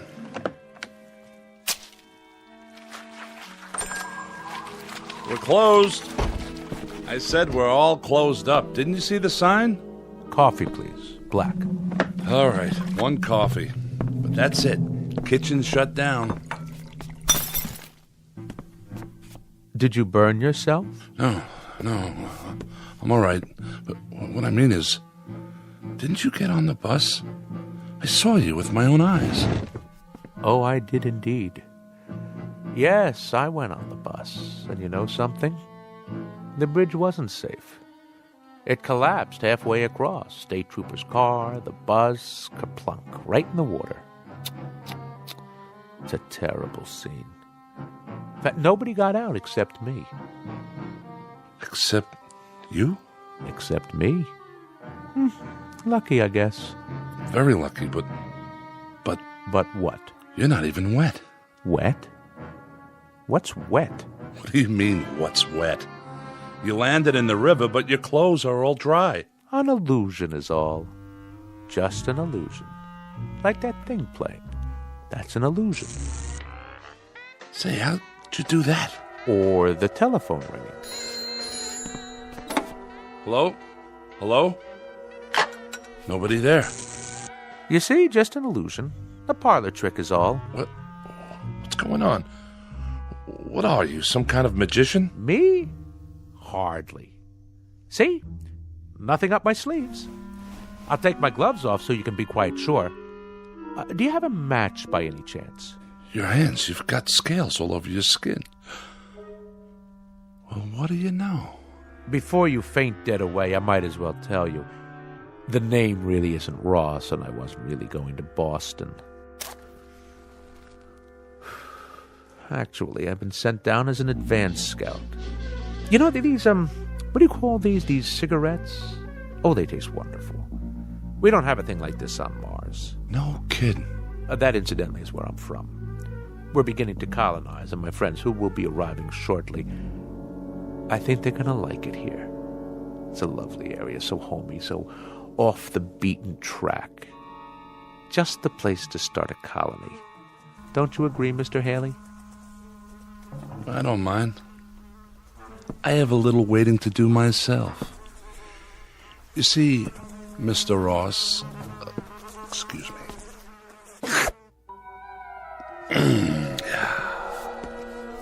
How did you do that? With your tongue? Most remarkable. Must have been 18 inches long. Just a tasty little trick I learned back home. It makes it unnecessary for me to eat the local fauna, which is, let's face it, pretty disgusting. Cows and all that. Anyway, the name isn't Haley, and I agree that this is an exceptional place to colonize. We folks from Venus had the same idea, only we got it several years ago. I think I ought to tell you now that your friends aren't coming. They've been intercepted. There is a colony arriving, but it's from Venus. If you're still alive when they get here, you'll see how much they differ. What do you mean by that? If I'm still alive? Not much silicon-based protein here, and I've always heard about Martians. An intergalactic treat. Supposed to be a real delicacy. Don't look at me like that. You stay away now. I'm just going over to the jukebox for the time being. I agree about what they call music. It helps to pass the time. Why don't you play some while we wait? All right, if you insist.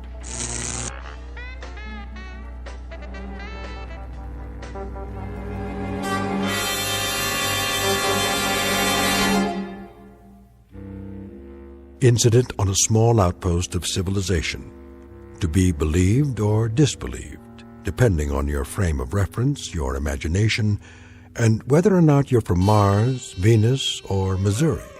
But no matter the degree of your skepticism, if a sour-faced dandy named Ross, who looks like a stocks and bonds salesman, or a big, good-natured counterman who handles a spatula as if he'd been born with one in his mouth, if either one of these two entities walks onto your premises, you'd better hold his hand, scales and all, or watch his words, especially that long, sticky tongue of his. Because the gentleman in question just might try to colonize you, or at least take you with them on a one-way trip into the Twilight Zone. More from the Twilight Zone after this.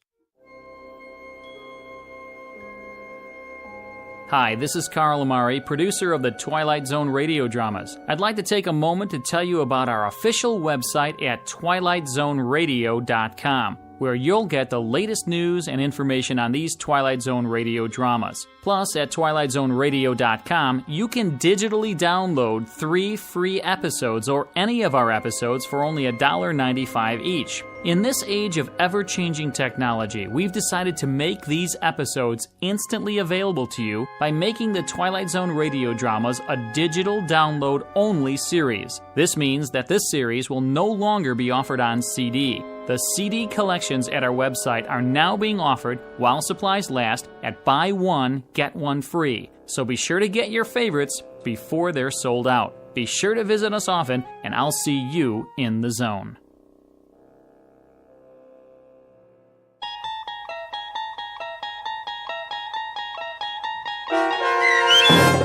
Will the Real Martian Please Stand Up, starring Richard Kind, with Stacy Keach as your narrator, was adapted for radio by Chaz Holloway and Dennis Etchison, and based on a script by Rod Serling. Heard in the cast were Mike Starr, David Darlow, Brooke Sanford, Doug James, Jeff Lupetin, Kurt Nabig, Meg Thalkin, Lynn Foley, Carl Amari, Sarah Marks, and Roger Wolski.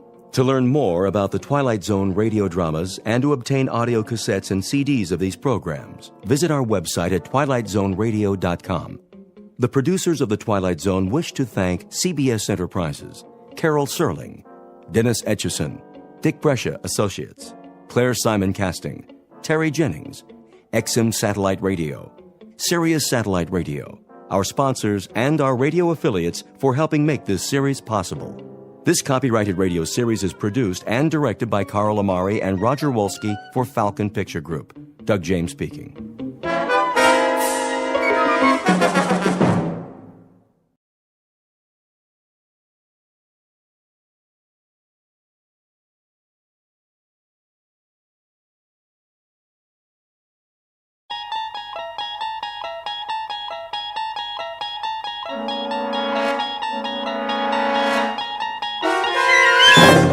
You're traveling through another dimension. A dimension not only of sight and sound, but of mind. A journey into a wondrous land whose boundaries are those of imagination. Your next stop, the Twilight Zone.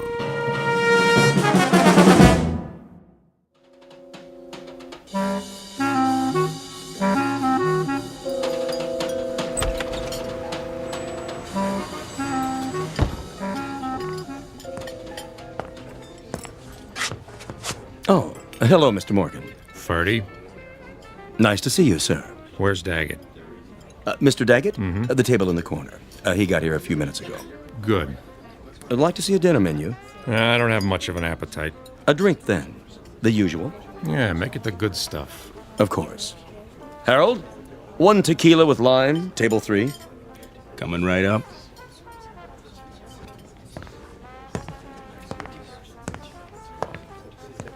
He's here, boss. Well, well. How you doing, Dane? You wanted to see me? Yeah, sure. You know Ben and Jimmy. Dane. How you? Boys? And Iris and Sherry. Hi. Hello. Pull up a chair. No thanks. Go ahead. Take a load off. I thought you wanted to talk. I do. Mr. Daggett wants you should sit down. I'll stand. Now listen. That's all right, Ben. If he doesn't feel sociable. I don't have all night. Well, we can't talk here. How's your drink, sweetheart? What? Oh, fine, Bernie. Order another one. Make it champagne all around. Ooh, champagne.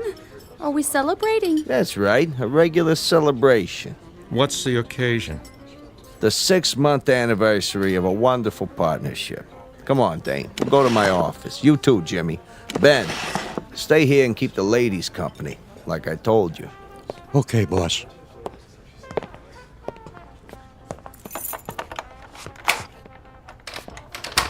After you. Age before beauty. That's a good one. Come on in, Dane. What's a bodyguard for? We don't have any secrets in here, do we, Jimmy? Not on your life. Sit down. Have a cigar. I'll take a napkin. What for? My shoe. You and your shoes. Always got a brand new pair. What's the matter? You see a piece of lint on them? Jimmy, give him your handkerchief. Huh? Do it. Okay, boss. There. That's better. So, what's on your mind, Bernie? Oh, I thought we should have a little sit down. Something wrong? What? No. Business is jumping. A real healthy cash flow. Most of it from my joints. Yeah, well, see, that's just it. I'm feeling generous, so I thought I'd make you an offer. Forget it. Wait a while. I'm talking cash. I buy you out.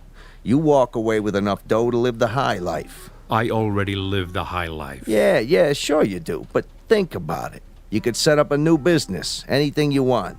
I have a business. Now listen, Dane. Don't look a gift horse in the mouth. Thanks for the warning. You want my answer? It's a big fat no. Don't waste my time, Bernie. Yeah, I'm out of here. Not on your life. That's a laugh. A 2-bit mug with a heater in his pocket. Sit down, Dane. Tell him to keep his hands where I can see him, or I'll ventilate that cheap suit, but fast. Cheap? It's a Versace. We're not through here. Read my lips. N-O. Dane. I thought we had a good thing going. See this 38, Jimmy? Out of my way. Put the piece away, Dane. You're hurting my feelings. You heard the boss. Stay out of your pocket. You too, Bernie. Hands on that desk. Anything you say, Dane. I'm backing out the other door. I see this mug stick his head in the alley. I'll blow it off. Clear? You're getting yourself in an uproar. You need more than a clown in a cheap suit to put the squeeze on me. Maybe so. Now, Ben!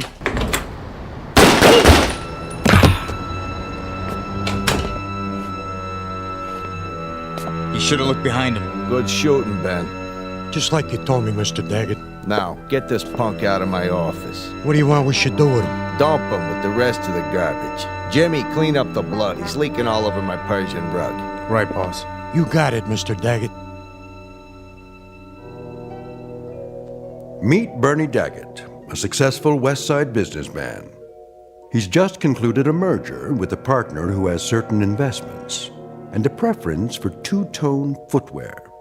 Make that had, because the owner of those shoes is now officially out of business. Said business will continue, of course, under different ownership. But what of the gray and black wingtips? They're brand new, with a shine so bright you could use them for mirrors. It would be a shame to let them go to waste. But never fear, a certain Nathan Edward Bledsoe of the Bowery Bledsoes is about to recycle them.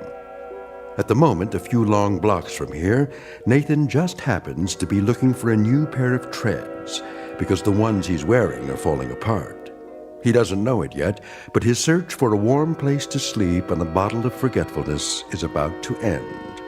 Dane's shoes will carry him out of his misery and straight into the Twilight Zone.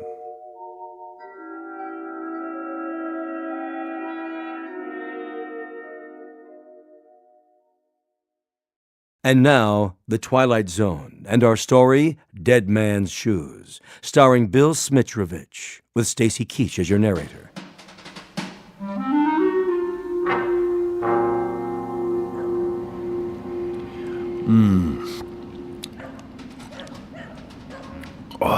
Give me a swig, will you, Nate? Sorry, Chips. All gone. Well, let's go get another one. Oh, you go. I'm gonna turn in for the night. But it's early. Besides, I don't got no more money. Go panhandle some. Move your head. What for? So's I can toss this bottle in the trash. 2 to 1 says you can't make it. You gotta have money to gamble, remember? Oh. You missed. I guess we better clean it up. Clean it up. That's a good one.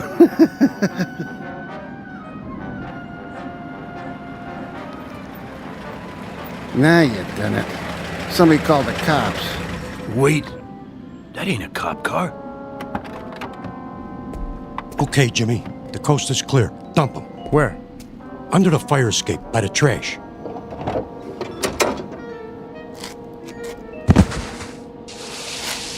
What you got in the bag? Quiet. Keep your head down. Okay, Ben. Done it.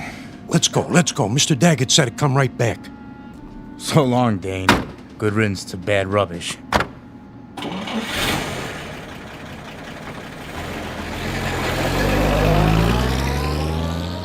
Will you look at that? They drove all the way down here just to dump their garbage. That ain't garbage, you moron. Then what? What do you think? You mean? Go check it out. Maybe he's got a ring on his finger or something. Oh, no. I ain't messing with no dead body. You chicken? Yeah, I'm chicken. What's that sticking out? I don't see nothing. Wait here. What is it? Can you beat that? Just what I needed. What? Guy's got a pair of shoes on. Brand new. I wouldn't touch them if I was you. My size, too. Careful, Nate. You're fooling with evidence. Look at that. Perfect. Wonder if there's anything in the pockets. Nate, we gotta get out of here, I tell you, before they hang it on us. No wallet. Oh, nothing. Except for this key. Number 621. Mayfair Apartments. Hey.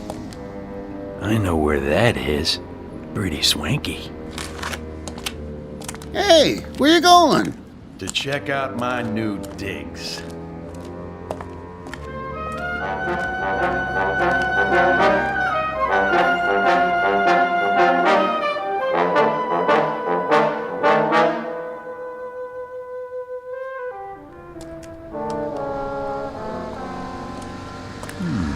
Mayfair Apartments.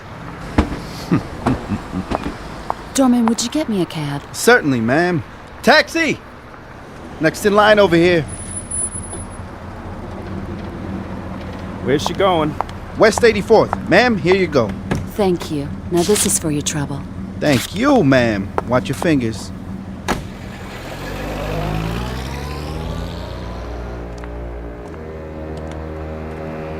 Hey, fella, where you going? This building is for residents only. Yeah, sure, pal. So sue me.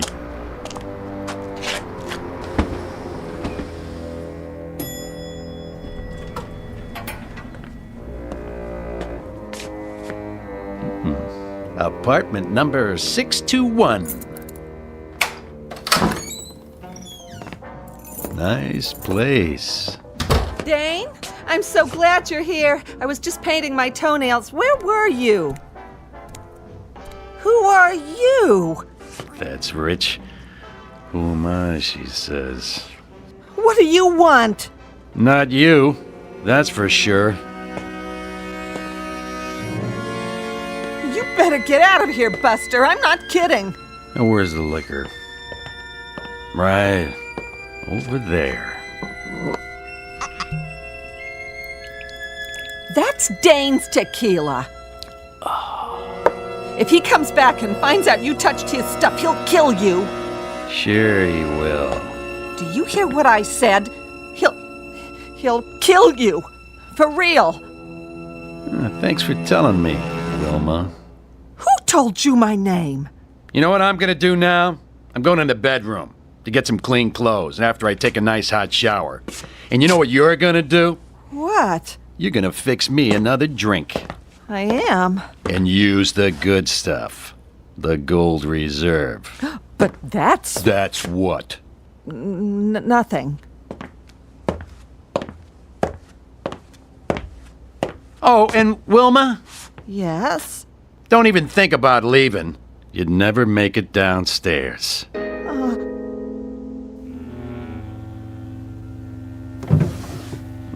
Shirt, socks, and a suit.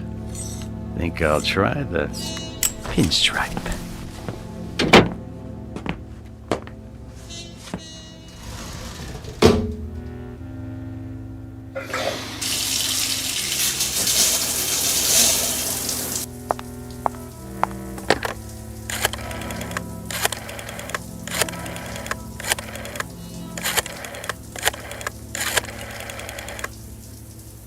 Bernie, it's me, Wilma. Wilma! No, I can't talk any louder. Listen, is Dane there? Well, where is he? What do you mean you don't know? All right, do me a favor. Call me as soon as you do. Thanks, Bernie.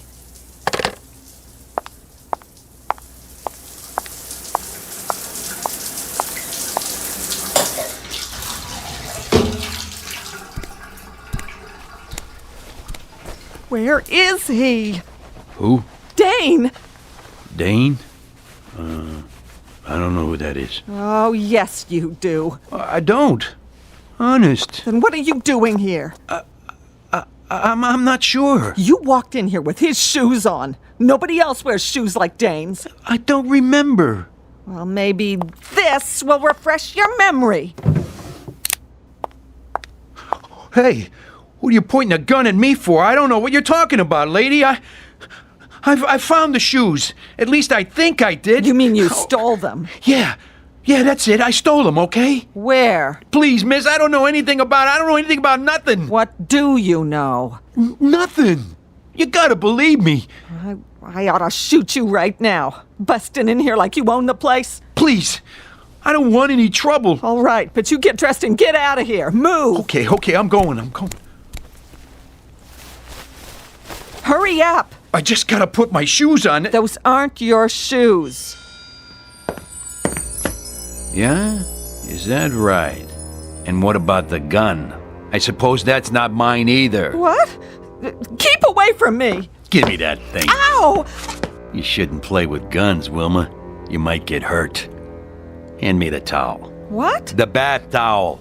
I see some dust on my shoe. Just get out, please! I won't say anything. Where's the other one? I don't know what you mean. The automatic. What do you think I mean? In the closet. The shoulder holster. Full clip. Good. What are you standing there for? I thought I told you to make me a drink. Look, mister, I don't know what you want here. A drink, I said. Okay. What kind? What do I have to do, break your arm? The only thing I ever drink. Tequila with lime.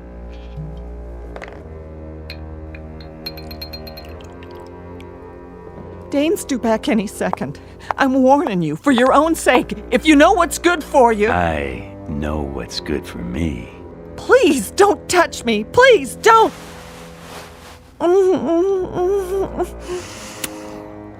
Oh. Who am I, baby? Oh, it's not possible. No? Let's try that again. Dane? But you're not him. You're not. Be quiet. What have you done with him? What happened? What?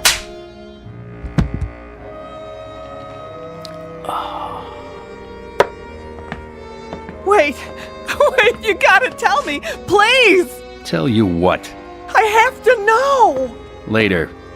Where are you going? I got a little unfinished business to take care of. Where's Bernie? Bernie? Bernie Daggett. At the club. That's what I thought. You wait here. I'll be back after it's over. And don't answer the door. For your own good.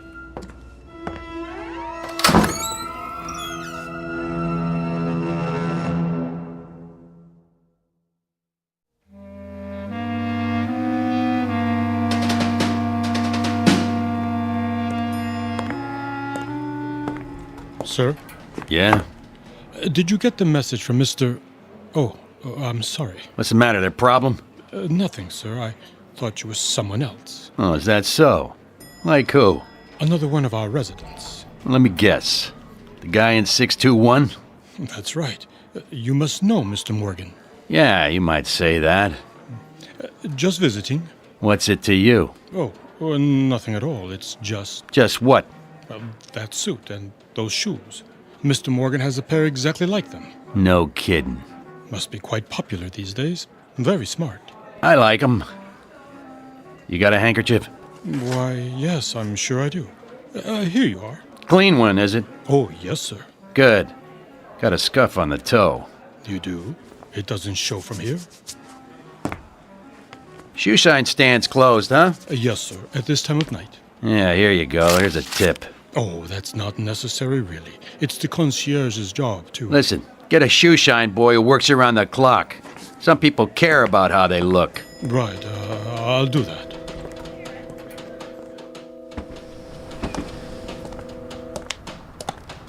Hey there, Mr. Morgan. Get a cab for you? No thanks, Tommy. Oh, begging your pardon, you're not Mr. Morgan. Were you sure about that?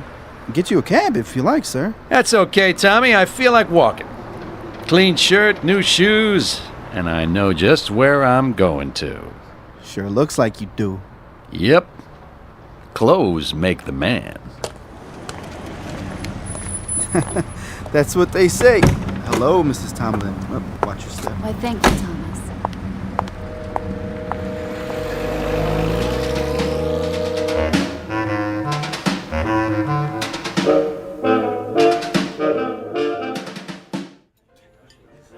Yes, sir. May I help you? I'd like a table. You have a reservation? How about that one over there? In the corner. Next to Daggett. I'm afraid that table is reserved. It is, huh? If you would care to wait at the bar, perhaps something will open up.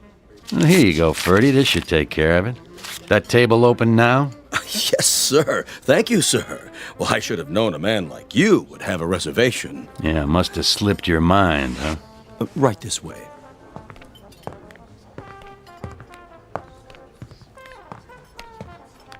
Let me pull the chair out for you. And what may I bring you, sir? The usual. The usual? Tequila. Really? Any particular brand? The good bottle, under the bar. With a slice of lime. Certainly, sir. Right away. Ferdy. Yes, Mr. Daggett. Bring us another bottle of champagne. Of course. Who's that, anyway? You mean the gentleman with the... shoes. I'm afraid I don't know, Mr. Daggett. Never saw him in here before. Nor have I. I'll get you your champagne. Friend of yours? No friend of mine. Hey, Jimmy. Yeah, boss? That fella over there. You seen him? Negative. What about you, Benny boy? Never set eyes on him. Well, he seems to know us. What's he smiling for? He ain't looking at me, honest. Of all the nerve. Just some lush. Forget it. Yeah, but a familiar lush. Something about him. Maybe he's looking at me. Iris? It could be. Or ain't I worth staring at anymore? Oh, nobody said that. Said what? Oh, nothing. I just said I was leaving you. Yeah, sure. Jimmy, why don't you go over there and... See? You never listened to me. I'm all ears. I said I was leaving you, Bernie. Sure you are. I mean it. We're Splitsville. There's only one way people leave me, honey. Feet first.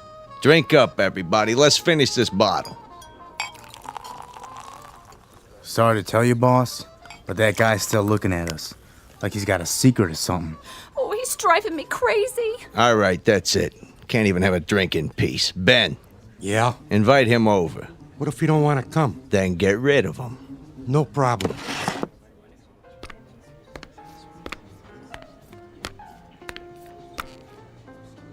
Hey. You talking to me? Mr. Daggett wants you.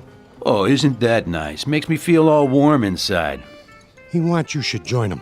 Well, what do you know? An invitation from the great Bernie Daggett at his own personal table. Are you sure? He loves you should join him. Oh, I don't know what to say. Don't say nothing, just do it. Well, if you put it that way, I accept.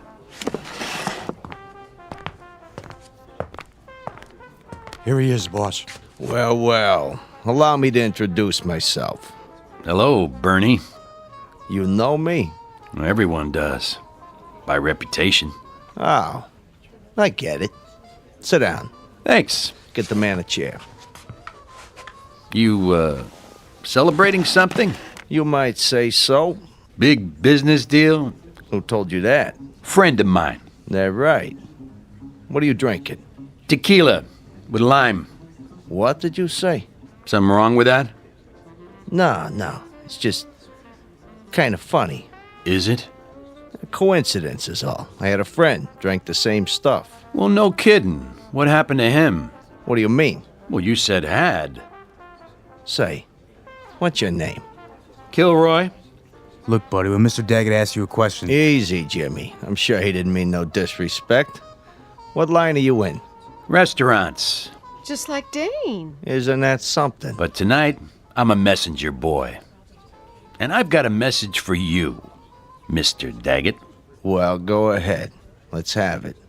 Oh, I'm sorry, no can do. What do you mean? I have instructions to deliver the message personally.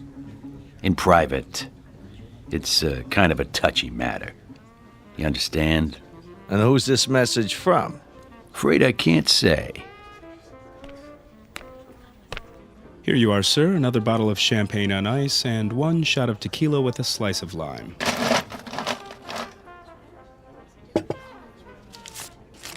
On me. Here you go, Paulie. Yeah, thanks. Think nothing of it.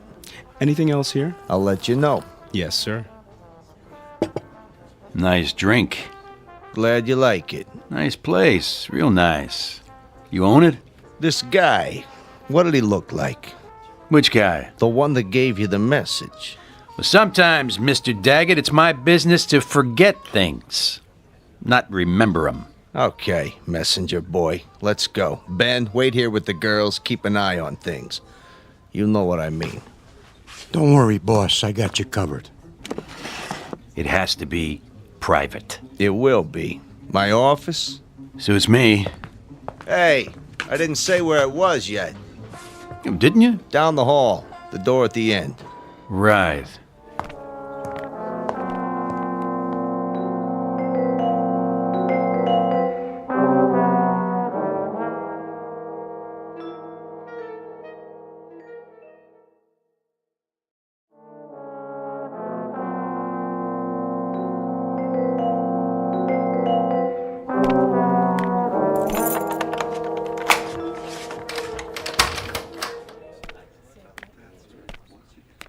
Nice place you got here. Soundproof, too, so we can talk in private. Good idea. Come on in. Make yourself comfortable. Oh, age before beauty. That's a good one. Jimmy? Put your arms out. What for? Just till we get acquainted. Go on, Jimmy. Frisk him. Well, what do we got here? Well, it looks like a 38 to me. What's the matter? The monkey can't see? You got nerve bringing a piece in here? That's okay. I know how it is. A man needs protection nowadays. Yeah, you don't know what kind of trash you'll run into. Hold it for him, Jimmy. Hey, careful with that. I'm always careful. Just till we're finished. Tell your monkey I want it back with all the bullets. Hear that, Jimmy? Absolutely. Have a seat. Cigar? I don't smoke. Good idea. Could be dangerous to your health. So could a lot of things. Yeah, looks like you got a good thing going here. I get by. Win some, lose some. I bet you don't lose very often. I try to keep my hand in the game. And what game is that? Oh, you know. Little of this, little of that. I got a string of restaurants now. That right. Strictly legit. Must be doing pretty good. Nice digs, mirror on the wall, big desk. They call it Danish modern. Real oil paintings. Cost me plenty, let me tell you. See that picture there? Thomas Kincaid original. No kidding. Of course, I got a special discount. Yeah, you paid too much. What? I have 3, just like it. Picked them up at a fire sale. Guy turns them out like a factory. Doesn't even sign his name. Got a room full of brunettes to do it for him. Jimmy, make a note. Yeah, boss. See if there's a money-back guarantee on this crap. Now then, what were we saying? The message? Oh, yeah. You're monkey deaf, too? Say hotshot. Don't worry about it. When does he go back in his cage? I got no secrets from my boys. Yeah, you sure? Sure, I'm sure. And one thing first. What's that? Give me a handkerchief. You got one in your breast pocket. Yeah, I know, but I don't want to get it dirty. Hear that, Jimmy? Yeah. Here you go, hotshot. There's a piece of dirt on my shoe. Maybe you should watch where you step. Right. All kinds of dirt around here. Where'd you get those shoes? I borrowed them. From who? A friend of mine. What's your friend's name? I think you've met. What's your real name, mister? My name? That's from my friends. Aren't we friends yet? I don't know. Are we? Yeah, I'd buy you a drink, invite you to my office, and all because you got a message to deliver. If that ain't friendly, I don't know what is. Bernie. Mr. Daggett to you. How'd you get it cleaned so fast? What? The rug on the floor? What about it? Well, blood's hard to get out, isn't it? Say, what are you inferring? You have to send it to the cleaners, unless you got your own cleaners. Nickel and dime mugs who wipe up people's messes for them. I don't know what you're talking about. Don't you? But I know one thing. You got a bad attitude. The kind that can get you in trouble. Absolutely. You think so? Then here's what I'm gonna do, Bernie. I'll tell you what I'm talking about. I'm talking about another guy who had a nice thing going for him. Yeah, plenty of dough, plenty of action, restaurant uptown, only he wasn't happy. And you know why? Let me guess. People were sticking their nose in his business. Close, but no cigar. He had a partner. That meant he couldn't be number one, see? And being number one was very important to him. So he offered to buy the partner out, and when the partner refused to sell, this guy, he brought him in his office, and he killed him. Blew him away. Just like that. Or rather, he had his monkeys do it so he wouldn't get his hands dirty. It happened right here, and nobody was the wiser. Oh, it was one slick job. You're out of your mind. Only not slick enough. You didn't get it all up. Take a look. There's still some little bits of blood on the rug around the edge, see? Geez, I hope you didn't wash it in hot water, Bernie. That makes the stain set, so it'll never come out. There'll always be traces. You know, the cops come in, put the stuff on it, the luminol, then they shine a purple light, and whatever was there, bing, there it is. Who are you? I told you, a messenger. And here's the message. Look out, boss. He's got another piece. I thought you said he was clean. He didn't check behind my back. Anybody but a monkey knows to do that. Now take the gun out of your pocket and set it on the desk. Real slow. Better do what the man says, Jimmy. Okay. Now take the other one, the 38 you took off me, and put it down on the floor. And kick it over to me, nice and easy. Can't we talk this out?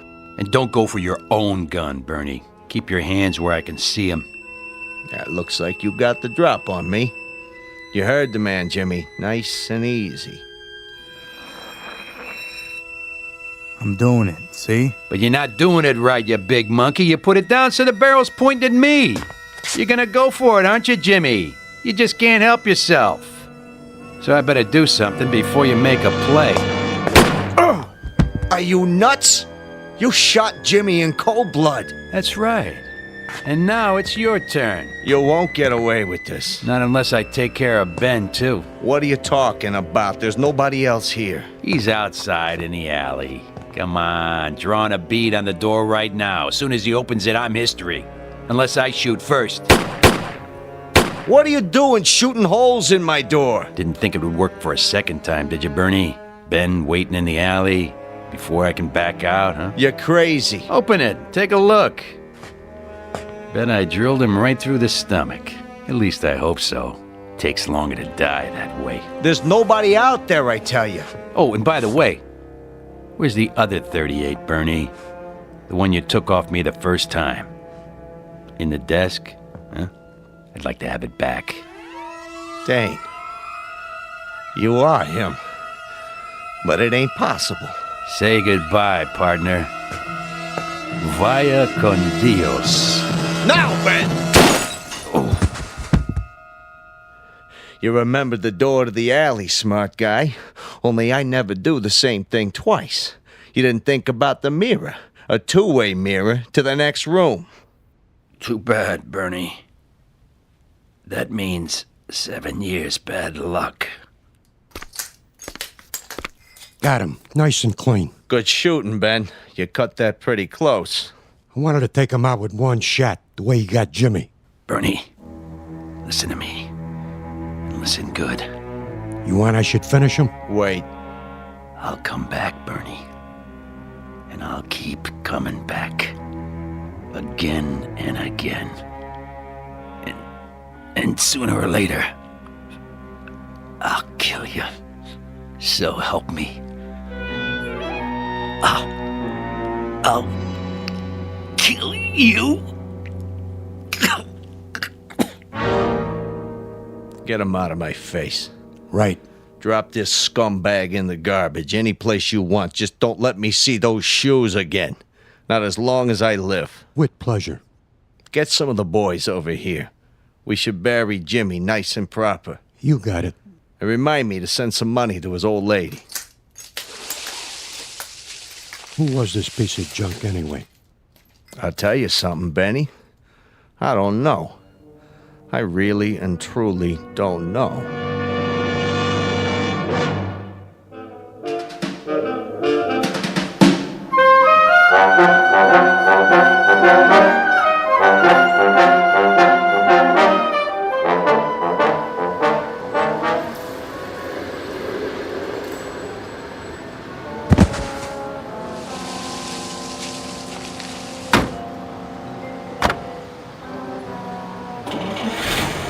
Go, the boss is waiting.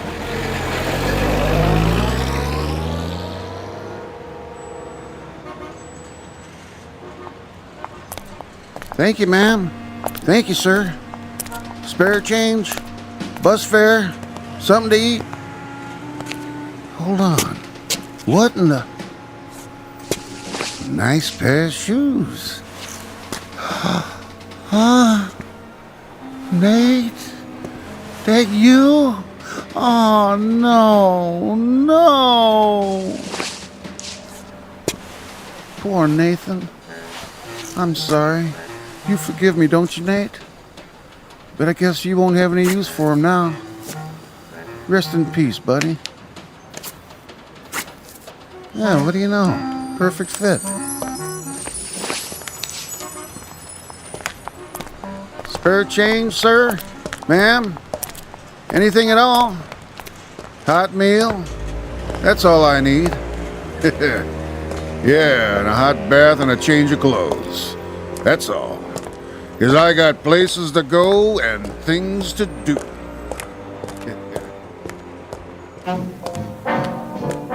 There's an old saying that goes, clothes make the man. And another one that says, if the shoe fits, wear it. Keep both phrases in mind should you ever find yourself on a lonely street at night. Because nothing comes without a price. And if you happen upon a pair of expensive black and gray loafers, size 9, be very careful. Because they just might have a mind of their own. Try them on, and chances are you'll find yourself on a long-distance trek into the Twilight Zone. More from the Twilight Zone after this.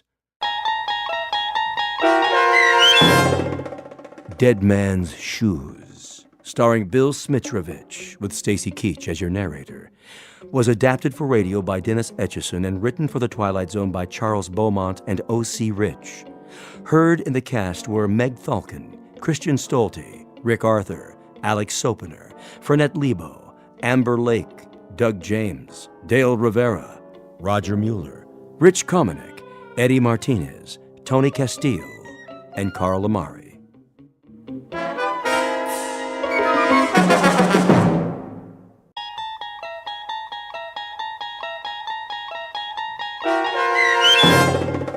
The Mind and the Matter, starring Hal Sparks, with Stacy Keach as your narrator, was adapted for radio by Dennis Etchison and written for The Twilight Zone by Rod Serling. Heard in the cast were Rich Komanek, Lisa Joyce, Jeff Lupetin, Doug James, Vince Amari, Meg Thalken, Roderick Peoples, C.J. Amari, Roger Wolski, Karen Olson, Carl Amari, and Lynn Foley. To learn more about the Twilight Zone radio dramas and to obtain audio cassettes and CDs of these programs, visit our website at twilightzoneradio.com.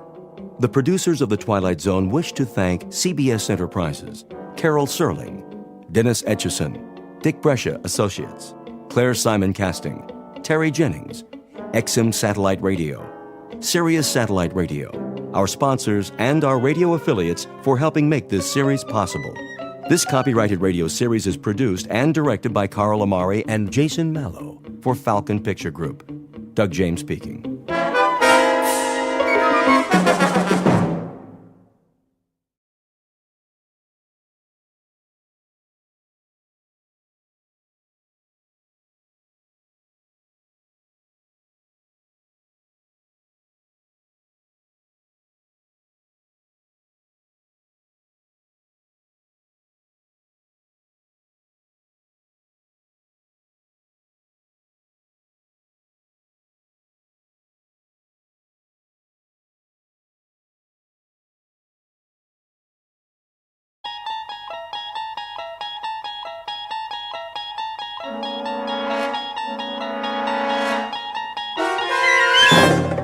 You're traveling through another dimension, a dimension not only of sight and sound, but of mind. A journey into a wondrous land whose boundaries are those of imagination. Your next stop, the Twilight Zone.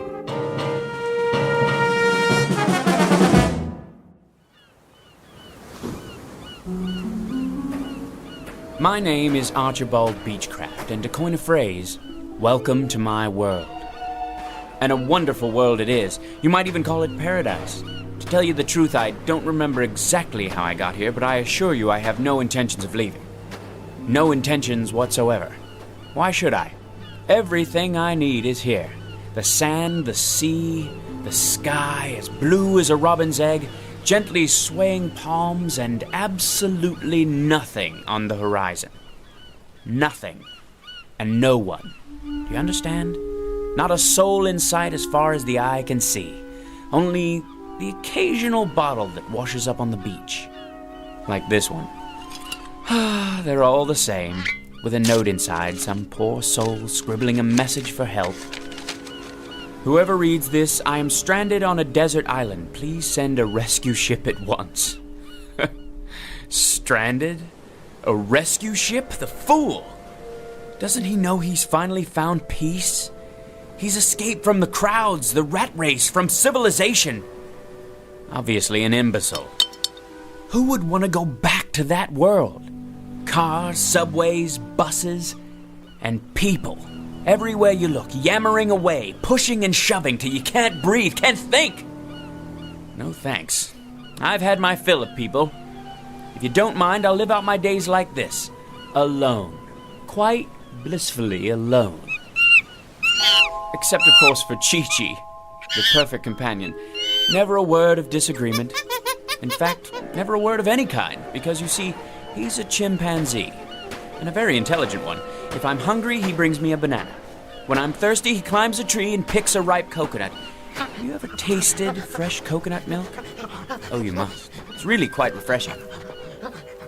Hold on, Chi-Chi. What's this? A footprint?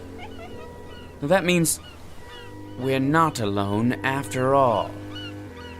But how can that be? This is my world. Wait a minute. Whoever made this footprint, do you suppose his name might be Friday? If so, he'll speak an entirely different language. No communication whatsoever, and plenty of room for both of us. He'll have his half of the island, and I'll have mine. Unless, of course, Friday's a female. You think it's possible? Why, I don't see why not. A lovely native girl in a sarong with big brown eyes like a Walter Keane painting, and a tray of finger sandwiches, poi, that sort of thing. Maybe some Mai Tais. Who can't speak, of course. No, why should she? She'll live in her grass hut and I'll live in mine, and we'll visit from time to time. An ideal arrangement. I'll give her a lei, a flower lei, whenever the spirit moves me. And when the spirit doesn't move me... Now where's that coming from? There aren't any telephones on my island. It can't be a telephone booth on the beach. Most ridiculous thing I've ever seen. Yes? Yes, who is it? Who in the... Hello, who's there? Hello? Who? Hello? Tropical Paradise, Beechcraft speaking. Hello? Hello? Oh, the alarm clock. I must have been dreaming again. What time is it? 6:30 already? This is my world, all right. And welcome to it. A brief, if somewhat jarring, introduction to Mr. Archibald Beechcraft, a child of his time, a product of the population explosion, and an unwilling inheritor of the legacy of progress. He has just begun his daily battle for survival in a world that cares not one whit for his happiness or sanity. But very soon, our hero will begin a one-man rebellion against this impersonal age, and to do so, he will enlist the help of certain unusual aids, of the sort found only in the Twilight Zone. And now, The Twilight Zone and our story, The Mind and the Matter, starring Hal Sparks, with Stacy Keach as your narrator.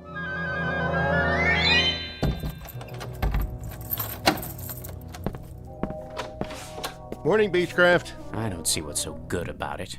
How's that? If you'll excuse me, I'm late. You're always late. Take it easy. You'll get there. I'm sure I will.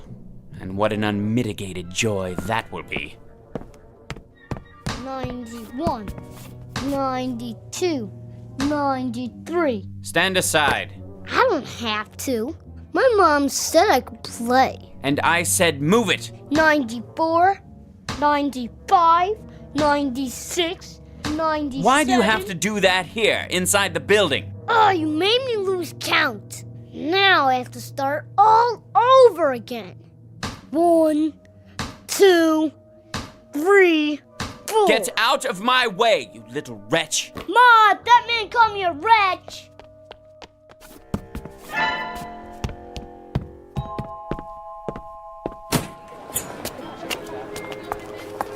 Hey, watch it, buddy. Sorry. Look where you're going. Beg your pardon. Hey, careful with the briefcase, huh? I'm late, you see. Hey, he almost knocked me down. If I miss my train...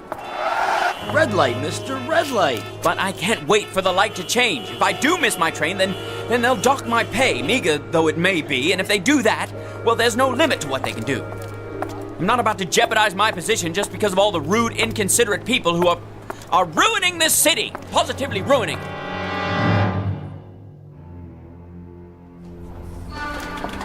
That's my train! Slow down, one at a time. But you see, officer, I absolutely must catch the 732 uptown. Keep your shirt on, pal.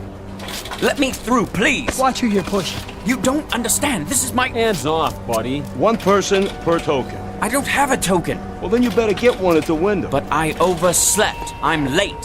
One at a time, folks. Let's keep moving. Let me on, please. Hey, you stepped on my foot. Move to the back, please. This elevator's full. But I absolutely must get to the 15th floor. Why don't you wait for the next one? I can't wait. I'm late as it is. I said this one's full. Surely there's room for one more. Sorry, Beechcraft. If I could just squeeze in. Will you watch the elbow? I do apologize. Going up.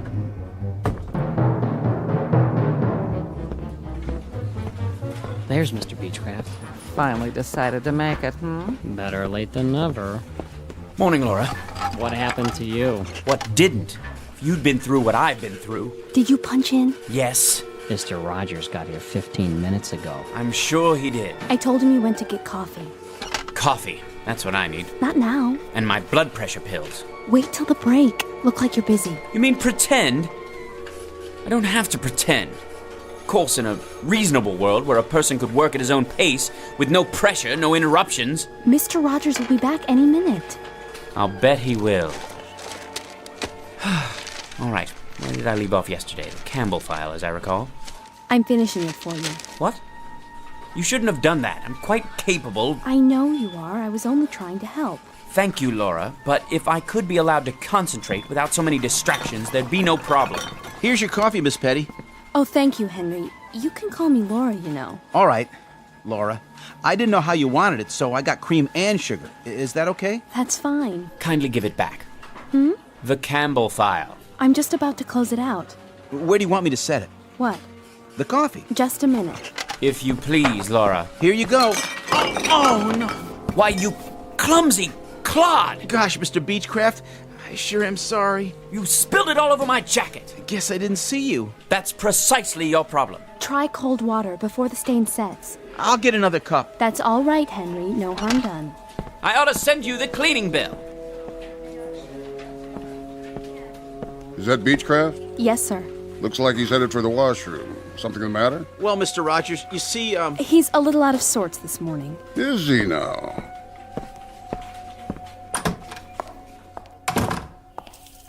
Feeling ill, Beechcraft? No, sir. Nothing like that. If you'll forgive an observation, you're not looking too well. I'm all right, Mr. Rogers. You look tired. You know, Beechcraft, keeping yourself fit is not only a personal responsibility. In a larger sense, it's part of your obligation to the firm that employs you.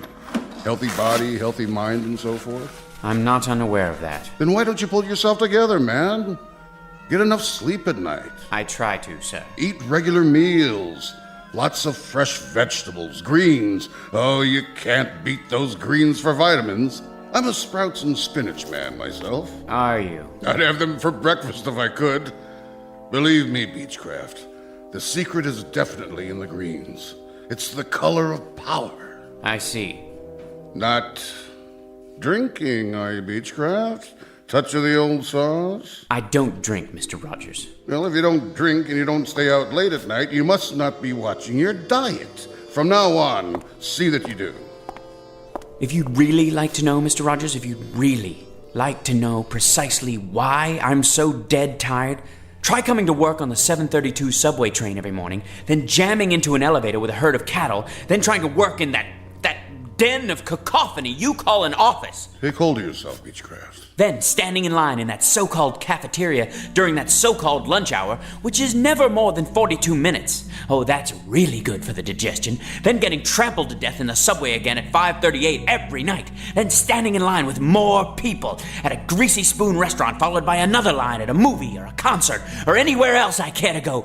But always standing in line, always getting shoved, always getting jostled, always getting pushed around by more people. For goodness sakes, man, take hold. I'll take hold, Mr. Rogers. I'll take hold when I can achieve that milestone, that millennium, that absolute perfection that only comes with solitude. Understand? Solitude. That means no people. You read me, Mr. Rogers? They're the ultimate insult, and my problem is simply that I can't get away from them. At no time, except during the wondrous 7.5 hours I spend in my bed every night. And even then, I hear them outside. Hear what? People. Raucous, shrieking, shouting people. Herds, droves, legions, hosts, armies, bevies, flocks and coveys of people. I don't like that look in your eye, Beechcraft. I don't like it one bit. If I had my way, here's how I'd fix the universe. I'd eliminate them all. I mean, cross them off. Get rid of them. Send them packing. Destroy them. And then there'd be only one man left. Me. Archibald Beechcraft, Esquire. Let me out of here. You're quite mad. Do you know that, Beechcraft? You're either off or en route away from your rocker. Well, if I am, I very much prefer my madness to the so-called sanity around me. People, as far as I'm concerned, you can have them. If I had my way, I'd make them all disappear. Every last one. Well. Old Beechcraft's finally showing some gumption. Just the same, I'd best keep a close eye on him. A very close eye indeed.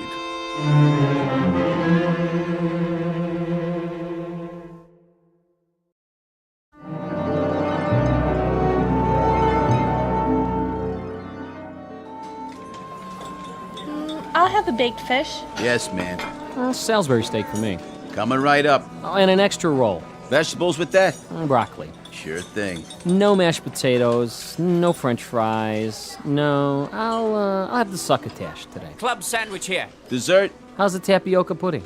Lumpy. I need another fork. This one's dirty. You got it. One club sandwich, coleslaw, no fries, coffee black. Here you go. That's it, sir. That's right, the usual. So I see. Cash or charge? Cash. Take my wallet out of my pocket. There's hardly room to turn around. Here. Don't you have anything smaller? No, I'm afraid not. Your change. Hurry up, will you, buddy? We don't have all day. I'm doing my best. If you'd allow me to put my wallet away. Next, one double macaroni and cheese, salad with ranch. Excuse me. The seat's saved. Well, how about the one next to it? Now, he'll be right back. Of course. Of course he will. Hey, Mr. Beechcraft, over here. Thank God. I'm obliged, Henry. Think nothing of it, Mr. Beechcraft. Squeeze right in. That was my plan.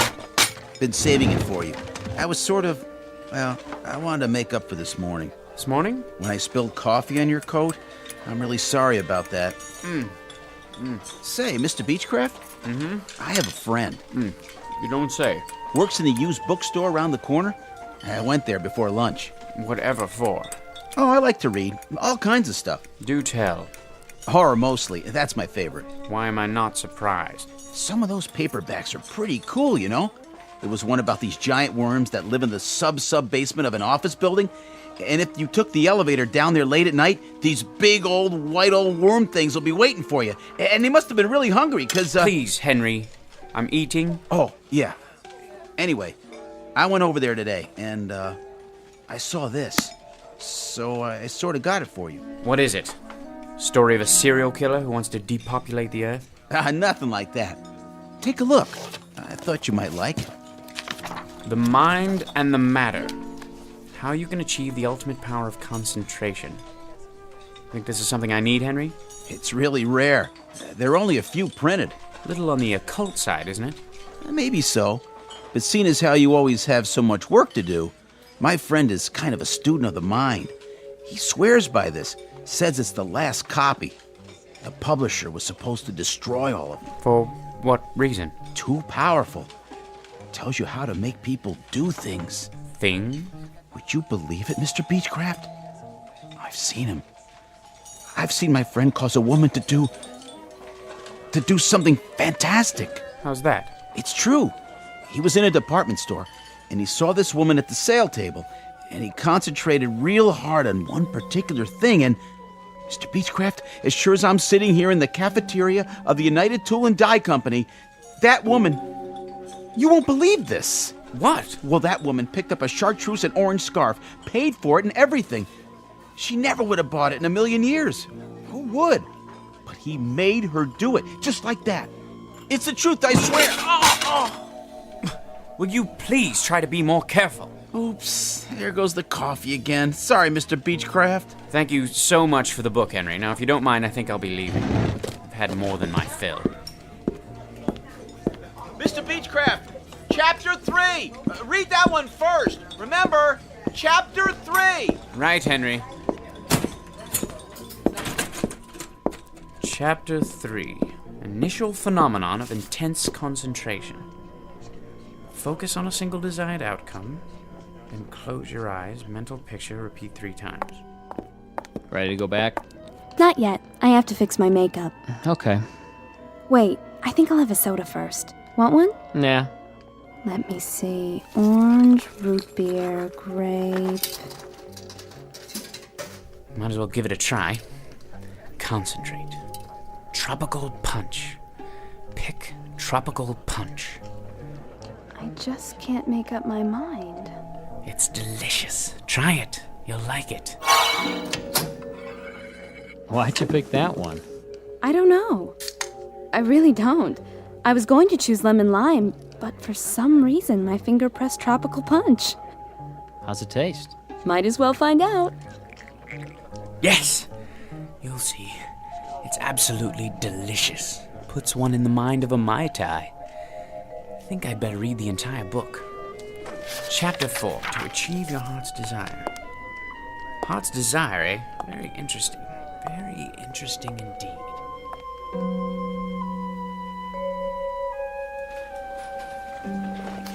The most important element is concentration. Blot out the quotidian irrelevancies that pollute your day. Quotidian? Nice vocabulary. Mr. Beechcraft? The science of the mind requires absolute adherence to the following rules. Mr. Beechcraft? What is it, Laura? Did you turn in the Campbell file? Campbell? John R. From this morning. I don't see it. I'll get to it. Now then. The following rules of mental control over the omnipresent phenomenology of the modern environment. I really need the file before Mr. Rogers comes by again. Silence! Can't you see I'm reading? Sorry I disturbed you. Oh, Laura, how was your beverage, by the way? Beverage? In the hall, the can of soda. Tropical punch, wasn't it? Oh, yeah. Not bad, actually. Reminded me of a pina colada. Did it now? Delicious, I bet.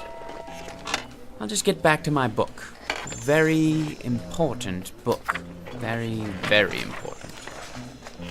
Distractions which divert 98% of our brain capacity from the more highly evolved regions of the cerebral cortex.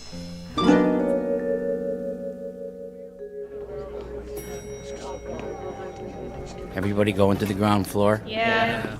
The source of the power is located in the pineal gland, or vestigial third eye. You, sir? Where the power of the all-encompassing life force. Sir, you going to the first floor too? He's talking to you, buddy. What's the matter, you deaf? What?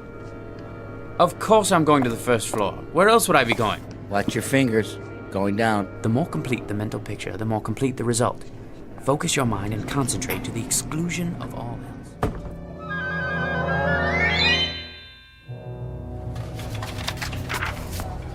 from the lower to the higher chakras until you feel the power surging. You getting on the train or what? Oh, yes. Then move along. All aboard? Please step back. The doors are closing.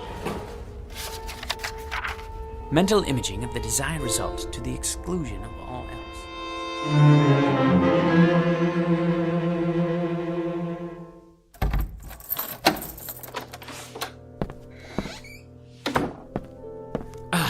Now, where was I?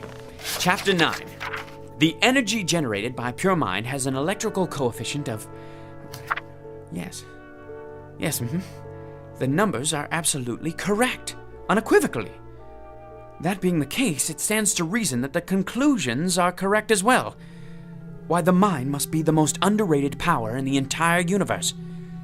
Given the proper concentration, well, there's really no limit to what a man could do. No limit at all. Look at them down there. People. So many. I wonder, if I concentrated hard enough, could I actually get rid of... But why not? Why not? Concentration, that's all it takes. I have the power here, inside my head. Sheer concentration.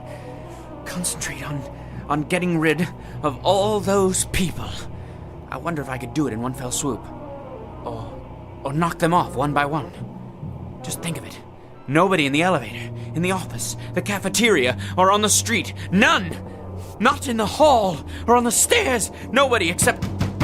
Mr. Beechcraft. Mr. Beechcraft. Who is it? You know perfectly well who it is. It's Mrs. Weller. The rent is due, Mr. Beechcraft. Do you hear me? The rent. I'm not going away till you pay, Mr. Beechcraft. Mr. Beechcraft. Close your eyes and repeat the following words 3 times. Go away. Disappear. Be extinct. The rent, Mr. Beechcraft. Go away. Disappear. Be extinct. The rent. Go away. Disappear. Be extinct. Mr. Beechcraft. Mrs. Weller? Mrs. Weller? Mrs. Weller? Aha! You're gone! Concentration, that's the key. And I have it. Today the landlady, tomorrow the world!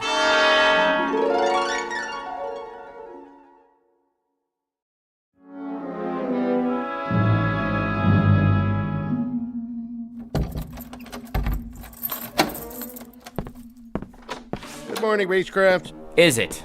I only meant... I know perfectly well what you meant. Why don't you just keep to yourself and mind your own beeswax? Well, I don't know why I bother, Beechcraft. I was only trying to be a good neighbor. I've tried to be a good neighbor for years, and what good does it do me? Why don't Go you keep away, to yourself from now disappear, on? I'll stay in my be apartment, extinct. and you stay in yours. Go and away, never the twain disappear, shall meet, okay? be That extinct. Suit you? Because it suits... Aha! I wasn't dreaming. It works. 113, 114, 115, 116. Out of the way, son. Make me. 117. Very well. 118, Go away, disappear, be extinct. Go away, disappear, be extinct. Hey, give me back my ball. I don't have your ball, young man. Then where did it go? Ma! Silence! Ma, the I'm afraid you took leave my me no ball. choice. Go away, disappear, Ma, be he won't give it extinct. back. He won't. And another one bites the dust. Hey, watch it. Out of the way, jerk. I was here first. Let me through, please. I need to catch the 732. Officer, that man cut in front of me. Hey, you! I said you! Surely you're not addressing me. Put a token in like everybody else. I don't have a token. So get one. I don't have time to buy tokens. If I miss my train... Step out of the line. What for? I'm writing you up. You're gonna get a big fat fine for cheating the city out of... But it's only a token. I'll mail it to you. I'll deposit 2 tokens tomorrow morning, but I simply do not have the time. Yeah, I heard it all before. This one may take some doing. What'd you say? Nothing, officer. Concentrate.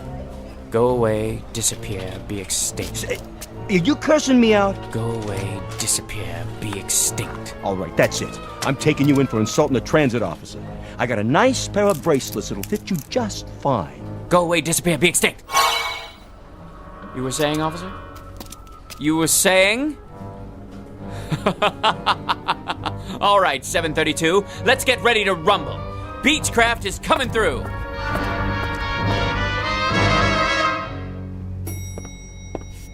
What? No line for the elevator this morning? No pushing? No shoving? My, that is unusual. Anyone else? No?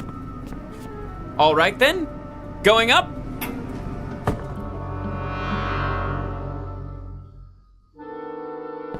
Morning, everyone. Laura? You're not here, are you? Slept in, I presume? Like a great many people. Fine with me. I'll just sit down here and get to work without being rushed. Now, where was I? Oh, yes. Jones Stephen. A rather large export to the UK. I'll just see if everything's in order. At my own pace for once. Yes. Better finish this one before Mr. Rogers gets here. If he ever shows up. Now, let me see. All well and good. A major improvement. Only, when I finish this and the other files, what else is there to do? With no one breathing down my neck, how should one occupy his time? Isn't it time for lunch yet?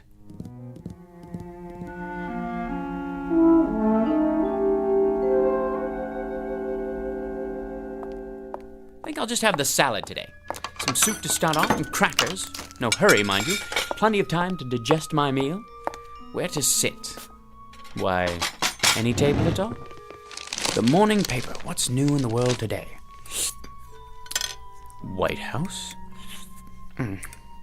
Middle East. Federal Reserve Bank. Oh, it's no use. I hate eating alone. And worse than that, I'm bored. If only I had someone to talk to. One person, that's all. Someone quiet, well-mannered, intelligent, someone like me, in other words. That's it. Concentrate, Beechcraft, concentrate. You called? It worked. Of course it worked. Don't you have any confidence in yourself? Pleased to meet you. The name's Beechcraft. I know. And your name is? Archibald. Call me Archie. You too. Call me Archie as well, if you like. I like it just fine. How's tricks, Arch, old man? Bit on the slow side this morning. Look here, Arch. This isn't working. Wouldn't you agree? Why not? Let's be frank. Too much of a good thing. Well, I wouldn't say so.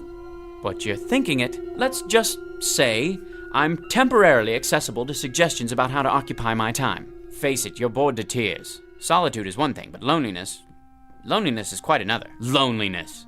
I despise people, loathe them. And I, Archibald Beechcraft, have done away with them. For good and all, mind you, for good and all. I'm leaving. You haven't finished your lunch. I don't have much of an appetite. Thought about any alternatives? Alternatives to what? To this. It's like an empty movie set in here. I don't even want to think about what it's like outside. Look at yourself. You don't have idea one about how to fill the day. People are bad enough, but inactivity's even worse. You're talking nonsense. I'm content. I'm honestly and truly content. For the first time in my life, I have managed to rid myself of the worst scourge there is. The general populace. So what are you going to do? Splurge and buy a can of tropical fruit punch from the soft drink machine? Will that do it for you? If the truth be known, I would appreciate a little diversion of some kind. Any kind. You mean like a change in the weather? That's it. Perhaps a little unseasonal rain. Or a lot of rain. Let's make it a tropical storm with thunder and lightning. The works. That should shake things up. All I have to do is concentrate. Not that exciting, is it? Maybe we need to add something spectacular. Like an earthquake. Sure you want to do that? Why not? Here goes. You mean there it goes? I can imagine what the office looks like right now. My desk! All your files on the floor. Gonna take some sorting. Enough! No earthquake and no storm either. Forget it! So now what, Arch, old man? I've had it for the day. I'm gonna take the rest of the afternoon off. And do what? Stroll down the street? Take a ride on the subway all by your lonesome? Boy, I'll bet the old apartment building's quiet as a tomb. It's starting to get to you, isn't it? The thing of it is, I don't care much for people, but it's difficult not having anyone, present company excluded. I guess it's a trade-off. That's the crux of the problem. Frankly, there isn't a breed of human being that I can stomach. Ever think of a Cocker Spaniel? I never cared much for animals either. Most of all, though, I can't stand people. Thanks. Well, except for you, naturally, but that's because you're a higher class of individual. Wait a minute. That's it! That's what? Why didn't I think of it before? People I can stand. That's what I'll do. I'll create people who are just like me. A world full of Archie Beechcrafts.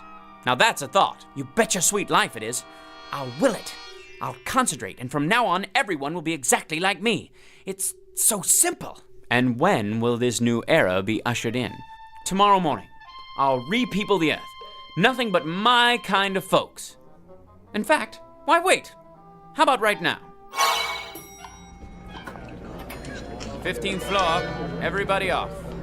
Look at them, like sardines. Rude, thoughtless people. Worthless, every last one. Nobody has any manners nowadays. Late. Thanks to them. Listen to them. They sound just like me. You're not kidding. Take a gander at their faces. They look like us, too.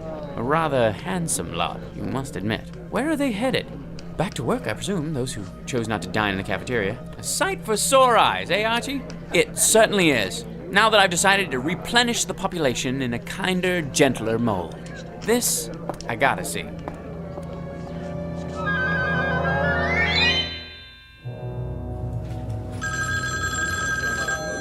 United Tool and Die, one moment, please. Rude son of a noise, the miserable noise. I'll go out of my ever-loving mind. Keep it down, I'm trying to work. Can't hear myself think. People. Is there no respite? Herds, droves, legions, armies, hosts, bevies, coveys of people. Deliver me, please, deliver me. Hear that, Arch? I've heard more than enough. You asked for it, you got it. A sty. That's what it is. Nothing but a pigsty. A people sty. Had it? Undeniably. Finally getting through to you, huh? Without a doubt. A lot of me is just as bad as a lot of them. You said it. So, what's to do now? Nothing else to do but put it back the way it was. Just like that. Just like that. Mind over matter. Concentrate. Go away, disappear, be extinct. Go away, disappear, be extinct. Go away, disappear, be extinct.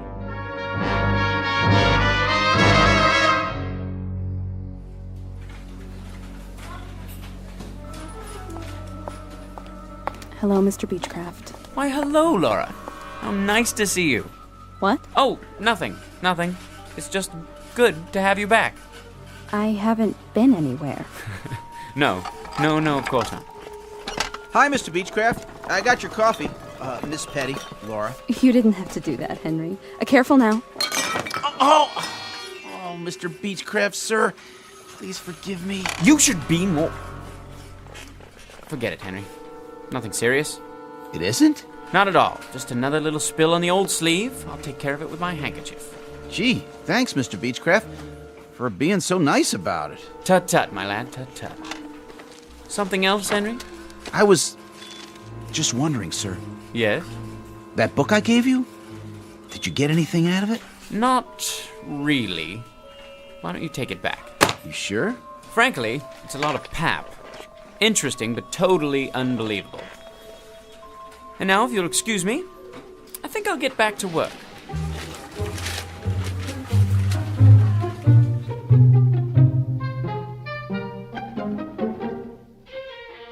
Mr. Archibald Beechcraft, a child of his time, a product of the population explosion, and an unwilling inheritor of the legacy of progress.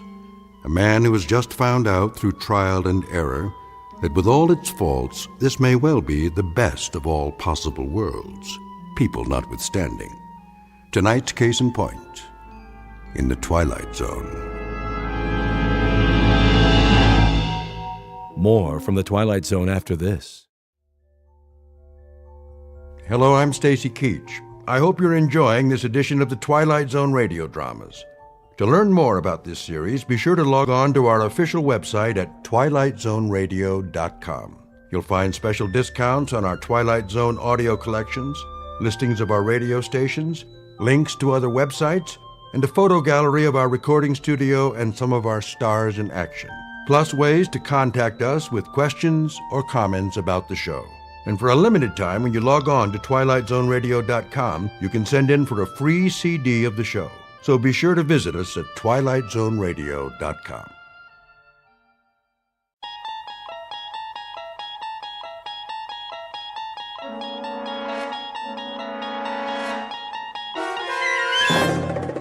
You unlock this door with the key of imagination. Beyond it is another dimension, a dimension of sound, a dimension of sight, a dimension of mind. You're moving into a land of both shadow and substance, of things and ideas. You've just crossed over into the Twilight Zone.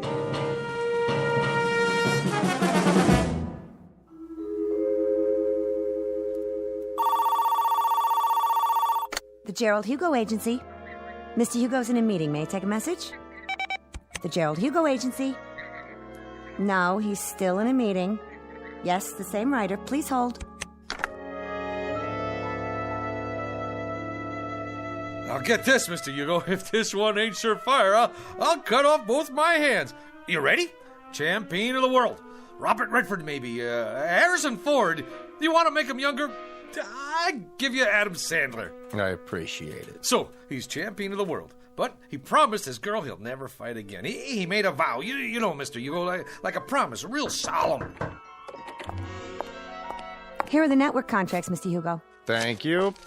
But now, here comes the rub. Get this. The champion's kid brother has like this incurable disease that can't be cured, and he needs an operation like yesterday. Mm-hmm. Yeah, and the doctor comes to the fighter and he says, "Hey, man, you want like your kid brother should live or what? I mean, that's the conflict. Don't you think it's a kick right in the head?" I do feel a dull ache. Here's this prize fighter who made this vow to the girl, and the newspaper guys start in on him, see? But I mean with the needle. Spider is a cheese champion. Who's Spider? The fighter. And now, here comes the meat. He promised his girl, but when he tells her he's gonna fight, she starts palpitating, and she calls him a filthy, rotten, dirty... Line 1, Mr. Hugo. Excuse me, Julius. See, the beauty of the story is that you can dress it up any way you want. Maybe he ain't a prize fighter. Maybe he's a cowboy, and he promised his girl he'd never shoot a gun again, and it's her kid brother that's got the disease.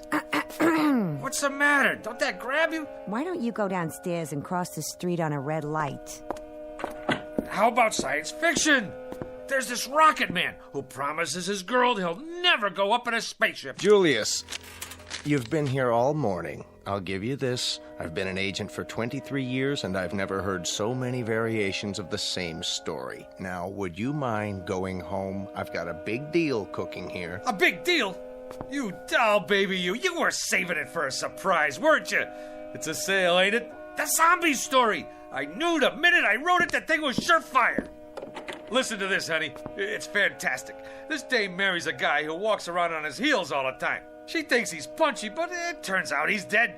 All the time they're married, she don't know it. Julius, let me put it to you this way. American Zombie didn't sell. The love story where the lady scientist falls for a robot, that didn't sell. Naked Weapons about a gang of topless ninjas, that didn't sell. They laughed me right out of the office. So I put it to you, Julius. Why do you persist? Why don't you go back to doing what you did before? The streetcar conductor, Mr. Hugo, there ain't no more streetcars. And besides, I get motion sickness. Let me put it to you another way. Number 1, you will never make a writer. Number 2, you'll starve to death if you try. And number 3, you're wasting my time, the producer's time, and everybody's time. Helen, phone up Jerry Bradshaw at Paramount. Tell him I've got a series proposal to show him. That's it, a TV series. Oh, Mr. Hugo, don't you get it? This is an absolute bolt from heaven. I got so many television series ideas, I can't sleep at night. Boy meets girl. Every week, we get a different boy and a different girl. Julius. Oh, how about a quiz show?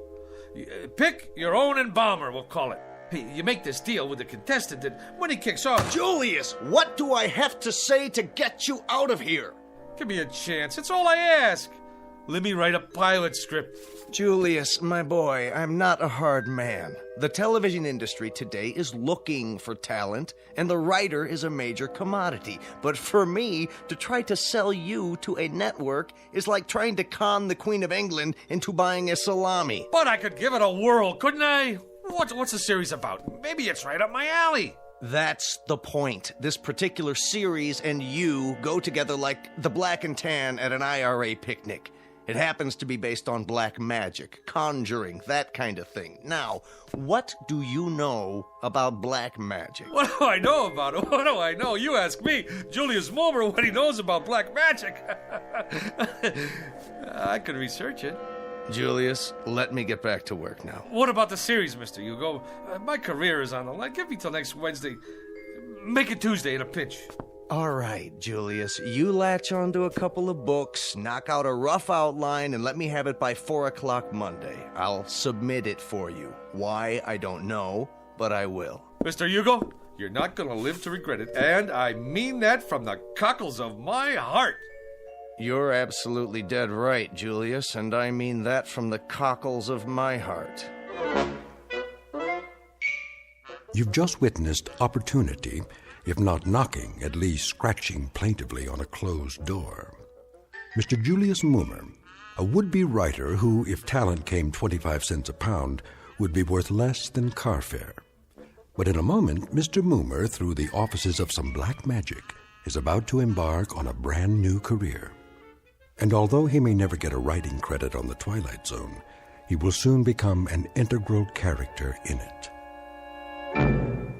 And now, back to the Twilight Zone and our story, The Bard, starring John Ratzenberger and Stacy Keach.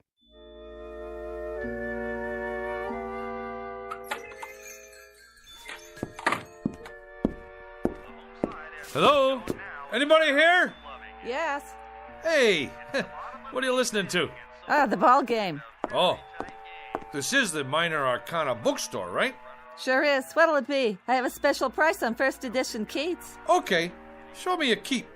That's a man's name, not a thing. And not a very uncommon name at that. There was a third baseman came up from Newark, played for the Yankees one year. They used to call him Beanball Keats. Yeah? Held the American record for getting beaned the most times. One time they were playing the Browns. That was when St. Louis had the Browns, and he got beaned 3 times the first 5 innings. Old Beanball Keats. You learn something new every day. Ever hear of a pitcher named String Bean Slattery? Well, Now there was a beanball artist. He could hit a batter when he was still in the dugout. As a matter of fact, he did one day. Hit a third base coach, played for the A's. Fellow named Lefty Mahoney. Old Lefty was just taking a drink when String Bean wound up and tossed one at him, right on the noggin. It seems there was a feud going on between them when they played for Binghamton in the old NYP League. Mahoney used to wipe the spit off String Bean's pitches. Mahoney was catching at the time. String Bean's father used to be an outfielder for Syracuse in the International League. I don't need no book about baseball. You don't? Oh, how sad. It's a wonderful sport, you know. Where were we? I come in about... Well, what I had in mind was... Yeah? What do you got on black magic? You have an interest in the black arts? You bet I do. See, I'm Julius Mulmer from television. Oh, I'm Sadie Polodny from Newark. I'm afraid I don't have very much on black magic. I have a great deal of information on the Black Sox, however. You probably know they threw the series that year. Terrible thing. Very discrediting to the game. And they could have taken the series 4 in a row, too. That's where that expression, say it ain't so, Joe, comes from. Now, what is it you wanted? Books. Black magic. I'm afraid that one eludes me, but I'll tell you something. If I could exercise a little magic, I'd see what I could do about getting the New York Giants back. Hey, look out! Don't worry, that shelf will stand anything. I'll get it for you. Now, isn't that strange? It's one single book. That's the only thing that fell off that shelf. And it fell right in front of me. Which one is it? The Book of the Black Arts. What do you know about that? Lady, can you do that trick again? Well, this book and I have never been formally introduced. We are total strangers. Here, you want black magic? You got it. Maybe it's some kind of sign. Well, if it is, it's your problem now.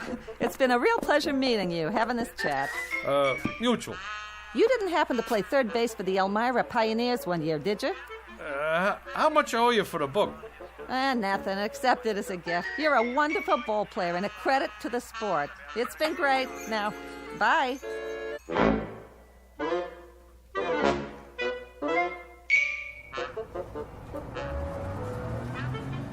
make the sign of the pentagram and repeat 3 times. Let's see if I got this right here. In the name of the Prince of Darkness and the Black Sabbath, Beelzebub, Beetlejuice, Asmodeus of Astrogoth, Ozzy of Osborne. I can't say all that. Zaza zoom, ba ba boom, ipsy dipsy, ba ba boom. Hey, none of that on this bus. What? All right, buddy. This here is public transportation, and there's rules. Do you mean me, driver? Yeah, you. I don't need no crazies on my bus. But I was only... Out. Hey, you don't have to throw my book. It's a very valuable tome there. I never touched it. It got off with you. But I left it on the back seat there. Get out of here. Oh. What do you know? Just like a puppy dog that follows you around. Looks like this little book in me. We got a thing going on.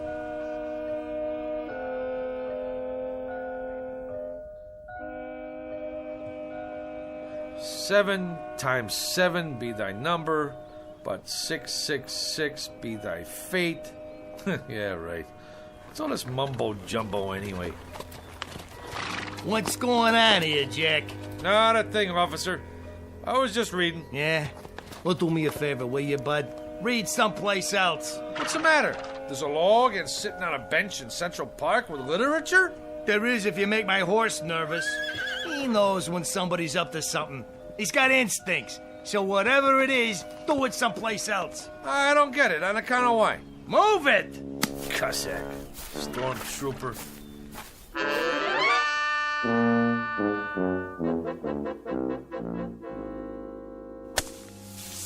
There. All right. Now I gotta draw a symbol in this here sand. Hey, Julius. What's the bit? What are you doing? Whatever it is, I wasn't doing it right. Magic schmagic. There's more here than meets the eyeballs. I've done everything it said, and nothing. Ye Book of the Black Art, being a step-by-step education in conjuring. So tell me, Faust, to what end? You don't dig? Cora, I'm standing on the threshold. I mean hovering. The only thing that stands between me and the secrets of the universe is 4 pages of Latin. Listen to this. The Black Art, consisting of necromancy, turgy, demonology, devilment, hoodoo, voodoo, conjuration, enchantment, spiritualism, manifestation, materialization, astral body and ectoplasm, mesmerizing, magnetizing, and fascinating. Like you name it, I got it. My mother isn't gonna like that sand all over the floor. You tell your mother she should pay me for the privilege of having me in this building. Yeah, you may also tell her that out of 10,000 writers in this town, they pick the absolute cream of the crop. And who's that? Who do they choose to write a big-time television series of black magic? Modesty prohibits. Not Julius Moomer. In the flesh. Big deal. Go ahead and scoff. But one of these days, you're gonna scoff on the other side of your mouth, Tootsie. There's gonna be a big, long limousine parked down below with 2 Lazarian coachmen. Liveried. Huh? Yeah, that's what I mean. In uniform. And they're gonna rap on your door and invite you and your old lady downstairs for a night on the town with their boss. And who will you find in the back seat smoking a Cuban cigar? Modesty prohibits. Just as a point of interest, Julius, what are you doing? I'm conjuring, baby, conjuring. Conjuring who? Who knows? I just read from this here book and I got all the ingredients. Well, most of them anyhow. 3 tufts of feathers from a falcon. Yeah, I got them from a pigeon. Sand from Egypt. Yeah, I got some of my sneakers from Jones Beach. 3 legs of a spider. I found me an ant. Well, anyway, what with a few improvisations, I got a spell working here. At least I think I do. When my mother finds out what you're doing to the floor, you better conjure up the Marines. You're gonna need them. Anybody ever tell you you're a dirty, rotten teenager? Why don't you go and take a cold shower? Go ahead, get out or I'll turn you into a frog. Man, I don't know what's supposed to happen, but it better happen soon. Za-za-zoom, alikazam, va-va-voom. Nothing. Shazam, ipsy-dipsy, kakazoom. I need some help. By Monday, eh? Who do they think I am? Shakespeare? You called? Where did you come from? You summoned me, good sir. I did? Who are you? The face is sort of familiar, but hey, don't take this personal, pal. Like a guy should knock when he comes into a room, especially wearing tights and a collar like that. Hey, maybe down in the village, but not around here. Some folks take one look at you and have a coronary. Now me, I can handle this stuff. I'm hip, you know? Splendid. I'm pleased to hear it. Who'd you say you are? William Shakespeare of Stratford-upon-Avon in the flesh. William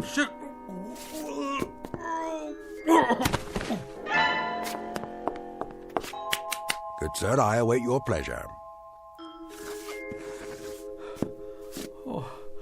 What do you want from me already? Prithee, good sir, ask not what I want of thee, but rather what dost thou ask of the Bard of Avon? Would you try that one more time? It seems I must speak in the parlance of the time. Your time. I simply said, good sir, it was you who conjured me up, and I'm at your service. What would you ask of me?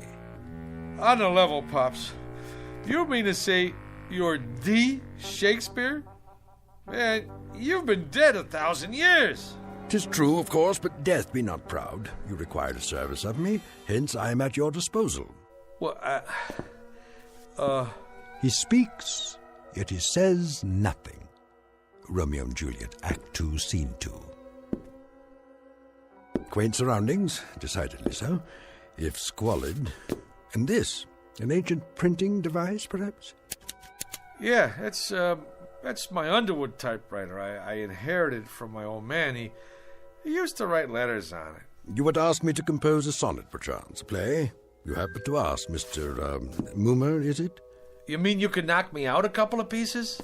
Good sir, you have but to ask. What nature of authorship would you require? Oh, I got me an idea, Will. You don't mind me calling you Will, do you? What's in a name? That which we call a rose by any other name would smell as sweet. Man, what language! Hey, Will, don't let anybody knock your stuff. You got potential. But here's what we'll do. You and me will collaborate. You knock out the rough draft, and I'll do the polish. Yeah. We'll start out slow, see? Just to get the feel. Something with star power, you know, like for Julia Roberts. Julia? Never heard of her? Where you been, pal?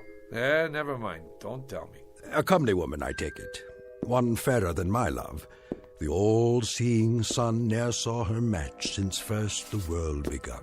Solid! I love it! Now you start writing. Anything. Maybe a twist on the old Romeo and Juliet thing. You know, like West Side Story. Oh, swear not by the moon, that crazy, crazy moon. Take it, booby. Right. If you don't object, I prefer my own writing instrument. A feather, huh? A quill pen, actually. Will, baby, I don't care if you write with your feet. Go, man, go. Create. I'll just make us some coffee. Gilbert and Sullivan, Rimsky and Korsakov, Lennon and McCartney, Moomer and Shakespeare. I like it.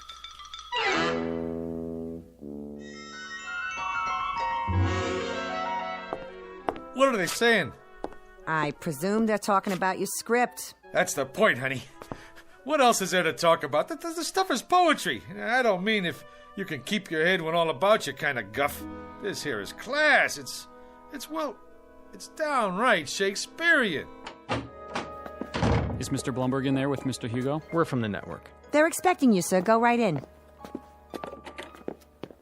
Blumberg? The big shot producer? The two guys from the network?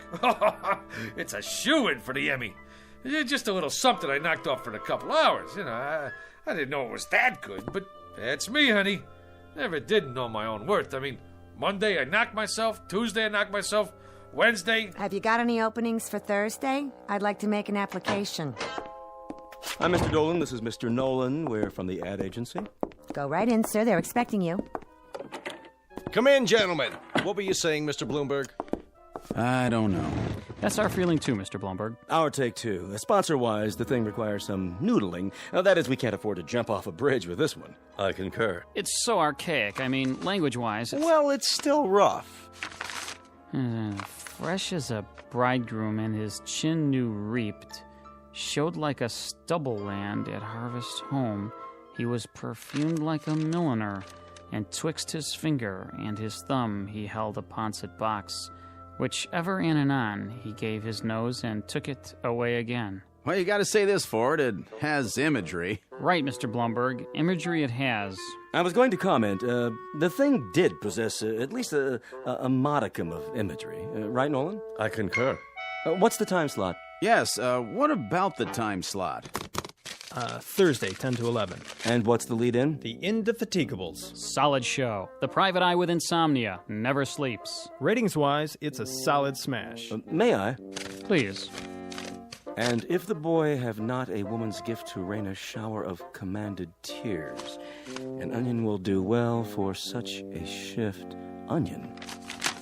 Could be a sponsor conflict. I concur. Could we make it, turnip? Solid thinking. Everybody knows about turnips. You say turnip to the lady in Dubuque, she's with you. I like it. A shower of commanded tears. Shower. Suggest inclement weather, and people don't shop in inclement weather. Make it a sunshine of commanded tears. Solid. I concur. I think we could call the writer in now. A tremendous talent, prodigy of mine. What are his credits? He was a streetcar conductor, an observer of the passing scene, an incredible judge of human beings. You can see that in every line. A modern-day chronicler of human foibles. Solid. Send in Mr. Moon. How are you, Mr. Hugo? Gentlemen, well, what do you think? Like literature, huh? It shows some promise. Mr. Dolan here represents the sponsor of the Shannon Classic Playhouse. The Shannon Food Corporation. You no doubt have eaten their products. Oh, endlessly. This boy is a Shannon booster from way back. Oh, man, that's the truth. That Shannon's onion soup, this I dig. We don't make onion soup. That's French in origin. We're an American firm. Red, white, and blue, right down the line. I concur. Man, I'm glad you said that, because I always say, if it's good enough for the lady in Dubuque, it's good enough for me. Now, let's get down to some business here. The Tragic Cycle, written by Julius Mulmer. Act 1, Scene 1. The camera fades in on a shot of the garden. You know, like with turnips.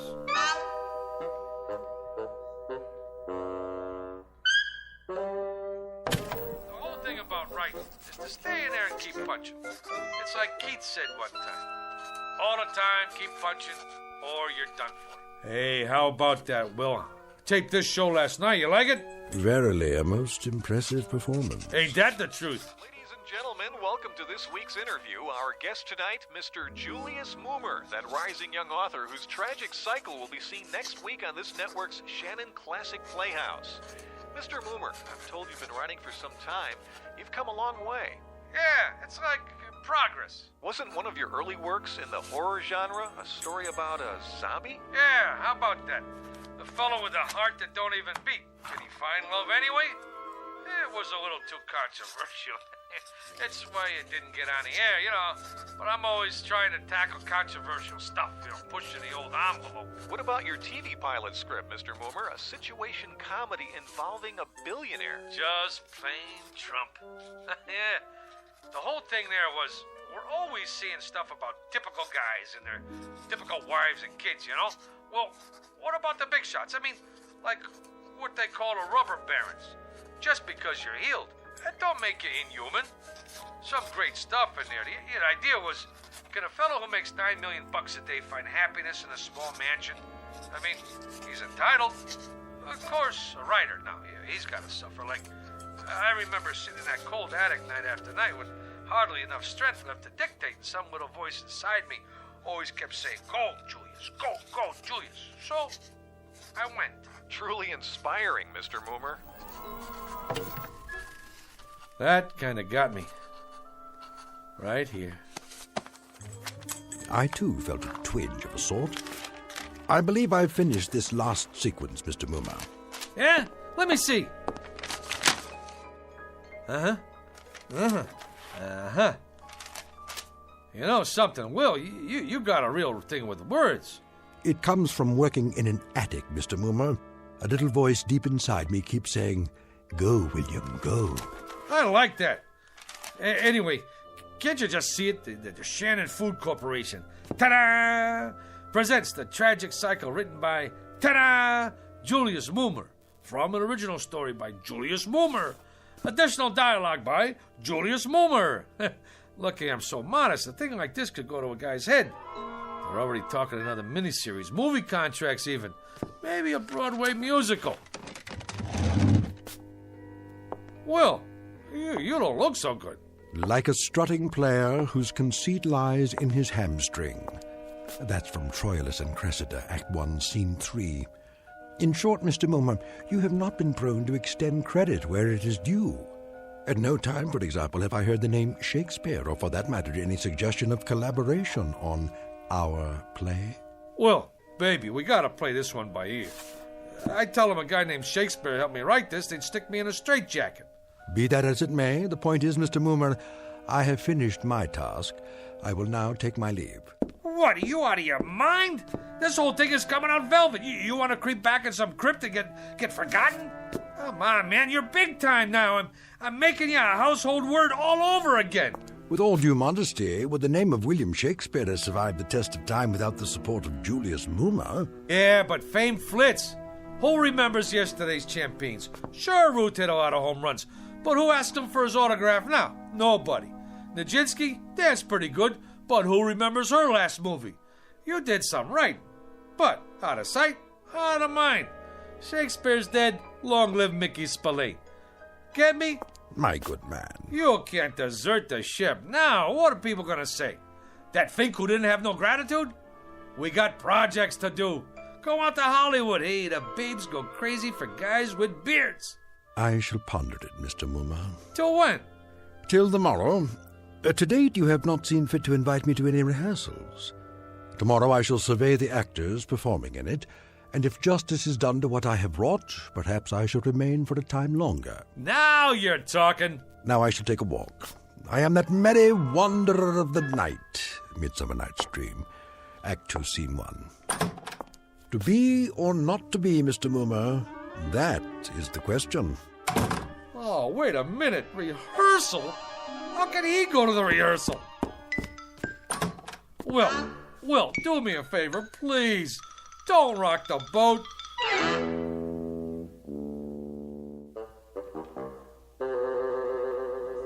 Comfortable, Mr. Shannon? Well, these seats are kind of hard on the old derriere. Mr. Shannon, before we begin the rehearsal, I'd like to say we're fortunate, sir, to have secured the services of the hottest young actor in the business, Rocky Rhodes. Rhodes, Schmodes, I sell soup. Which one is he? Oh, the attractive one in the T-shirt and the motorcycle boots. All right, people, we'll pick it up with Scene 2, Act 2. Now, Felicia, remember that at this moment, life and death await you in the hallway, and when Rocky comes through that door... I got a question. Yes, Rocky? I mean, like, what's the tertiary motivation? Like, when I open the door, like, why? Why, Rocky?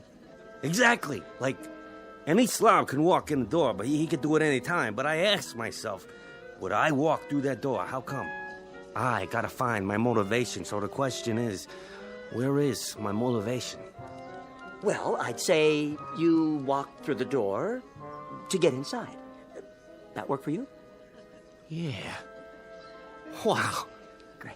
Let's run through this and see how it plays. Shall we do that? All right, people. Come on, folks. From the top. I don't care what you say. If Jeremy comes here tonight, I have to go away with him. Oh, come, Olivia. Cast off those benighted colors of Benetton and gaze as a friend on the people of Greenwich Village. The village people? Here? She's got a point. Let not forever with your veiled eyes seek your noble boyfriend in the dust motes. I know it is common, but all that live must die. That's easy for you to say, sister. But outside this room, this tenement is a harbinger of the worst kind of fates. Is it Jeremy? Or his killer? Am I to be a correspondent of love or a recipient of hate? This is the real question, the biggie. Who awaits me out there, I ask you? Come on, cop out! I'm looking for Mr. Moomer. Shh! Quiet on the set! May we continue, people? Once more, get ready for your cue, Rocky. I don't Sit care down, what Will. you say. How does it look to you, Mr. Jeremy Shannon? comes here Only tonight. great? What about the commercial? Where does that come in? Right after the opening teaser. Are they gonna put a spotlight on the soup? Well, that comes in the first commercial. I know when that comes in, but I want to make sure you see the label. When the soup is Shannon's, I want 40 million people should know it's Shannon's. I concur. It's imperative that we see the label. Cut! Take 5. Who is that? What's he dressed up for? Oh, that's my typist. On your staff, is he, Momer? Well, actually, he's a relative on my mother's side. He's eccentric. Eccentric? You know, he has delusions. 1 week they come, 1 week they go. What about this week? Yeah, this week he thinks he's Shakespeare. Hey, come on over here, Mr. S. Meet the boys. I've been telling them all about you. Would that we had this much space at the Globe. Yeah, they're just going over the second act. Ah, the balcony scene, a most delightful love sequence. On the balcony yet? Yeah, I was going to mention it to you, Will. Mr. Shannon asked us to make a little change in the love story part. You know, the business on a balcony. A thing of beauty. Oh, spirit of love, how quick and fresh art thou. Who owns balconies these days? Tremendously valid point, Mr. Shannon. No question about it. Right on down the line. You mean no balcony? You see, this here is television. It's like you gotta grab them quick. Instead of the boy climbing up to the shrubbery to meet the girl, it's a subway station. You jest. That's the bit. She sprains her ankle, and this here boy kind of like the doc on ER. He operates on her ankle right there between the Brighton Express and the Bronx Local. You see, doctor stories are big this season. All right, cast. I want to run through the next scene. Mr. Mumar. What's the trouble, Will? Is that Esmeralda? In the blue canvas breeches? The jeans? Yeah, that's the chick. But if what you told me is true, what is the reason for her suicide? Her soliloquy about love's labor's lost? Suicide? No suicide, Mr. Shannon. That's definitely out. Oh, I meant to mention that to you, Will. She don't stick herself with a shiv. Now she runs off with a guitar player. That was my wife's suggestion. And an inspired one at that. It was indeed. I concur. And the father and brother who burst in? My wife didn't care for that. The way we play it now, the two guys who come in are cops. Cops? Policemen. And then later, the scene where the mother starts talking about all the blood on her hands, she ain't the mother anymore. She's the gardener's wife who did time for embezzlement. But she has the most definitive line of the play. In the epilogue, I took it from Twelfth Night, if music be the food of love, play on, give me excess of it, that surfeiting the appetite may sicken and so die. Sicken? The Shannon Food Company is paying this kind of money to make people sick? Will, get with it. You're taking the butter right off the toast, baby. Here we go, people. Let's hear the narration just for the timing. On October 13th, the gardener's wife returned to the scene of the crime. The police had already arrived, and once again, the Federal Bureau of Investigation... Enough of this idiocy. There is no soliloquy here. What is going on? Blow, blow, thou winter wind. Thou art not so unkind as man's ingratitude. As you like it, Act 2, Scene 7. Will, what are you doing? You're lousing up the whole deal. What am I going to tell them? Tell them that foolery, sir, does walk about the orb like the sun. It shines everywhere. Act 3, Scene 1, 12th Night. And you, foolish mortal, who could have covered himself with a cloak of immortality, who has succumbed to the rankest compound of villainous smell that ever offended nostril. To you, Julius Moomer, lots of luck. Hey, Julius, for a week now you look like somebody told you to go out and scrub a lizard. He finked out. The guy finked out. You want some advice? Knock off on The Conjuring. Get yourself a nice, clean, safe job on a streetcar. Whether it is nobler in the mind to suffer the slings and arrows of outrageous fortune, or to take arms against the sea of troubles. Did that boy have talent or what? Man, oh man, I was on my way. They was already talking about my next assignment, a mini-series on American history. What do you know about American history? Eeny, meeny, chili beanie, the spirits are about to appear. Ma, he's doing it again. I'm sorry, Mr. Bloomberg, but writers are temperamental. No, he didn't care about the reviews. As I recall, he said something about foolery walking around the orb like the sun. Who knows what it means? The American history thing? Frankly, Mr. Bloomberg, I haven't been able to reach him. Mr. Hugo, he's outside. Who is? Julius, he's got some people with him. Mr. Bloomberg, he's here. The boy has come back into the fold. I knew we could count on Moomer. I'll get right back to you. Hey, Mr. Hugo. Julius, my boy, where have you been? A whole week. The networks are screaming for you. The agencies are screaming. My clients are screaming. They want that new miniseries. I'm right in the middle of it. Me and my staff been working night and day. Not that person in the knee breeches. Don't worry about him. He's out. This one's about American history, right? Right. You want authentic, right? Authentic above all. Then I'd like you to meet my staff. Send them in, will you? General Robert E. Lee, General Ulysses S. Grant, George Washington, Abe Lincoln, and the little lady here is Pocahontas, in the flesh.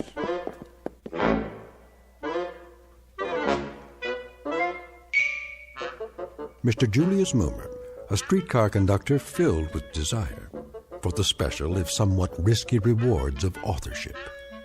And if the tale just told seems a bit tall, remember a thing known as poetic license in a place called the Twilight Zone.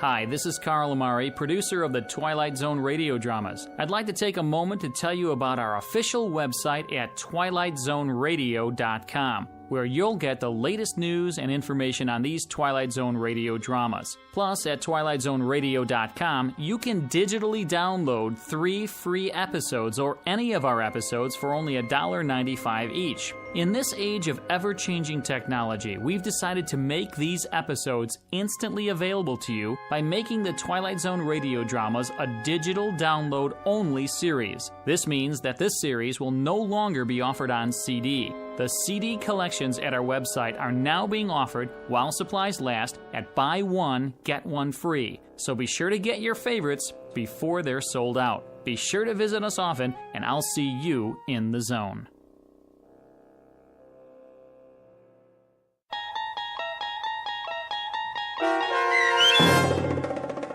The Bard, starring John Ratzenberger with Stacy Keach as Shakespeare and your narrator, was adapted for radio by Dennis Etchison and based on a script by Rod Serling.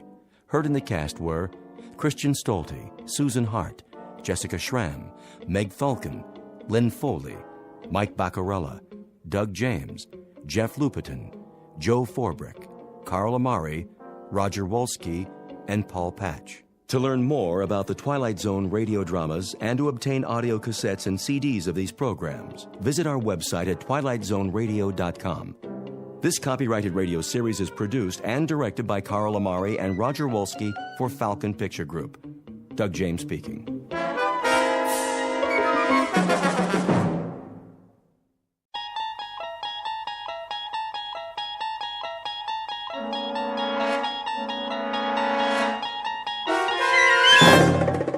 You unlock this door with the key of imagination.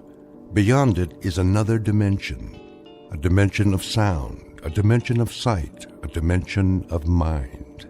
You're moving into a land of both shadow and substance, of things and ideas. You've just crossed over into the Twilight Zone.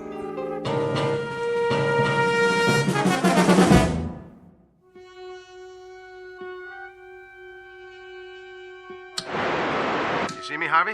And hear you, loud and clear. How's the monitor picture? Still distorted. And we've got a few minutes left. Check your controls. Make sure the red switches are all on. Check. Now the blue ones. Check again. Any overloads?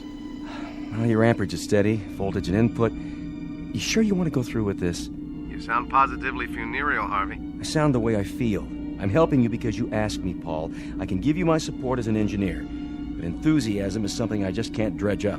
No sense of adventure? A sense of wonder, perhaps. And a sense of concern for a friend who's placing himself in jeopardy unnecessarily.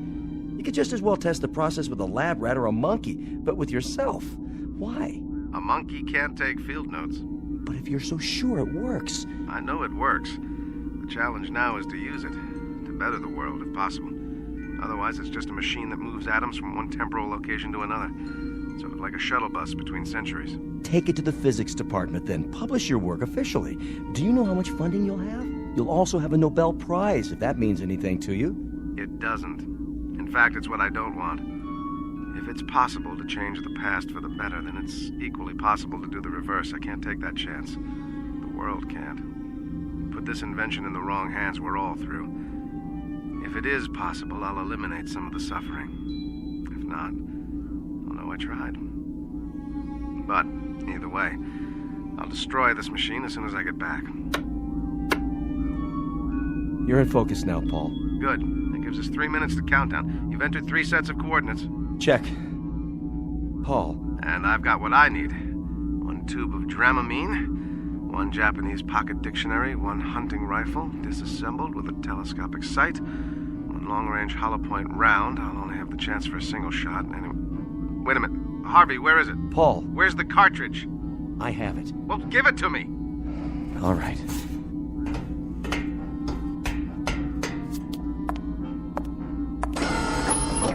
Cartridge, Harvey, now. I have a little over 2 minutes. Paul, this is crazy. It's too dangerous. Dangerous? Did you drink milk this morning, Harvey? What's that got to do with... What was the strontium-90 content in the glass?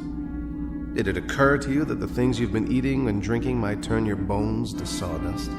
Or guarantee that a child of yours might come into this world without arms or legs? But what you propose to do about it, to change history, is incredible. There is a logic and a paradox about time travel, you know. Haven't you read any science fiction? Granted, there's no guarantee, but if I fail, you simply cross off one insignificant human. One frail, protesting member of the race. Look at it this way. If I fail, if I wind up in hell, or limbo, or a cemetery, the responsibility is exclusively mine. Now do me one last favor, Harvey. Get back to the console and start the countdown. I should know better than to argue with you, Paul. I hope you make it. You know that. See you soon. Time will tell, Harvey. Time will tell.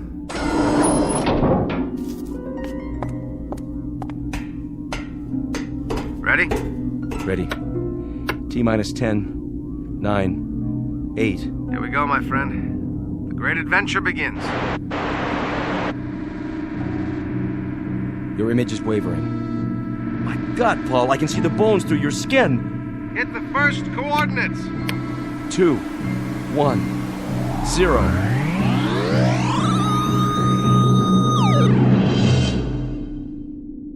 Godspeed, Paul. Godspeed.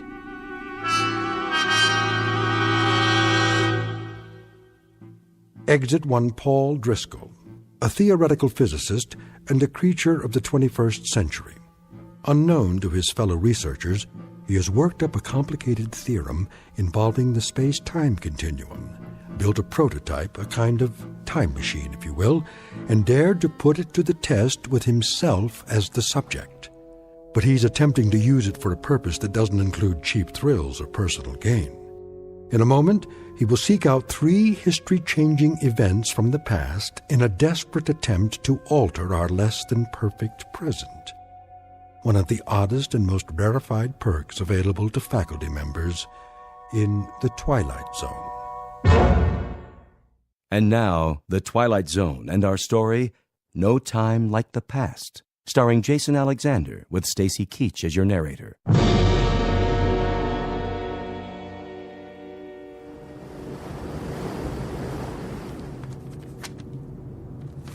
There, I've finished my captain's log for tonight.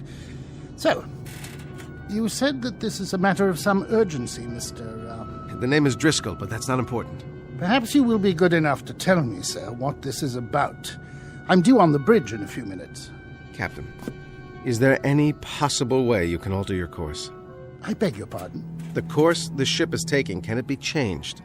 Since my country is a belligerent, and these waters are a zone of combat, I would prefer to consult with higher authority before taking such a step.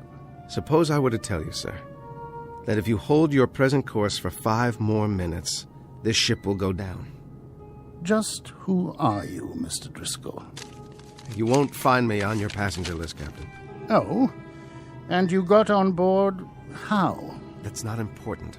But I'm not sailing for my health this trip, Captain. You might say I'm sailing for your health, and that of the crew and all the passengers aboard. I happen to know that this ship is going to be torpedoed, right off the old head of Kinsale Island, May the 7th. That's today. How do you know this? If I were to tell you, you'd say I was a lunatic. I can't alter the course of the Lusitania simply on the word of one man. All right, Captain, say I am a lunatic. Say that everything I'm telling you is just the product of a deranged mind. What would you lose by altering course now? How many minutes? That's not the point. That is the point, Captain. There'll be over 1,100 people drowned. That will be enough, Mr. Driscoll. And if you should be one of the fortunate few, Captain, remember when that court of inquiry convenes. I must ask you to leave, sir. I'm not asking you to scuttle this ship. All I'm suggesting is if you change course 1 degree, just 1 single degree. Steward, come in here. Yes, Captain. Escort Mr. Driscoll from my quarters. Yes, sir. Come along if you would, sir. Captain, there's still time. And still time to confine you to your cabin. Take him away. Sailor, take a look at the water off the bow. What do you see? Sir? Something under the water coming this way. Do you see it? Captain! Sound the alarm! You! How did you know?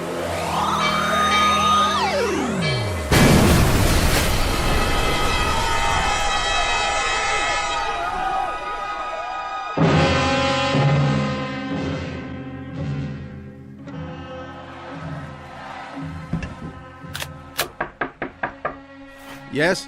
I am here to prepare your room, mein Herr. That won't be necessary. But I have clean towels, sir, and soap. Just a moment.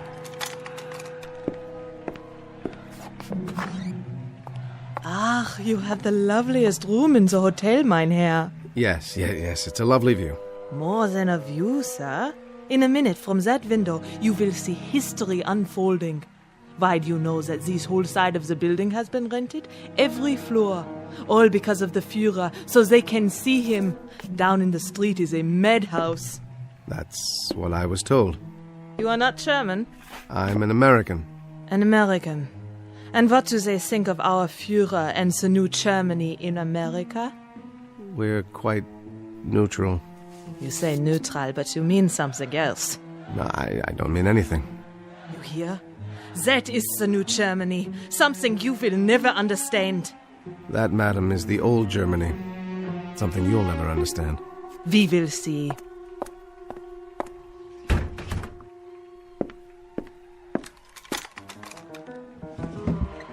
All right, just one shot.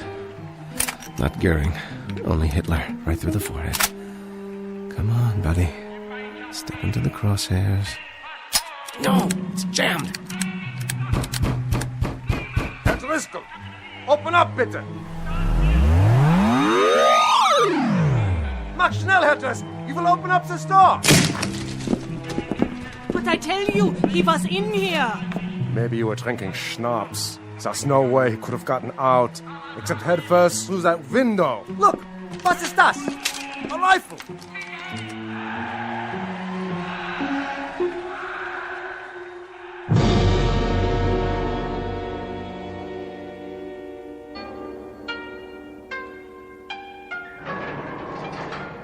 America, come. It's about time. Sit. You're the chief of police? I was told you speak English? I venture to say that I speak it better than you speak Japanese. I hardly speak any Japanese, but what I'm about to tell you is the most important English you've ever heard. Mr. Driscoll, is it? You happen to be an enemy alien, which is the reason I've been kept in a cell for 6 hours, and the reason you may have cause to regret this particular arrest. Go on. What I tried to tell your guards is that inside of an hour, this city is going to be destroyed, and upwards of 100,000 human beings will be destroyed along with it. Indeed. You're about to be bombed out of existence, but there's something you can do. You can begin some kind of an evacuation of women and children. You can save a few thousand lives. By who say so, Mr. Driscoll? Who do you represent? I don't represent anyone. Only the voice of history. That's extremely poetic, Mr. Driscoll. But, most unfortunately, while I am sufficiently educated to appreciate lyricism, My official capacity makes me less prone to enjoy the subtleties and nuances of language for their own sake. All right, look. I'll give this to you very unsubtly, with no nuances at all. There is going to be a bomb dropped here, and you're going to know a nightmare beyond any imagining. Excuse me. Moshi. Hey. Oh, wakarimashita. A single aircraft, Mr. Driscoll. One lone B-29. I rather think we can survive that. That picture on your desk. Your wife? And my 2 daughters, age 8 and 10. If you don't care about the city, do it for them.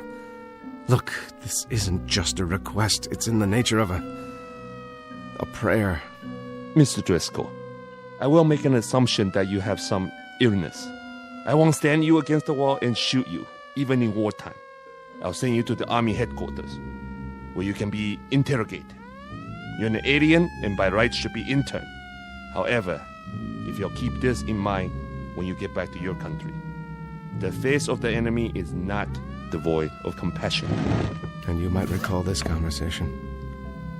If you survive, remember that the same thing could be said of your enemy. He tried to save Hiroshima. God, hey, take this man away. Where? Where did he go? And what? What is the great flash of light outside?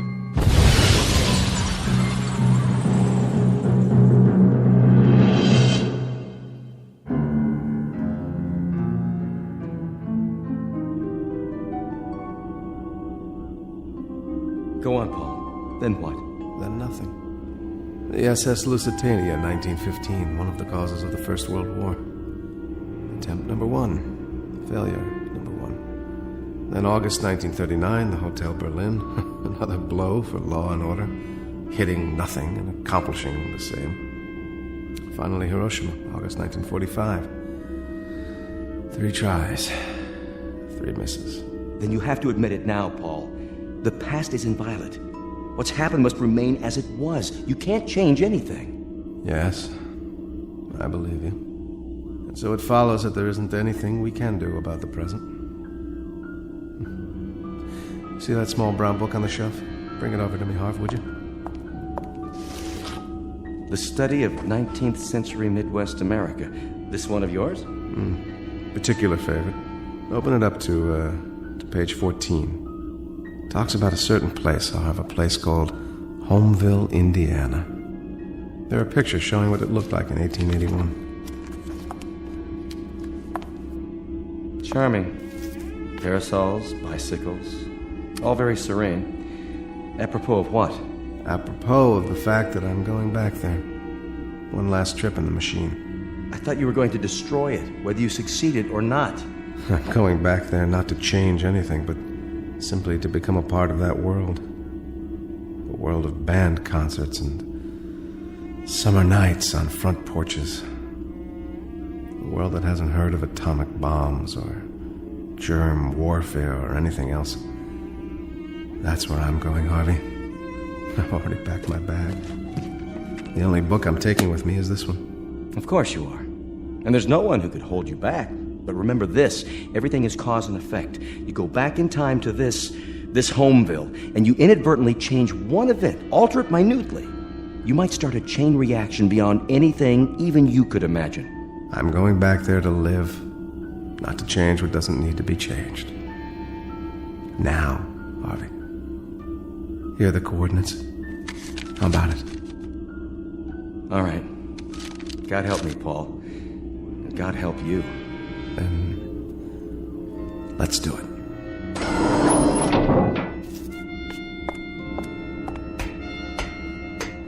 How is it with you, Harvey? All set. The mechanism's still charged. Enter the coordinates. Here we go, then. 5, 4, 3, 2, 1.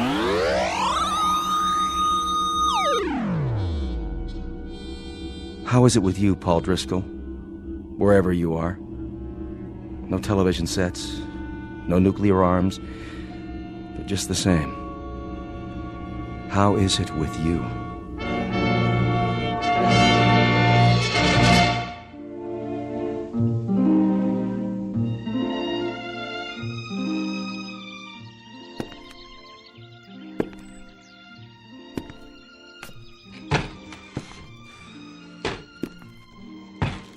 What's yours, sir?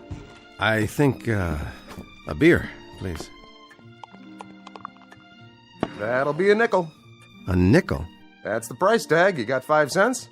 I think I might. That's a $5 gold piece. You from around here? No, from out of state. Just passing through? Well, as a matter of fact, I was thinking of settling down here. It's exactly as I thought it would be. Know anything about the boarding house across the square? Ma Chamberlain's. Real nice accommodations. Runs a clean place. Well, then I guess I'd better drink up and check it out.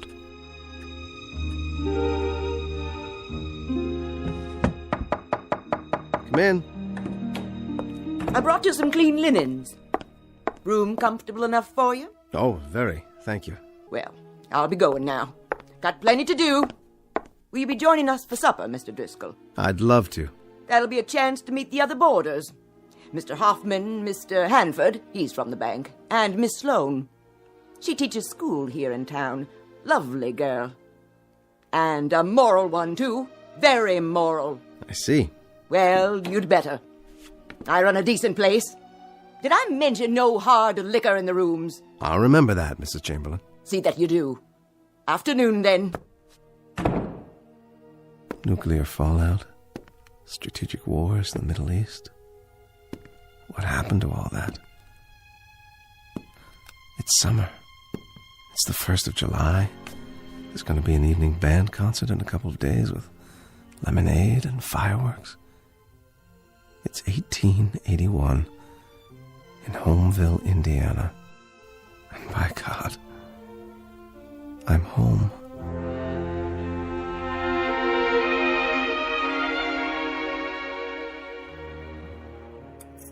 But I tell you, Mrs. Chamberlain, More apple pie, Mr. Hanford. until this government assumes its rightful place in the world, we will remain an isolated, provincial community of states. You know what we should do? Oh, no, Mrs. Chamberlain. I couldn't eat another bite. We should take the American fleet, send it over to the Orient, and plant the American flag. And then down to Australia and back across the Pacific to South America, planting the flag as we go, planting her deep and planting her high, flying her proud. You ought to run for office, Mr. Hanford. Believe me, Mr. Hoffman, I've thought of it. My friends have urged me to make my opinions known on some official plane, but finance comes first. It's the lifeblood of the nation. The bank needs me. You there, Mr. Driscoll, what are your views? I don't have any, Mr. Hanford. Of course you do, man. Everyone has views on the destiny of our country. Now you take the case of the Indian Wars. All this nonsense about giving them land, as if savages could understand treaties. Why, we should have had 20 George Custers and 100,000 men and just swept across the plains, destroying every redskin in sight. I think the country is tired of fighting, Mr. Hanford. We were bled dry by the late war. I think anything we can accomplish by treaty, as long as it saves lives, is very much the proper course to pursue. My dear young lady, I trust that this isn't the pap you spoon-feed your students. Treaties, indeed. Peace. The virility of a nation is in direct proportion to its fighting abilities. I will live to see the day when this country fields an army of 1 million men who can sweep away anything in its path. Oh, your pardon, Mrs. Chamberlain. I get carried away. You're not some kind of pacifist, too, are you, Driscoll? Me? No. I guess I'm just a poor fool who's seen too many young men die because of too many old men who fight their battles at dining room tables. Oh, my goodness. I take offense at that remark. And I take offense at armchair warriors who don't know what a shrapnel wound feels like, or how death smells after 3 days in the sun, or the look in a man's eyes when he knows he's minus one leg and the blood is seeping out of him. You have an enthusiasm for planting the flag, Mr. Hanford, but you don't even have a nodding acquaintance with what it's like to bury men in that same soil. I'll not sit here and listen to talk like that. Of course you won't. You'll go back to your bank, and it'll be business as usual until the next dinner time when you'll give us another vacuous speech about a nation growing strong by filling up its graveyards. Well, you're in for some gratifying times, Mr. Hanford. There'll be a lot of graveyards to fill. In Cuba, then in France, then all over Europe and the Pacific. You can sit on the sidelines and wave pennants because by your definition this country is going to get virile as the devil. From San Juan to Inchon, we'll show how red our blood is because we'll spill it. And there are two very unfortunate aspects to all this. One is that you'll never have to spill any, and the other is that you won't live long enough to know how right I am. Oh, dear, such a violent man. Excuse me, please. Mr. Driscoll. Well, have I properly endeared myself to everyone inside? I've been here almost 2 years, Mr. Driscoll. 2 years of meal times with Mrs. Chamberlain's homemade pies and Mr. Hanford's rhetoric. I lost a father and 2 brothers in the war, all 3 on a single afternoon. I was just an infant at the time, but for the 12 years my mother lived, we had a funeral every day. She never stopped mourning. I think they died for something, Mr. Driscoll. But tonight, for the first time, somebody made a point that patriotism doesn't have to mean dying. Thank you for saying that, Miss Sloane. Call me Abby, Mr. Driscoll. Paul. Do you know something, Paul? You look like a man in love. Not with a woman, with a moment, a place. What did you mean when you said other graveyards, other wars? Those names, what are those places? It doesn't matter. Why do I get the feeling that you're standing outside looking in, that you're just passing by? I don't want to pass by, Abby. I want to come in. I wish I could. Why can't you? Everything is possible. Everything. Is it? I wish I could be sure. I believe I already am. Garfield's been shot! Quickly, what's the date? Why, the 2nd of July. Did he say the president's been shot? July 2nd, 1881, that's right. President James Abraham Garfield shot in a Washington railway station. But it just came over the telegraph. How do you know? How could you? You're wrong, Abby. Not everything is possible. Why, Paul? I can't tell you why. But it begins again. What do you mean? Nothing. So be it, then. So be it. It's late, Abby. Very, very late. It's time to go home.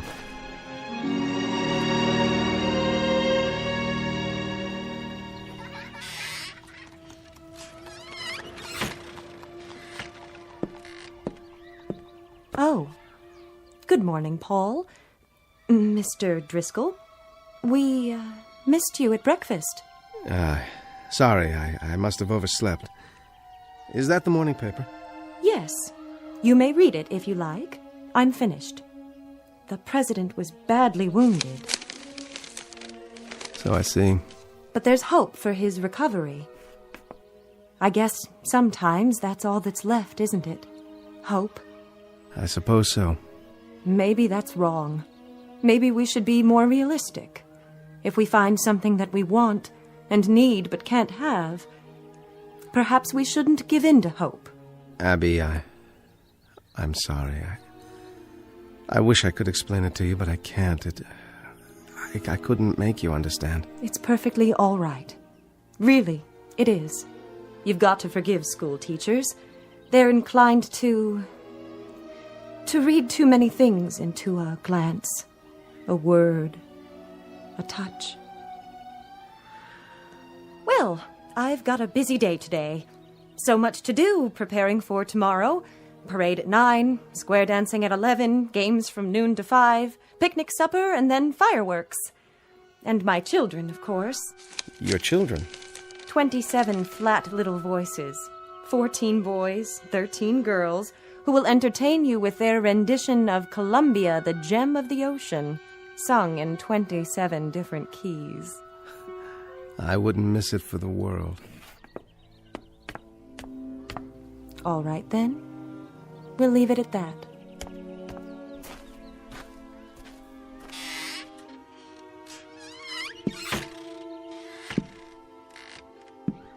How do, Mr. Driscoll? Morning, Mr. Hoffman. She does an awful good job with those kids, Miss Sloane. So I've heard. Pretty, too, for a school mom. The ones I had when I was a kid, they looked like they came out of a pickle jar. Mine, too. You like this town? More than I can say. Well, you might make it here if you've got what it takes. And from what I've heard, I'd say you do. You want to be more careful with your words, though. Mostly Republicans. Still and all, a nice little town. Doesn't change. That schoolhouse, I'll bet she's 75 years old as she stands, and I expect she'll stand till somebody pulls her down. Well, morning to you, Mr. Driscoll. I'm off to work. God bless President Garfield. A school building. That's what I was trying to remember. Oh, my dear God. The site of the Homeville National Bank, formerly occupied by a school built in 1823 and gutted by fire July 3rd, 1881, injuring 12 children. The fire was caused by a kerosene lantern on a runaway wagon. And I can't do anything. I can't warn anyone. It has to happen the way it's supposed to, like the president. I'm sorry, Mr. Garfield. Recover you shall not. You're to die on September 19th of this year. And the schoolhouse you are to burn this afternoon. 12 children injured, and God help me, I have to stand by and let it happen.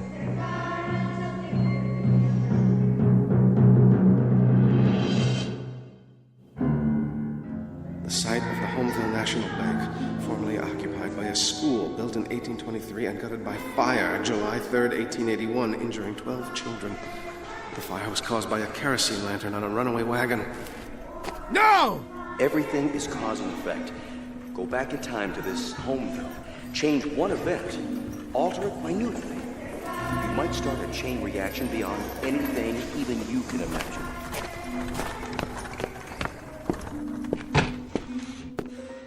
How are you today, Mr. Driscoll? Whiskey, please. Bother you, does it? What?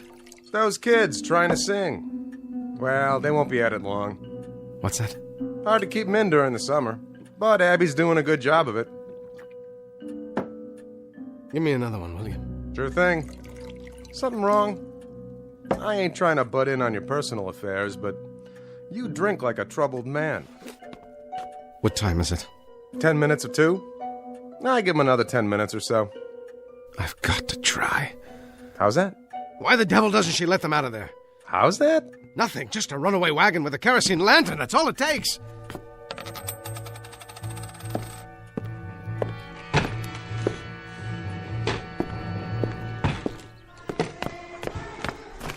All right, neighbors, gather round and get ready for a revelation. Just close right in, next to the wagon. That's it. Know why I'm holding up this lantern? You're gonna tell us anyway, ain't you? Like Diogenes' good friends, I'm looking for an honest man. Well, you ain't gonna find one here. An honest man who'll try one sip of Dr. Malone's alternative and tell me it's not the finest medicine he's ever tasted. This little bottle right here, why, it combines all the treatments for scrofula, King's Evil, ulcers, indolent tumors, rheumatism, gout, scurvy, neuralgia, enlargement of the bones, joints, and glands, not to mention the liver and spleen, also terror, ringworm, biles, and carbuncles. And the cost, friends? A mere 25 cents the bottle. Do me a favor, will you? What's that, young man? Don't light the lantern. Why, I have to light it, to shed light on the subject. Please, put it out! An incredible price, you say? I'm not in the business for profit. I travel the length and breadth of this glorious nation to cure the sufferings of mankind. The ridiculously low price barely covers the cost of ingredients, bottling, and my own primitively simple existence. How about you, madam? Nervous disease? Dropsical swellings, or constitutional disorders, guaranteed to alter a depraved or impure state of the blood and other bodily fluids. Well, I suppose I'll try it. Better give me one, too. How much if I buy 2? Why not a dozen? Take them home to your family and your neighbors. One 25-cent piece each. That's all. How about you, young fella? One swallow, and you'll feel more manliness coursing through your body. Unhitch the horses. What's the trouble? Dyspepsia? Liver complaint? Here's what you need. I need those horses unhitched from the other end of your wagon. Now you listen here, young man. They've stopped singing. That means they're almost finished. Look, I can't argue with you anymore. You've got to unhitch those horses. This wagon mustn't move from this spot. You get out of here now. Go on. You hear me? All right, then. I'll do it myself. Get away from my horses!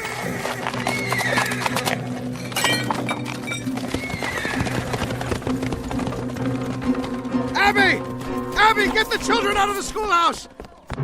There's going to be a fire, do you hear me? There's going to be a... Ah! Oh, there! Stop!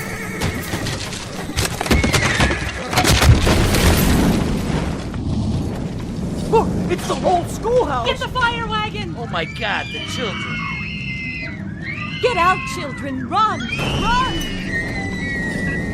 The children! Stay back! But I've got to get them out! Stop them! Hold them down! It's too late, mister! It's too late!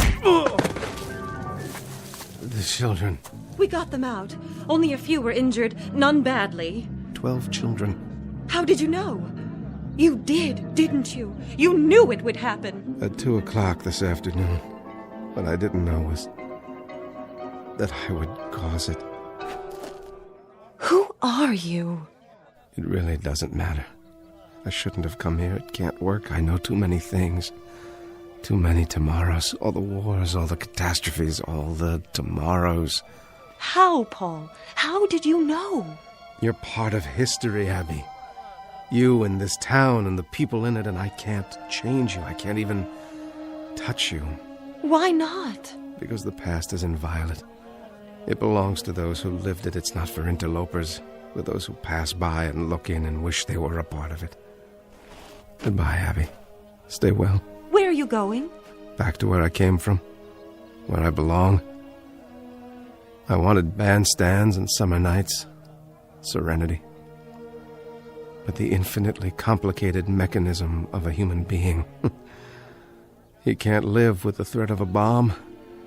And he can't live with burned-out school buildings either.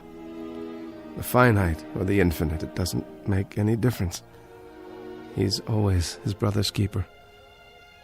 In a way, it was more than I expected because you were here, but I've overstayed my welcome.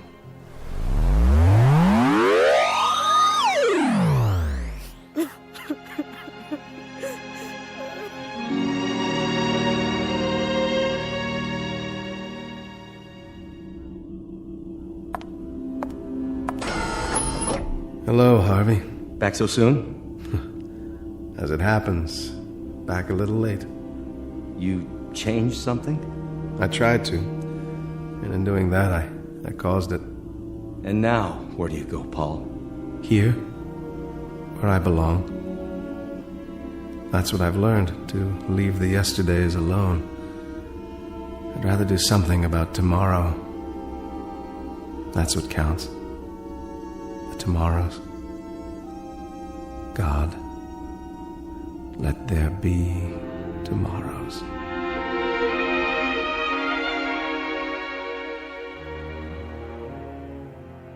Incident on a July afternoon, 1881. A man named Driscoll who came and went, and in the process learned a simple lesson, perhaps best said by a poet named Lathbury, who wrote, "Children of yesterday, heirs of tomorrow, what are you weaving, labor and sorrow? Look to your looms again, faster and faster fly the great shuttles prepared by the master. Life's in the loom, room for it. Room."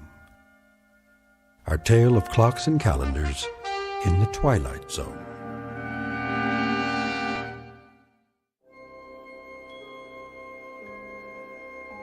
Hi, this is Carl Amari, producer of the Twilight Zone radio dramas. I'd like to take a moment to tell you about our official website at twilightzoneradio.com. where you'll get the latest news and information on these Twilight Zone radio dramas. Plus, at twilightzoneradio.com, you can digitally download 3 free episodes or any of our episodes for only $1.95 each. In this age of ever-changing technology, we've decided to make these episodes instantly available to you by making the Twilight Zone radio dramas a digital download-only series. This means that this series will no longer be offered on CD. The CD collections at our website are now being offered while supplies last at buy one, get one free. So be sure to get your favorites before they're sold out. Be sure to visit us often, and I'll see you in the zone.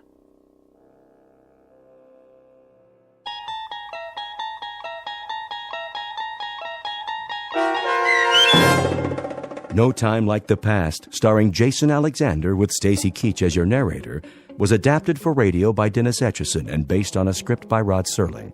Heard in the cast were Doug James, Michelle Graff, Nicholas Ruddle, Christian Stolte, Micah Jacoby, Owen Yen, Linda Ryder, Roderick Peoples, Rich Kominick, Carl Amari, Roger Wolski, Vince Amari, Paul Patch, and Richard Shavzin.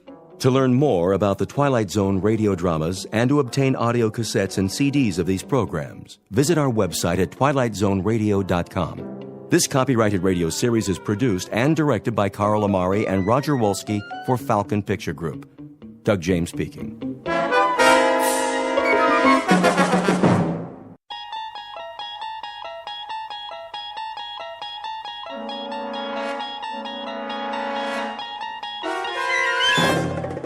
You're traveling through another dimension. A dimension not only of sight and sound, but of mind.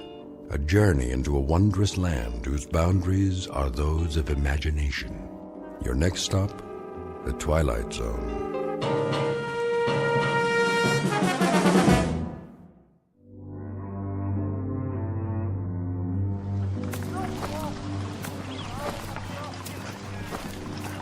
Sergeant?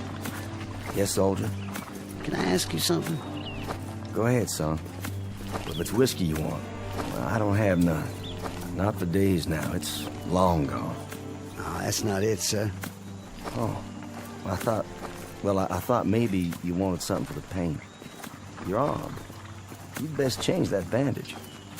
I don't have anything, Sergeant, except my uniform, and there ain't much of that left. Here, take my kerchief. Oh, no, I can't. Sure you can. Come on now. Get that sling off. Make yourself a new dressing. You need it in the heat. Thank you kindly, sir. Go ahead and sit. If you like. Oh, no, I don't want to do that. I gotta keep moving. Why? There's no hurry. Not anymore. Well, if you can walk on that crutch, I figure I can as much on these 2 feet.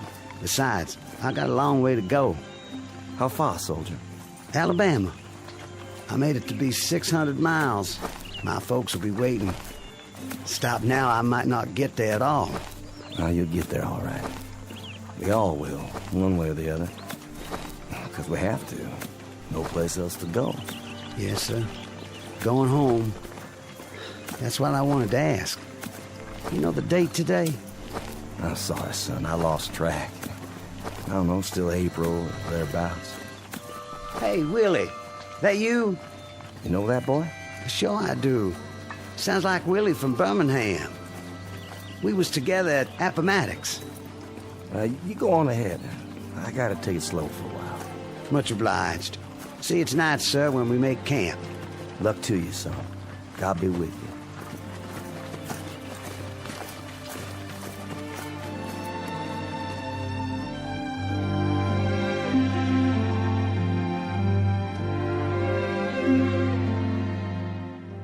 This is the year of our Lord, 1865, and these are Confederate soldiers not long after General Robert E. Lee handed over his sword to General Grant. Lee's troops have been released from duty, and for most that means traveling on foot, carrying with them the last vestiges of dignity and defeat. They walk these roads by the thousands, by the tens of thousands, with one goal in mind, to get home.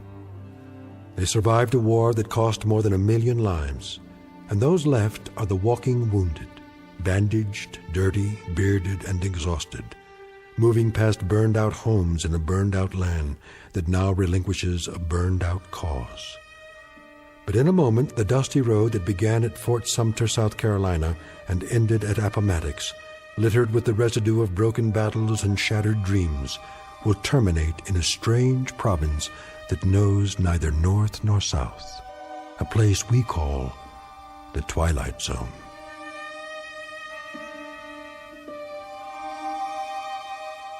And now, back to the Twilight Zone with The Passers-By, starring Morgan Brittany, with Stacy Keach as your narrator.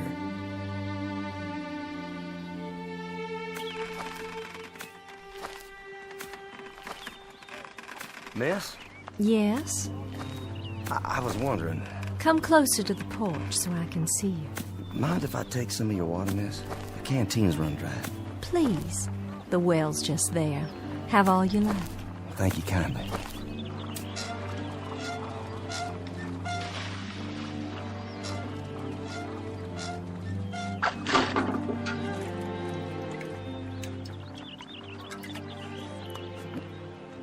Oh, you don't know how good that tastes. I see by your uniform.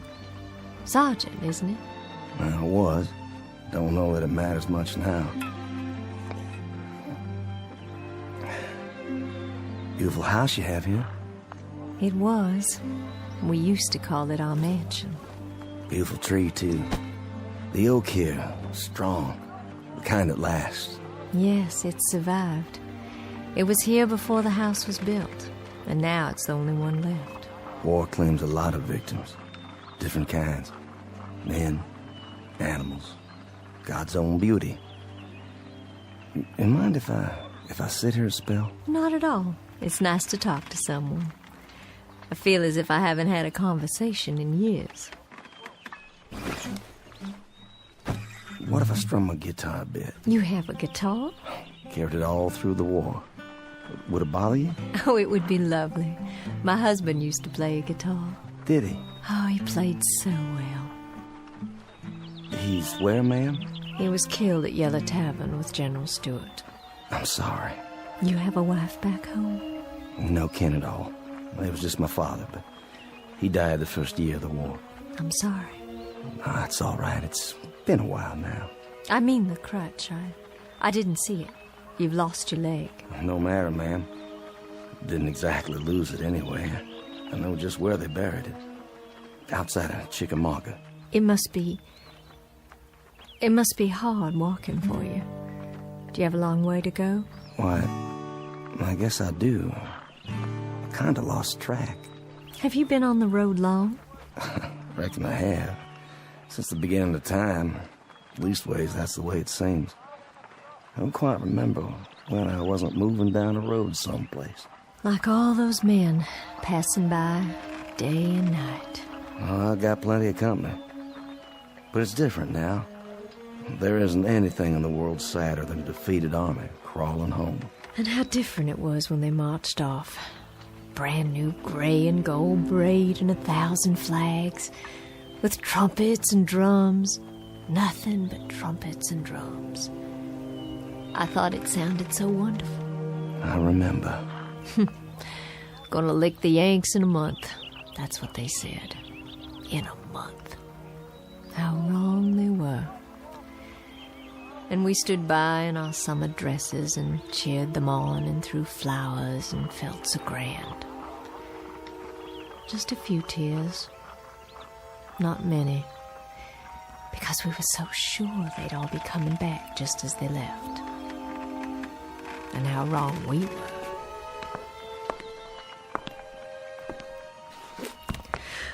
Oh my. Anything wrong? I'm feeling a little dizzy.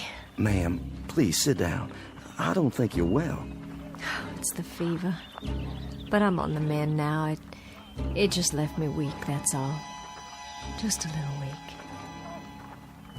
And still they come. Morning and night, night and morning. The young ones and the old ones.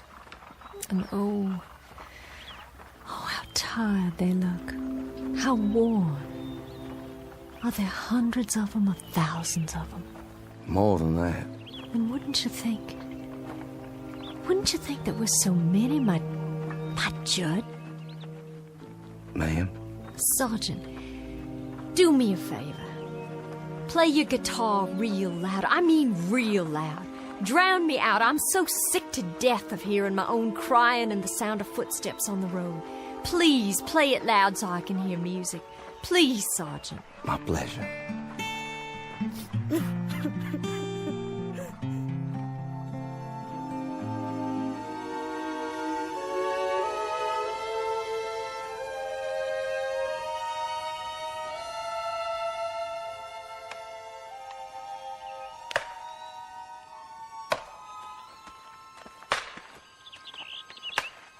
Charlie? Charlie Constable, is that you?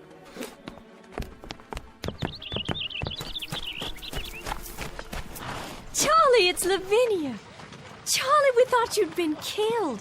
That's what everyone said. They said you'd been shot in the head at Gettysburg. Afternoon, ma'am. Sorry to disturb you, ma'am. Good day to you. It's Charlie I want to talk to. Can't you hear me?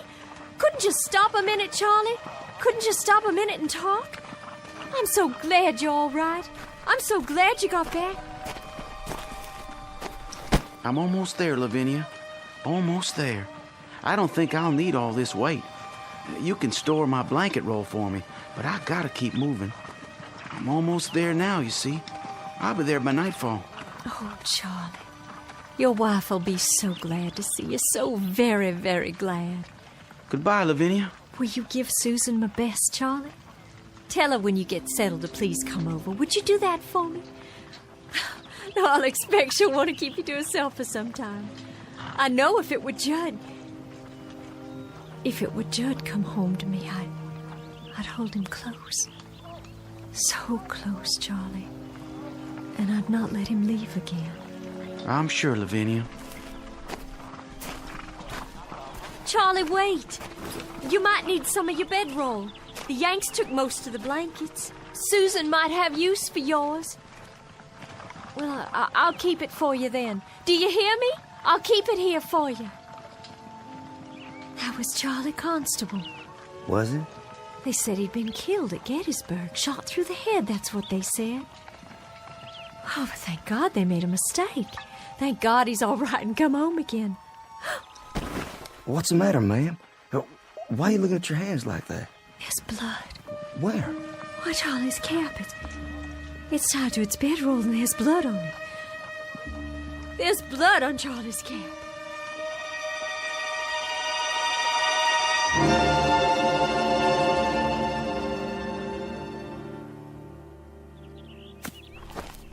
Ma'am? Yes? It's Sergeant Baxter, ma'am. Well, I know that. Who else would it be? You finished so soon? I got a feeling for wood, carving it or chopping it. I got enough cut there so you can at least start the winter. Well, I thank you sincerely. You don't know how much that helps me. No, I thank you. I'm obliged for the dinner. Such as it was. It beats salt pork and hardtack, which is what I've been used to for as long as I can remember. I was hoping you'd play your guitar one more time. Would you? Made this myself. You didn't. You know how to make musical instruments. After a fashion, not as good as the ones I made at home. I had more time then. You have to pick the right tree, a good solid one with character. You cut a branch and strip off the bark and take the wood in layers, but carefully, just right. Then you soak it and bend it into the shape you want. Well, there's plenty to it, believe me. And then after it's dry, it has to be planed and glued and whittled till it's perfect. And then comes the tuning. You know, they say a good guitar takes on the voice of the man who made it. If he has a voice to start with. Seems some men don't. No matter what they play, it just comes out flat and dead. I'll bet all your guitars sound beautiful. Just like this one. My old man used to say that I'd wind up nothing but a bum troubadour. Did he? My old man. But he was a proud one when I marched off. Proud as an old rooster, because his son was going off to war to become a man. And I come back, half a man. That song of yours. Black is the color? Judd, my My husband, he used to sing that. Oh, I wish you could have met him.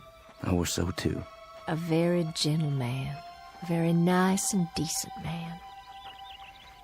And I can remember nights he'd sit out on this porch and play and sing. Even the crickets would keep quiet. And the bullfrogs down at the pond. It was just as if they'd stopped their noise so they could hear the music. And then the Yankees came. Like blue locusts who had to eat away the trees and the land and everything on it. I owe them for much. For our house, our lawn, our trees, for everything that was. Including my husband's life. I owe them for very much. Ma'am? Why don't you leave here? This place is no good for you. This place is all I have. Just an empty shell of an old house and a burned-out field. But it belongs to me, and it's all I've got. You need something else, something different. Being here alone and sick and staring out toward that road, that ain't gonna cure anything. Fever, sadness, heartache. It won't cure nothing at all. What do you suppose happened to him? Your husband? The Yankee who killed my husband. Do you suppose he's marching home now? Back to his own kin? Do you suppose he's laughing and singing and telling all his neighborhood about the rebels he killed? All the bullets and the heads he shot them through? I don't reckon that at all. You shouldn't either, ma'am. There's been a lifetime of suffering on both sides. I got a gun inside the house. An old shotgun.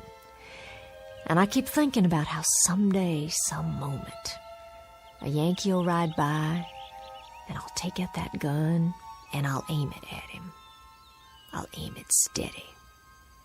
But first, I'll tell him. I'll tell him that he can consider this the last shot of the Civil War. A bullet in exchange for the one my husband took. You let that kind of poison sit on your mind, you'll die from it, I swear. Who's coming? Can't see yet. It's him. What do you mean? The Yankee. Well, hold on now. It's a hot night. Hot indeed, Lieutenant. Couldn't see if anyone still lives here. They do. You traveling a long way? Oh, just up the road. But I've been on it a long time. You too, Sergeant? Long time. I've got a half-full canteen, but my horse is running dry. Well, there's water in the well.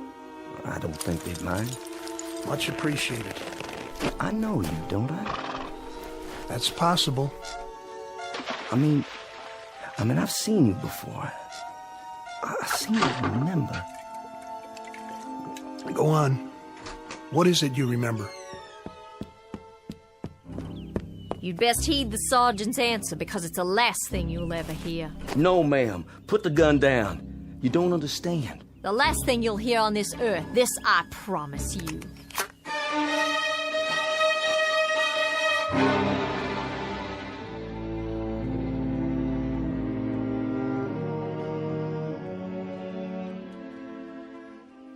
Ma'am, don't shoot him. The lieutenant here tried to save my life. Stand aside. Hear me out first. I was lying on the side of a road. A mini ball had landed amongst us and took off my leg, and I laid there bleeding. And then he come by, a patrol of Yanks, and he propped me up, and he tried to stop the bleeding. I remember looking straight at him and saying, I said to him, "Danged if you ain't the most changeable breed in the world. First you do your best to kill me, then you call off the war long enough to try and save me." You remember that, Lieutenant?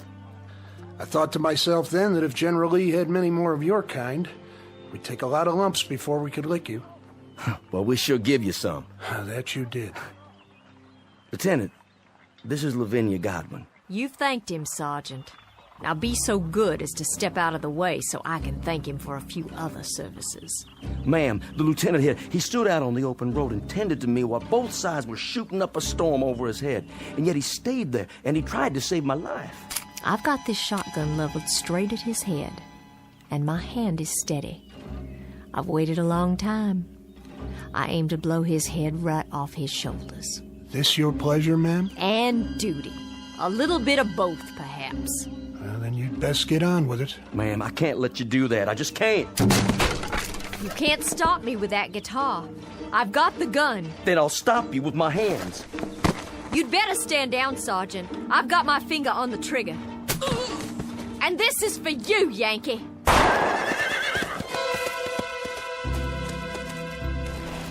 You could thank God for the darkness. That kept you from committing murder. Hasn't there been enough of that already? I didn't miss him. I couldn't have. I couldn't have missed him. No, ma'am. You couldn't have. But it doesn't make any difference. Not anymore. I remember now. I do remember. They got you that day. They got you in the back while you were kneeling over me. You took a bullet in the back and you fell right over. Yes, I think that's how it happened. I thought you were dead. I remember thinking you were dead. What's going on here? What's going on here? You'll understand. It'll come to you sooner or later. What will? I've got to be moving up the road again. Don't want to ride, do you, Sergeant? She's not the staunchest steed on earth, but she'll carry two. Thank you, but one's enough. As you like. Safe journey, Lieutenant. And to you. I wish you the best, ma'am. I do wish you the best. And this too shall pass. This too shall pass. Wait and see. I'm sorry I hit you, Sergeant. And your guitar, your beautiful guitar, I shouldn't have. I shouldn't have done that. Please, forget it. It's over. Those things he said. What do you suppose he meant? I have an idea, but I think we'll know for sure soon enough. Look. On the ground. What? It's wet. When he climbed on his horse, he was dripping blood.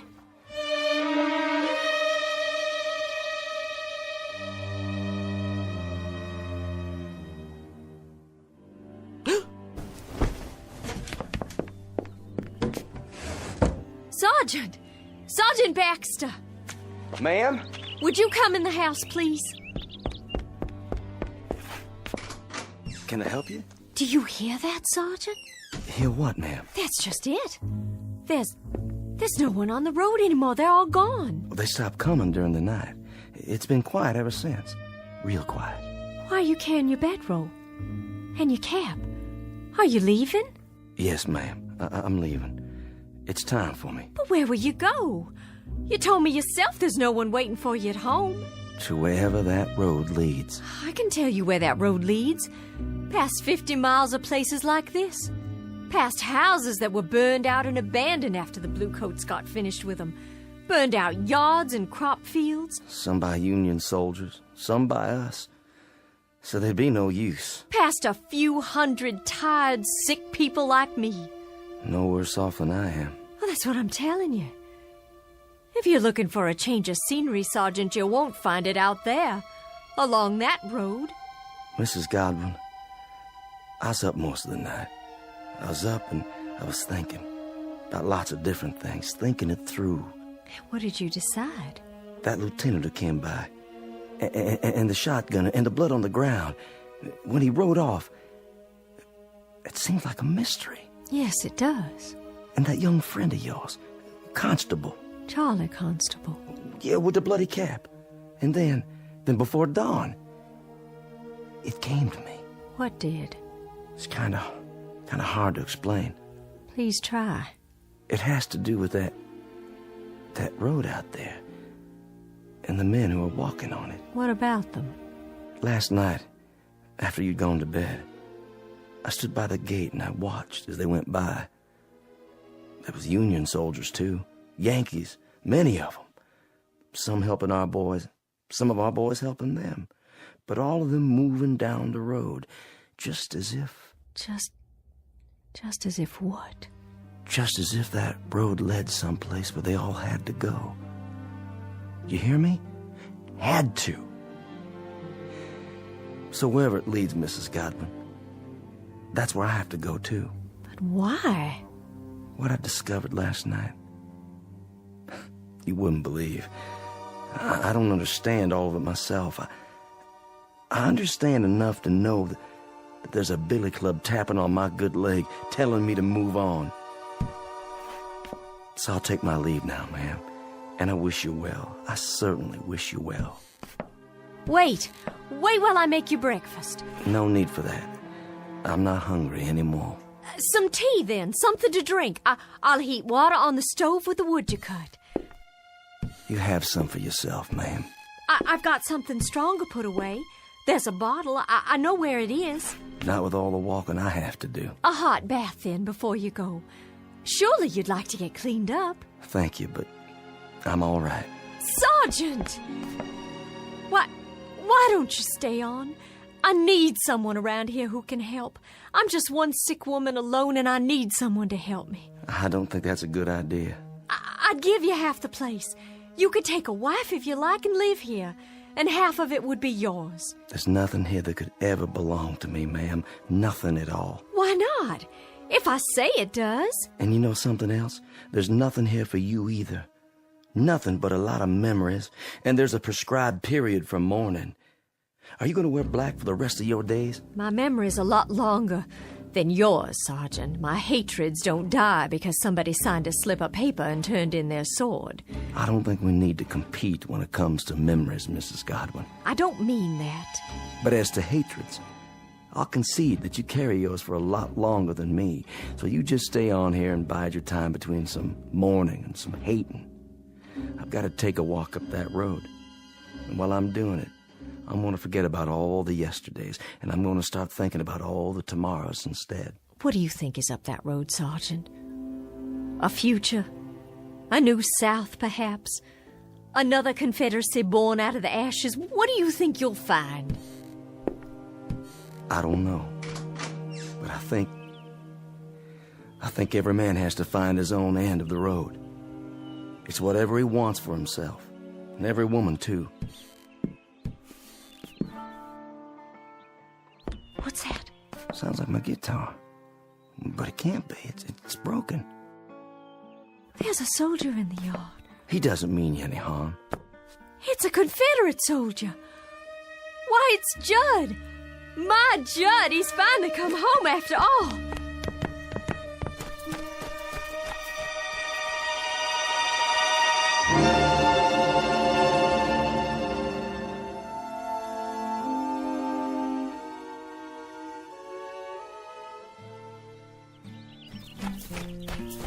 Oh, Judd, it is you. Lavinia? Hello, my dear. Oh, Judd, hold me. Tell me it's really true. And how fares my darling wife? Oh, I've been ill, Judd, very ill. Oh, no. But I'll be well again.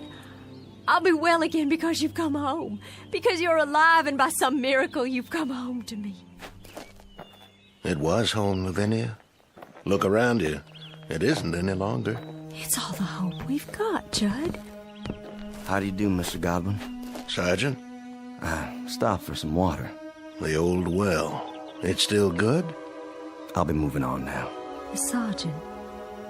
He's been telling me there's a pot of gold at the end of that road. Has he? And I told him, Judd, and now I have to tell you, I understand. Understand what? There's nothing at the end of that road except more road. And more places like this. But we can rebuild it all. We can paint it and plow up the fields. We can buy seed and we can... Lavinia. Judd, what is it? Sergeant? Yes, sir? Do you know? I think I do, yes. It's easier that way. I'm not sure, but I think I do. Goodbye, Mrs. Godwin. Goodbye, Sergeant. I'll no doubt be seeing you farther on. What does he mean? It's time now, Lavinia. Time? We've got to go. Judd, there's no place to go. This is just a stop along the route, Lavinia. A stop? This is home. Home is somewhere else. And you're saying we have to leave? Yes, Lavinia. We have to leave. Oh, you brought your guitar. I'm glad. This isn't mine. It's that sergeant's. But... See? You remember this guitar, Lavinia. It was all broken, wasn't it? And now it's all in one piece again. Why, yes, it was. How did you know? It was broken, but now it's been put together. And it can be played again, and music can come from it. It's sort of like a human being, Lavinia. A bullet comes along, or a cannonball, or a fever, and it breaks our bodies and throws them aside, and they're no use to us anymore. But then something else comes. What are you saying? With that comes a second chance. Judd, are we? Yes, dearest. My death came at Yellow Tavern with a bullet. Yours came here with the fever. No. Then you mean all those men? All those men are heading to the end of the road, to whatever it is that each of them yearns for. Yearns? To a place or moment that is their heart's desire, theirs and theirs alone. Are you ready? I'm alive, Judd. I have to be. I can feel it. I'm alive. And I don't want to leave here. I'm not ready. I don't want to leave here because if I do, that means I'll have given up. There's nothing to give up anymore, Lavinia. There's nothing at all. Yes, there is. There's the house and the field and the crops we planted that we'll plant again. And the trees and the leaves that rustle when there's a breeze all night long. And the livestock to replace. And sometime one day, the child will have, you and me. And he'll grow strong and healthy, and he'll help you tend the fields, and then he'll move on to a life of his own. His life and his children, our grandchildren, and we'll grow old together on the piece of land that's our own. And in that way, life goes on. Oh, there's so much life still left, so much living still in me, I can't give it up. Don't you feel it? If you don't, I have enough for both of us. It's all I ever wanted, to be here with you. I'll see you later on, then, when you've made your peace. I'll wait for you, just as you waited for me. Oh, Judd, please don't leave me. I'm not leaving you, my darling. I told you, I'll meet you at the end of the road, unless... Then you'll come back? You will. You'll find out what I already know. There isn't anything at the end of the road. There isn't anything at all you can't see right here. You'll come back, Judd. I know you will. That's as it may be, but I'll be waiting for you. Judd, please come back. Please come back to me. Go after him, my dear. Who are you? Just a fellow traveler. You must be tired. And hot in that black suit and that tall hat. Odd, isn't it? Passing strange how it doesn't seem to bother me now. I have some water if you like. That would be a most extraordinary kindness. Over here, there's a well. The water's cool and sweet. Here, drink your fill.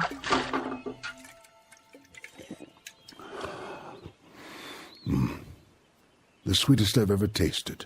I know you, don't I, sir? Do you? I'm sure I do. I've seen you, but not in these parts. In town? No, I don't think so.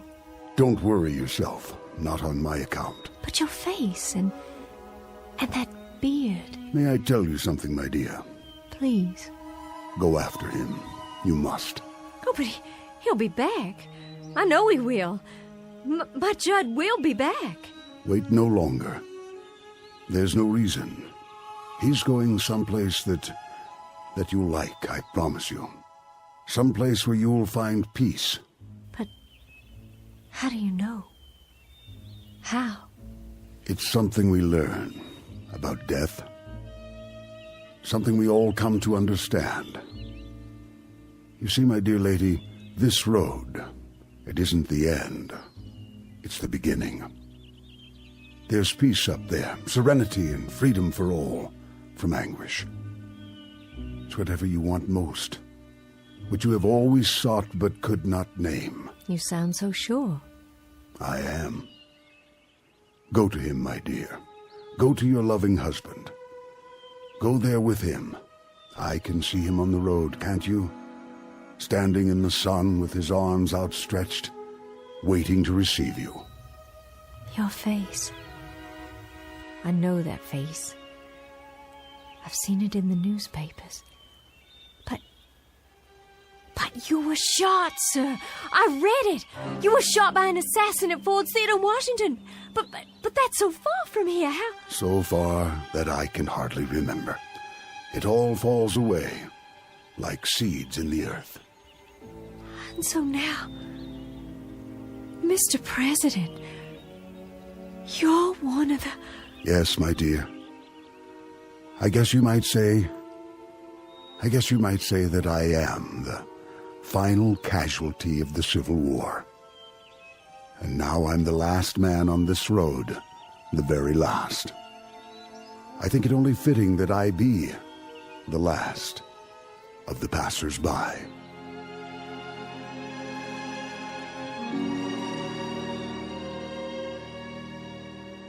Judd? Is that you? Lavinia.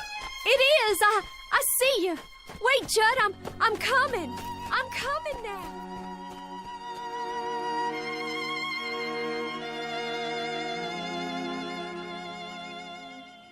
Lavinia Godwin, the mistress of a burned-out home, the image of woman in the aftermath of war, all women in all wars, suffering the final wound and the deepest, and now, at last, ready to be healed.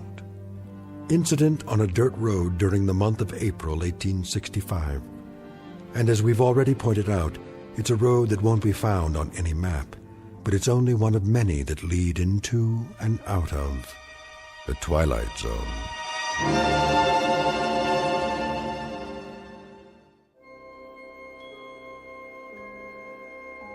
Hi, this is Carl Amari, producer of the Twilight Zone radio dramas. I'd like to take a moment to tell you about our official website at twilightzoneradio.com, where you'll get the latest news and information on these Twilight Zone radio dramas. Plus, at twilightzoneradio.com, you can digitally download 3 free episodes or any of our episodes for only $1.95 each. In this age of ever-changing technology, we've decided to make these episodes instantly available to you by making the Twilight Zone radio dramas a digital download-only series. This means that this series will no longer be offered on CD. The CD collections at our website are now being offered while supplies last at buy one, get one free. So be sure to get your favorites before they're sold out. Be sure to visit us often, and I'll see you in the zone.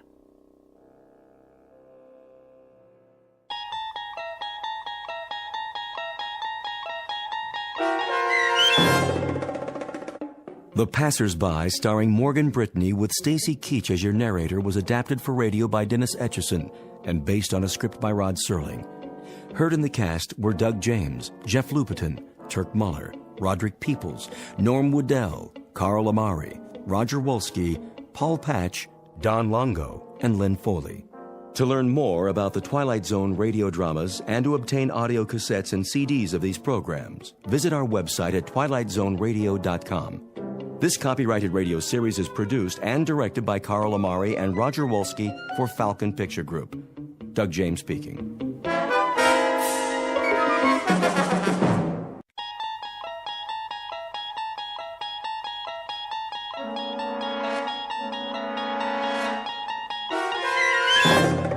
You unlock this door with the key of imagination. Beyond it is another dimension, a dimension of sound, a dimension of sight, a dimension of mind. You're moving into a land of both shadow and substance, of things and ideas. You've just crossed over into the Twilight Zone.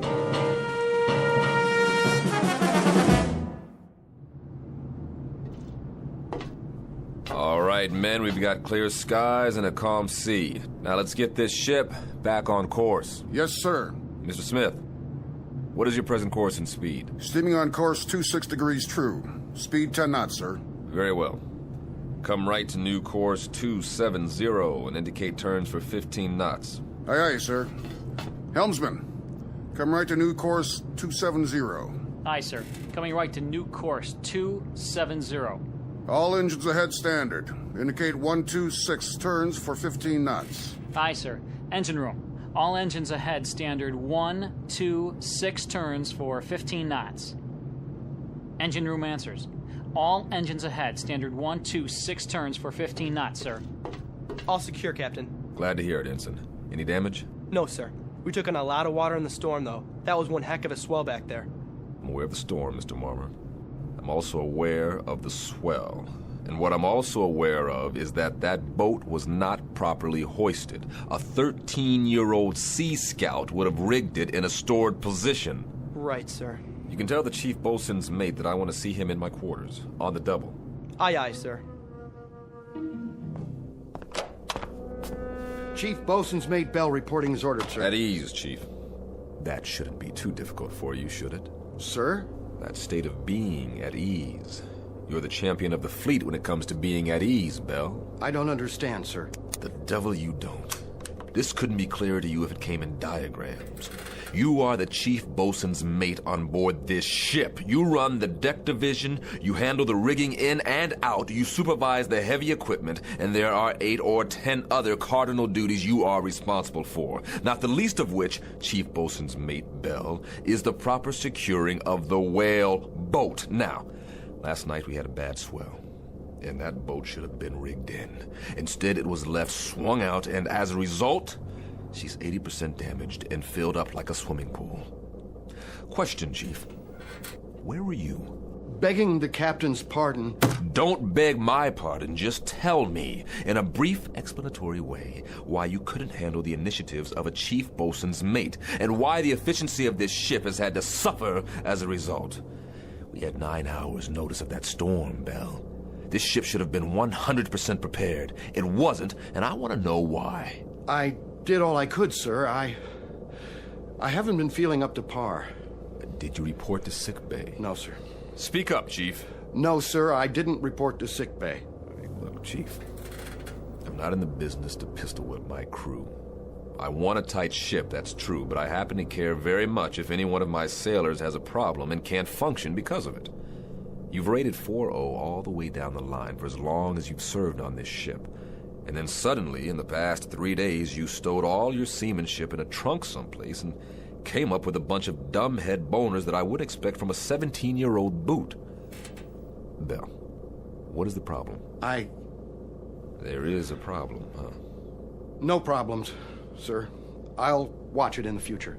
All right, Chief. We'll leave it that way, then. If you want to bend my ear at any time, you know where my cabin is. I'm available. Keep that in mind. Yes, sir. I will, sir. All right, then. That'll do it. Aye, aye, sir.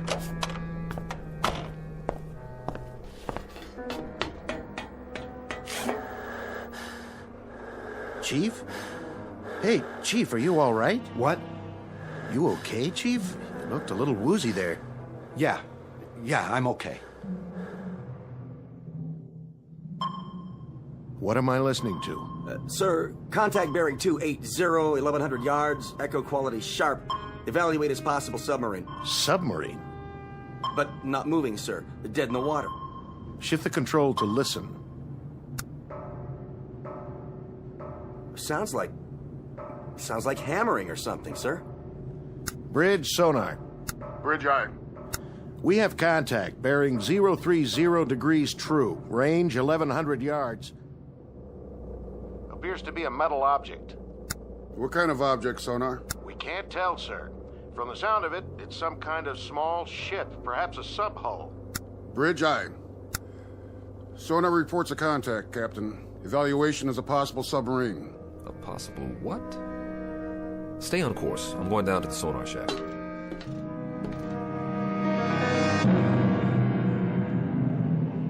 Incident 100 miles off the coast of Guadalcanal. Time 1963. A United States naval destroyer on what has been a most uneventful cruise, except for a few tense moments with a storm front. Nothing unusual. But in a moment, they're going to send a man down 30 fathoms and check on a noisemaker. someone or something tapping on cold steel.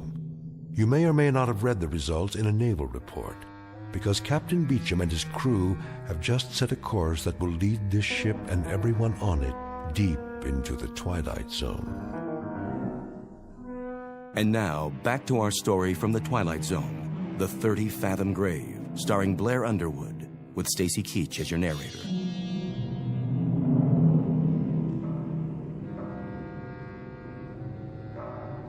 That's it, huh? That's the sound, sir. How long have you been in contact? About 3 minutes, sir. That's a funny one.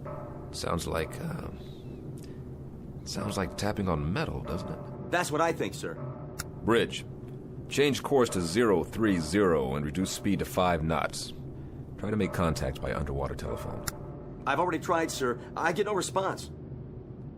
Listen, it stopped now. Just like that? Sonar still has the contact, sir. I'll leave it on. Stay on it. I'll be on the bridge.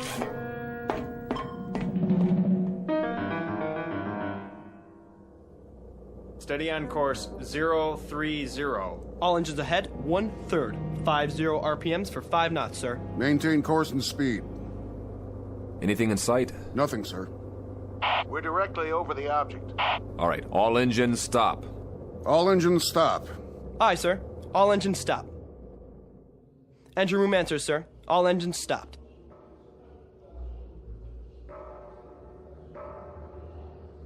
Do you hear it, sir? Wait, hold it. Hold it. I want dead quiet all over the ship. Tell those sailors on deck to can it.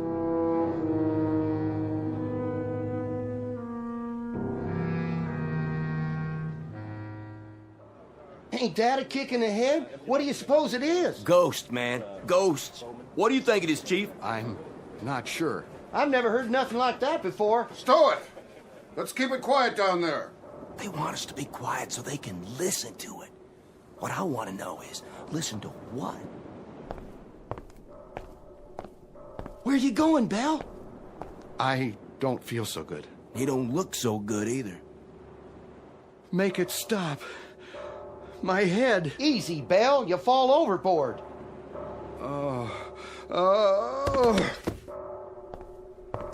I said quiet out here. What's the problem? We got a man down, sir. What happened? Nothing. Looks like you fainted. We'll get him down to sickbay. Yes, sir.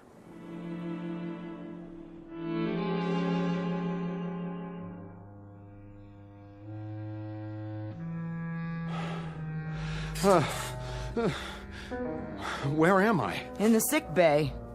You all right now, Belle? Yes, I'm okay, Doc.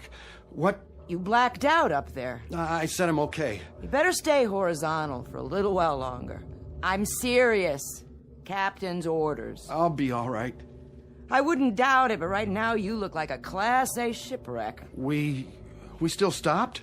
Still stopped. They're all curious as to what's making the noise. That noise.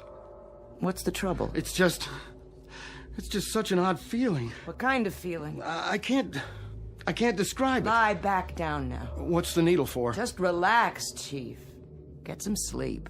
This'll help. Sure. Sure. That's all I need. A little sleep. Doc? Yeah, Belle? What do you suppose is down there? Don't worry about it. You just go to sleep. Whatever it is, the captain will know what to do.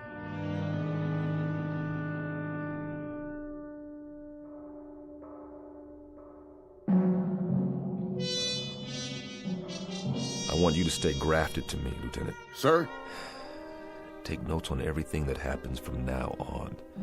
I may turn in a report that'll stick me on a garbage tanker or even a naval hospital. I want 15 witnesses at my hearing who are on my side. Could be a sub, and we could be hearing it. It's only about 30 fathoms. Yeah, sure, it could be a sub, mister. That's probably what it is, but what about this sub? Has it got 2 arms and a fist? Because somebody's making noise down there. We have a diver on board? Yes, sir. What's his name? McClure in the 1st Division. He's a qualified diver. Tell him to report on the double. We'll send him down. Have him knock on the door. I see. And then what, sir? We'll see who invites him in.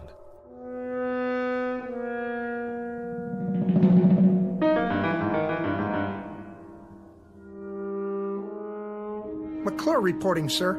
You're the diver? Right, sir. All right, I'm going to give it to you straight, McClure. Now here's the picture. There's something down there, directly below us. Something, sir? We don't know what it is yet, just that it's a metal object about the size of a sub-hull. That's where you come in. I want you to get your equipment and go down there. Stay in contact from the moment you hit water to the moment you reach it, understood? I understand. Whatever that object is, there may be somebody inside, or at least something that's making the noise. When you get down there, I want you to listen closely and tell me what you hear.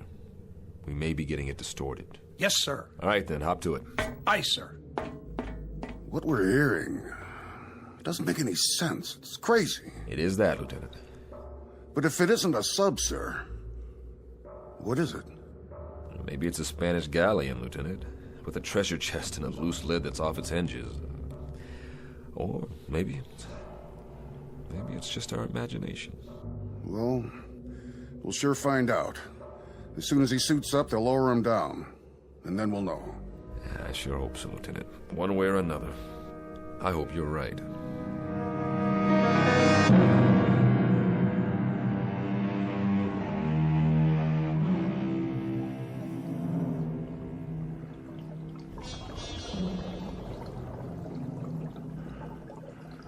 Bridge, can you hear me? Loud and clear. This is the captain. Keep talking. Yes, sir. What do you see, McClure? It's a sub, sir. No question about that. Have you reached her? I'm standing right alongside, sir. I don't hear anything, though. McClure? Her bow is buried about 15 feet into the bottom. I can't read any identification. It's covered. Or rusted over. On the side of the conning tower, McClure. Can you read a number there? No, sir. There's damage. Number's been obliterated. McClure, you hear that? Yes, sir, I do. It's coming from midship. I'm moving toward there now. Tap on the hull, McClure. See if you can get a response. Was that you, McClure? Yes, sir. No response, sir. I don't hear anything anymore. McClure, there should be 3 hatches. On the bow, on the conning tower, and on the stern. Is the ship upright? She's upright, sir. At about a 30-degree angle. I understand, McClure. Climb up on her deck and check the hatches. See if you can open them. The bow hatch is buried, sir. I can't get through to that. But, wait a minute. I'll check on the one over the conning tower. McClure, what's the condition? The conning tower hatch is all bent, sir. I can't move the wheel. The whole deck appears to have been strafed. Wait a minute. Hatch on the stern the same way, sir. I can't turn her. Whoever she is, sir, she must have caught it. Say again, McClure. She must have what? Caught it, sir. The whole deck is pockmarked with shell damage. Machine gun damage, too. Is that you, McClure? No, sir. It's coming from inside the hull. Answer it, McClure. Answer it right away. This is crazy. McClure, can you pinpoint the sound? Can you tell precisely where it's coming from? I think it's... Wait a minute. Yes, sir. Directly midship, just below the tower. Keep trying. We have to know whether anyone's inside that sub.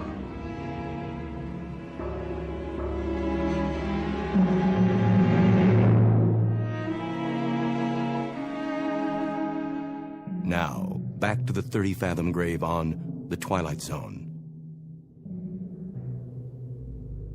No more contact, sir. Stay on it for as long as you can, McClure. Come up when you're ready. Aye, aye, sir. Get the comm, officer. I want to send a message. Action is 7th Fleet, info to SyncPack. Appraise them of the situation. Get on it. Yes, sir. Radio Bridge. Radio I. Captain wants a message. Action to comm 7th Fleet. Info SyncPack Fleet. Have located sunken sub. Position latitude 09-30-00 south. Longitude 160-48-00 east. Request confirm location of all known sinkings this area. Will remain this area until further advised. Precedence, operational, immediate. Aye, sir. Any ideas, Captain? An even dozen, but every one of them nullifies the one ahead of it. If it's one of our subs, we should have gotten a report on it. And even if it's somebody else's, why haven't they gone out the torpedo tubes? That's what I was thinking, sir. Which brings us down to another common denominator. That sub has been hit by shell fire. So, whatever action took place must have happened within a period of hours, or else there wouldn't be anyone still alive. But there's been no action. We'd have seen it, or heard it. They put them all together and they spell nothing. When McClure comes up, tell him to dry off and report to the sonar shack. That's where I'll be.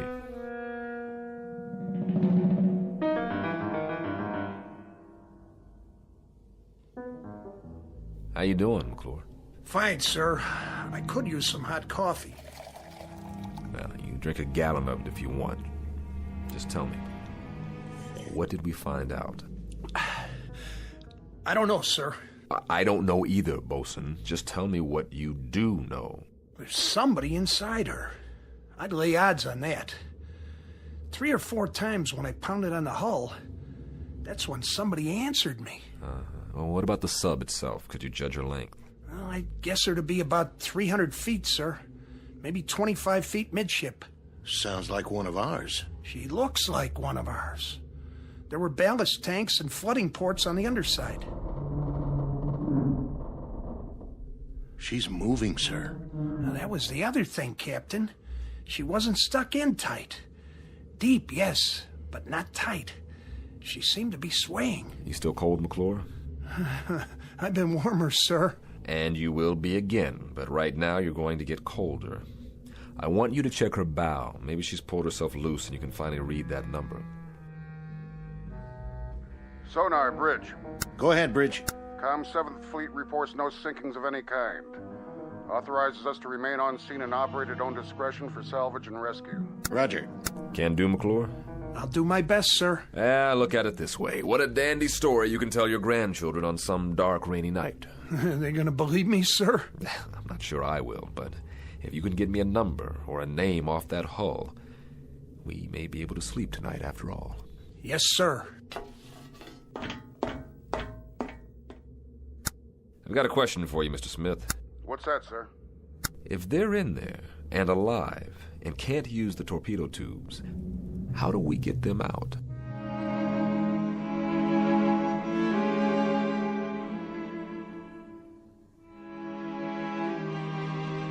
Bridge.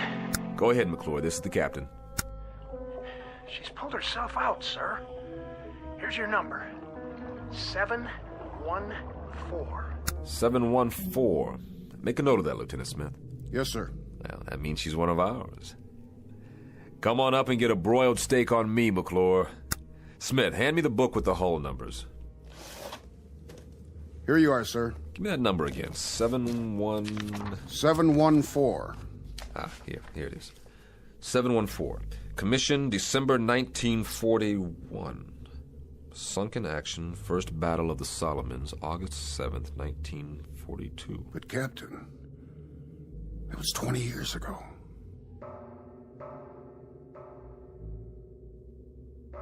Then, Lieutenant, tell me something. Who is inside that sub?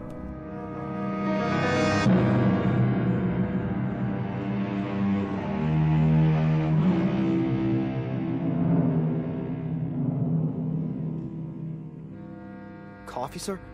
Thanks, Marmer. Quiet night. It's too quiet. How long's it been now? About 3 hours. Is he sending McClure down again? Beats me. All I know is there's a boiler tender second who's making book in the crew's quarters that the thing below us is a sea monster with 3 heads and we're all living on borrowed time. I don't know what scares me more, when they pound or when they shut up. I don't know what scares me more, a 20-year-old sub with somebody alive inside, or what the commander of the Pacific Fleet will say to me when I tell him that. And to compound the problem, I've got a chief bosun's mate with something eating at him. Bell? Bell. What made him black out? That's part of the problem. Could be he's dredging up a couple of memories. What do you mean, memories? This is World War II revisited for him.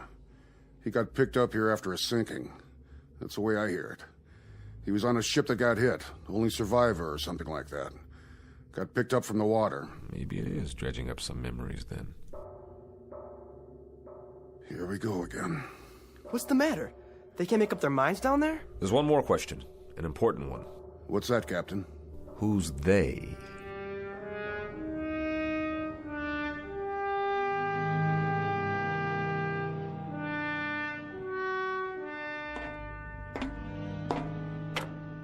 Hello, sir. Doc? How's it coming down there? Yeah, it's coming. How's your patient? Asleep, sir. I was just going to get some chow. Keep me posted. I'll be in my quarters. Aye, sir. No. No! No! What's the matter? Belle!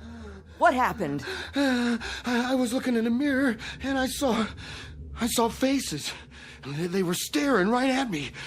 They were pointing at me. I know it sounds crazy, but they were there.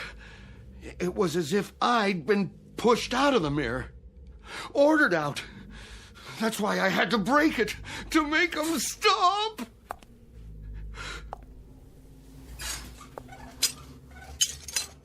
Doc? Yeah, Chief. Do you see me in the pieces of mirror down there on the floor? Listen to me. I see you right here in front of me.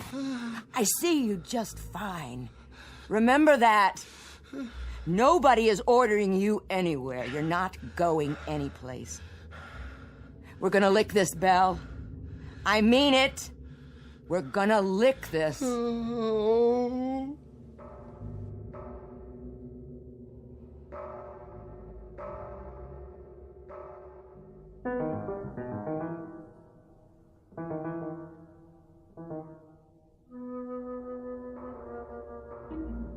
Same routine, huh? Same thing, sir.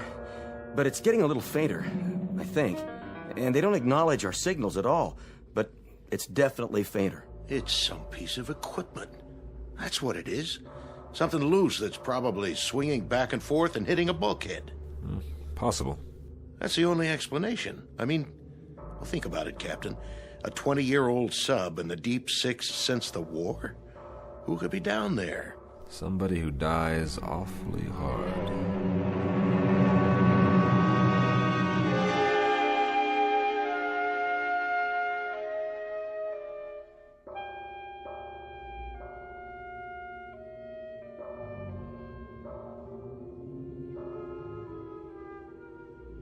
Whoever it is, whatever it is, it's running out of steam. I wouldn't make book on this, but I've got a hunch that if we don't get inside there, and I mean quick, we're gonna miss the boat. So we go down, and like you said, we knock on the door, but we've done that before. No, we don't knock on the door this time. Now we kick the door open. Begging the captain's pardon. You break in that way, and it's a sure bet the pressure will kill whatever's alive down there. Right, so we do it the one other way we've got. I want you to send a message to ComSub Pack. Tell them we're going to need a submarine rescue ship out here. Give them position and depth and tell them to report to the scene for rescue attempt. Emergency precedence. The airlock chamber? Well, that's all we've got left, and it's precious little. Get on it right away. I'll be on the bridge. Radio, sonar. Radio I. The ComSub Pack. Emergency precedence. Request nearest ASR, report to position. Latitude 09er-30.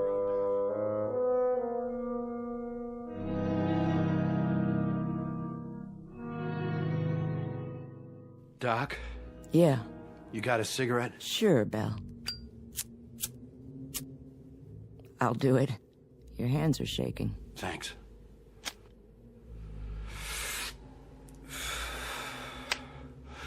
Doc, will you answer me straight? I'll try. Who's outside? What? Who's out in the passageway? Nobody's out there. Why? You think you hear something? I don't know. Why should anybody be out in the passageway? Nobody's posting guard on you. I just felt as if there was somebody out there. Now there's nobody out there. Nobody at all. Who did you think it was? I don't know. The only thing out there is a long stretch of steel and deck. Nothing else. Come on, you want to take a look? What's happening to me? Doc, what in God's name is happening? Chief, you gotta get a grip, or I swear you're gonna talk yourself into a straitjacket. I mean it. I got the feeling again. Just as if somebody was watching me, pushing at me. Doc? What, Bill? I'm scared to open the door. Then don't. I told you, there is nothing out there. I'm scared to open it, but I have to.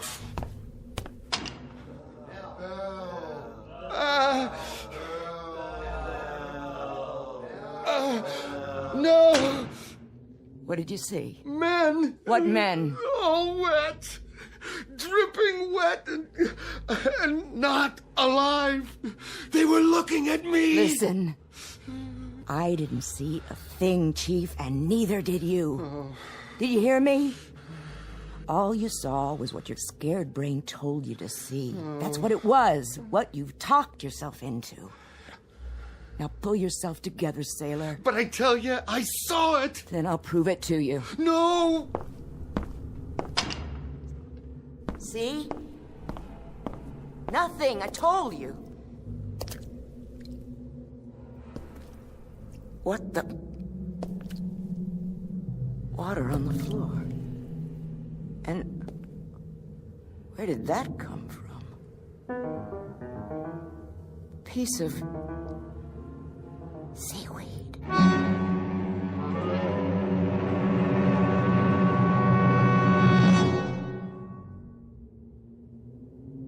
That about does it, McClure. Go down and try to get a response. It'll help that sub-rescue outfit if they can get a specific location. How will they get in, sir? Through the forward torpedo compartment or the stern. Then they'll have to blow each of the 6 other compartments before they can enter. What if I don't get any answers, sir? We haven't heard from them in almost a half an hour. If you don't get any answer, come back up. The rescue team will take it from there. No survivors then, sir. Is that what it'll mean? That's what it'll mean. They'll bring up bodies, not survivors. Okay, McClure, up to it. Aye, sir.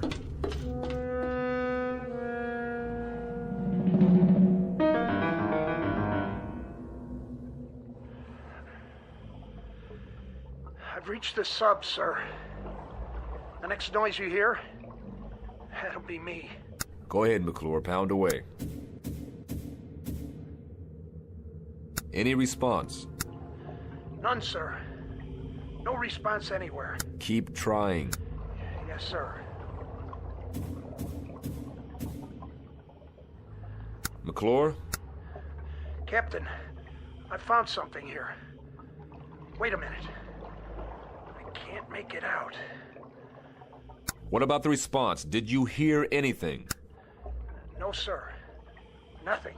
Give it a few more minutes. Yes, sir. No soap? No soap. It really frosts me.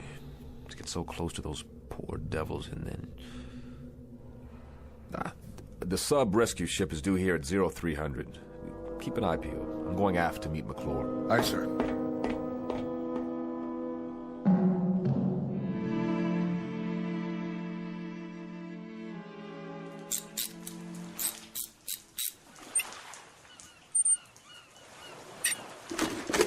Bet it feels good to get that helmet off. Oh.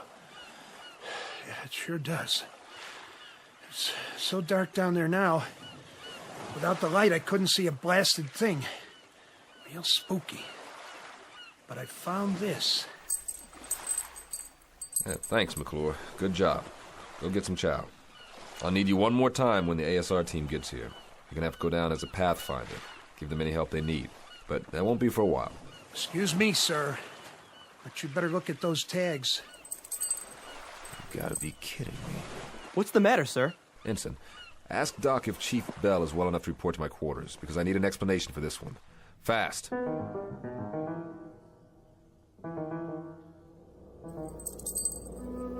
Go ahead, Bell. Read what it says on these dog tags. I don't have to, sir. I know what it says. It says Bell, William J. That's yours. Yes, sir. McClure found it on the deck of that sub down there. When did you lose him, Bell? I lost him a long time ago, sir. 20 years ago. How? I don't remember, sir. Try, Bell. Try to remember. I was on a ship. What ship, Bell? A submarine. The one below us, sir. That was my boat. Who's making the noise down there, Bell? What's it all about? Do you know? We were on the surface. It was night. I was a signalman then. I was supposed to put the infrared filter over the signal lights. Otherwise, they would have seen us. They would have seen the light. They would have found us. I don't know what happened. I was scared, clumsy. I dropped the signal light. The filter fell off. They were waiting for us out there. Japanese destroyers. They saw our light. And it was my fault. They let us have it. They straddled us with the first salvo. The captain took the sub down, but it was too late. They unloaded depth charges. And that sub wasn't ever coming up again. What about you? I got flung over the side when the first salvo hit. And all that time I was in the water, I could... You could what? I could hear the voices of our guys down below me. They were screaming. I know what it is now. This crazy feeling I've had. What? What is it, Bell? I got out. One guy out of the whole crew. I got picked up later on by one of our destroyers. But I got out. Do you understand, Captain? I sank that sub. I was responsible, but I got out. Bell, I want you to listen to me. Those guys down in the sub, they know I'm up here. Bell, hear me out. I should be with them. I should be down in that sub. Bell. I should be dead. That noise, that pounding, those are the guys down there who are calling muster on me. They're calling muster on me. Will you hear me out? Will you listen to just a little logic now? A little reason? No one man sinks a sub, and one lousy circumstance doesn't decide a battle. And one case of sudden fear doesn't add up to a coward. Bell, you gotta believe me. All you should put in your sea bag is regret, not guilt. Do you understand, Bell? Not guilt. They're calling muster! Bell! Come back here! They're calling muster on me! Bell!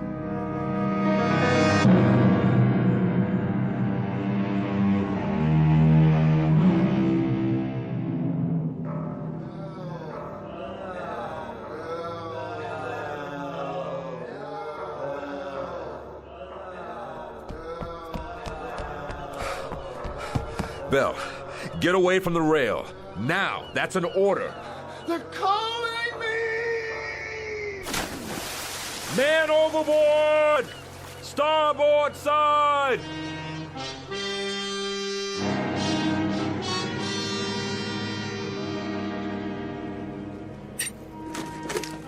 Rescue ship says you got inside. Yes, sir. It was a wreck. Nobody had a chance. Nobody? Nobody, sir. The periscope shears had been cut in half. One section was just hanging there, swinging back and forth. Then that was the noise. That was the noise, wasn't it? I guess so, sir, but... But? There were 8 men down in that control room. 8 men. Or what was left of them. And one of them had a hammer in his hand. Let's just say, McClure... Let's just say that this is the part of the story you tell your grandchildren that you make up yourself. Say anything you like, any explanation that comes to mind. Aye, sir. It's funny how long it takes some men to die, or to find any peace at all. Sometimes I think that's the worst thing about a war. Not just what it does to the bodies, but it does to the minds. So, you rest in peace, Mr. Bell. I think it's your due now.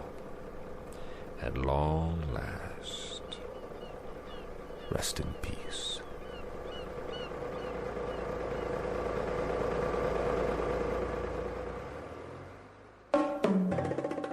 small naval engagement. The month of July 1963. Not to be found in any historical annals. Look for this one filed under H for haunting in the Twilight Zone.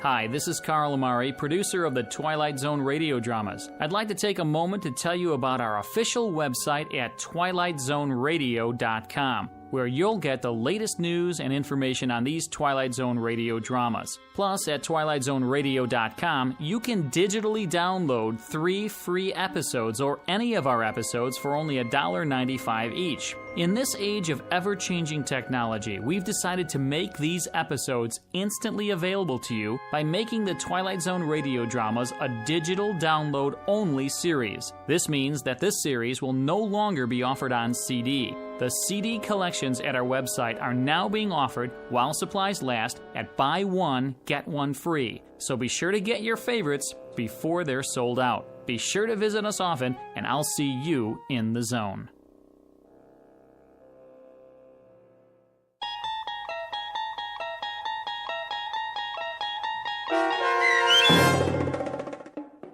"30 Fathom Grave" starring Blair Underwood, with Stacy Keach as your narrator, was adapted for radio by Dennis Etchison and based on a script by Rod Serling. Heard in the cast were Richard Hensel, Rich Kominick, Linda Ryder, Turk Muller, Peter DeVito, Doug James, Rick Peoples, Roger Wolski, and Carl Amari. To learn more about the Twilight